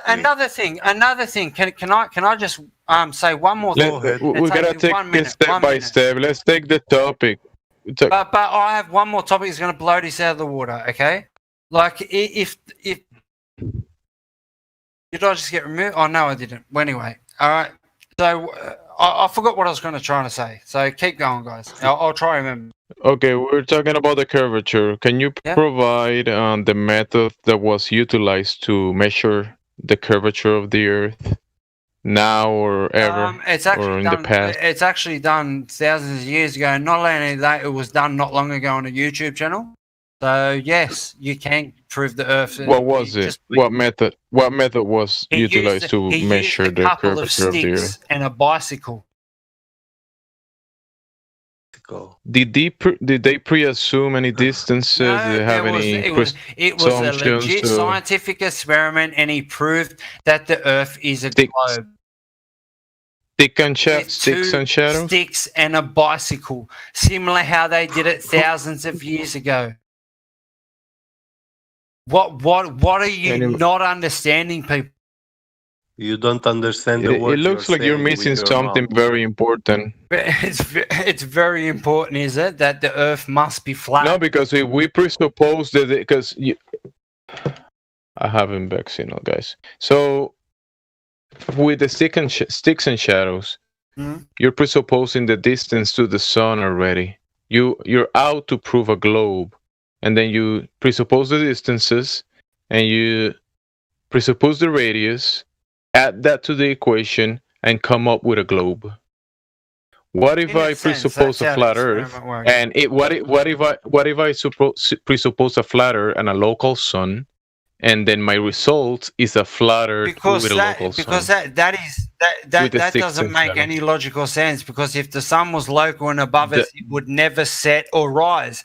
How can it set or rise, people? And not only that, if it was a flat Earth and the moon was moving around above the stick and shadow, different phase of the moon, depending on where they're standing on the flat Earth. So why isn't everyone seeing different phases of the moon, bro? Why isn't anyone seeing different phases of the moon? Hey, can I just take this a much more basic direction? I want to bring this into a much more basic direction, all right? So I want to ask you a quick question. If I have a shoreline with a lighthouse on it. Stop trying to use 1% of the curves of the Earth's curvature to try to debunk the whole. Just follow me. Just relax and follow me for a second here. I have a lighthouse. Man, stay away from your curvature.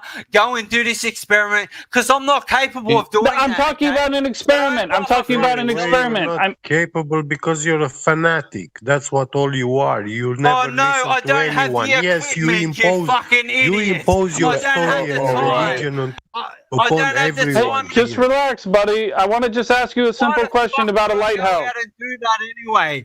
trying to look at 1% of the Earth's curvature to try and prove the rest of the 99%. It's the most ridiculous thing I've ever heard. You need to look at the observations of the sky because that proves we're on a flat Earth. Yeah, relax. Just calm down, man. Let me ask you a question about a lighthouse. Okay, so we got a lighthouse. It's less than 100 feet above the surface of the ocean, all right?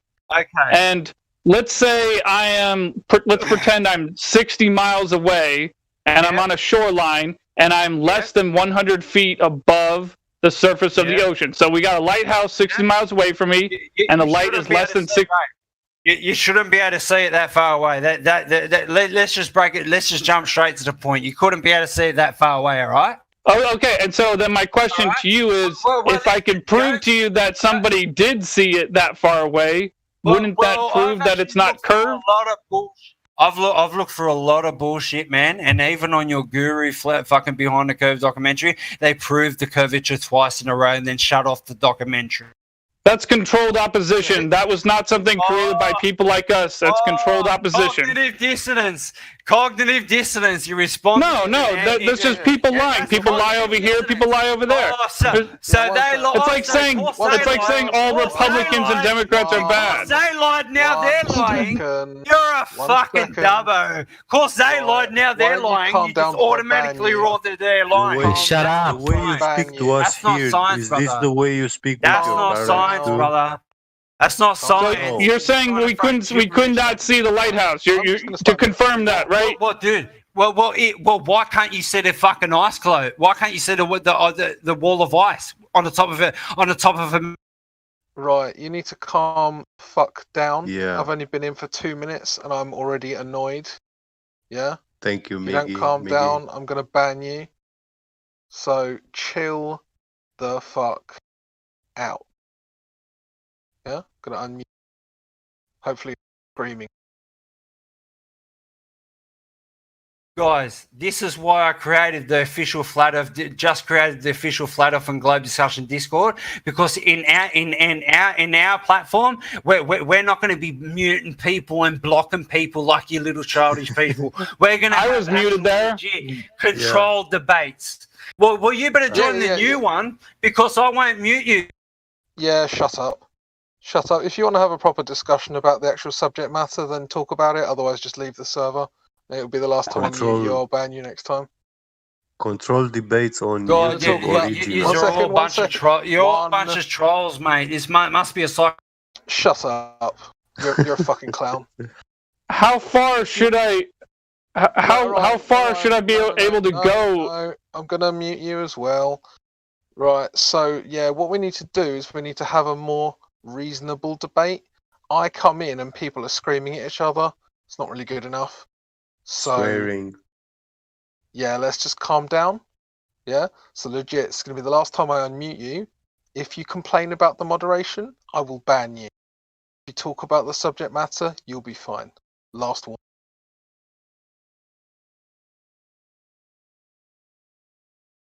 Someone was about to ask him a question about the lighthouse. Sure. But can we do it in a slightly more controlled manner?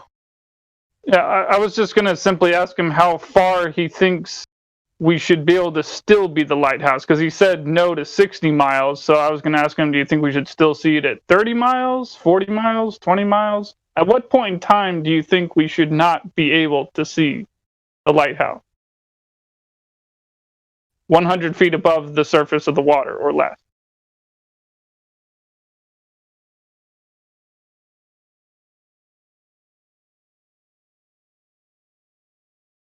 Did he left?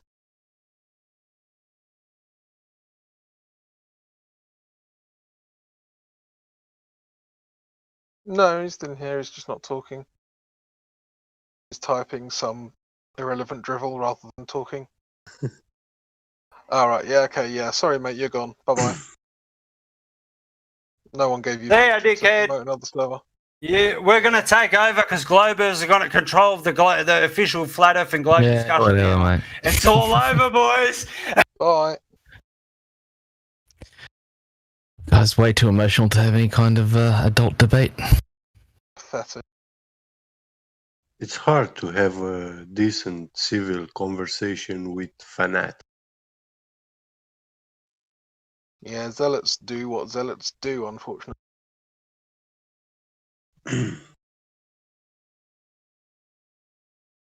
Was he drunk? Or I don't get it. Well, the first thing I was asking myself, is this the way he speaks with his own parents, the way he spoke with us in here? You know? We missed out to break the news for him that looking at the luminaries and making claims is not science. He needs to look into the inverse square law of light.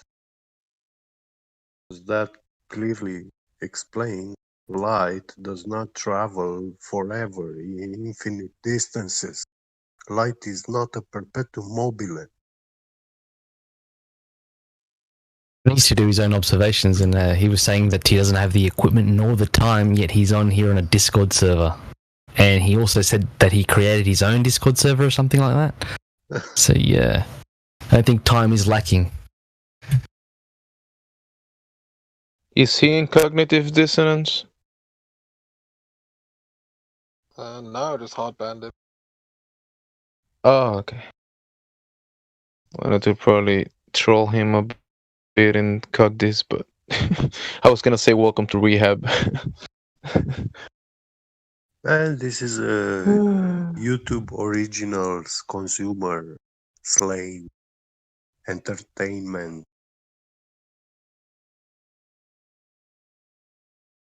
Anyways, I think we do need more lumber.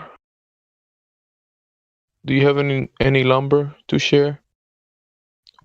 Need more lumber? You're unmuted. You can unmute yourself actually and speak. We need more lumber.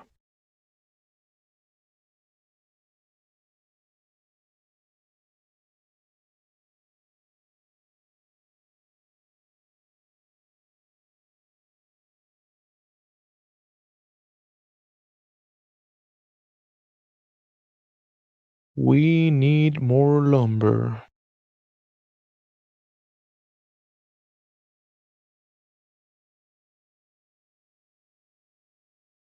Man, that guy spiraled way too fast. It's extremely emotional. Extremely emotional. He said he was gonna make an educated guess, and I was gonna say, are you making an educated guess or an indoctrinated guess? He cannot comprehend the meaning of this question. I'm telling you.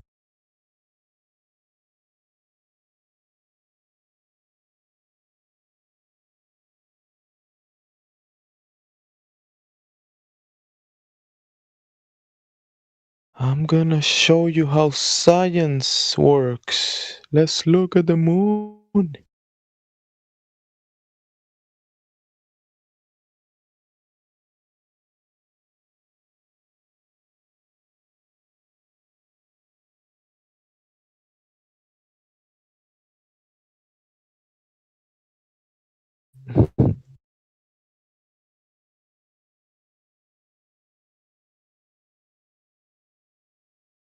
You know that it would be untrue.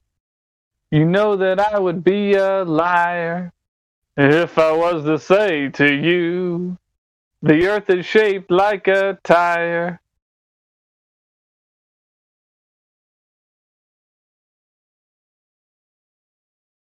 Another proof of evidence that I need is to show me something can float in a vacuum.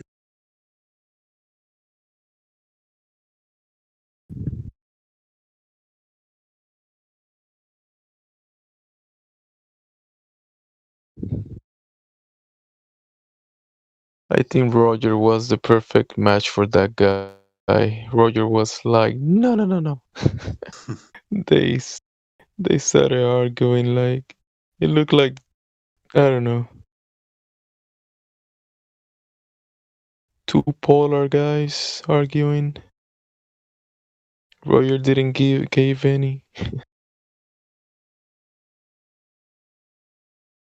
Roger asked him if he was drunk, and I don't know, that was so weird. I think this guy knew about the server or something. He was kind of ready to just bash flat earthers for some reason. He just wanted to spew out all his rhetoric and not really hear anything that we had to say. That's why he was trying to get out all his points at once. Just give me 3 minutes to spew out all this crap, all this parroted shit.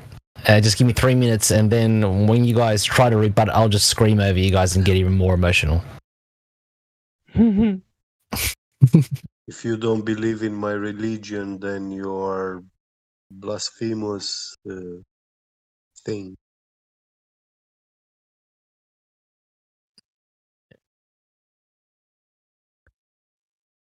He kind of did sound a little bit drunk. You're right there, Gemsy. Yeah, I really thought that he was gonna just calm down a little bit, but he just kept spiraling. Yeah, worst. That's it. I try like, hey, let's just tone it down, tone it down. Let's take it step by step, talk about it. La demon. Yeah.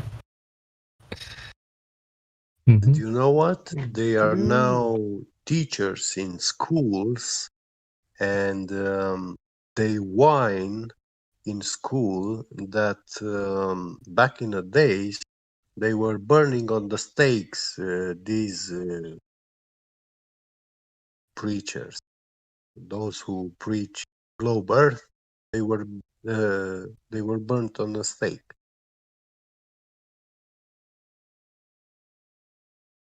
Obviously, those people back in the days, they knew stuff about them, which we know it too. It's proof the way this world is today. All these things we have, these corrupt politicians. Probably they knew that starting with the wrong fundamentals might confuse people into thinking that doing harm to children and abusing other people and stealing it's part of their religion, therefore is allowed. Like, okay, this guy thinks he's spinning on a globe. Bring the torches.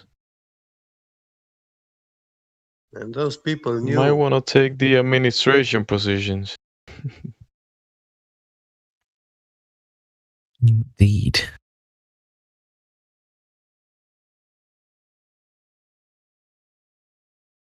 They pose as geniuses of the world and real science. Smart of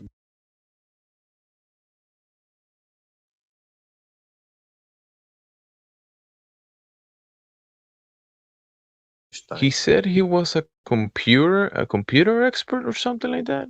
Oh, computer scientist. I think something along those lines. And he had also studied quantum physics. I guess he's lucky QE wasn't around when he said that.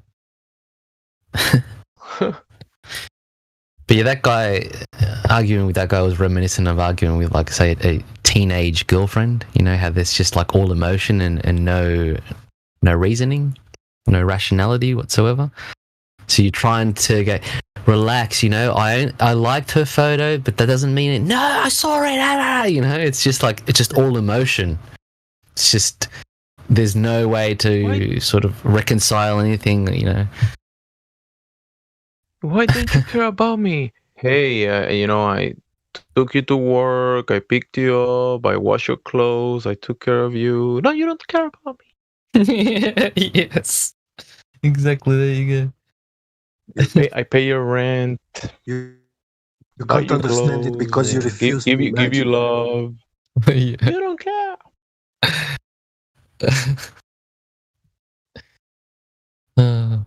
You're not a scientist because you cannot imagine. You refuse to imagine. Yeah, exactly. You must be like Einstein and create a separate geometry where space and time are actually a dimension. Physical dimension. That's imagination. That is what is applauded these days.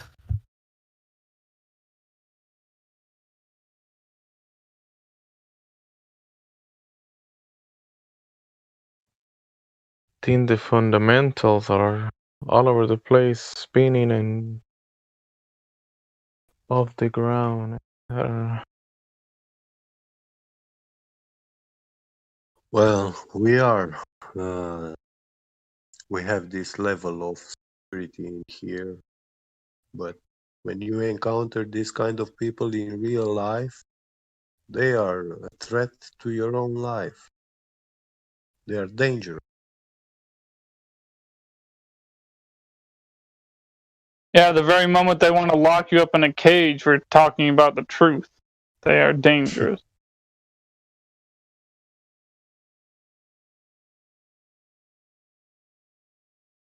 This computer scientist, he will probably build those programs that are gonna be monitoring people and stealing your information. And he's like, "Yep, this is for human advancement. We gotta spy on you and take all your information, because reasons."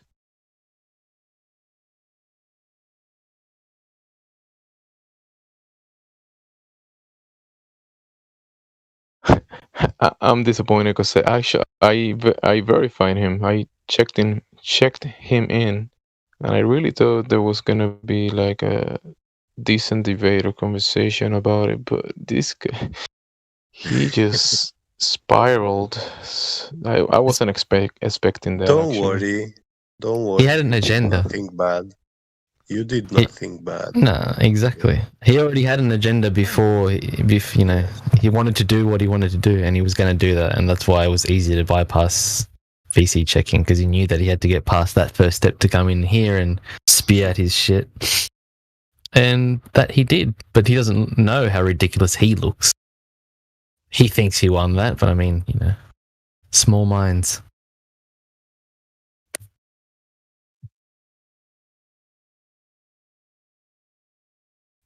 He was probably recording, and he was like, "I got him.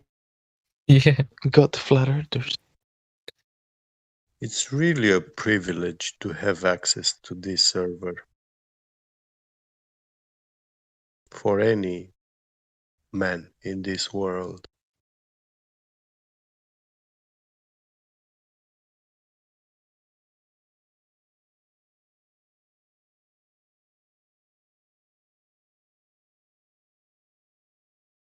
Yeah, wish for both sides that at least people can come in and talk about stuff, preferably the topic at hand.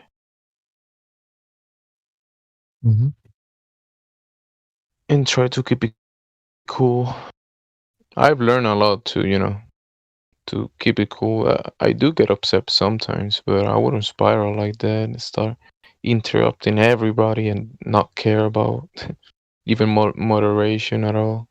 If I mean, if someone told me, "Hey, let's keep it cool. Let's bring it back to the topic." All right. Let's do that. It's okay then.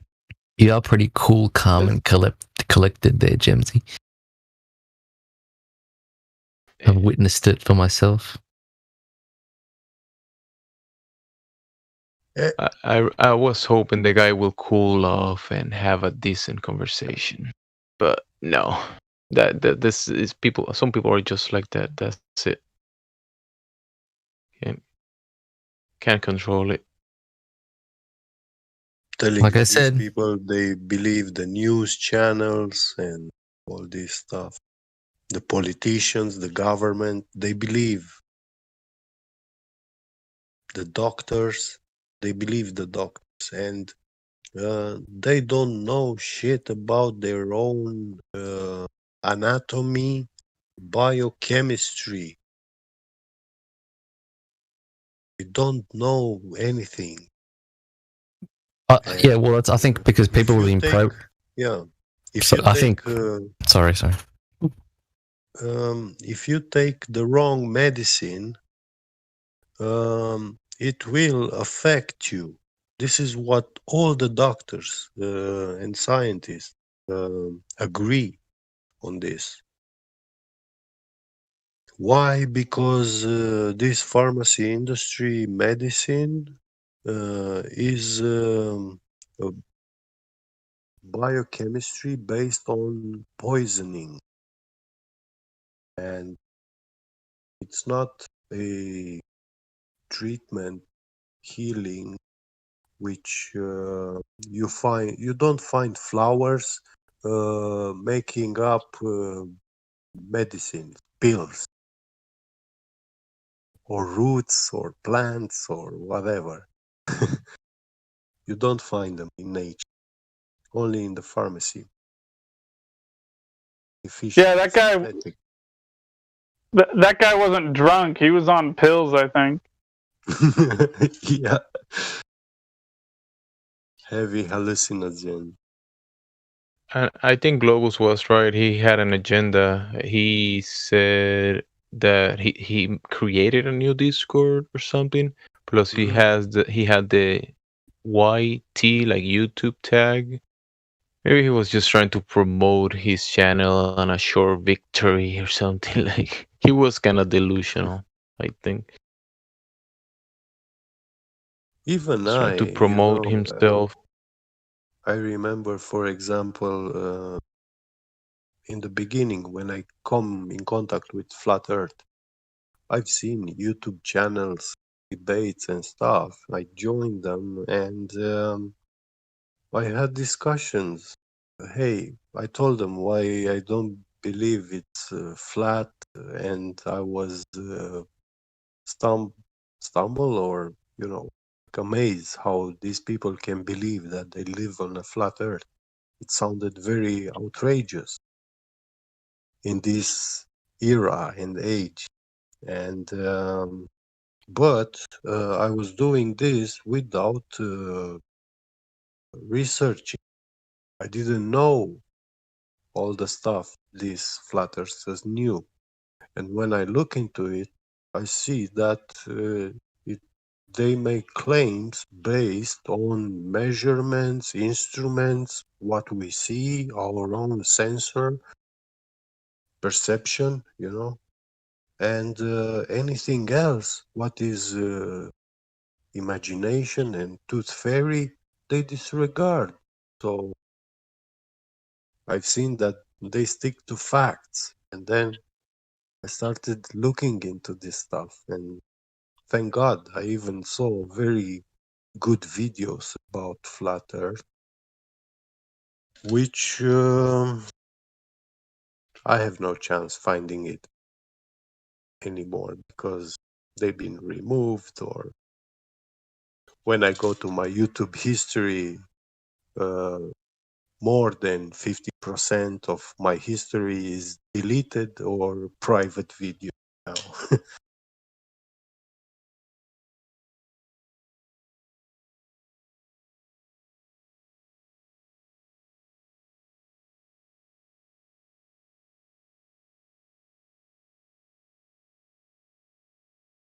I've seen it does seem. video. Go ahead. I was going to say, it does seem like, showing someone that the Earth is flat and the proof says a lot about their character in regards to their ego. Not necessarily so much of how much of an ego that they have, but what type of an ego that they have. Because I myself, I have ego. I have an ego, and maybe at certain points in time, maybe have ego problems with regards to social lives.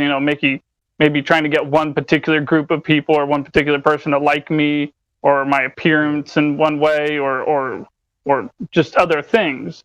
But it's just that, you know, since 4 years ago when somebody first told me that the Earth is flat and stationary, you know, I guess I didn't realize at the time that I was in the minority because my ego never got in the way, not even for a second. I walked away without looking at any pictures or anything, just by hearing the guy's logical arguments and recognizing that I could not argue against them. And I walked away. I walked home that day realizing, oh, damn, look at that. The damn thing's flat and stationary. It always was. Yeah. You know, I can attribute this perception of mine also to being a hacker. I had this, you know, I had to be extremist, doing things which not everyday people normally do. I had to stay like a predator, watch, you know, sniff, things like this. And this is what helped me not denying flat Earth all of the sudden when I saw it.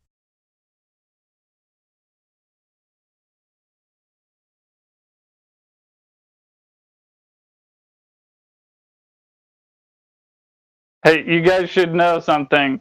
One of the, I think, 3 people, I guess he's kind of on the fence in a certain sense, but essentially I got him pretty good. One of the 3 people I've spoken to in person and have convinced them essentially 100% or almost 100% that the Earth is flat without them even knowing that anybody even thought that beforehand.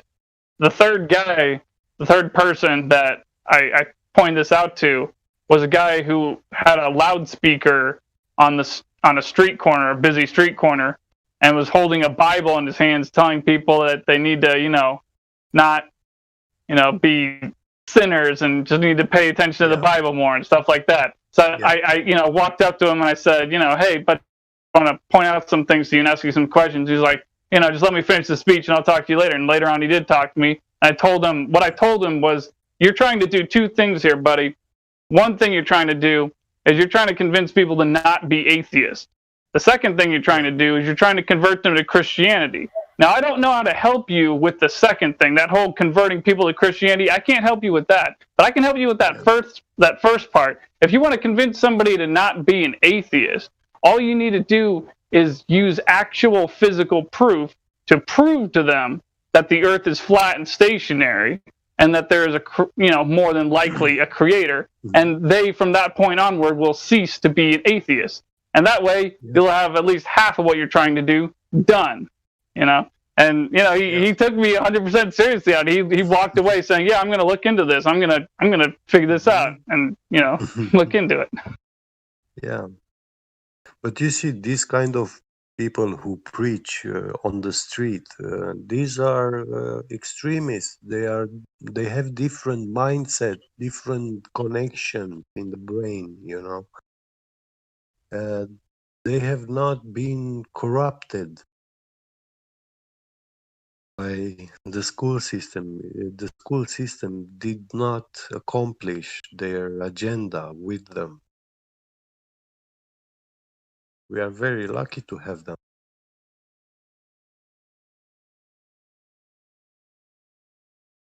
So when you told him about flat Earth, he was like, "Oh, I have to go and research." You know, he did not simply deny it.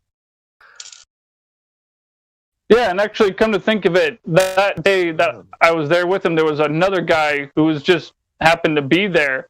And come to think of it, that's a total of 4 people. 4 people in total that I can think of that I have 100% convinced that the Earth is flat without them even knowing that it was even an idea to begin with, even a thought in their mind to begin with. And it was him and another guy who happened to be listening to his speech too, and we were just all having a conversation together, you know, about, you know, religion mainly, but also the Earth being flat. Well, flat Earth proves that there is a creator. I mean, it points to that, to an intelligent designer. The Bible says that this is a serious problem because there are laws we have to keep. You know, we don't just live as we wish. We don't get to do whatever we want. If we can do that, but it means very likely not to be beloved.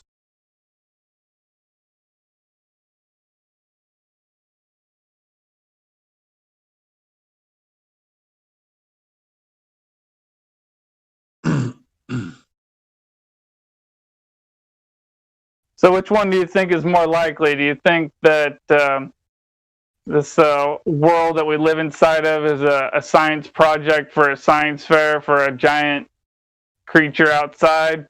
Or do you think it's an old man with a beard with a bunch of cats just stacking snow globes on a shelf?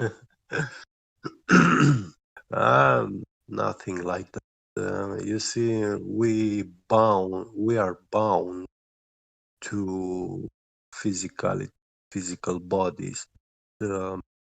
From ancient times, we have this knowledge of the spiritual side of the world. It's a plane of existence, spiritual and physical. These are the two planes of existence. And just because we cannot touch the spiritual or perceive it like we perceive the physical, it doesn't mean it doesn't exist, because philosophers were also explaining.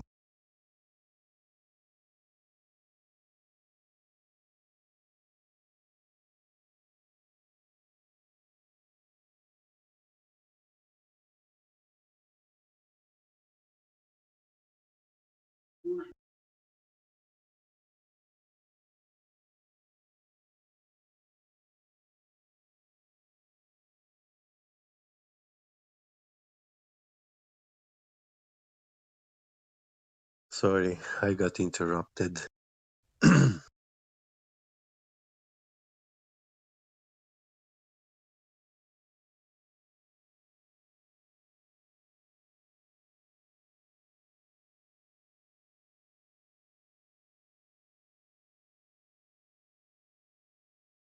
We are bound to time, and when we think or speak about God, we cannot do it the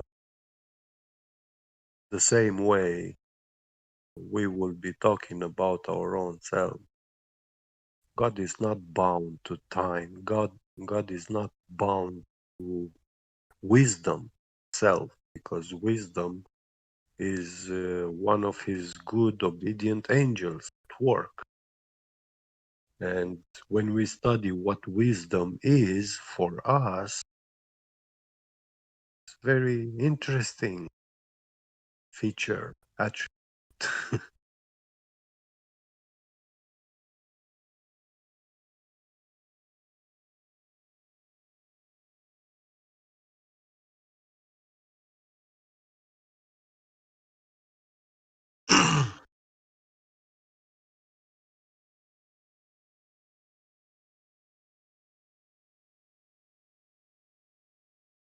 The spiritual kingdom is much bigger than our little world. Even the scientists agree with this, and they tell us that all the matter that we see or can wake is making like 4, 5, 6% from what there appears to be.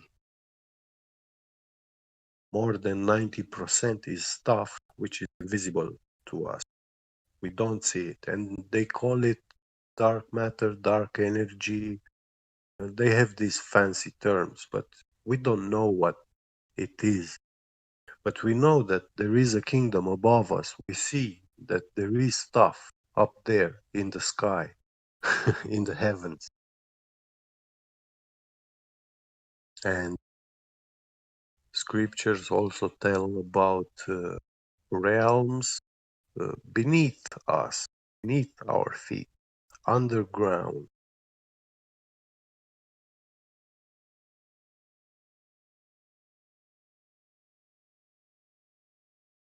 Yeah, lately I've been thinking about the sky, the stars, the way that they come out are almost in a way similar how we typically down here on the ground have our babies in our cribs, and what do? We hang lights and stars and rotating lights and doohickey things above them as they sleep.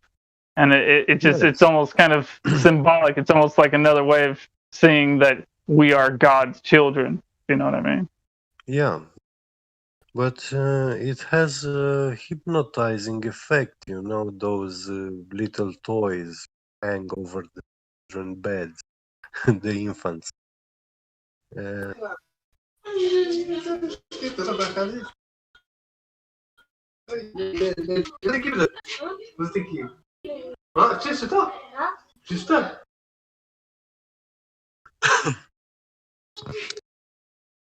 So, do you believe in a creator?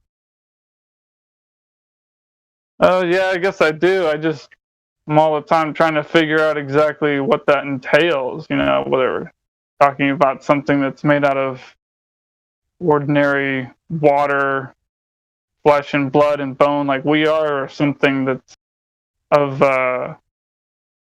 you know, like I just wonder to myself all the time, beyond the container that we live in, do the laws of physics still apply, or is that just something we can never touch? Like, is the container something we could ever break out of or not? I'm guessing not. Yeah, if we could, we probably would have already, you know? I can, I have my, you know, conclusions or theories, or should I call them, my thoughts and dreams. I asked questions and I have been given answers. It's not a voice I hear in my head or stuff like that. I'm not crazy. But you know, that thing when you read the book, you get answers, you recall stuff you previously read, and information arrange itself in your mind. So, and I've seen that, you see, we have this science which has been abolished, like alchemy, and everything we are left today, literature about alchemy, is actually fake stuff, you know.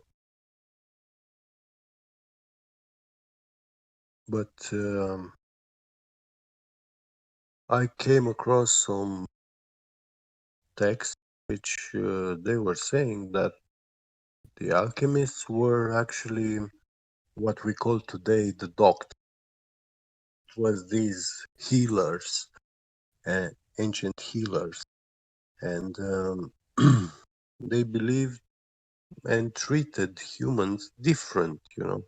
They before they started a therapy to a ill person, they first try to identify the spiritual problem, and to fix his spiritual plane, they had special songs and poems which transmit knowledge and information about everyday rituals, about understanding life, food, everything, you know, the way how to cook. And once they had this luggage sorted out, they could start practicing, different food recipes, or making all sort of tea infusions.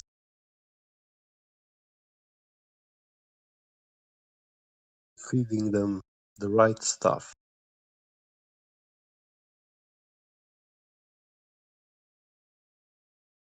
It was lovely talking with you, man. I gotta go to bed now. See you later. Good night. Okay. Yeah.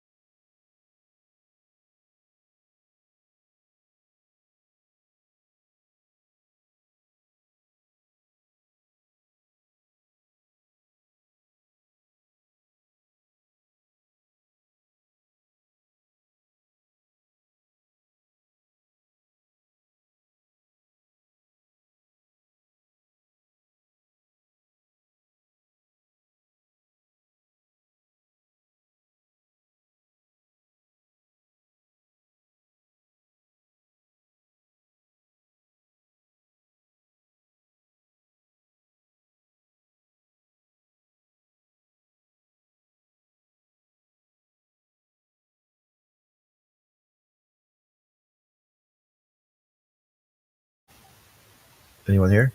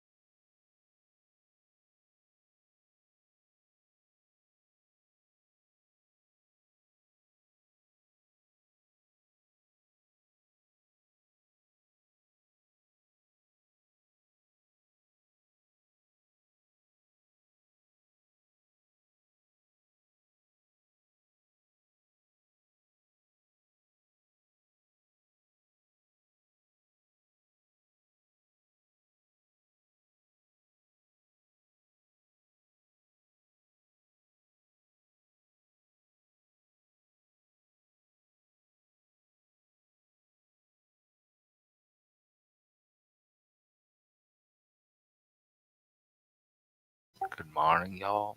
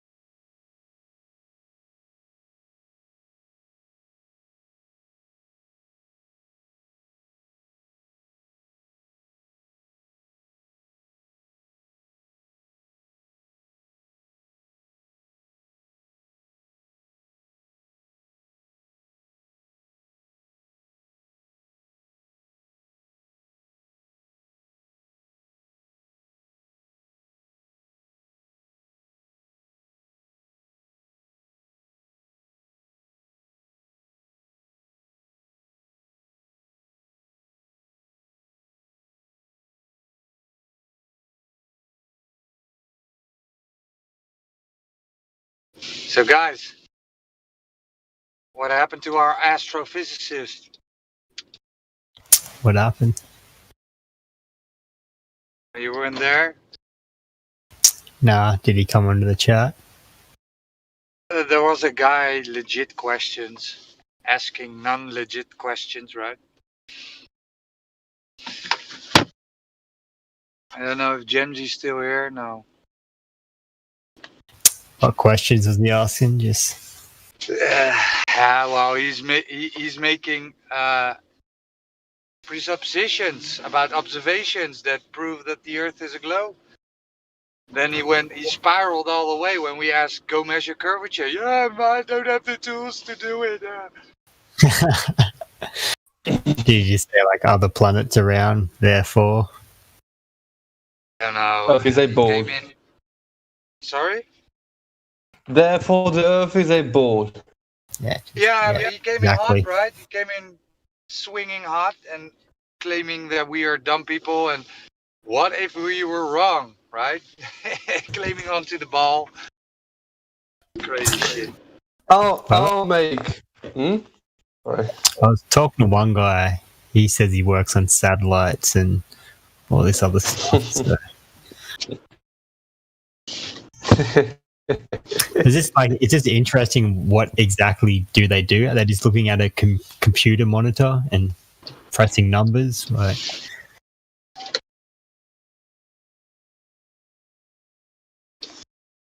I had to step out, man.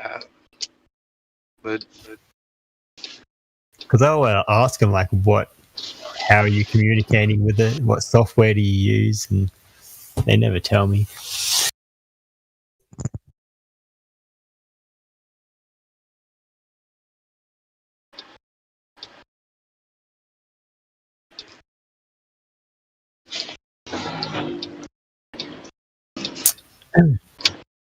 But I guess I just find it weird how, I know, it's like all our technology and it's like difficult to measure the curvature or something. Refraction. I know, it's like, with lasers, infrared, like how else? Like what other options are there to measure curvature? Landmarks. Yeah. And I'll post the...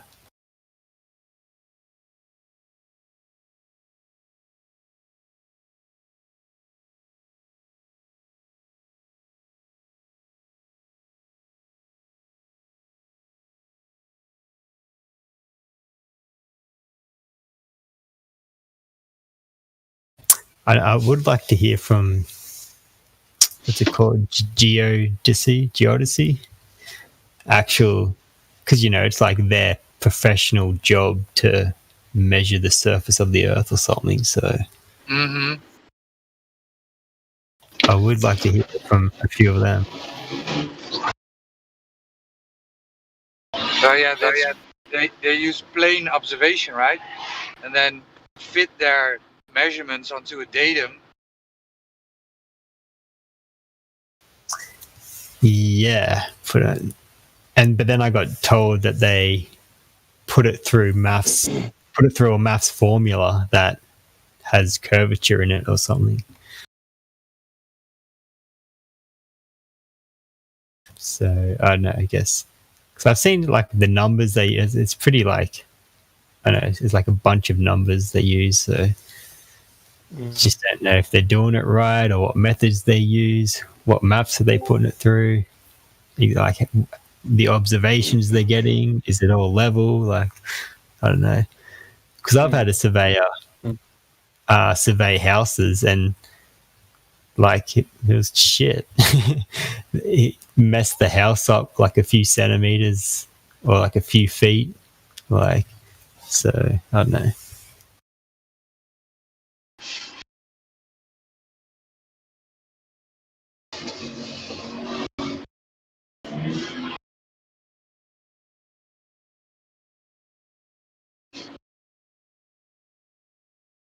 Coordinate reference system types.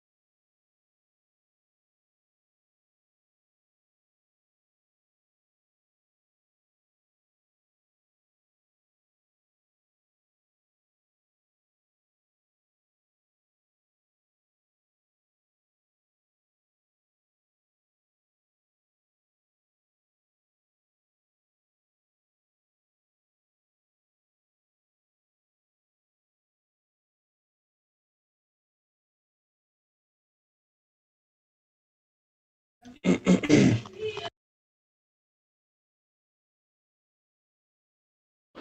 gotta ask Witsit because he debated those guys, the surveyors. I think it's somewhere. Who debated surveyors? Witsit. Witsit gets it. Oh, Witsit. All right. Because the only one I've seen is that main surveyor, and I don't know. Yes. Apparently, he's pretty dodgy or something.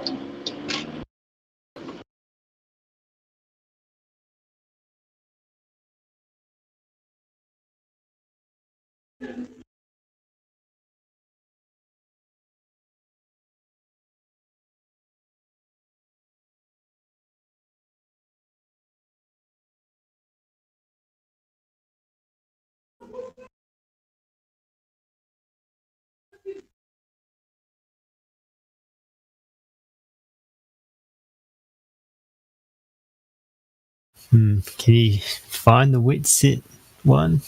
So I'm on his channel, I can't see anything.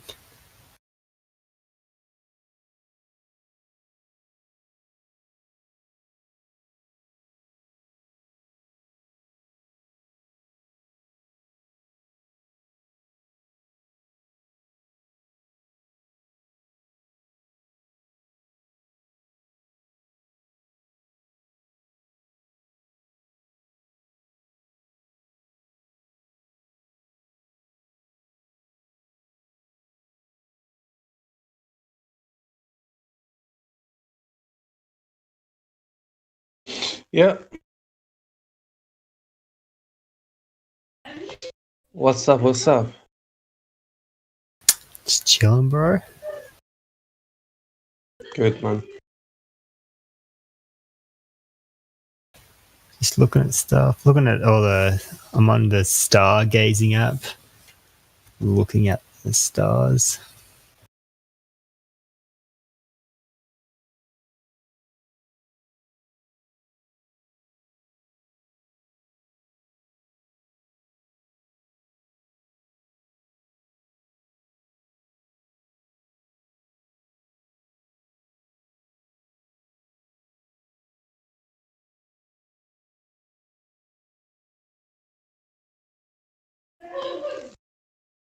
I like that, the water cup thing there. I've never seen that.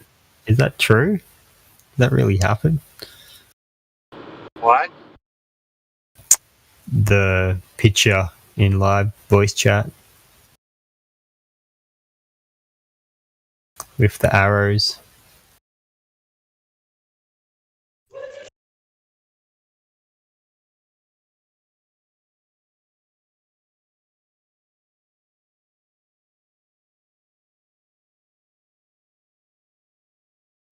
I gotta YouTube that. I want to see it in real time. Yeah, there's something about the coffee cup caustic. Something you can look into. Yeah, and I'll post a picture of it.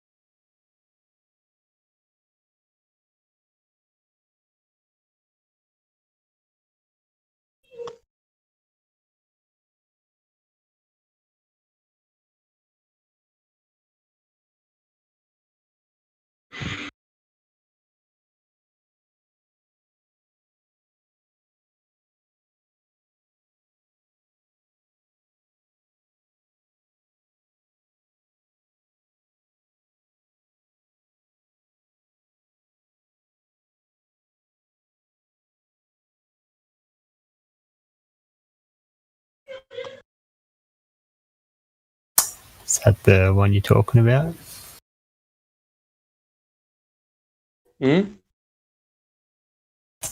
Coffee cup, core, whatever it is. Can't see it. Is that it? The photo I posted?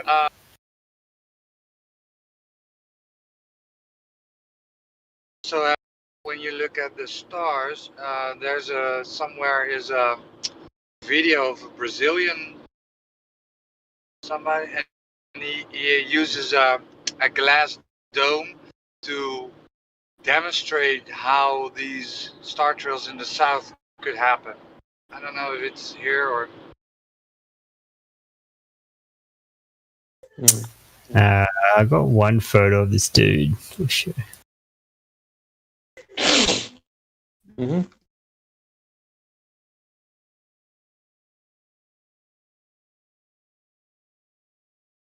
Yeah, right.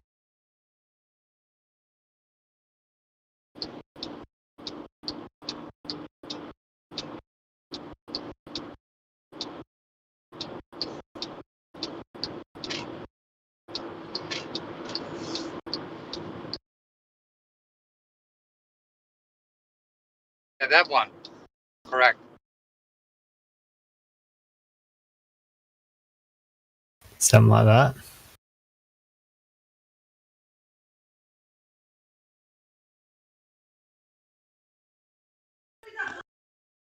But that's looking through it the other way, you know?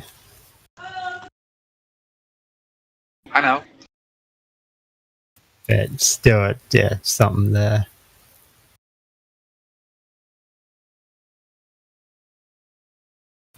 Well, I am like south of Australia, so I want to do a time lapse of the stars one night to see for myself if it just skims the horizon or does it actually rotate around a star.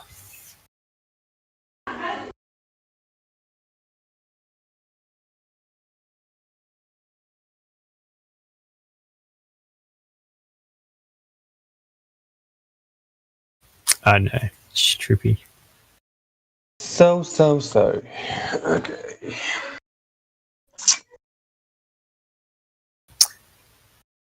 And then you always have the Globers go on about the stars and blah, but it comes back to curvature. Like you can't have your star theory without curvature. Look at the moon. It's a ball, therefore the earth is a ball. I know, that's ridiculous. The globe's logic is absurd.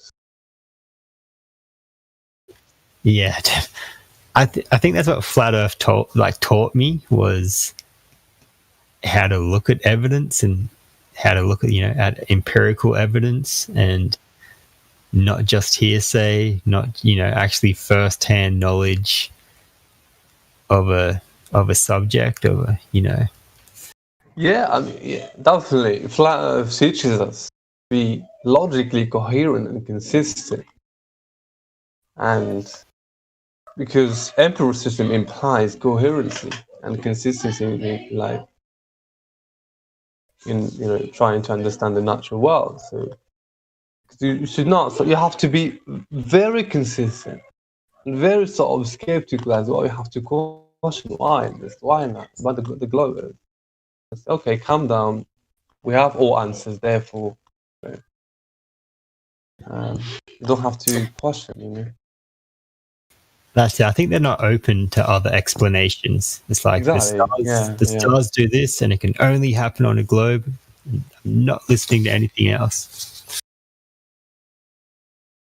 which is it's pretty childish. Like, not open to other explanations.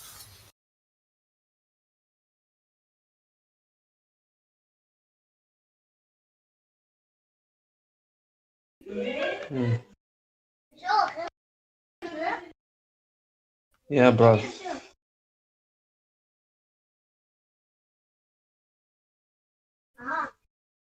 So it's very unfortunate.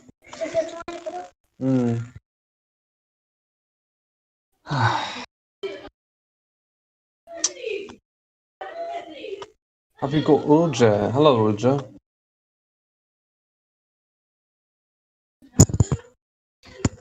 Is he here? Can you go? Sorry for the background noise.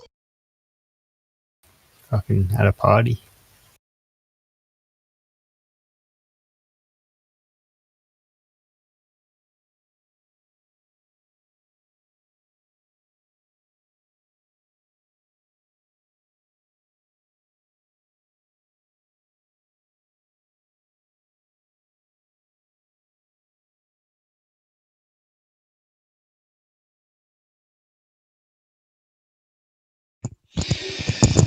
Yep.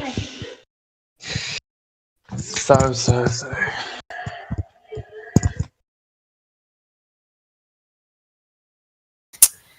Yep.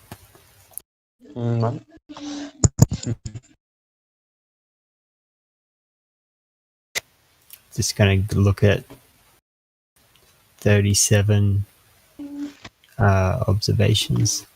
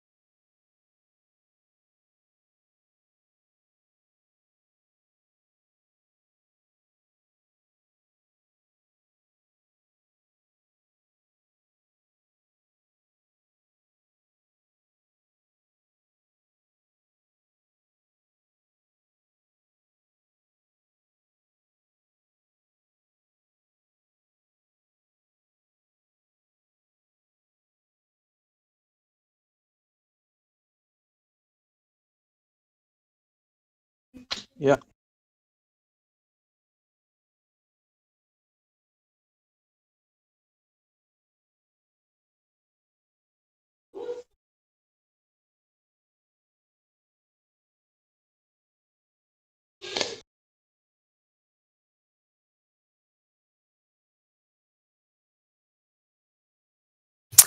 So I'm just posting Taboo Conspiracy's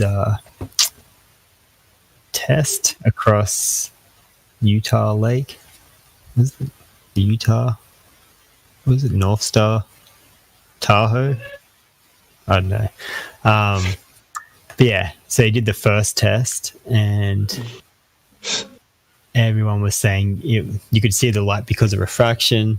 So he went back at night time when it was freezing cold and did the same tests. And there you can see the light where his friend was holding the light. I think they were both like a few feet off the water. And so he did the test in hot conditions and cold conditions and got the same result. Just putting it out there.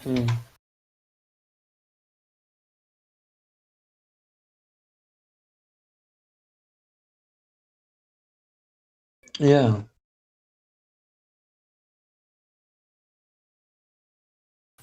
I know. I'm just going to throw a few out there because I love all the observer height, the distance to the target, how much the curve should be blocking it, this and that. You know, that's the fun stuff. Very true.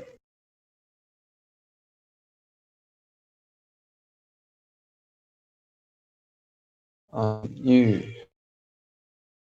watch Taboo Conspiracy, right?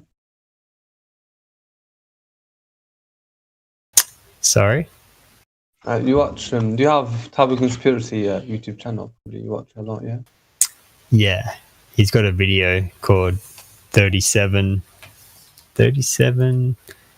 Flat Earth Experiments. Oh, okay. And yeah, it just goes through a whole bunch. I'm just going to go through a few because I like that stuff.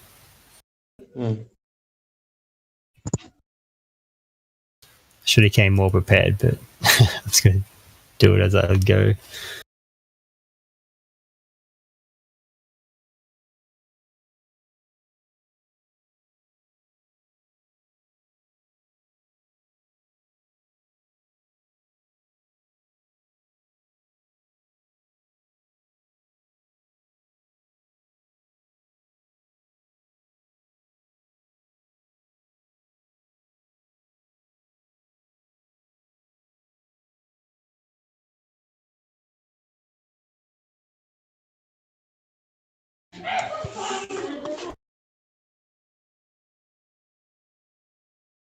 And yeah, there's all his data. 7.5 miles, camera height 2.5. Should have been hidden between below 20 feet.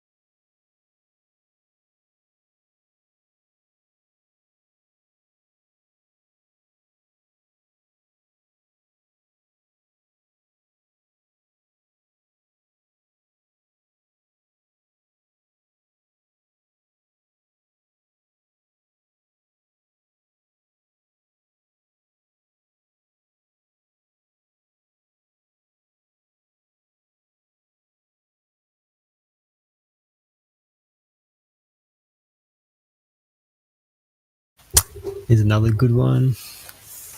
He's got a shot of a little peninsula 1.3 miles away, but the horizon line should only be 0.7. Pretty much the horizon should be before that little bit of land. But not only that, the water behind it still keeps going.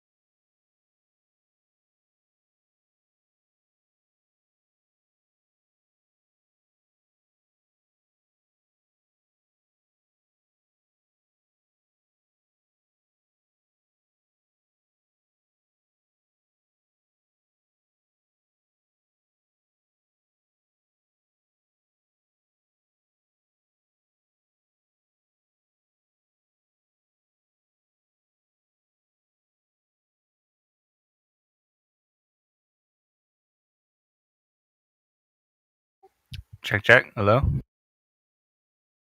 Yo, yo. What's up, man? Hello, Sin. What's up, man? What up, Skeptical? Hey, bro. How are you?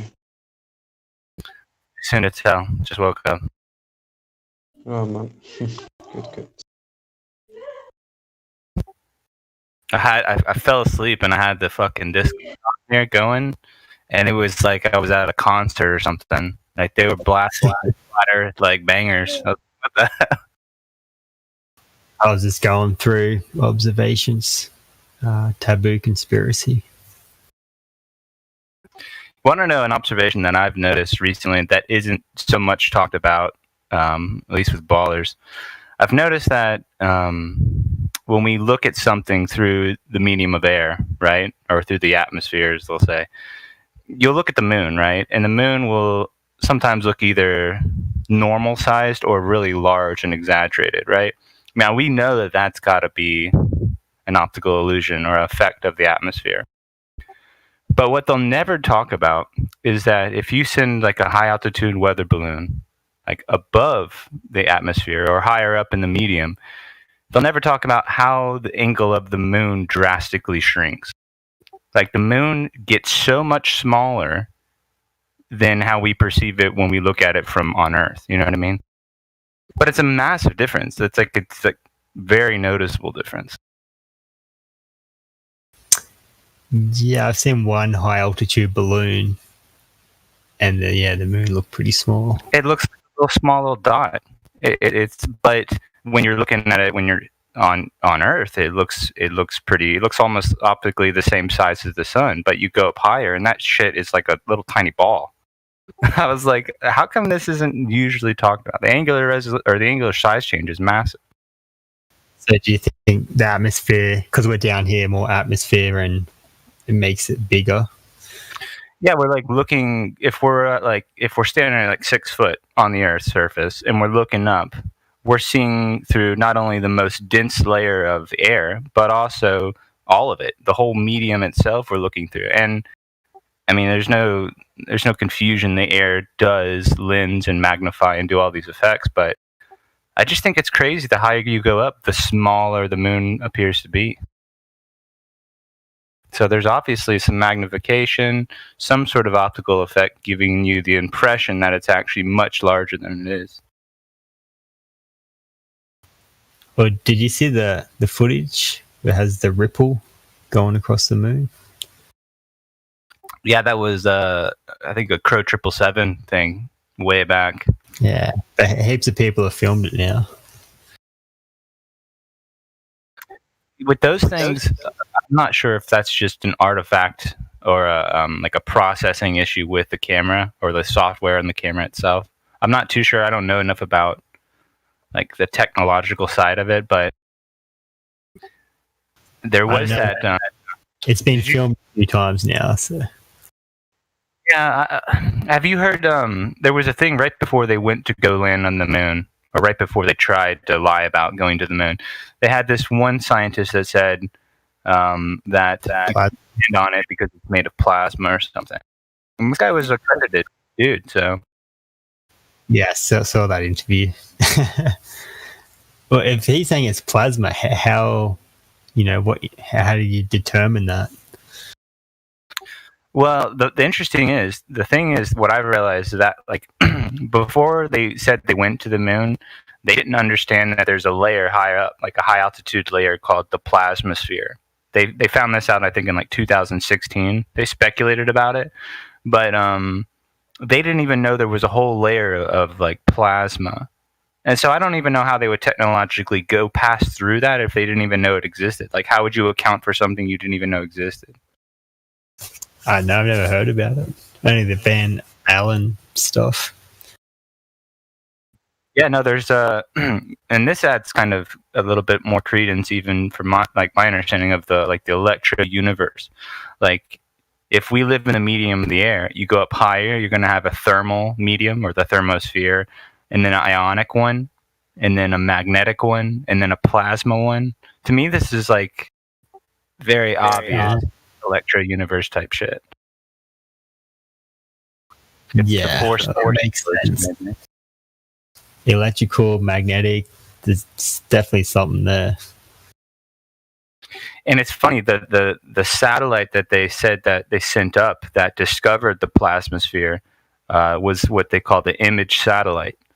And the image satellite itself, they lost radio contact with it. So they tried to send it up. They were trying to take pictures from below in the ionosphere up and look at the plasmasphere, but they tried to send it up higher, and their battery completely fried, and they lost all radio contact with it, because I think when they just can't go through those upper mediums. I just don't think they have the technology. So they're completely profounded by it. Yeah, I wonder what they've definitely shot some stuff up in there, and I know try to figure it out. So I wonder what they've done. They're perplexed by it, and that's not the first. They had the image satellite that made the discovery of the plasmasphere. They lost radio contact with that one. The guys did a debriefing and said, "Oh, I don't know, it fried our systems, and we lost radio contact." But the MAP satellite, there's a lot of satellites they'll tell you about, and I think this is where they're getting all their space junk, is that they just can't break through that glass ceiling. They can't get through whatever barrier it is, you know? So they're just clogging it up with space junk, I guess. Well, whoever made it, knows what they're doing, and I don't think it would make it where something we could construct would break through it. Yeah, that's where I'm like, I don't know if it's actually a physical dome, right? I'm more of the belief that it's probably just a layered medium gradient of just things we don't have the technology to go through. And I think that is some sort of electromagnetic force pushing us away and not allowing us to. But this is, speculation at best. Yeah. Yeah, I don't think it's some physical glass or something. It's some kind of medium, weird something. I don't know, gravity. Magnetic, electrical. Well, that's another thing. When Newton was coming up with his understanding of gravity, he was shooting the shit, trying to think of what's happening. Really, he didn't even know what electricity was. They didn't have an understanding of electronics or electricity or nothing. So the guy was probably missing one of the biggest pieces of the puzzle, right? But I don't know why they cling on to that shit anymore. Yeah, I'm not really too in depth with all the mathematics and I know all that stuff, but I guess, in their world, the maths works.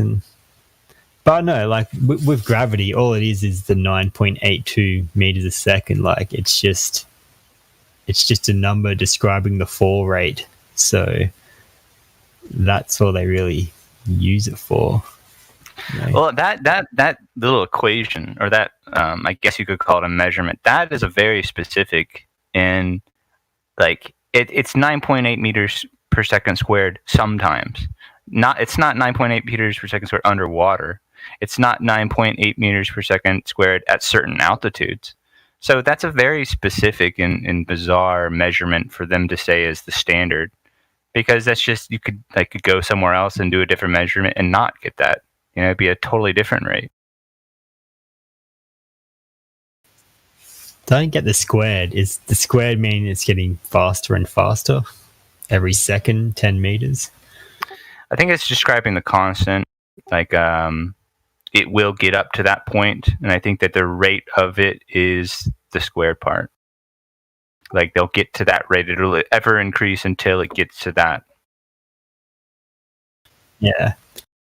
But you can't describe it as a constant because there's so many other forces that they're perplexed by, buoyant forces or friction or hydrostatics, all these other things that they have to conclude in their little math equation. And that's why they say, oh, space is difficult. It's not that. It's just there's so many different variables and factors. You can cram it all into your math equation, but at best, you're still shooting from the hip. You're still kind of just guessing at certain points. Yeah, because I was doing electrical and we had to like figure out how much the electrical equipment, like a what's it called, that thing that raises stuff off the ground. Fuck. Like a not a hydraulic. You're talking about like drive it around and you raise things up and down with. Oh my god! Lift or something? Yeah, it's like a lift. Fuck, I can't believe I just forgot the name. Not an excavator. A fuck. Move the action at a distance, right? But anyway, yeah, the machine had a load, a weight, and we just had to use G, or 9.8 meters squared second, to understand how many newtons or joules it would use. That's why. That's like, because I took a little bit of electronics in college. I took it for about a year, and then all the math gave me a headache. So it's like, but it was. I was thinking, like, if you're gonna factor in the force of gravity, you have to also factor in buoyant forces. You have to also factor in friction, resistance. There's so many different things that you could never be so sure about. So just pointing out gravity as if it's this like